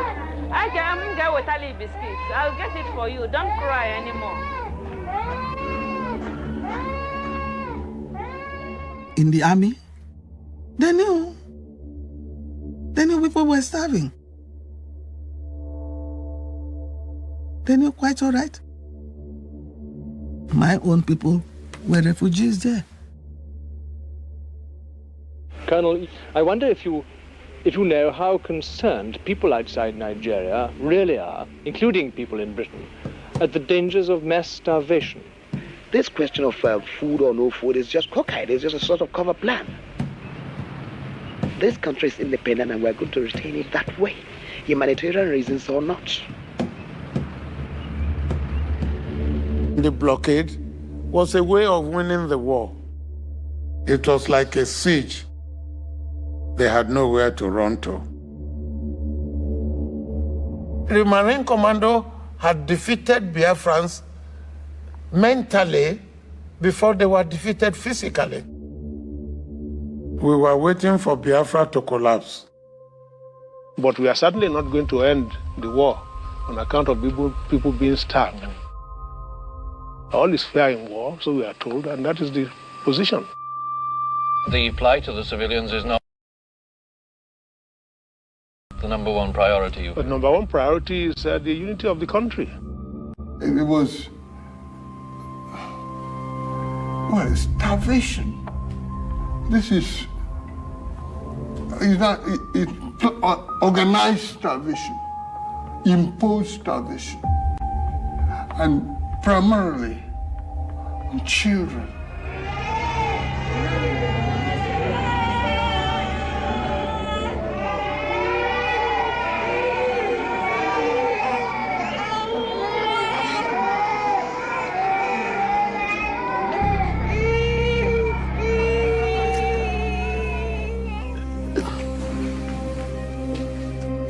I saw this myself.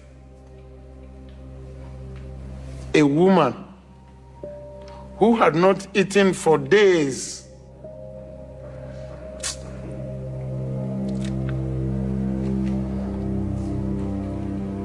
You could count her ribs. The child you could pick up with one finger.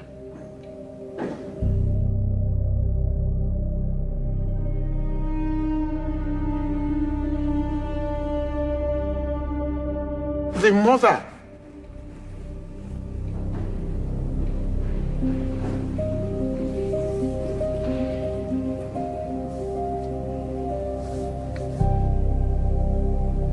The mother still breastfeeds this child.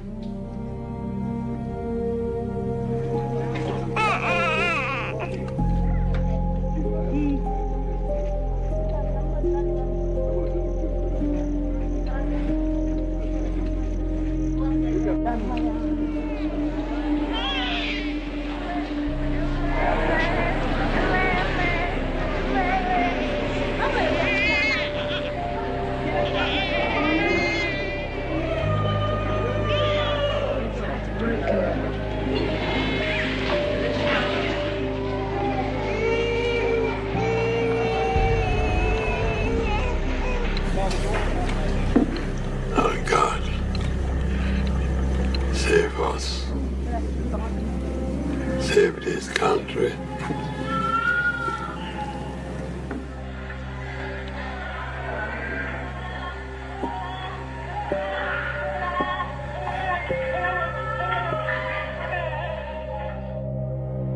Kids, innocent children.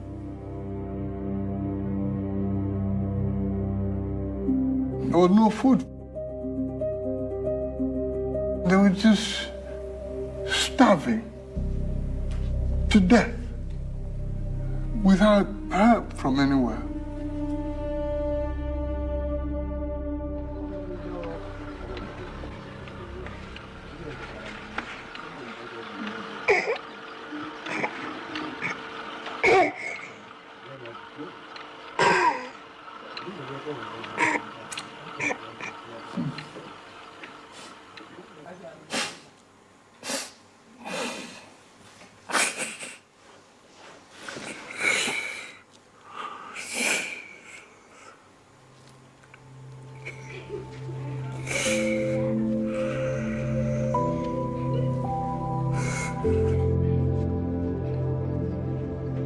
It was a bit like a nasty dream, you know, too vivid to be forgotten.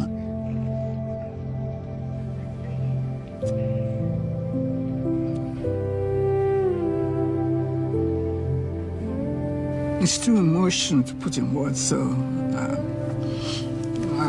what I normally do when things are too bad like that, I try and block it out.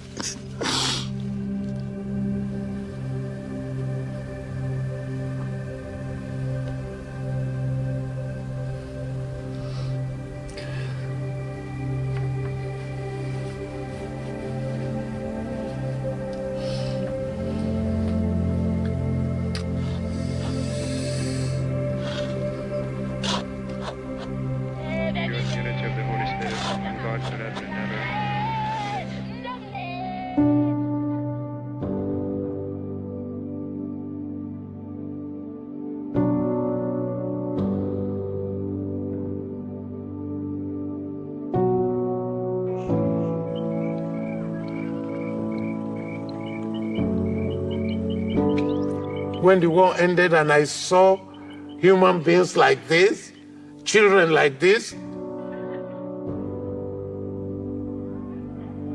it was a disaster.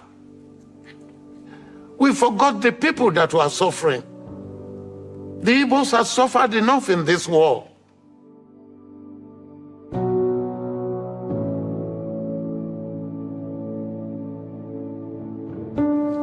Oh, I'm talking to you about a disaster that I saw with my own eyes.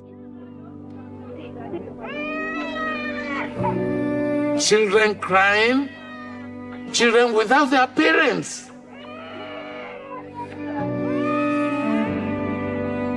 To see that as one of my kids is a disaster. Talking about this civil war, it is a disaster.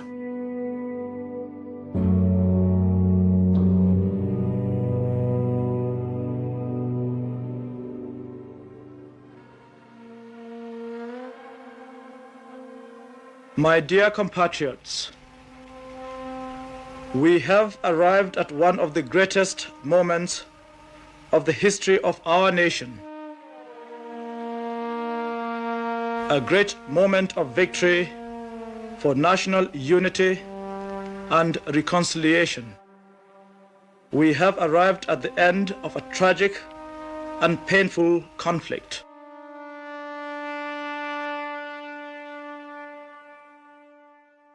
The government of the Republic of Biafra now wish to make the following declaration: that we affirm we are loyal Nigerian citizens and accept that the Republic of Biafra hereby ceases to exist. We had lost the war. We were going home.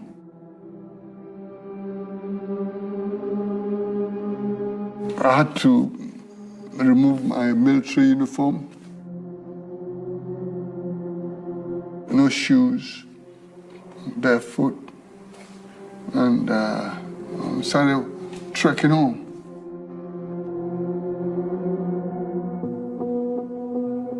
Every outside power was able to breathe a huge sigh of relief when the war ended, because it meant they could get back to business as usual. And in the case of Britain, you know, business as usual meant getting the oil supplies going properly again. The oil companies came after the war, 1970. They went to see their equipment and things, and they found them all intact. They were very happy with that. They spent more drinking champagne than to make the roads. If the oil companies and the British government insisted that there would be no war, there would be no war. They did not do that. They allowed the war to go on. They saw an opportunity for profit.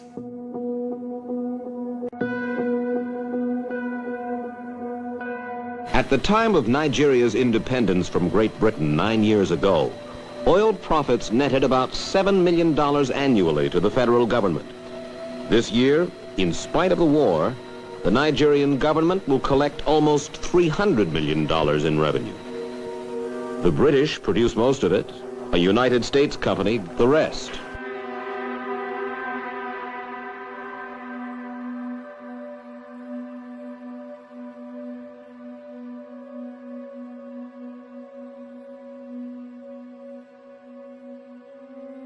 We fought unnecessary war.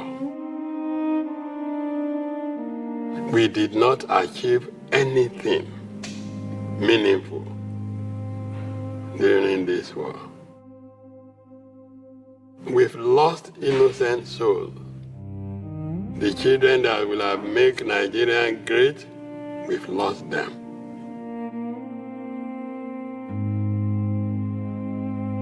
The pain I had from the war, I don't see it as personal.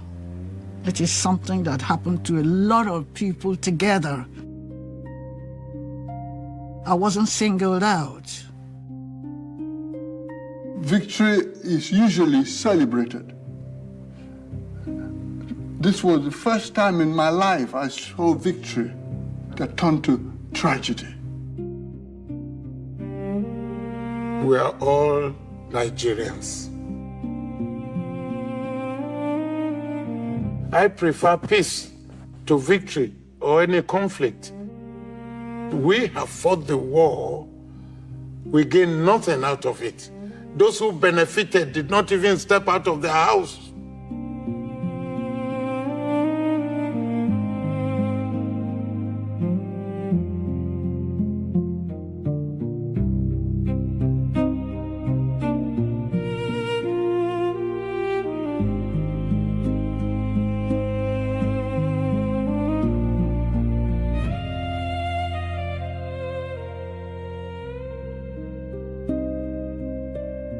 We are the survivors of the Nigeria-Biafra Civil War.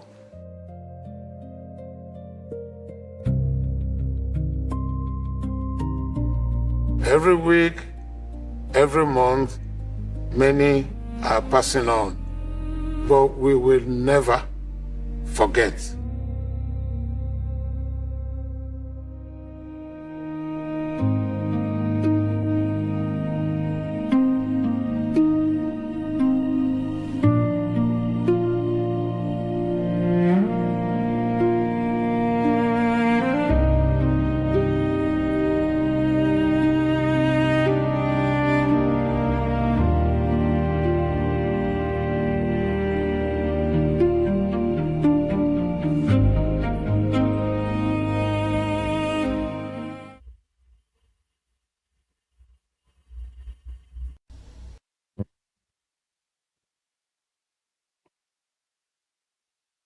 How come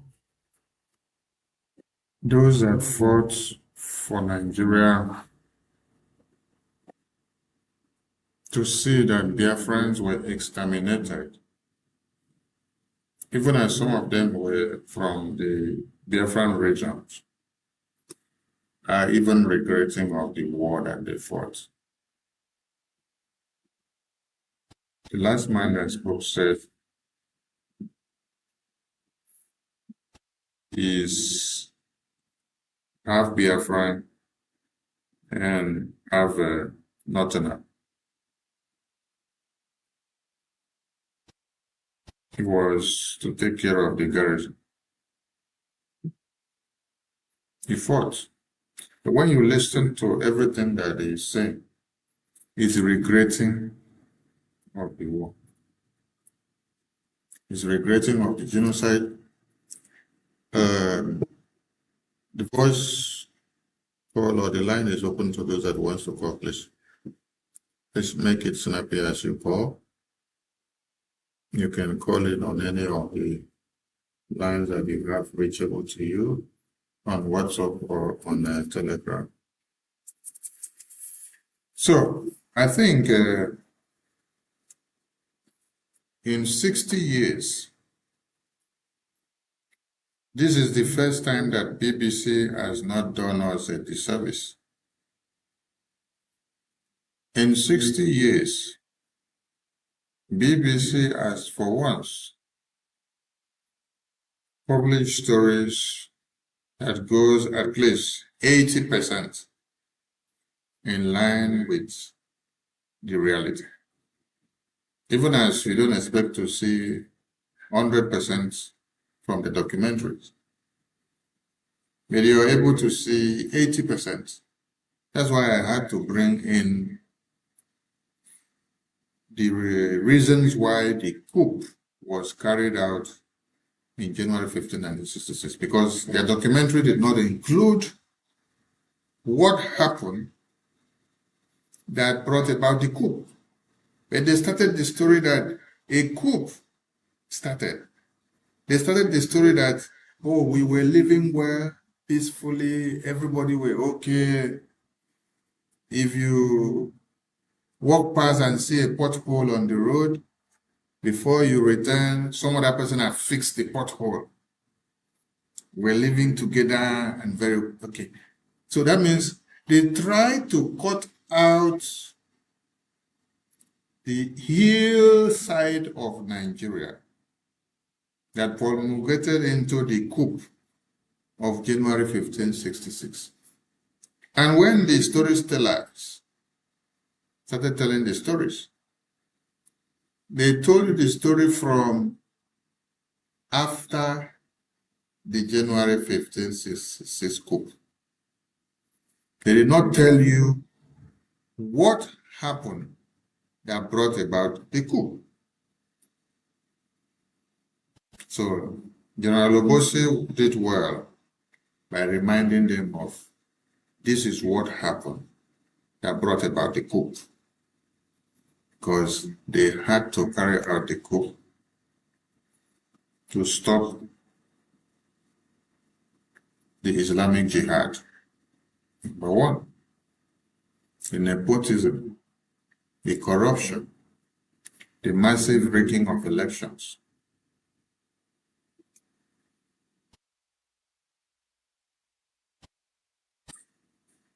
The massacre of the Middle Beltans, the Hausas, and the Yorubas. The corruption that the NPC party, the ruling party, was implementing. They were trying to make you understand that a coup just came to happen. But they did not tell you, why was there a coup? What happened that a coup had to come to be? See that everything was good, the country was good, they were living well and okay, and then all of a sudden, some mad people just stood up and then staged a coup? It's a lie. What was happening in the Zoological Republic of Animal Kingdom of Nigeria that necessitated a coup is what you see that is happening today. So we thank God that we have men and women who are able to tell the world what they should know and what they deserve to know. We are having a caller on WhatsApp. Hold on, I'm trying to connect the Bluetooth speaker so that your voice can come out very well. You happen to be the very first caller on the line today. Right. Caller on WhatsApp. Go ahead. Can you hear me? Caller on WhatsApp. Thank you so much. Go ahead, sir.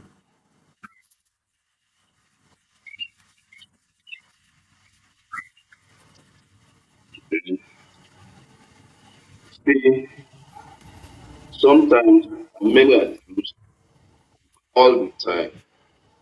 It's always difficult to find. So BBC at a time like this becomes so difficult for them to continue to cover the truth. Like you said, it was 80% cover. But you can see that the veterans had a good cause and we suffered for a good cause. You could see Awolowo, the way he was so proud to claim that starvation was a crime. When the journalist was comforted, you can also see Benjamin Tekle, when the journalist was so why he was proudly claiming that starvation was legitimate. But today, what is going on? You see, what Obosi talked about, it's a known history to almost Europe. They were calling it royalty. That reason for which they stayed, that crisis that was almost consuming the Western, they were calling it royalty. That's life. And royalty means they were calling people gas and petrol, acid, and put setting on fire. That's royalty. That's wait. wet him with petrol, wet him with gas, and set him on fire. He said, no history to them. And that was why they struck. To save them and to save the little better, and they have some people. But we always, we always have the blame. Always. Even when we want to save Nigeria, we always have the blame. But today, what's going on? The same for one that Ratin child for one country. They are giving his tribute today. And has lost all his courage. Even now that he's as old as he is, which is supposed to be more courageous to speak the truth. He can't speak the truth. They are killing his people. So that is it. So what is there is that there is no surrender, no going back. We can never be Nigerians again. We have had enough. We can never be again. Never again. So thank you, and I know that a lot of people are going to watch it. The days and weeks and months. Thank you for your good analysis. God bless you. Speaking with a very good. So let me stop here. But never again. Biafra independent is non-shapers. Let me give a shout out to our Prime Minister for all he did. Because of his effectiveness, the junta in Massa is going after him. That's ruthless and useless, which will never give anything. But they have no story to tell. They have no justifiable cause to present. We have grown that are injured. We have legitimate cause. We are fighting for survival. So thank you so much. God bless you. And bless our Prime Minister and the government later. All the efforts. And all the cabinet members. Thank you. I appreciate your sacrifice for Biafra. Thank you for calling. Biafra is going to do what before the project. And we implore our media team to use independent platforms to make use of this very video to expose more and to be playing it over and over again. I would not advise you play it direct from the BBC channel. You can play it from this very broadcast that I did, because I tried to take the gory images out of the screen and bring it back, take it out of the screen and bring it back so that they will be seeing me on the screen often and often, so that the gory images will not affect the program. So that if you play direct from the BBC, maybe they may cause problem for you. So try to play it from this broadcast that I do. Thank you so much. All right, we have another caller on the line, and is a very big fish of Biafra. Oh, the line is going on. We'll get him back.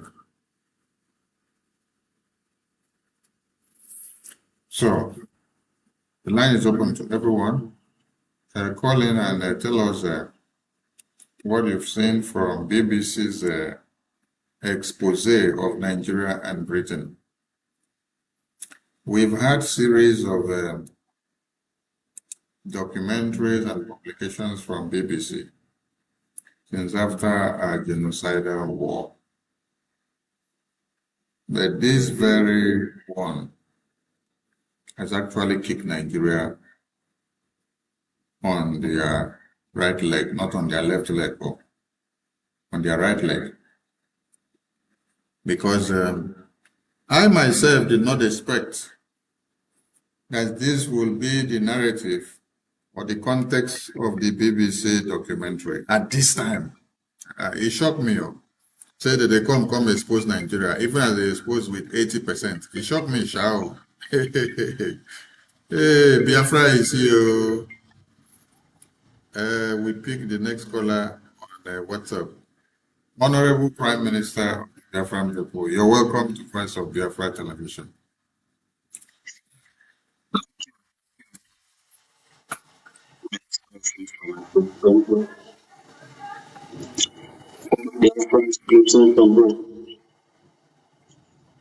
I'm so happy that what we are doing is really good. Like you said, at least will give BBC 80% credit of trying to do the right thing. I don't think we actually give them 80%, but if that's what it is, that's what it is. They need to come and say the truth the way it is. For years, when they buried the history of Biafra, they buried the massacre. The war is not our fault. At the time, our leader proposed restructure of Nigeria so that every region we enjoy what they have, and so we can coexist as neighbors. We have tried everything so that we can live with every region where that contraction going away. Even till today, everything that has been doing to us, we still travel far and wide, to the far north, to the southwest.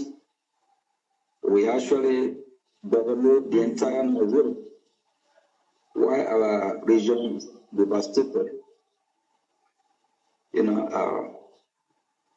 For Biafrans that are not supporting our showdown, please, they really need to take a deep reflection and think twice. A lot of people that have fought against Biafran people, they are regretting it. Even this our brother after my name. How far? Is our Nyama people better off now? The Oduduwa Yoruba people who faced funny, funky people, are they better off now? Every life matters. We don't want anyone to die. But karma is real. The same Nigeria they fought for, the same Nigeria they fought for and fought against Biafran people. That monster that they breed, that monster will consume all of them. Yoruba land have not started bleeding. It will bleed until we repent. Even the coup, the so-called Igbo coup, is not the coup, it's not Biafran coup. Is to save the people of that region called Nigeria. Is to save the Biafran people, Yorubas, and the Yoruba people from the jihad that's supposed to happen before 1960. And we are still the victim. And these Yoruba people will lose their leader called Tinubu. If I don't say God will punish them, somebody will say it. They deserve punishment. Majority of the major generals in the Nigerian side are the Yoruba and the middlemen. Just Biafrans asking for freedom. We just want to be this group of vampires, evil people. They colluded, massacred Biafrans. We don't want the war. They brought the war in our doorstep. And we have to defend ourselves. And today, some of you live with Biafrans that are not supporting what we are doing. You will regret. And you will be sabotaging what we are doing, your generation. Even our God that made the heaven and earth, when he curses, the generation, the lineage of that evil people, all of them, they will bear the consequences. They will suffer from it. From Peter B. Soludo, Professor, the more these things in our land that are fighting against us, exactly what happened with some Biafran during the sabotage our freedom. Look at today, how far are they better off? Are they better off? Are they happy that they fought against Biafran people? I hope something will torment them forever, unless they repent from their evil. Unless they repent from their evil. Evil people everywhere. Honorable Minister of Information, I urge you this documentary.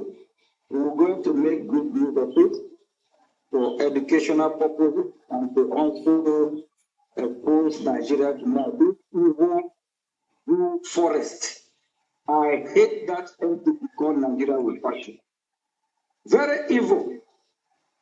If Biafrans are speaking for their own country, they want to be free, why not Nigerian government act smartly, call Biafra to dialogue with them? Then what is the problem? What is your grievance? How can we resolve this issue? That is how a good government operates. Rather, they turn blind eye. All they do is to kill Biafra. If Biafran people are complaining that the government is marginalizing them, what is the new government of Nigeria supposed to do? Change their strategy. Treat the people of Biafra better. Not just treat the people of Biafra better and abandon the rest of the Nigerians. No. If there's no road in Biafra, let there be road. If there's no electricity, let there be electricity. If there is no job, the government create job. Then before you know, you quit the education for freedom. But rather, they want us to die in their land. They want to Islamize us. They want to take us out of our land again. And so the Fulani are fighting for Nigeria to kill their own people, Biafra. We will not forget. We will always remember. And Oduduwa people, Yoruba people. I also hate them with passion. These people are evil on their own. We know we have bad actors in Biafra. Every country in the world, you must have some that will sabotage their people. Disciple of our Lord Jesus Christ. One is trouble among them, one sabotage, one betray our Lord Jesus Christ. So every Biafra must not believe in our ideology, our growth, or our value. And remember, we already been infiltrated by this Islamic behavior.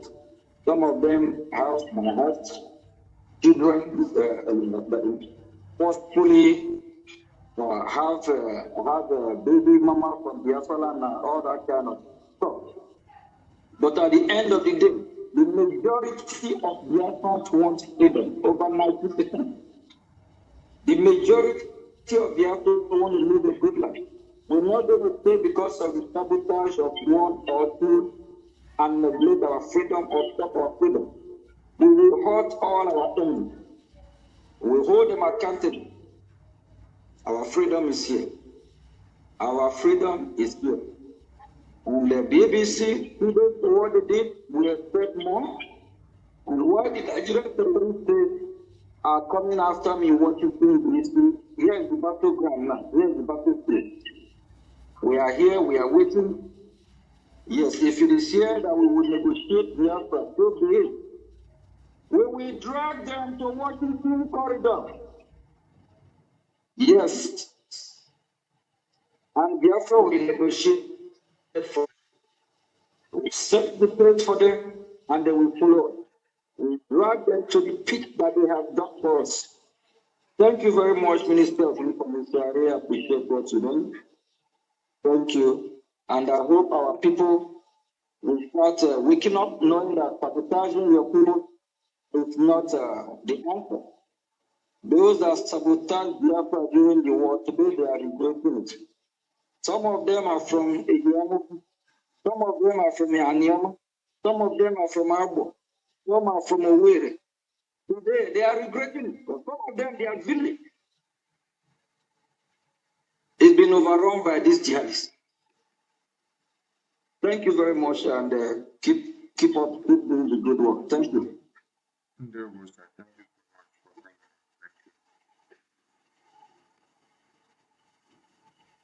Almost all the speakers told the story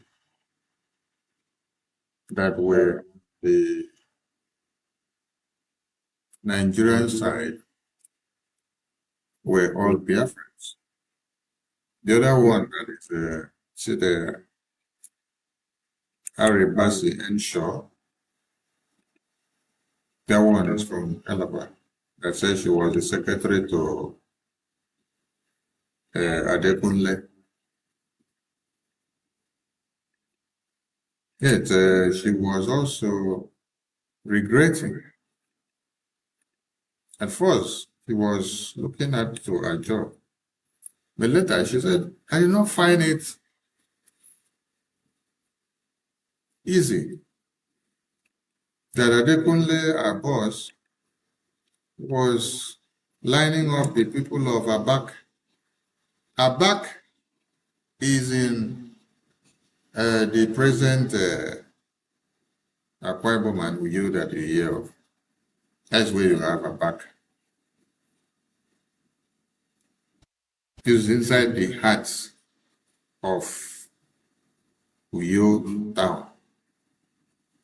So the same thing that they line, this is the story that she's telling of how they line up Biafrans in Abak and they fired them to death.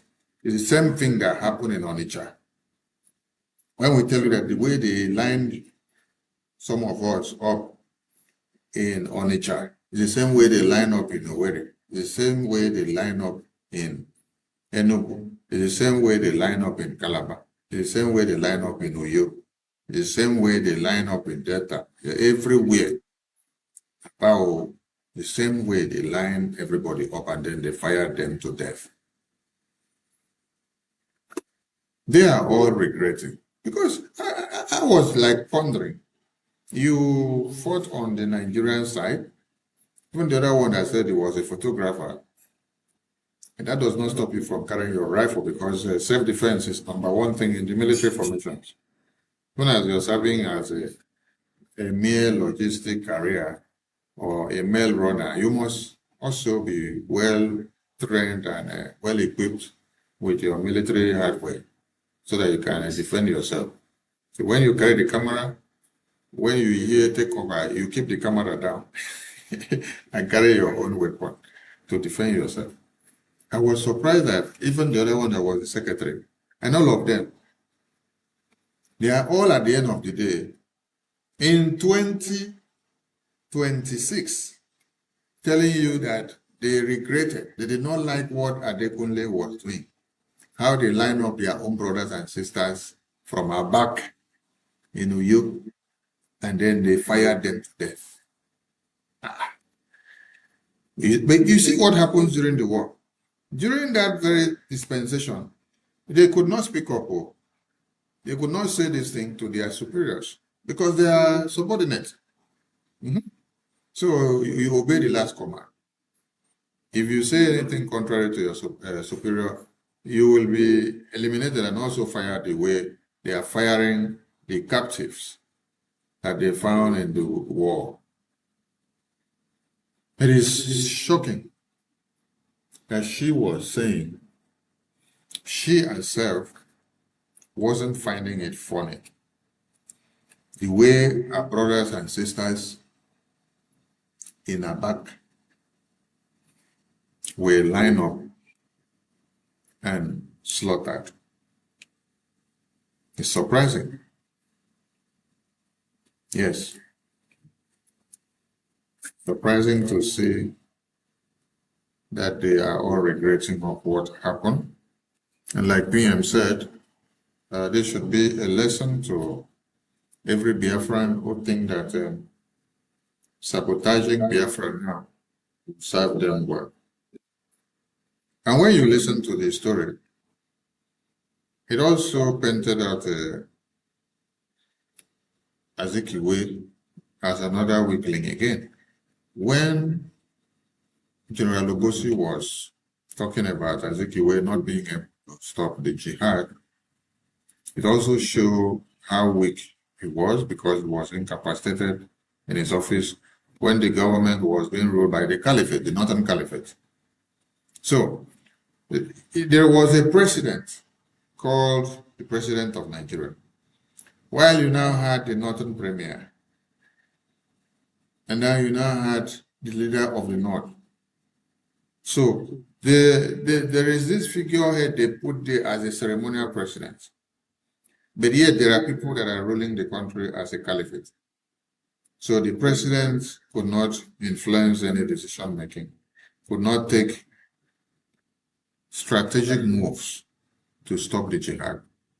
You could be surprised that while the Islamic jihad template was staring everybody to the face, that was when the president, Azikiwe, had to embark on a vacation and on a picnic to the Caribbean and to the UK. So while the jihad is happening in Nigeria, he's there to enjoy himself and to clear off his head. He doesn't care what is going to happen in Nigeria. This is a replica of Peter Obi. For those of you that think that Peter Obi will come into Nigerian presidency, I'll come and carry your cross on your head. You see, having Tinubu as the president of Nigeria is better than having hundreds of Peter Obi. Because Tinubu is even able to stand and speak and to deal with the Northern Emirates. You see, today, the Northern Emirates are going on loggerheads with Tinubu. Why? Because the Muslim ticket that they planned and how they wanted to control the government after they put him there in power, that template was not allowed to work 100% as it was planned.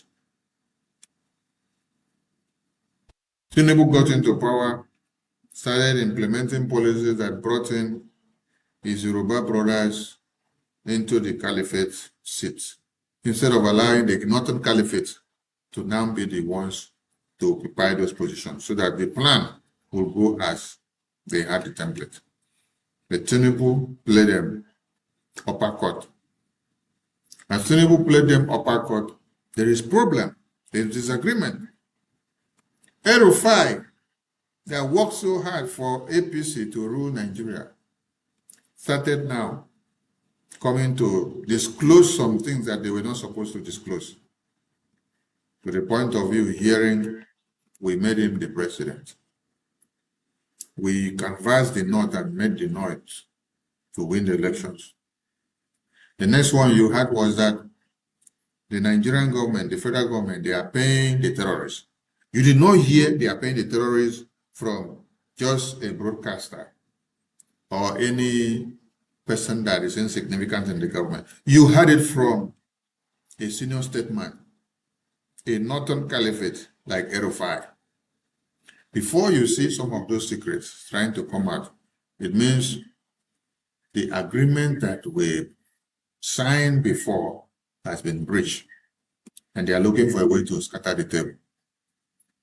If Tinubu, that understands the caliphate and has used money to control the caliphate and to implement APC policies for the past 12 years, is fighting like this with the Northern Caliphate. Now, I want you to set your mind back to when you had Azikiwe as the president of Nigeria, a Biafra, who do not have the power to control the Northern Caliphate, who did not have the money to control the Northern Caliphate. That's why the caliphate were able to implement the jihad, where they were cutting off heads of babies, women, and children of the Yorubas and the Middle Belters and the Hausas, and they were implementing jihad. So, necessity for the coup of January 1566 had to come.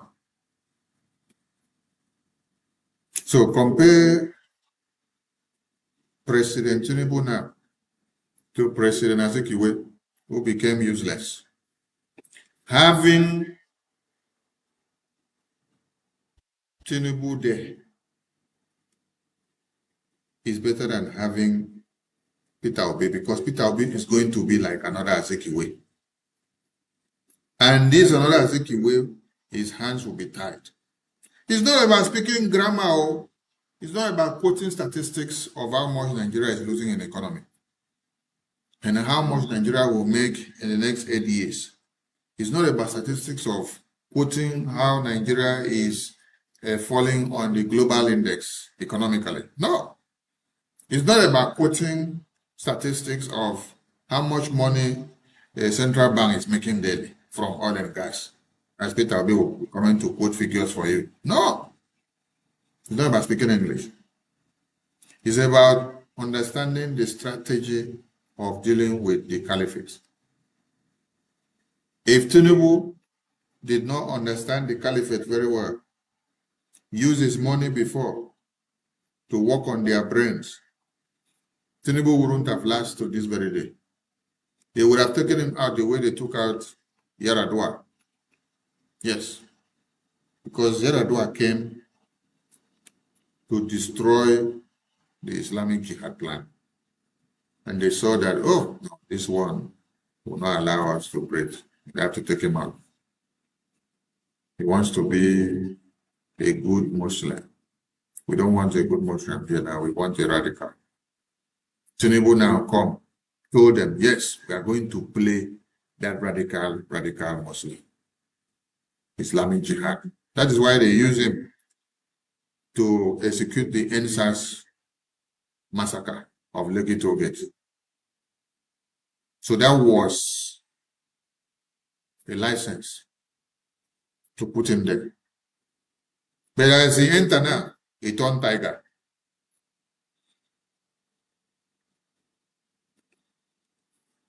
More Tinubu have to be there so that he will continue to fight Biafra government in exile. As he is fighting Biafra government in exile, he is exposing Nigeria the more for the need for recognition of Biafra. More Tinubu have to be there so that when he refuses to release Mazi Nnamdi Kanu, he continues to go after Mazi Simon Ekpa in Finland and continue to put more money into European Commission to keep Biafrans down. That will create the highest awareness. More Tinubu need to continue to be in that presidency of Nigeria so that the terrorists will continue to escalate, having seen that their Muslim ticket arrangement is not working as planned. When they see it, everything will escalate. The rampage will enter everywhere. And all of you that are sleeping, you will wake up from your sleep. You face the reality to realize that Nigeria is on a time bomb and it is time to dissolve this contraption. But if you take Tinubu out today, go and bring Obi, all of you in your community, especially in the eastern region of Biafra, the old eastern region of Biafra, you will all be wiped out overnight when you have Obi as president of Nigeria. He's only able to talk and make noise now that he has not entered Asoro. By the time he enters Asoro, his hand will be tied down. Do anything. Move. That is when he will tell you, the caliphate, there are people controlling this government or trying to stop me from implementing my policies. I salute all your friends. Every day, when you think that you are trying to do Biafra by bringing one thing to the media, God is going to use you to play awareness for Biafra in many ways. And that is what is happening. We have seen this one now happen with BBC. Even as they've not played the role 100% the way they're supposed to play. But this little 80% that they have played, it is a great service to Biafra. It has helped the Biafran people to add up the story to the recent videos that has flooded the media 2 days ago on the 30th of May. So if you did not see that one, you will see that one on BBC. Because all of you want to listen to BBC. Yes. We will push it out and you will hear it and hear it very well. The world must hear, and everybody, yes, it's time to know and hear and see the atrocities of Nigeria. Who kill Biafrans because of oil and gas interests, which they want to keep their stake of business in Nigerian contraption. They care less about the babies. You heard Adekunle said, no, they care less. That the blockade of babies, women and children dying is a cook eye story. You had Gowon. Gowon said, no, what we care is to keep Nigeria as one. We don't care whatever happens. You now listen to Awolowo. This is Awolowo that Ojukwu brought out from prison. He brought Ojukwu out from prison so that Ojukwu, Awolowo brought this man, Ojukwu brought this man out from prison so that he will come and be the premier of Nigeria, first prime minister. Awolowo that was brought out. When he came out, he said, if the Easterners want to secede, the Yorubas will do so. But when he was then offered the position of the Commissioner of Finance, the story changed.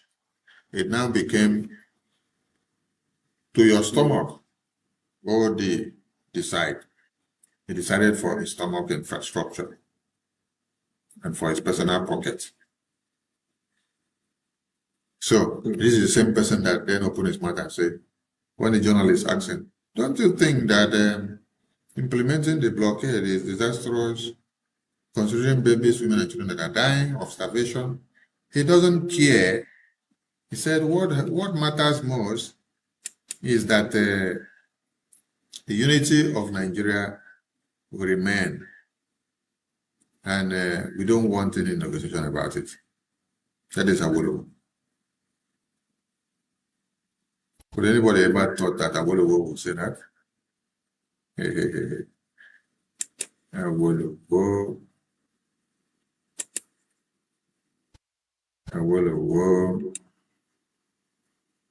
Let me see if I can bring that Awolowo part again so that some of you will hear what Awolowo said.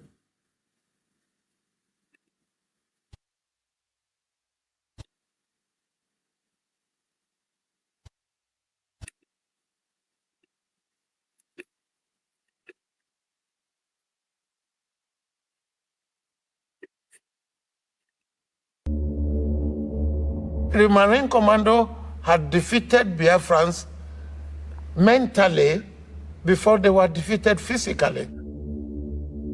We were waiting for Biafra to collapse. But we are certainly not going to end the war on account of people being starved. All is fair in war, so we are told, and that is the position. The plight of the civilians is not the number one priority. The number one priority is the unity of the country. It was. Do you hear that? They're not going to stop the war because people are dying of starvation. Number one priority is to keep Nigeria as one. They don't care so much about the babies, women, and children slaughtered. This is what came up from the mouth of Awolowo. Same Awolowo that we brought out from Calabar prison. Ask me, who locked Awolowo up in Calabar prison? Was it Biafrans? No. It was Nigerian government. They wanted to lock him in the north But we said, no, don't lock him in the north, because if you lock him in the Northerners will kill him. They should be locked down in a neutral ground where he's not seen as enemy to the Biafran people. So he was locked in Calabar, in the Biafran region in the east. Then when he was brought out, he used his mouth to say, if the East are seceding because of the deplorable position of Nigeria, that the West will also do the same. And when he now got to Gowon gave him Commissioner of Finance. Oh, okay, your own don't reach. To hell with those Biafran people. The next day, he gave another press briefing that the Biafran people trying to secede from the country, that they are on their own, that they should continue on their mandate, that the West have nothing to do with breaking up from Nigeria. Here's the person telling you who is the one that, he is the one that even came up with this plan of blocking even the money that Biafrans had in their banks, so that they cannot be able to reach out to it. They implemented financial blockade, implemented food blockade, implemented all the kind of blockade. So when you hear him say, they don't care about babies, women, and children being slaughtered or starved because of the blockade, that all they are after is unity of Nigeria, Nigeria to remain as one. I salute everyone, and keep a date with us again tomorrow, as we have some guests in the studio for Politics Insight. I salute all of you. Be of good share and keep up the good work. Our voices are being heard in Washington, D.C. in a very high scale, and Nigeria are running mad. We want them to run mad in a different way, because Biafra is here and nobody can work on the reality. Thank you all from here.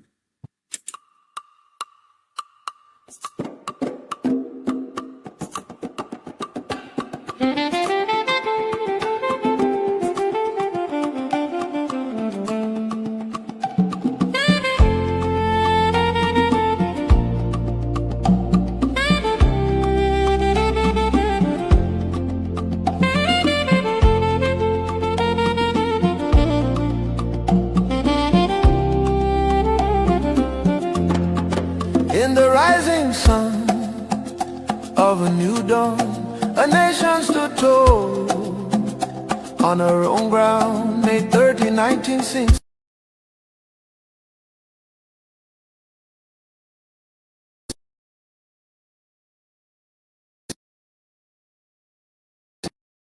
The flag was raised, land of the rising sun, freedom proclaimed. All over Biafra land, the people sang and danced, tired of broken promises and iron chains. In July 6, 1967, Nigeria waged a genocidal war against the young republic. The drums of war began to sound. Nigeria turned against us on our own sacred ground. May 30, 1967, we still remember the day hope was born and hell descended, rivers ran.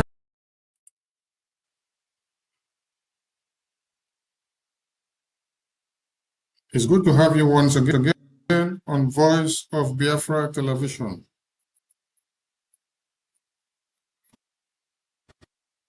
And you're all welcome to this very evening. I bring you warm greetings from the Biafra Republic government in exile to the entire world and the lovers of Biafra. This week has been a week of success to the Biafran people. First,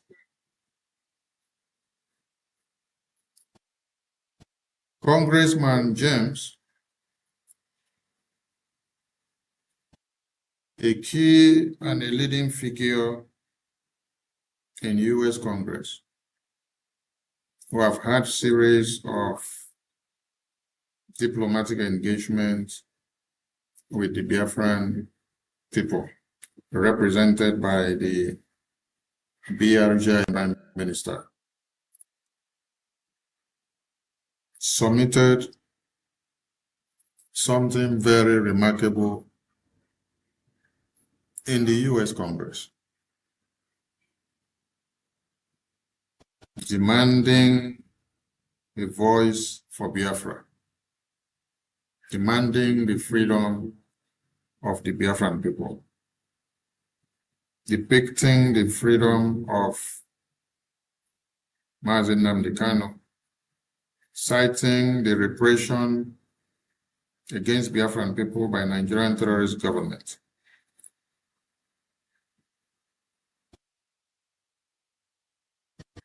The intervention of the U.S. government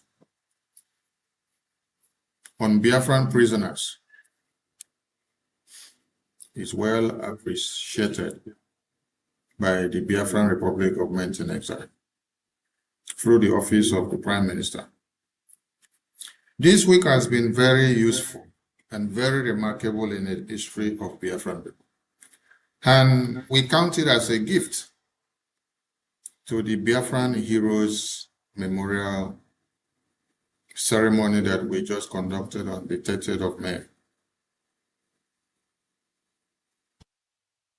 It did not just stop there. There is another big news again from Dr. Michael Rubin. You all know Dr. Michael Rubin. If you don't know him, then you are an enemy of the Biafran people and the enemy of the successes of Biafra Republic Government in Exile. Yesterday,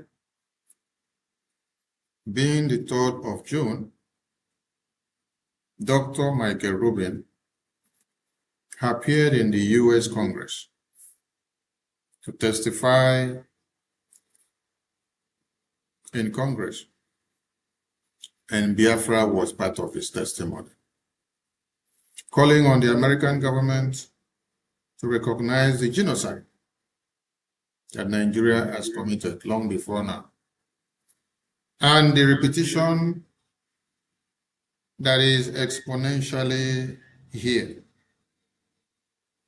and the actions that could be taken to term more genocide that may come. Because the international community did ignore entirely the genocide that all these foreign governments have committed before. Because of their diplomatic engagement, they sweep it under the carpet. You see countries that have committed genocide on the minority people in their countries, and then their international allies just move on. They use something to cover their blood, business interests.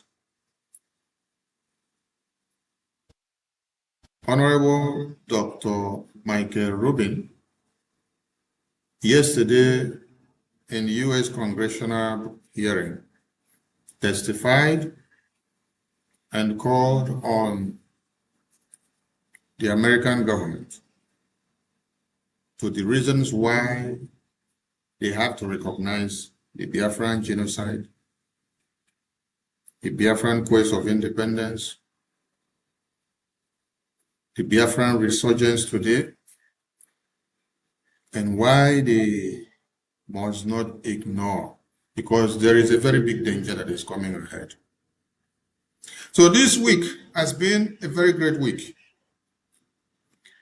And maybe by next week, I will be having some guests in the studio to discuss some of these blueprints that have been on the media sphere in favor of the Biafra Republic government in exile. And tonight, I welcome you all to Voice of Biafra.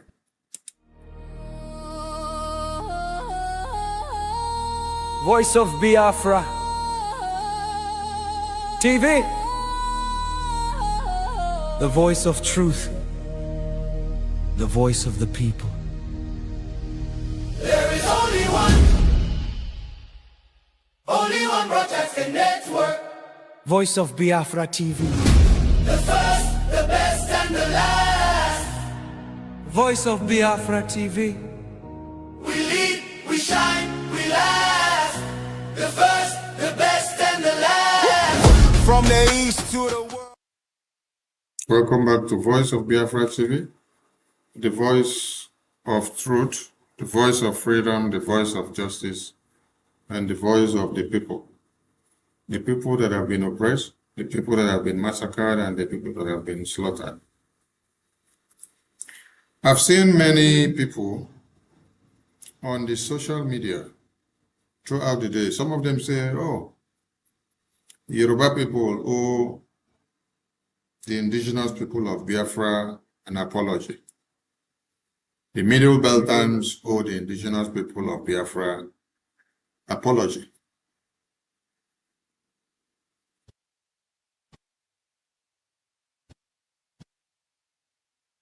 Some of them say the Yoruba people owes Mazi Nnamdi Kanu apology. Your apology does not change the fact that you laid the path to destroy innocent babies, women and children of Biafra, who were slaughtered in their mother's womb. Your apology cannot bring back those babies. Your apology at this time is not very important. It is useless to the Biafran people. What is of more essence is for you to pick up arms to defend yourself against the Islamic jihadist terrorists that are in your communities. So, it is no more about the Biafran people, because you all made it look like a case of Biafra in Nigeria.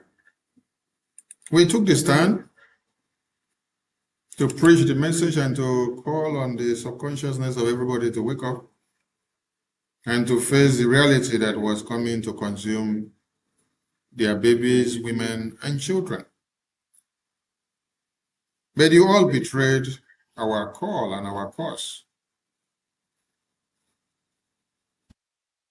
You took it to be just a call. You rejected the message and you trampled on the messenger, which happens to be the Biafran people. Today, when Nigerian government brings out statistics of insecurity in Nigeria, they see that the Biafran territory is more and most secure territory in the contraption of Nigeria. This has been the sacrifice of the Biafra Republic government in exile. You all mocked at us. You sent many of us to prison. And you are still working to even send our Prime Minister to prison. Tinubu is canvassing in America, writing letters, hiring lobbyists, going to the Department of Justice in America, going to FBI, going to all the bodies in America for them to kidnap or to send Mazi Okenkere to them in Nigeria or to push him into prison so that the Islamization agenda in Nigeria can prevail. Because Okenkere has come and become very stubborn and stood on the way after they kidnapped the previous leaders that were leading Biafra. And many of you are facilitating and giving more information that Nigerian government needs to bring us down because of the Biafra that we are fighting for everybody.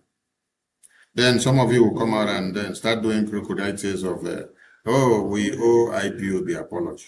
Oh, we owe Mazin Abikano apology. Oh, we owe indigenous people of Biafra apology. Oh, we owe Kechukwu Nkere apology. Crocodile tears, lip services, backstabbers, evil people, jealousy people, people that have been invested with maggot mindset, who is only to deteriorate everything that you try to make better. Your apology cannot save any situation because the terrorists have surrounded all of you. Yes, they have surrounded all of you. I'll do well to show you some of the photos tonight. And they have surrounded all of you. Your shouting and lamentation cannot save you this time. It's not about shouting and lamentation. It's about your ability to face the terrorists. Are you ready to face them? If you like, come and be doing apology to Biafra government in exile, or Biafra, or indigenous people of Biafra, or our PM that you want to send to prison because of fighting for Biafra, because of fighting for the release of other Biafrans that are inside prison, or come and do apology and turn your head upside down. That does not change the mindset of the Fulani terrorists. You know what? What you should be doing is to brazen up. Be ready to face the real terrorists because they are here and they are looking for all of you to take out. He said, if you do good, you do for yourself. You do bad, you do for yourself. Many of you claim you are IPOB, Indigenous People of Biafra. I saw Okechukwu on social media. Okechukwu says he is IPOB, Indigenous Person of Biafra. But Okechukwu cannot present to you any evidence of his support of Biafra government in exile, which he is supporting or fighting for or helping to annex Biafra, that same IPOB that he claims to be in Washington, D.C. Okechukwu can go to Washington, D.C. and do protests for Nigeria continuity, for one Nigeria to be. But Okechukwu cannot do fundraising, or you cannot see Okechukwu come and carry Biafra flag to join Biafra. You cannot see him come and speak for Biafra.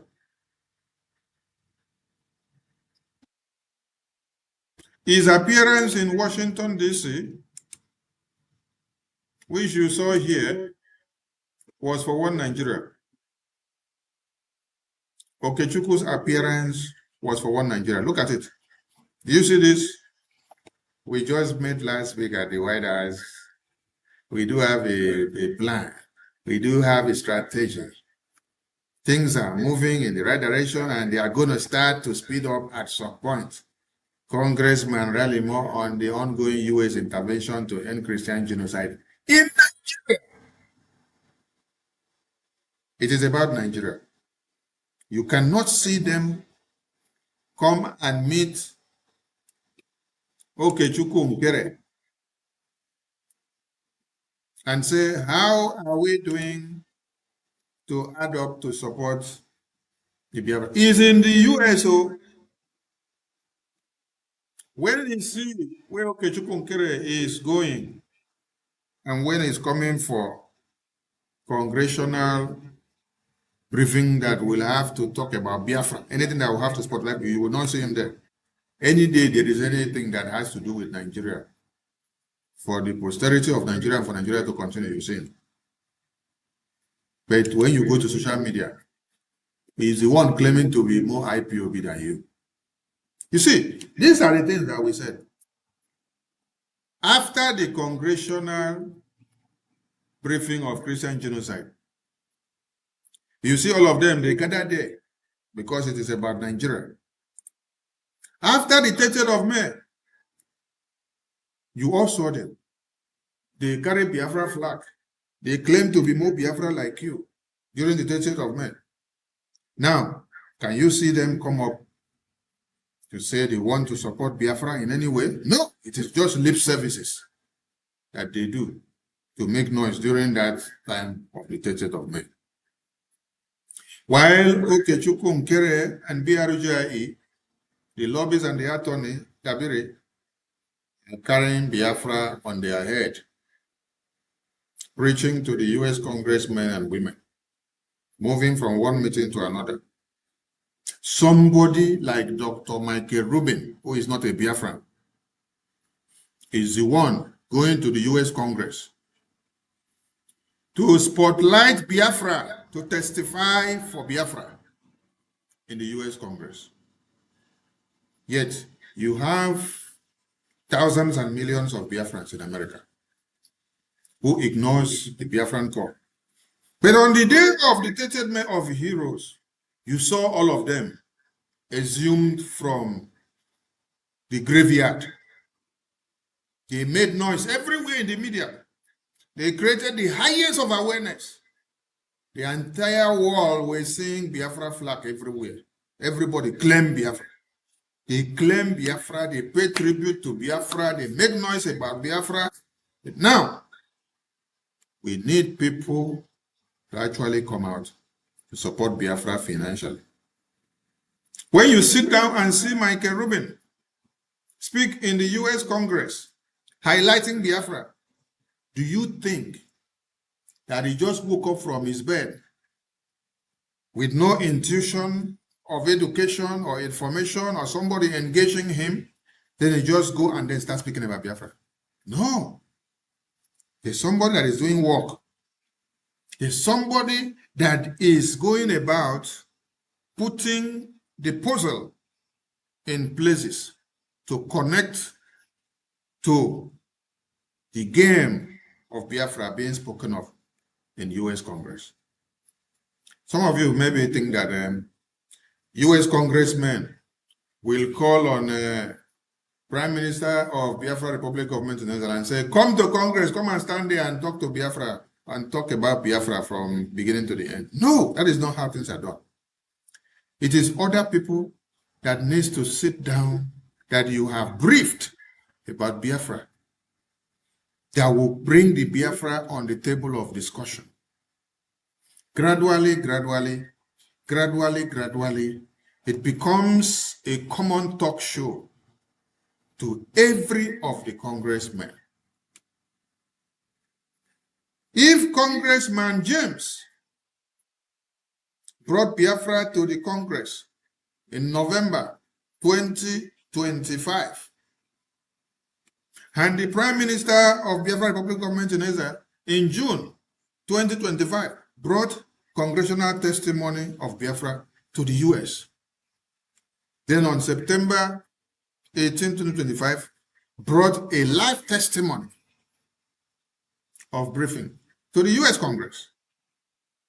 Tell me now, from that standpoint, why other congressmen and think tank groups in America will not be elevating Biafra gradually. But when an idiot like this is going to the US to meet the US lawmakers and is going to uplift Nigeria, is going to talk about Nigeria all his life, This is the same Okechukwu, when Simon Ekpa was here, who was attacking Simon Ekpa. Why? Because of our template and ideology of Biafra independence. When we said no elections in Biafra land, take your elections to the Kafanchan, take your elections to Nigerian territory. Because Nigerian elections is not going to bring us anything.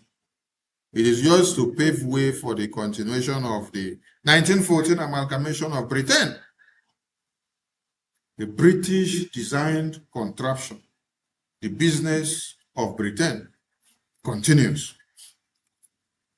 These are the people that came out and fought us very hard. For who? For Peter Obi. Peter Obi that was given to them by Britain. And they were very okay to see that Peter Obi is given to them by Britain. They were very okay that Britain write a script and then give the script to them and then call on one of them and say, go and play the script. And then they were very happy to be the one to play the script.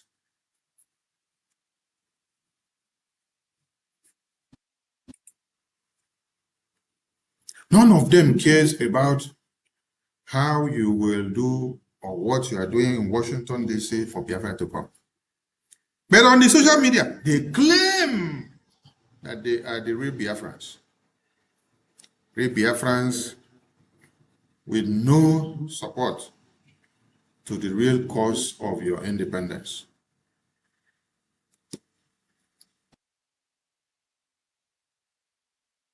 A few weeks ago, he was in Abuja to celebrate Nigerian Nollywood actors' nonsense.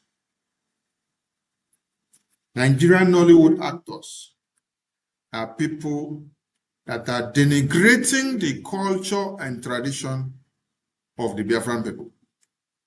You will not see Nigerian Nollywood actors act a movie that is depicting Islamic jihad, that is exposing Islamic jihad.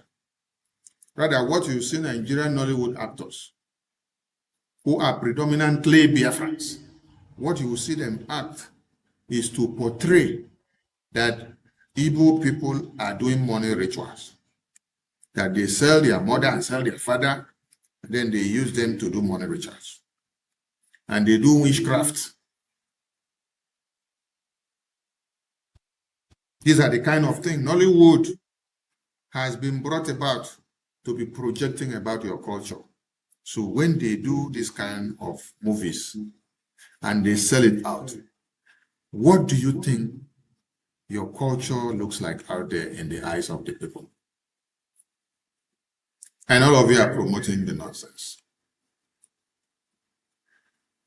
When they all saw that BBC was preparing a documentary on surviving Biafra, they all came out from the bush and were making noise.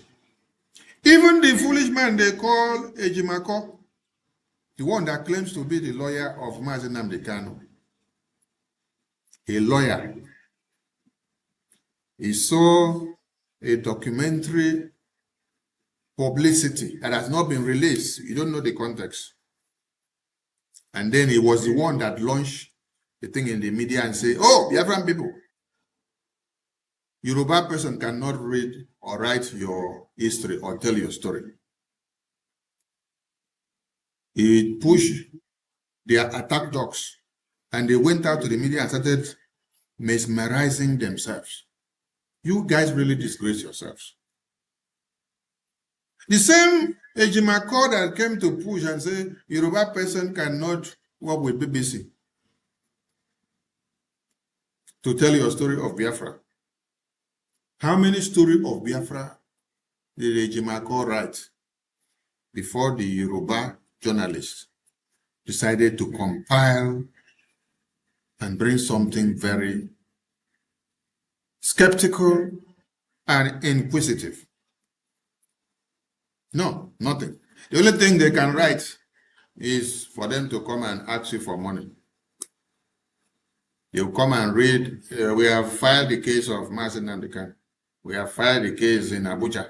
We have filed the case in Sokoto. We have filed the case in Enugu. From 2021 to now, they cannot deliver anything. So the man had to relieve all of them of their duties. He stands in the court to defend himself. Yet they are collecting salary.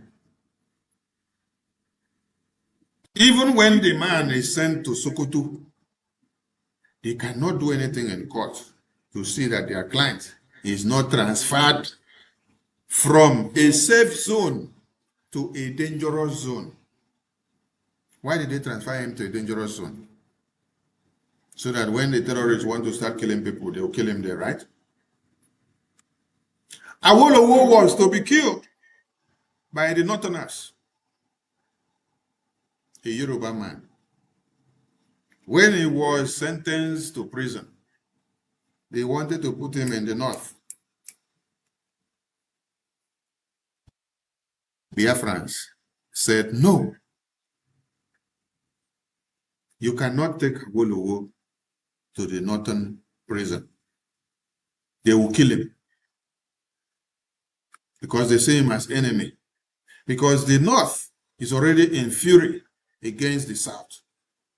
Send him to Biafran prison, where he's not seen as enemy or as a threat, so that his security will be secure. Did anybody alter it? No. He was sent to Biafran prison. He stayed there until when it was time that we released the animal. And the plan was to make the animal the Prime Minister of Nigeria. So when the animal came out, they made him Commissioner of Finance of Nigeria. He turned back against the Biafran people. So all these useless lawyers that wear wigs and call themselves names, you can't even secure that your client will not be sent to prison in a dangerous zone. Anyway, if you could not secure anything for him inside the court, is it for you to now secure where he will be kept in prison? That shows how useless you are. The only thing that is important to you people is to keep him in prison and turn him to a manicure. Turn him to a museum article so that everybody will be going to prison to look at him.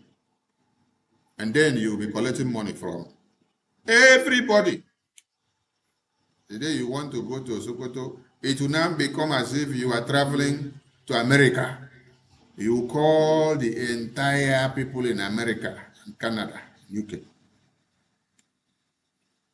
Call them in Europe, ask them for money. Oh, give us money, we have to go to Sokoto prison to go and see him. It becomes a merchandise.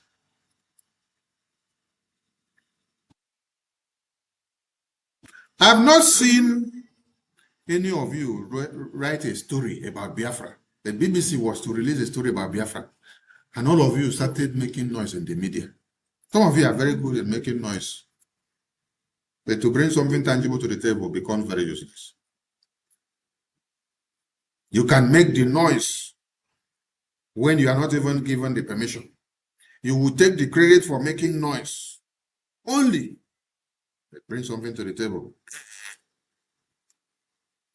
Nothing to show. The story that you people are good in telling is backstabbing, propaganda, blackmail, and slander. Working and reading the script of Nigerian terrorist government and the script of the UK and European government. That is how UK is using Peter Obi to confuse all your brains, while all your distraction will now go to Peter Obi. Then he is working for Tinubu, but he is brought in to deviate your attention. So when you now push half of your attention to him, Tinubu gains the ground. At the end of the day, you make nothing out of it. Tinubu will now garner all the support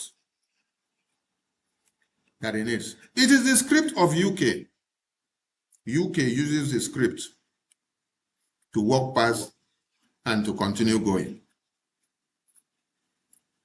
This is how it happened in 2023. In 2023, UK gave you Peter Obi and used him to confuse all of you. Why driving the traffic to Peter Obi? UK is preparing Tinubu. So Obi works on diverting your focus while creating more support for Tinubu.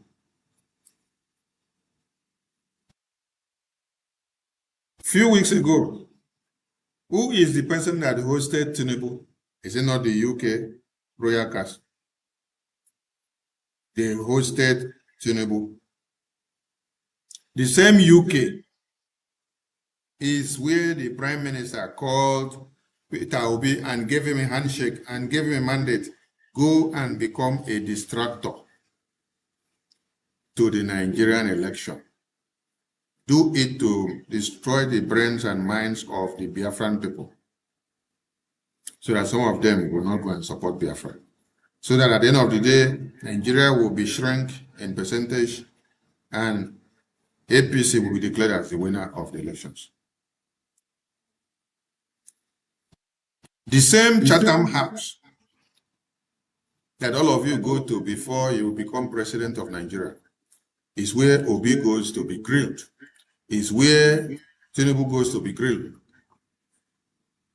You did not see UK invite Tinubu the same time they invited Peter Obi. That is to show you the disparity in what they are doing. They invite them openly, they invite them through the back door. So the one that they invite openly and show you the video, oh, all of you will go crazy. While they play the underground game with the other one. Today, where are all of you? I don't know why you are all crying today. You don't need to be crying, because Nigerian terrorists have not started yet. Nigerian terrorists are just preparing the ground. In 2024, who had thought that it would degenerate to this point now, where you are? In 2022, that was when the US files of Tinubu narcotic crimes surfaced on the media. You were all informed not to.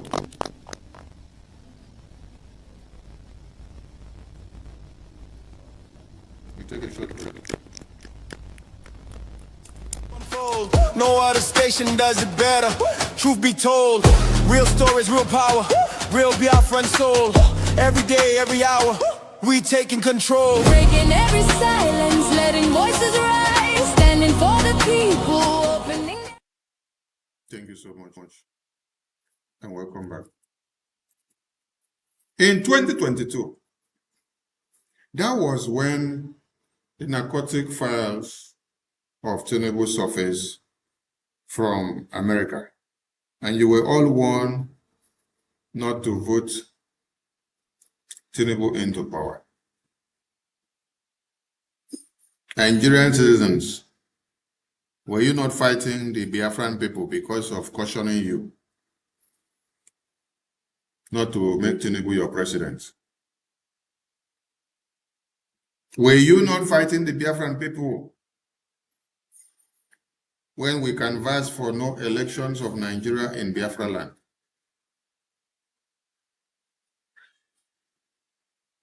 So there is no amount of persuasion of any kind that is good for you people, Nigerian people. All you just need to be seeing is fire for fire. You love fire for fire. When the terrorists are taking you people down, you love it that way. Because you love the corrupt leaders to be in power, because some of you are benefiting from it. Now, the terrorists are here and they are coming in full force. The toddlers that were kidnapped in their schools, the terrorist now says for them to release these toddlers. Those people that were kidnapped in their schools, Nigerian-sponsored terrorists, says for them to be released, they want Nigerian government to implement Sharia law in Nigeria. And after they implement Sharia law, they should give them more money, and then they should give them more weapons,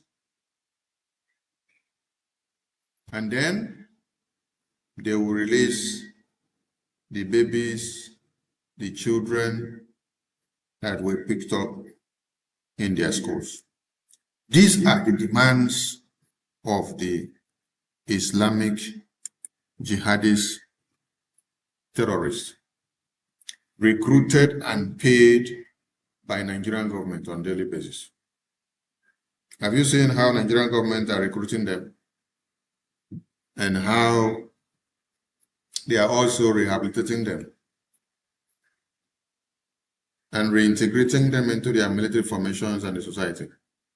Most of the videos that have circulated on the social media for the past 72 hours has been videos of most of these rehabilitated terrorists, which has been given military regalia and has been given police regalia, has been given naval regalia, Air Force regalia, civil defense regalia. You even see road safety regalia, you even see Amotekun regalia. We saw one that they removed Nigerian Army uniform on him. The same person, he wore Amotekun uniform. The same person wore road safety uniform. I think he also wore police uniform. So what are you supposed to understand there? When they go on the rampage, when they go to kidnap the babies, women, and children in schools, just like when you remember when let me see if I can see the video. When the Nigerian government were grilling the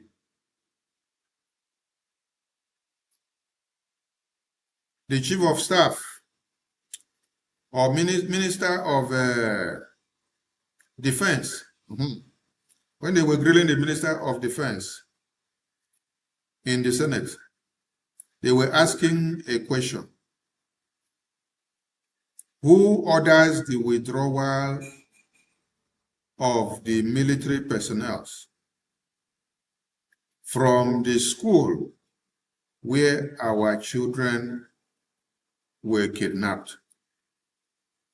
And the military personnel were ordered to withdraw from the school few minutes before the terrorists invaded the school.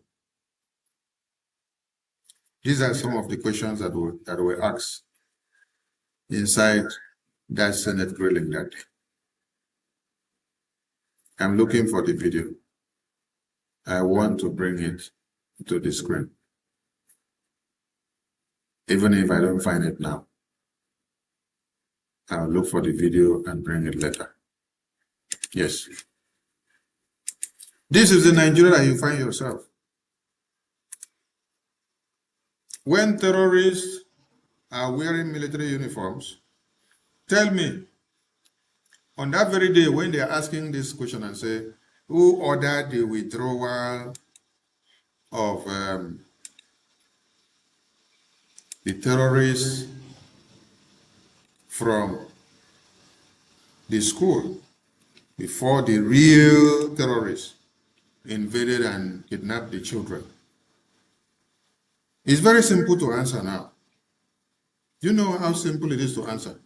How simple it is to answer now is that if Nigerian government recruit these terrorists and put them back inside the military formations, they give them uniform to wear,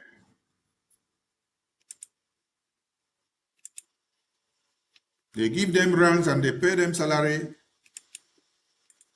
Now the question is, why wouldn't these terrorists be posted on duty? Why wouldn't these same terrorists be posted on duty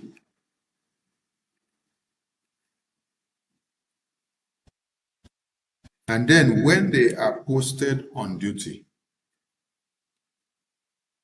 when these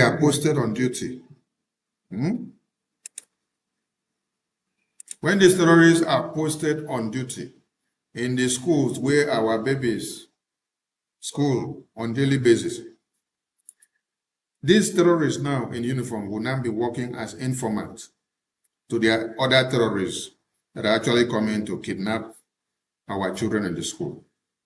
So on the other end coming, they will communicate together. So the ones that were sent to come and mount here as officers on duty, this is how they will discharge. They will discharge few minutes before the other ones that are to come to launch the attack will now invade the school. Do you now understand? I'm also going to look for that video and bring it. But let me play the video from the Nigerian Senate first. Should have asked had been asked. But it's to say to you, based on where you're coming from, the commendations and accolades that you've gotten from my colleagues, is to say to you that I will be requesting the Senate to give you like what had not been done before. You will be approved, but in principle it will be probational.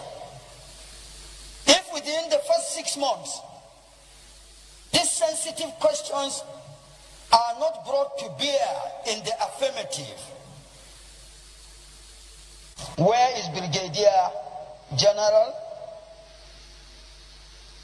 who authorized the withdrawal of soldiers 30 minutes before the operation that saw to the kidnapping of the MAGA, 25 children in MAGA, and etc., are not answered, or no progress is seen by the Senate, by extension the country, because the Senate is the country. We represent Nigerians here. If those are not taken care of within the first 6 months, this same Senate that members have applauded you, commended you, and will approve you, the same Senate will call on the President to send you packing, so that any other person that is saddled with the responsibility that you are saddled or will be saddled with, which quote and unquote will be within the sphere of security responsibilities, will sit up when and if such a person is saddled with the responsibility you are saddled with. To this, or with this, once more I congratulate you and I caution you. to have, I don't know if you play polo because you are not a polo player, I would have known. But in the affirmative, where is Brigadier General who authorized the withdrawal of soldiers 30 minutes before the operation that saw to the kidnapping of the MAGA, 25 children in MAGA, and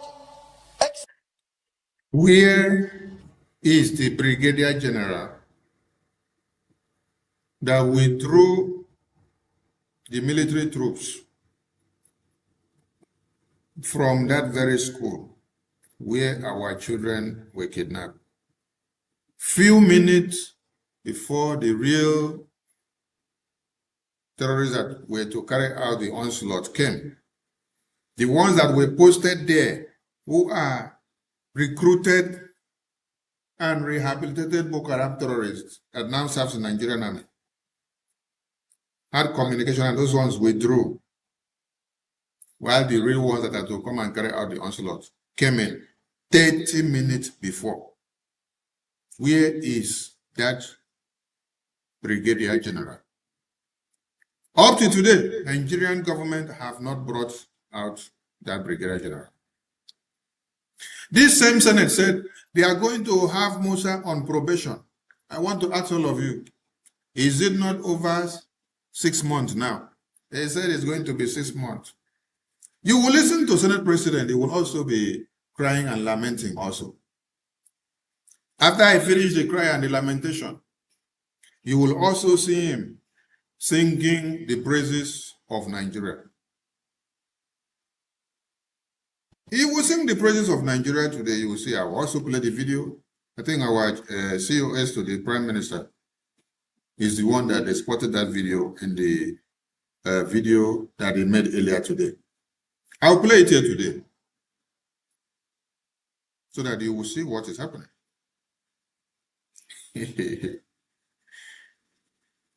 Where is the Brigadier General that commanded the troops to withdraw from that school where our children were kidnapped?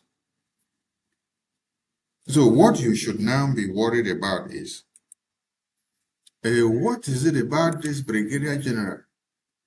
Or what is it about these people?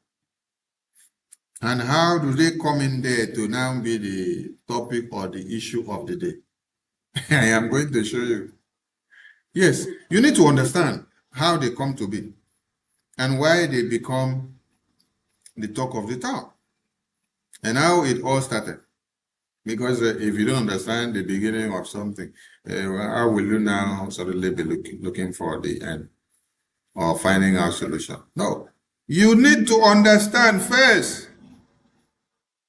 When you understand, before you now start going where you want to go. Yes. Now let us look at the videos of how these brigadiers or brigadiers or the Acadias, these terrorists, and they call them brigadiers. Let us see how they carry out that kind of act so that you will understand. Because they did not just wake up from the toilet to carry out the act. So when this question was posed in the Senate, they said they are going to give Musa 6 months. Till today, 6 months have gone. Nobody is talking about it again. Now, how many more babies have been kidnapped now? The one that they did before, they have buried it. They don't want to talk about it again. That very brigadier that they said they should bring out, oh, they are not interested in even seeing the brigadier again. Now they are talking about releasing the new children that have been kidnapped recently. This is the Nigeria that you all worked for now, and are so happy to have as Nigeria. Many of you are very happy to even say, I'm a Nigerian.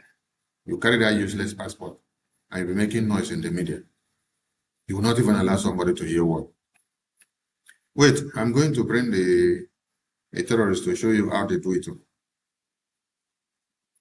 Because you'll be asking the question, oh, how is this happened? No.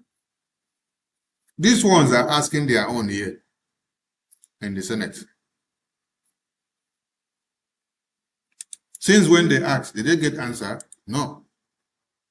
They did not get any answer. They said they are going to use 6 months to get the answer. Musa is more than 6 months in the office. The other day, we saw Musa doing political campaign. Musa is no more so concerned about security affairs. Musa delves so much into politics nowadays. But when you people see Okechukwu Nkere, the Prime Minister of BRJ, doing his work in Washington, D.C., you guys want to go about to bring him down. Tinubu is liaising with many of you to see that Okechukwu Nkere is kidnapped or imprisoned or locked up in America. Why? Not because he committed any crime, but because he decides to fight for Biafra for you and I. Yes. Because he decides to fight for Biafra for you and I. And many of you are very, very okay when you are playing the red card to please Nigeria or to serve as a tool to Nigeria while trying to bring down Biafra Prime Minister. I weep for many of you. The person that they were looking for, I want to show you when this man is asking the question here in Congress, or in Nigerian Senate.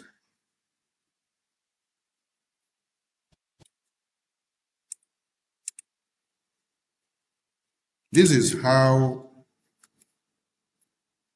the generals or the brigadier or the brigadier or the field marshal, the terrorists that commanded their fellow terrorists to dislodge while they now bring in the other ones to come and kidnap the children.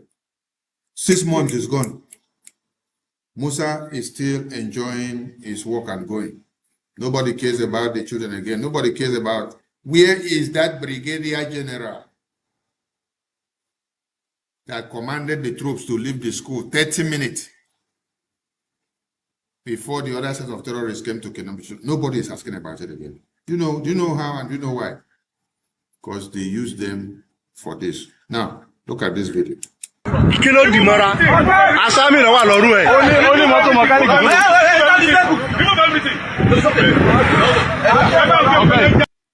Now, you are wondering what is happening here.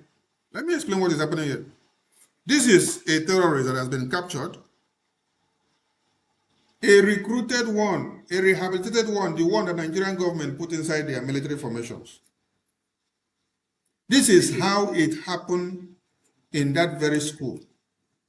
When they say in the Nigerian Senate, where is the military general or brigadier general or the terrorist commander that withdrew the troops in the school 30 minutes before the babies, the children, were kidnapped in that school by another invasion of another set of terrorist groups?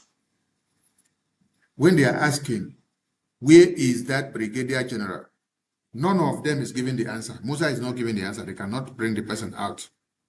Because it is like this. It is like this that they come about those brigadiers, those generals that were supervising that school. The question is, why were those generals in that school in the first place? They said they were there to train the children. The same school that they were there to train the children is while they are training, when they now dislodge in 30 minutes, then their other hand of terrorist groups, they came to that very school to now kidnap the children there. Since when the Nigerian terrorists in uniform did not go to that school to go and train those children, the terrorists did not come and kidnap them all. The same day, the minute they now came to say they want to train them, after they trained them, after 30 minutes, their terrorist foot soldiers came. When these other sets dislodged, the real one that had to come and carry out the onslaught invaded and captured the children. When that senator was now asking, where is that military commander or general that withdrew the troops from this school 30 minutes before? I want you to understand how it happened. This is how it happened. When you have some of the military uniforms being worn by these same terrorists. So this is how they were in that school. Same terrorists, they dressed and came. They wore military uniform given to them by Nigerian army. They stayed there while making the ground very secure and comfortable for the ones that they later gave signal to come and kill. So when this one now finish with the Nigerian military uniform that is wearing, they will now go remove the military uniform. When the other terrorists finish kidnap the children, they will now come back with another uniform of maybe police, which he is still wearing. Or he will come back with another uniform of Amotekun, or he will come back with another uniform of a civil defense. You will say, no, these are Nigerian security personnel. You don't know that they are one and the same thing. One of them wears 3 different uniforms to come and disguise and carry out terrorist attack.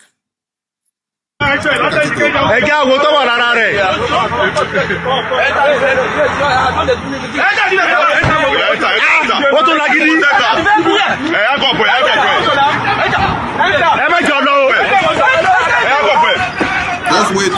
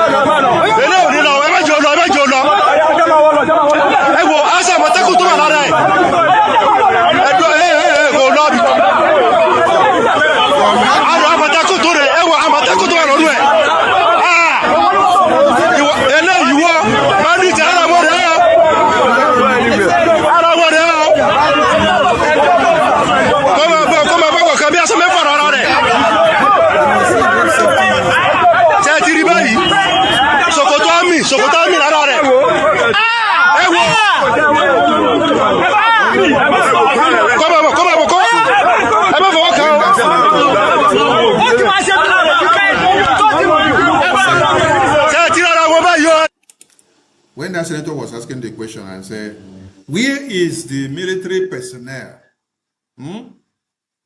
that withdrew the other terrorists from this school? Hey, can you see another uniform? Hey, how many uniforms are you seeing? This one never finish. Oh, they go see pull another uniform from his body again. More uniforms are going to come out from one person's body.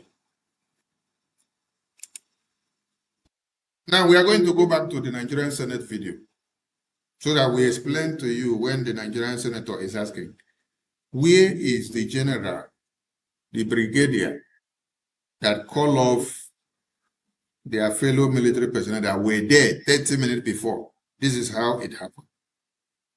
All of them that wore the same Nigerian military uniform to come down there, they were the same terrorists because they are all wearing the military uniform. So when they wear the military uniform, they come and disguise as if they are the real military that time. So they are giving them training. They are securing the environment to see that there is no threat of invasion. After they have secured and gotten guarantee, they now send signal to the other ones that will come to do the attack. Then they will now dislodge. All of them will now disappear. As they now disappear, are not answered. As they now disappear,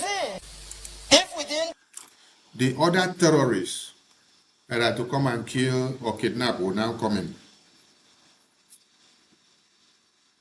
Some of them that even disappeared and left the place, they will still go and mix up with the other ones and come back to carry out the attack. I want to ask a very simple question. When these Fulanis come out and wear military uniform, sometimes maybe they wear marks on their face. They only wear their dog tag or they wear their name tag and you see the name. It is possible that when they go to join their group, they remove that name tag and put another name tag and come back with them and come and attack. Do you know them? You will not know. So when this senator here is asking, where is that military personnel that withdrew the troops? Let's listen to me again. The first 6 months, these sensitive questions are not brought to bear in the affirmative. Where is Brigadier General? Who authorized the withdrawal of soldiers 30 minutes before the operation that saw to the kidnapping of the MAGA, 25 children in MAGA? Where is the Brigadier General? I have just shown you the Brigadier General.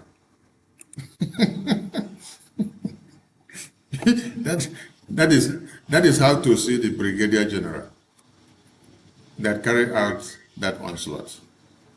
Because the Brigadier General dress like them and come like them and wears like them. So that is what the Brigadier General is all about. Do you get the point? All right. Nigeria is built for the terrorists. Let us ask these people another question. God's will, Akpabio, here you are. You were asking Musa whether they will be able to secure our children. And today, you are singing that Nigeria is okay and that you people are making exploits because of Nigerian politics. As Musa answered the question that you asked 6 months ago, has our children been secured in their schools? Has the kidnapping stopped in Nigeria? Let us listen to them, because this is our country, Nigeria. It's noted. I did not say rejected, but noted. The reason I say so. When you saw them grilling Musa over seriously and overzealously, you thought that, oh, they are very serious and there is going to be a change. No, foul. They were just acting drama. So that you people will say, oh, there is proactiveness in the Nigerian Senate. Today, you will see Senator Babio telling you that Nigeria is okay, and he's singing for Tinubu, while you have your toddlers in the hands of Boko Haram terrorists inside the bush. The terrorists which they themselves created and brought for political campaign in 2014 and 2015 is the danger that all of you are suffering today. And they don't feel any remorse about it, because they are using them again in 2027 and 2026. You know, one thing I love about President Trump, when he is handling these Nigerian terrorist issues, he doesn't rush about it, and he doesn't pour all the flames on the terrorists once and for all. He does it like you are doing anointing in an Anglican church. You know, when you are doing anointing in Anglican church, you will put the oil inside a small cup or basin. Then you will, let me remind some of you that used to go to morning mass and morning prayer and evening prayer, especially on a Friday night, when they say Friday night prayer. When you go, pastor will put the olive oil inside small tray or inside small plate. Then he will dip his finger like this and then do like this on your forehead. That is how President Trump is doing this Nigerian terrorist thing now, how he's dealing with them. He will just dip his hand inside the oil and then put small on the terrorists, and then the terrorists will explode.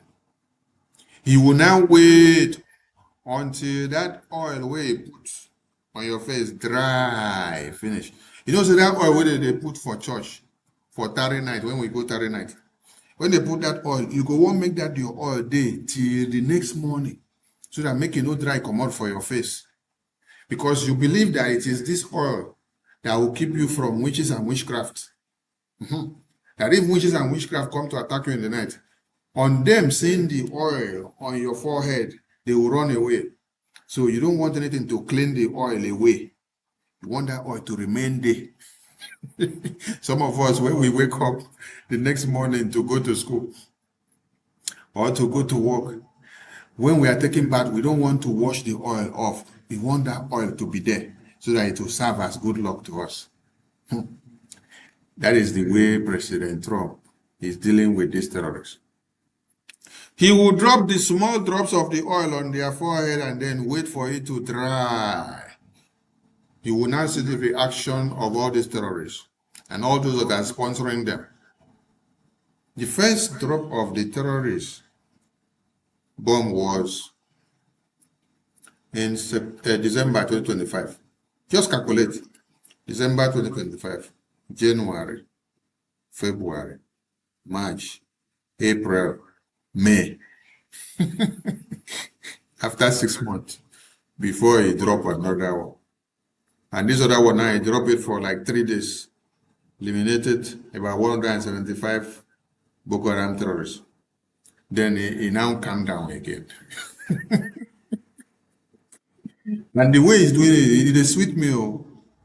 Because if Donald Trump had dropped all the bombs and destroyed all the terrorists for Nigerians in 25th December alone, and then all the terrorists got perished, all of you Nigerians will attack President Trump, because you people are people that are not grateful at all. In fact, you people don't need something good to be done for you.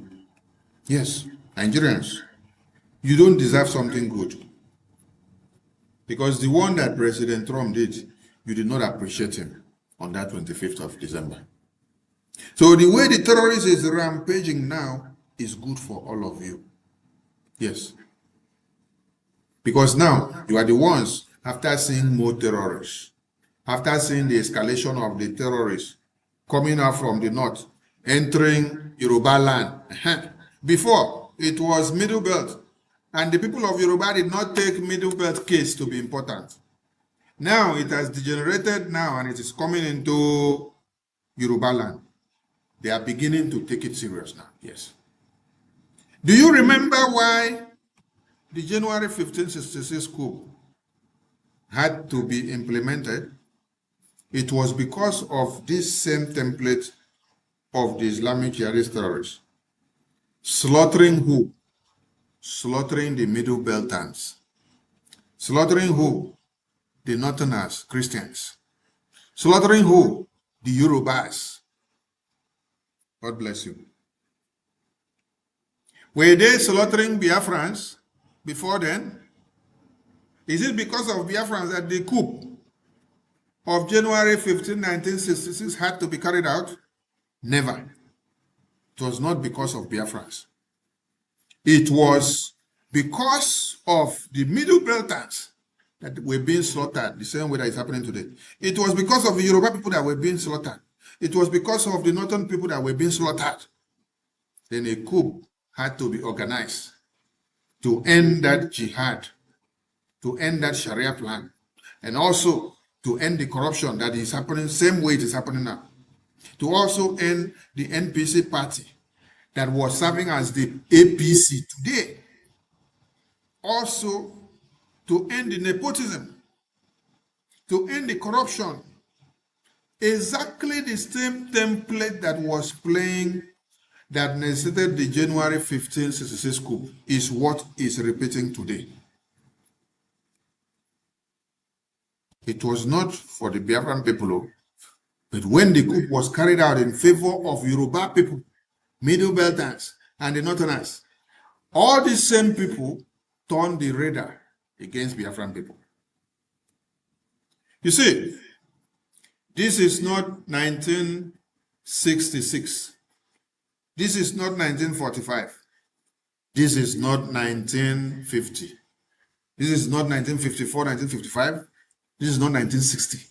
This is not 1961. This is not 1962. This is not 1963 or 64 or 65 or 66, which the coup had to be carried out. You see, this time, Biafran people are watching while you people are feeling the heat now. Because Biafran people have felt these heats since 2012. We started talking about the invasion of your land. Instead of all of you to have listened and take measures, you send Operation Python Dance to come and kill us because of just talking. You send Operation Python Dance 1, 2, 3, 4, 5. Operation Odoka, Operation Lokachi, Operation Akune Chemba. Is it a Bubagu that you people also form? All of them was formed to kill Biafrans because of what? Raising the awareness against jihad. We had ESN. You people attack us. ESN later metamorphosed into Biafra army. People attack us. Today, we have Biafra army, waxing very strong. If you're not seeing them in action now, they have fought a very good fight. They are on the watching zone now. They are watching to see, they are relaxing to see how the terrorists will deal with all of you to wake you all up, because they have been fighting since when they were fighting. You were destroying their image. You were destroying their effort. So they cannot be fighting for all of you to continue to shout Nigeria, and to continue to shout Peter Obi, and to continue to shout Atiku and Golo Jonathan and Kwankwaso while they are dying for you. The worst part of it is that many of you are not contributing anything to support the Biafra army. Just few people are contributing their ad-end money. Biafra army have sacrificed a lot. Now, it's time for all of you in Nigeria to bear the brunt. We are watching. When it is time for Biafra army to strike again, they will strike. But for now, let the terrorists deal with all of you. The terrorists of Nigeria must deal with all of you so that you will all wake up. So that you will realize that the God of Biafra is a true God. You kidnap Mazen Amdekan, right? You lock Simon Ekpa up, right? You want to lock Okechukwu Nkere up, right? Okay. You are locking Biafrans up anywhere they are, right? They say Biafrans that are doing Biafran government in Israel, all of them should be locked up in prison. They should be deported to their country, right? Because they are fighting for Biafra. Because they identify with the Biafra Republic government in Israel. I hear. When I go see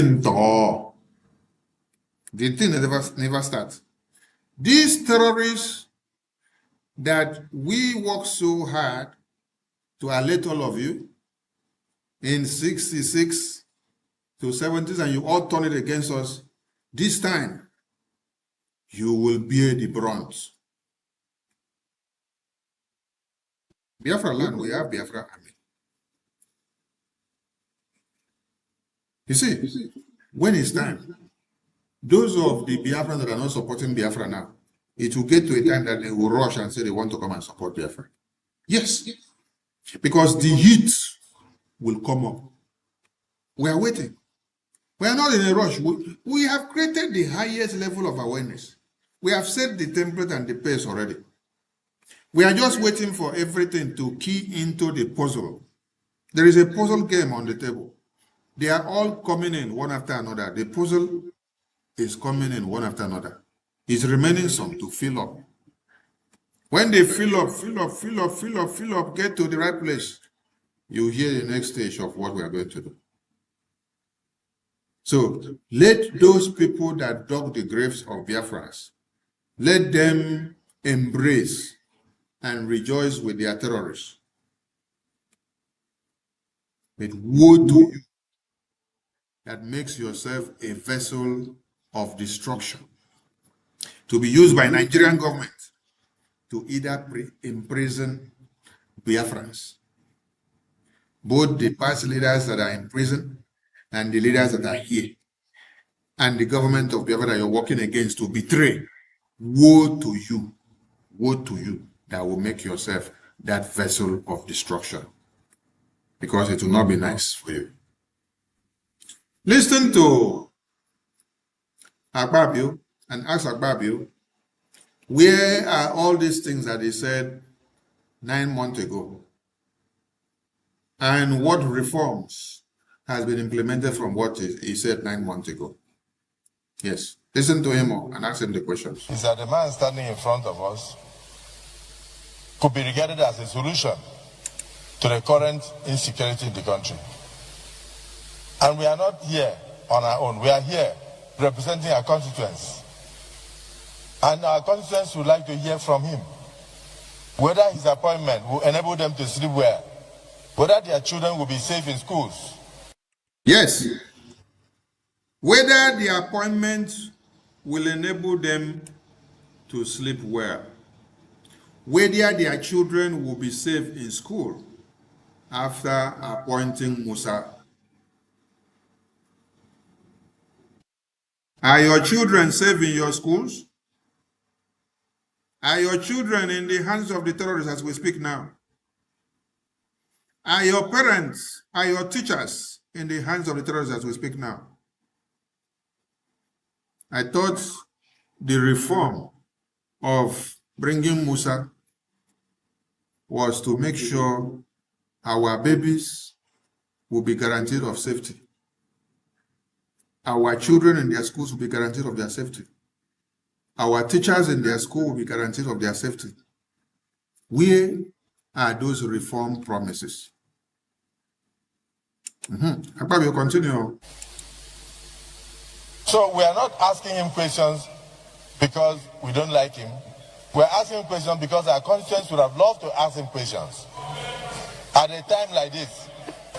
So if we come here and we do politics politics of, oh, bow and go. This is not a period we should say bow and go. Even Donald Trump is on our neck. We have not yet asked him what his response will be to Donald Trump, the President of America. He is not just anybody. Chief of Defense Staff, a nominee for Minister of Defense of a country, and you stand up and say you should take a bow and go, with so many questions on the mouth of Nigerians, with over 200 Nigerian children in the bush, kidnapped and being tortured. With over 200 Nigerian children in the bush, being kidnapped and tortured. Today, how many do you have in the bush? When they were grilling Musa to put him into office, you had over 200 of our children in the bush in the hands of the kidnappers. And today, in 2026, this is June, right? This video was done, I think, whether in September or October of 2025, when they had this Senate gathering. How many months has gone? Every day, from January to this very day, we are counting more numbers of dead babies, women, and children. As we speak, the one that we kidnapped, they are in the hands of the terrorists. We are wondering and thinking of when we will see them. But Nigerian government politicians, they are buying cars and sharing cars for political campaign. Tinubu's wife was launching a campaign yesterday. The video has been trending. They say they are sharing cars to women leaders in some states of Nigeria where APC have no structure. So they are giving them cars. And it should be their personal car, not APC car, but they should use it as their personal cars. They should go and register them with their names. And you saw them jubilating. They were very happy. Jubilating. They were very happy that they were getting cars. While babies are dying, while we are counting the dead bodies of babies, while we are counting the numbers of babies in the hands of the terrorists, they are sharing cars. They are sharing political campaign cars and money. Hello, Mary. Where is Kulo Jonathan? Akpabio, continue your lamentation. Appointment is heralded all over Nigeria with happiness because Nigerians believe he has something to offer. Give the man an opportunity to give Nigerians hope.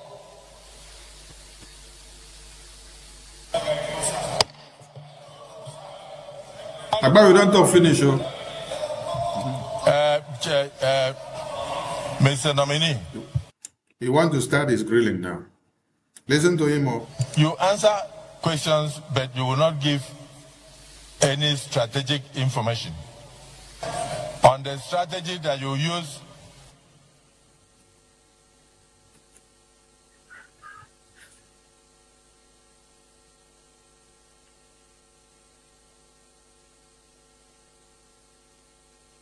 You muted your mic, Abby. Unmute your mic. We want to hear. Don't take it that we are not happy. We are all happy. We applaud Mr. President for your nomination. We have a lot of hope in you based on your track record. But a few questions are begging for answers. The Senate has just set up a committee to find out from the cry of the governor of Kebbi who gave the order for the soldiers who had prior information that kidnappers were coming to the school. Is it St. Mary's School or where? Maga. And they went there, they went there and they even took the students to the field and taught the students what they would do when the kidnappers come. But are you getting the point? They got there, they were giving the children orientation of what they would do when the kidnappers come. How did they know that kidnappers were coming that same day, that they must come and give children kidnappers anti-orientation that same day? So that is the thing I was playing before in that video, that the same terrorists in uniform had the same terrorists that works with the one that will come to do the kidnapping. Some of them were sent to come and give drill to the children. And when they finish the drill and step aside, they now give order to the other ones to come in. The question was, where is the military officer or general commander that gave the order? They refused to reveal or tell us. Till today, we have not got to know the person that gave the order to withdraw them or to deploy those terrorists to this place. And later interchange the terrorists with another set to come and carry out the attack. Minutes before the kidnappers arrived, somebody gave order for the soldiers to withdraw from the school. 30 minutes before the other kidnappers, the other ones that wear military uniform and say they are kidnappers. 30 minutes before, they gave order, they withdrew them, while these other ones enter to carry out. So it is a proper arrangement. And this is the kind of Nigeria you will have, and all of you are enjoying it. But you want to go after Okechukwu Nkere in Washington, D.C. to kidnap him, to come and lock him up. You want him to be imprisoned by American government because he's fighting for Biafra. The same way you did to Mazi Simon Ekpa. The same way you did to Mazi Nnamdi Kanu. People are coming to America to tell American government, kidnap Okechukwu Nkere and all the officials of Brgie in America. Because you know that it is those that are in America that are making things happen. All of us in other places cannot do or don't have the influence that is deposited in Washington, D.C.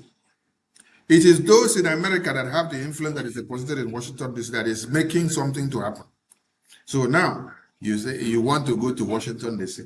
and make sure, okay, Okechukwu Nkere and the entire Brgie officials in America that they are packed and locked up. They will stop us. They cited fundraising. They cited our town hall meeting. They cited our global engagement and meeting and how we gather and how we talk, and even the broadcast that I am doing. They said this is how we do our awareness and our campaign. So they are launching a network to go after the Biafra government and as a prime minister in America. Because they are done with Simon Ekpa in Finland. They are done with Mazi Nnamdi Kanu in UK. Now they are coming to Okechukwu Nkere in America. Hey, hello, Mary.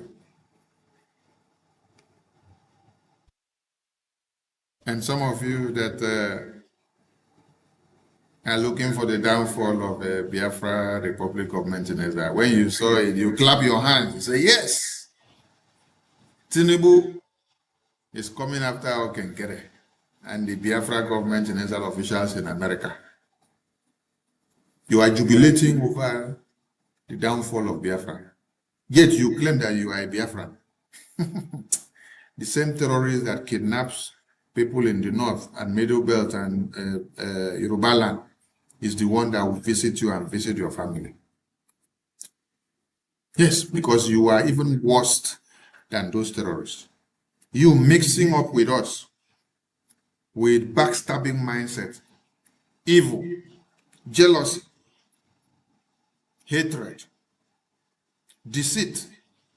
You are worse than the Boko Haram terrorists that wear the uniform to go to the schools to kidnap our babies, women, and children. Listen to the National Assembly of Nigeria. But 30 minutes before the kidnappers arrived, somebody gave order for the soldiers to withdraw from the school. And the kidnappers came and operated, and children were packed away. And the governor raised alarm all over. As the chief of defense staff, former, now a nominee for the office of Minister of Defense, I want you to know that this senator has set up a committee to investigate who gave that order and why they withdrew to give access to kidnappers to take those children unhindered. I want to ask now, Nigerian Senate, Musa and Senator Babio, you said the Nigerian Senate has set up a ad hoc committee to investigate and to unravel the military personnel that gave the order.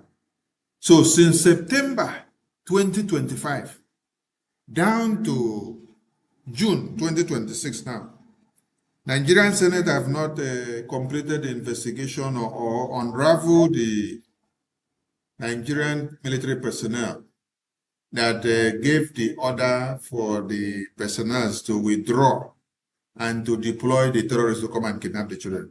Up till now, how many months? You see why Nigeria is a scam? See why Nigeria is a Nollywood movie? Now, they are not talking about that military personnel that brought the terrorists and withdrew the other terrorists in uniform again. Now, they are talking about the children that have been kidnapped 3 days ago and 4 days ago and 5 days ago. Because the kidnapping now has become a serial business that happens in a serial form, in a series form. That is how it is going now. Today you will hear it in Sabongari. Tomorrow you hear in Kafanchan. Next tomorrow you hear in Kwara. Another day in Plateau. This time now you're even hearing in Oyo and inside Ibadan. You're also seeing it in Lagos. You're seeing it in Osun State. It is going down. Till now, Nigerian Senate have not unraveled the people that did what? That sent the terrorists. That also withdrew the other terrorists that was acting as the commanding officer. Up to now, we never see. We are still watching. We are still waiting to see. This is the kind of shambolic Nigerian government that all of you are projecting in the international community. It's something that people would like to hear from you.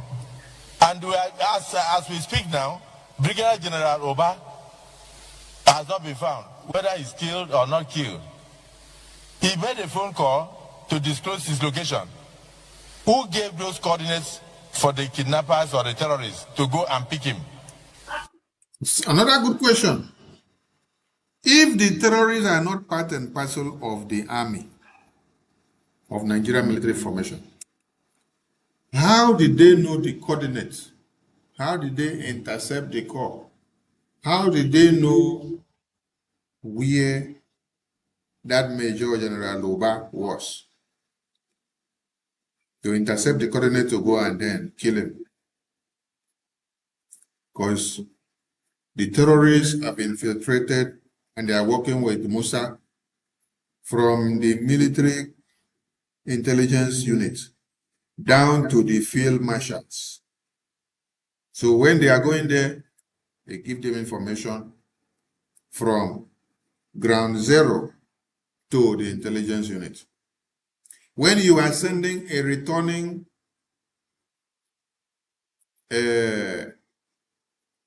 message to the intelligence unit for call or emergency, Mayday, Mayday, Mayday, Mayday, man awol, Mayday, Mayday, man awol. Who is intercepting the call? If it is not someone that is not in the intelligence unit, how did you get the call when a man is giving order, Mayday, Mayday, man awol? Mayday, Mayday, man awol. Alpha Syria awol, and is giving you the coordinates. And then as he's giving you the information, You are tracking his coordinate on the system so that you can be able to locate where he is for rescue. After you track and get it, you now send it to your terrorist brothers to go and eliminate him because he is alone there. Questions unanswered. Because they're working together. You see, as you people have come out and you want to kidnap all our Biafran leaders and to imprison all of them, hey, America is the last bus stop.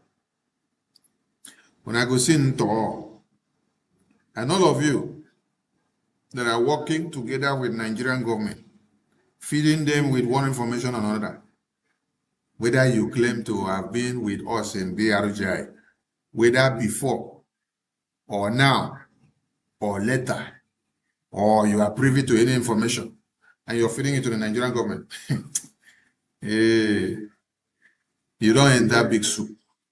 Just wait. This is not Finland. This is not United Kingdom. Okay? We shall see.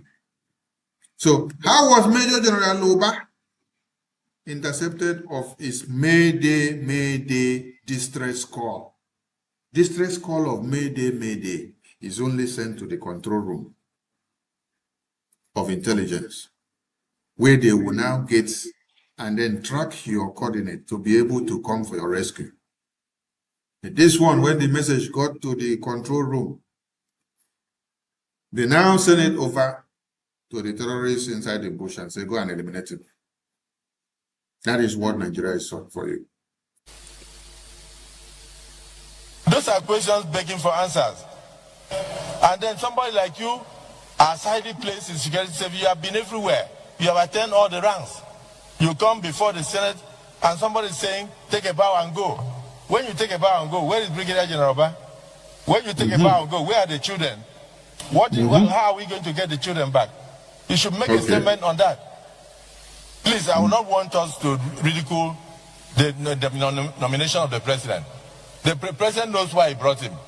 And he has ideas of why he brought him. Let him also tell Nigerians what he will do in that regard. He doesn't need to disclose the strategy. Point of order. Point of order. Musa, since September, you people had this Senate discussion. Down to this very day, and Akpabio and all the senators. What has been the reform? Because as we sleep and wake up, we are seeing more children kidnapped on a daily basis in Nigeria. I just decided to bring the video back so that you people will know. This video had happened, I think whether in October, earlier or September of 2025. President Trump later warned the terrorists and told them if they continue to kill the Christians, he will come for them. They dared him in November again and in early December. That was why he visited them with the gift of Christmas on the 25th of December in Sokoto. Up till today, this legal chamber of, or judiciary, or I don't know what to call them, or legislative chamber of Nigeria, have not been able to give us answers to where is Major General Oba and our children that were kidnapped. The strategies and the guarantee that our children will be safe in school and they will not be kidnapped again. But every day, the bodies of our babies, women and children are stockpiling and they are kidnapping them more and more. And do you know what the terrorists are asking for? As condition to release our children. The terrorists are asking for Sharia implementation as a condition. They are asking for Sharia implementation as a condition before they release the toddlers, the children that are inside the hands of the terrorists. They asked for Sharia implementation. Do you all understand and see what Nigeria is all about? No, all of you will not understand. You will be shouting Peter Obi. You will be shouting PVC, PVC, PVC. You will be shouting Atiku Abubakar. You will be shouting Goodluck Jonathan. None of these people have your solutions. Peter Obi cannot help you. Goodluck Jonathan cannot help you. Atiku cannot. I think Atiku may help you. Yes, Atiku would be able to help you. Yes. Atiku could be able to help you. Yes, I want to tell you something. If you allow the Northerners to take power to Atiku, Atiku will be able to quell his terrorist brothers and tell them to calm down. Let us go wayo. They will calm down first more. And then they will now start giving them money and placing them into political circles. Ministers, senators here and there, they will be gaining more ground.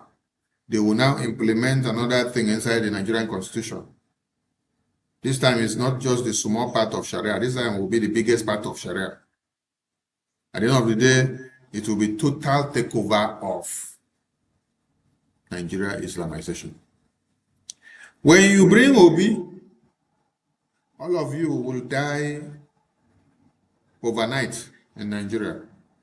When you bring Goodluck Jonathan, all of you will die overnight. Are you getting the message? Tinubu was to play this template of Islamization. This was part of the agreement of the Muslim ticket of 2023. But after Tinubu got into that seat, he refused to implement all those plans for them. That is why you see the hunger in them. Yes. That is why you see Erufai got angry to come out and say, Tinubu, they are paying terrorists. But the same Erufai was paying terrorists in his state under his watch. He said, we know the terrorists. We listen to their calls and their conversations. We know where they are. But we cannot bomb them. These were the exact words of Erufai.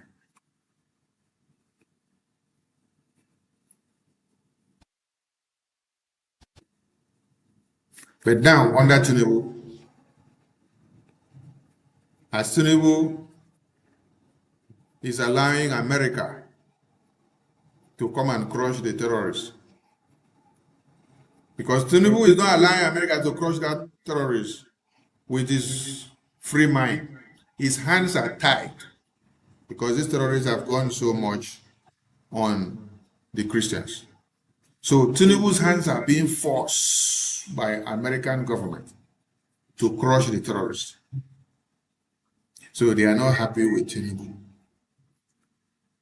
That is why we say Tinubu need to continue to rule Nigeria so that Nigeria will break into pieces very fast. Because the more he becomes the president of Nigeria 2027 again, or 2100 again, the more all of you will wake up from your sleep. The more the terrorist Islamic Sharia agenda will escalate. The more they will move from the north to the south and enter everywhere. Then all of you will wake up and understand that you have a common enemy. Because for now, Biafran people still seems to be your enemy. You have not identified Boko Haram as your enemy yet. So you still have a long way to go. Okay? So, any vote for Peter Obi is a vote for Tinubu. Listen very well. This is the first time for Kenneth Okonkwo to even say something that has sense. I don't know whether he watched one movie before he woke up to give us this very one. Because you know, say Kenneth Okonkwo in no get sense. He is living in darkness. So before he was able to give us this one, and he got this one right, you guys should be happy now. You guys should be asking, how did Kenneth Okonkwo come up with this one? That he got this one right. Listen to him. In charge of Bloomberg. The reason I said it is that is either you're working for Tinubu directly, in other words, you're in APC, or you're working for Tinubu indirectly. Because when you divide the votes of the coalition and the opposition, you're still making Tinubu to be better placed to win. That's what Bloomberg said. Now, nobody forced you, P2B, to enter into ADC. You entered on your own. And 1 week to the end of the closure of the time, you left. And you gave the reason. What reason did you give? You can't compete in primary. And you want to be a politician. And you can't compete in primary. You want to be the president of a challenged country. And you're running away from challenges. Let me tell you, the truth is that in 2027, anybody voting any vote whatsoever to P2B, you're voting for Tinubu. And don't say that I didn't tell you. And I'll give you example with Enugu State. Now, are you getting the message well? This is the first time in Kenneth Okonkwo's life for him to have been able to reason well. The very first time that Kenneth Okonkwo is able to reason well. In this is a living in darkness life of a Nollywood. Because in 2023, the UK and EU brought Peter Obi to come and destroy all your brains against Biafra, while he is working for Tinubu or UK. UK places who becomes your president. UK places Tinubu there. It's the same UK that called Obi and said, Obi, come out, leave Atiku, go and carry this labor flag and cause confusion on the heads of Biafrans and the rest of Nigerians. So, Obi carried out the mandate. While all of you say you are dividing the vote, you are going for Obi. How many people voted for Obi? So you see, from the analysis of Kenneth Okonkwo for the very first time, that he has sense in what he says.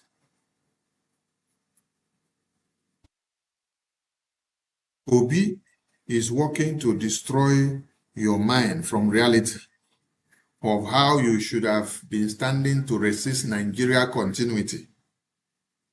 So while you now see Obi, you now continue singing Word Nigeria. And as you are singing so, you are singing it to the progress of Tinubu APC. Because Obi does not have the structure. It is not all of it that make noise in social media that makes the difference in politics. The numbers is what counts on that day. Who will manufacture the numbers? It is the ruling party that will manufacture the numbers. Who controls the INEC? It is the ruling party. Who controls the Senate? It is the ruling party. Who controls the judiciary, the court in Nigeria? It is the ruling party. If they no rule finish to get convinced the way they want, they don't come out for there. So when Obi is being used to play the card for the same people that is in opposition, who is working to keep all of you in one Nigeria for the next 100 years while the Boko Haram terrorists are preparing to Islamize all of you, you are helping Tinubu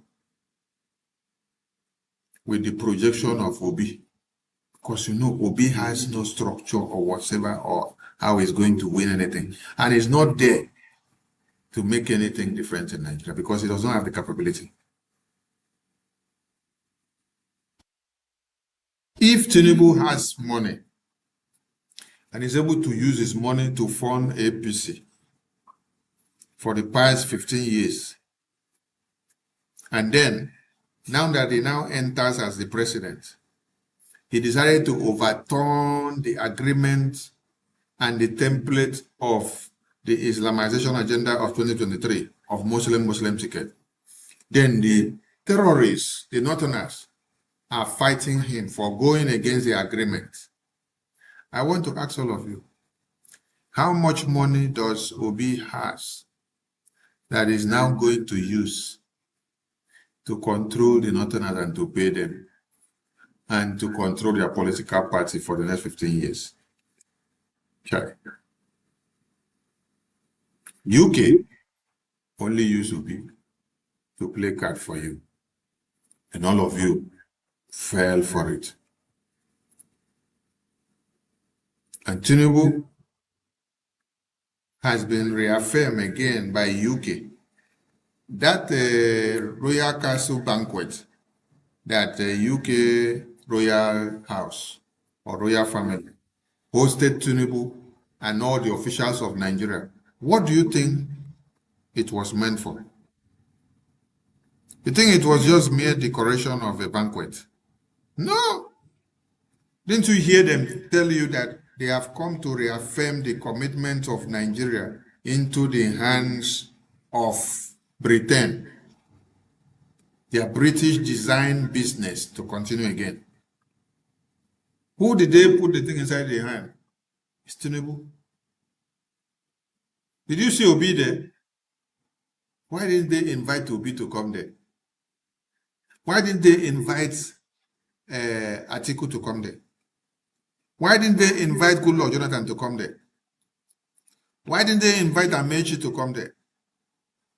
Why didn't they invite Kwankwaso to come there? All these useless people that you see that are carrying political party flag, they are all working for one APC to come out, stand again. So it is a game. We are warning all of you. Now let us go to the event that happened in US Congress today.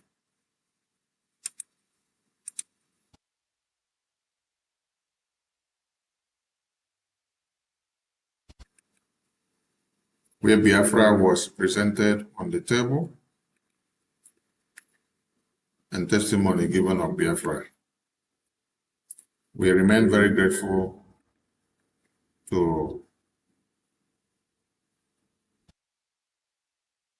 Dr. Michael Rubin. Rubin. Thank you.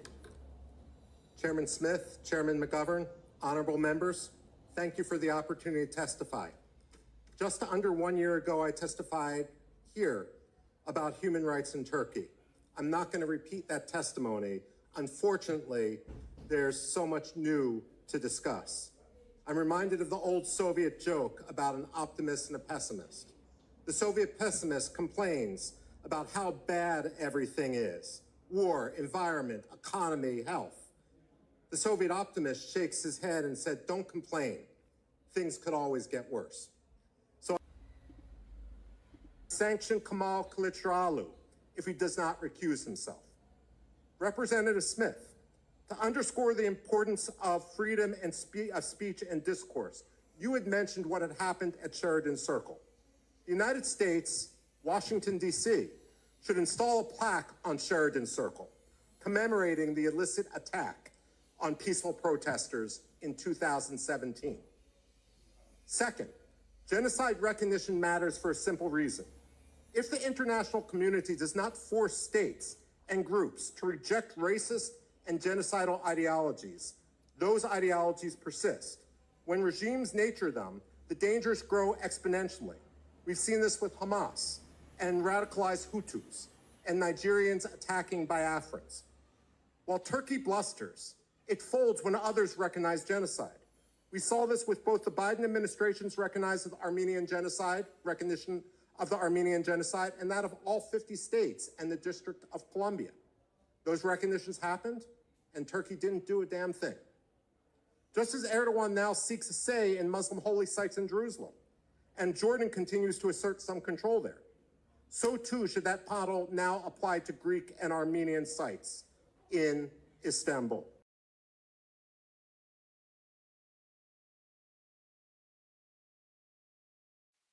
Thank you, Dr. Michael Rubin. You continue to deliver the message for Biafra. And that has been noted, and it is penetrating so well.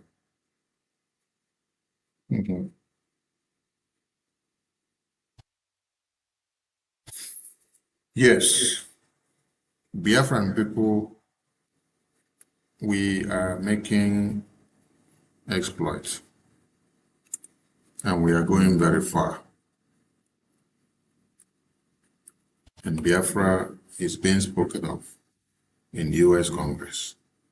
Daily discussions. And it is going slowly. The message is penetrating. And we are making it happen. And we are getting the results. We are getting the results that is needed of us. Now, a lot of you may not have seen the good work of Congressman James. The good work of Congressman James for the Biafran people. So I want to remind you all again here. Here was Dr. Michael Rubin testifying for Biafra in the U.S. Congress. Now I want to go to Congressman James, putting Biafra on the table in the same U.S. Congress again. So we are very happy to have these men and women that are making us so proud, that are helping us in the cause of Biafra independence without seeking a dime. We appreciate this very man. You just watch Congress in America of yesterday, where Dr. Michael Rubin testified Biafra in the Congress. And it did not just stop there. You now see Congressman James putting the same Biafra again, still in Congress. So we are going. Slow and steady, we are going. Now we want to open and read that congressional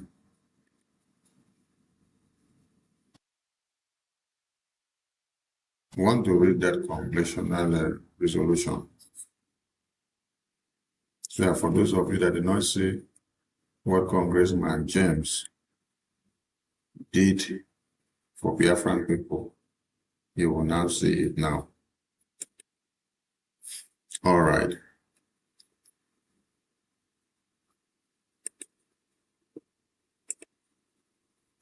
This is the work that Congressman James is doing for Biafra people.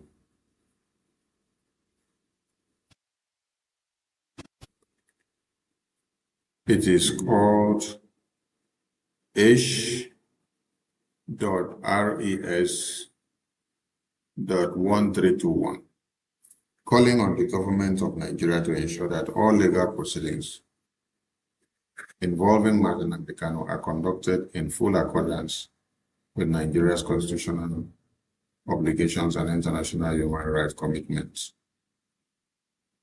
In the House of Representatives, May 22, 2026, Mr. James submitted the following resolution, which was referred to the Committee on Foreign Affairs.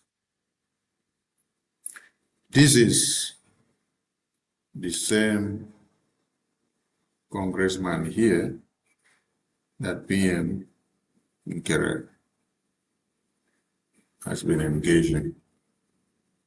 And you saw the congratulatory message that they dropped here after this resolution was posted in Congress.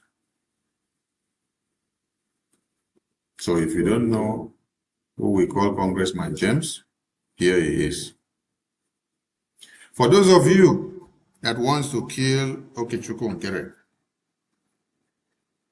I want you to look at the calibers of men that is going about dialoguing with, putting Biafra on the table with,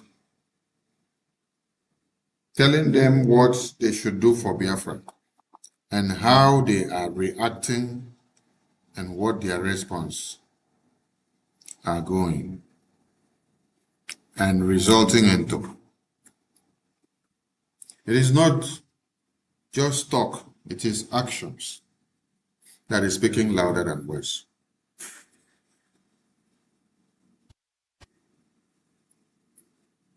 Engagement, regular engagement of the US congressmen and women. When you see these photos of US congressmen and women being engaged by Prime Minister Okechukwu Nkere, it is not just photos, because some of you were saying it is Photoshop. These are not Photoshops. These are real time photos, not Photoshops. And now you are seeing the results. Can you see Michael Rubin on the screen? Yes.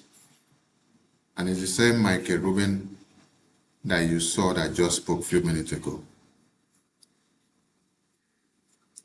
This is the same Michael Rubin you saw that spoke a few minutes ago in Congress, speaking for Biafra, citing Biafra, putting Biafra on the table.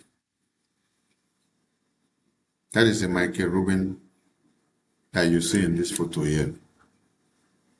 Now, do you see Congressman James? Okay. That is the Congressman James that you see here,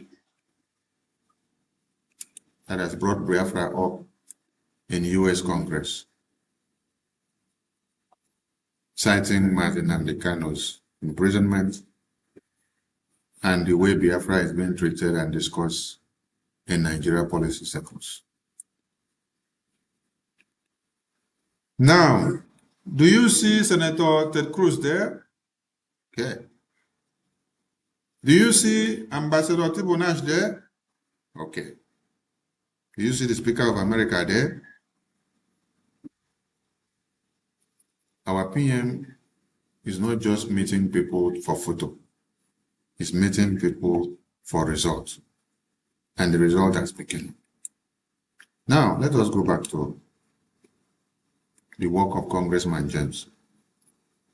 Resolution, calling on the government of Nigeria to ensure that all legal proceedings involving Martin Nnamdi Kanu are conducted in full accordance with Nigeria's constitutional obligations and international human rights commitments. Do you all remember that Biafra Republic government in exile had a congressional testimony submitted to the US Congress in June 2025. And in that testimony tested, the Prime Minister Okechukwu Nkere cited Mazi Nnamdi Kanu's kidnapping case by Nigerian government, and they demanded the intervention of the US Congress. Now you're seeing the result coming out. And also cited the imprisonment of Mazi Simon Ekpa in Finland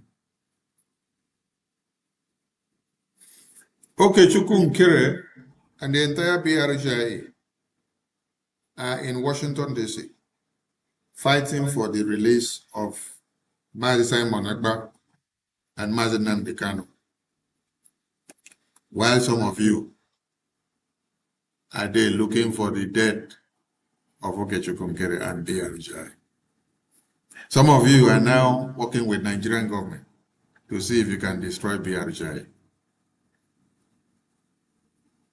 It will shock all of you what we have in stock for everybody. It is Biafra. If you take anybody out today, another worst and brutal person will come out, and you cannot stop Biafra.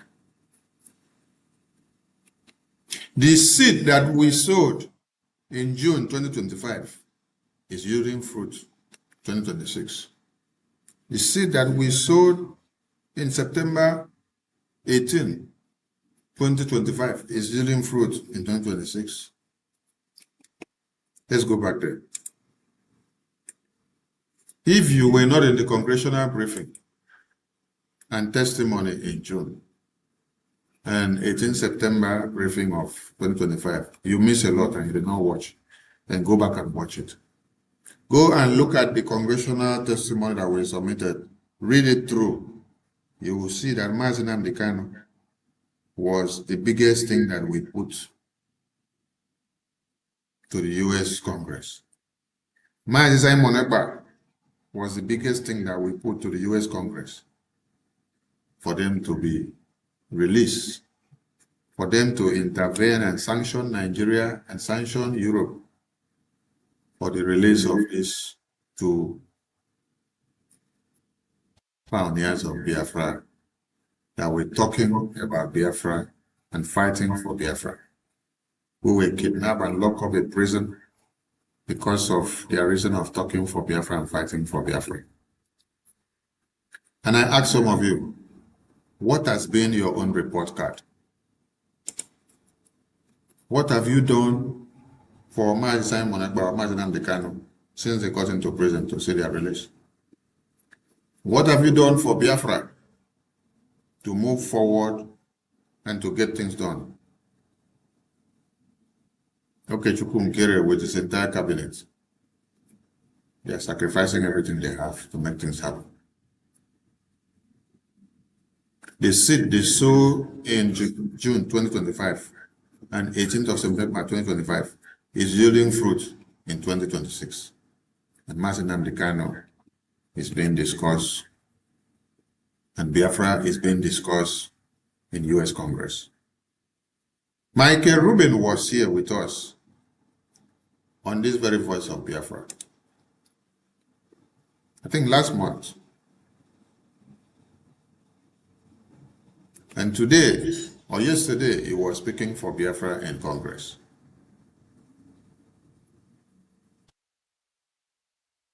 And then, today you are seeing Congressman James speaking for Biafra again in Congress. We are not sleeping. Okechukwu Nkere is not sleeping. He's not running a docile government. He's doing everything he can to bring results. And if you decide to fall on the sabotaging end to see his downfall, you will not get any redemption. I promise you. Because a man that is working with his two hands, with his heart clean, not minding how many of you have sabotaged him and stabbed him and backstabbed him,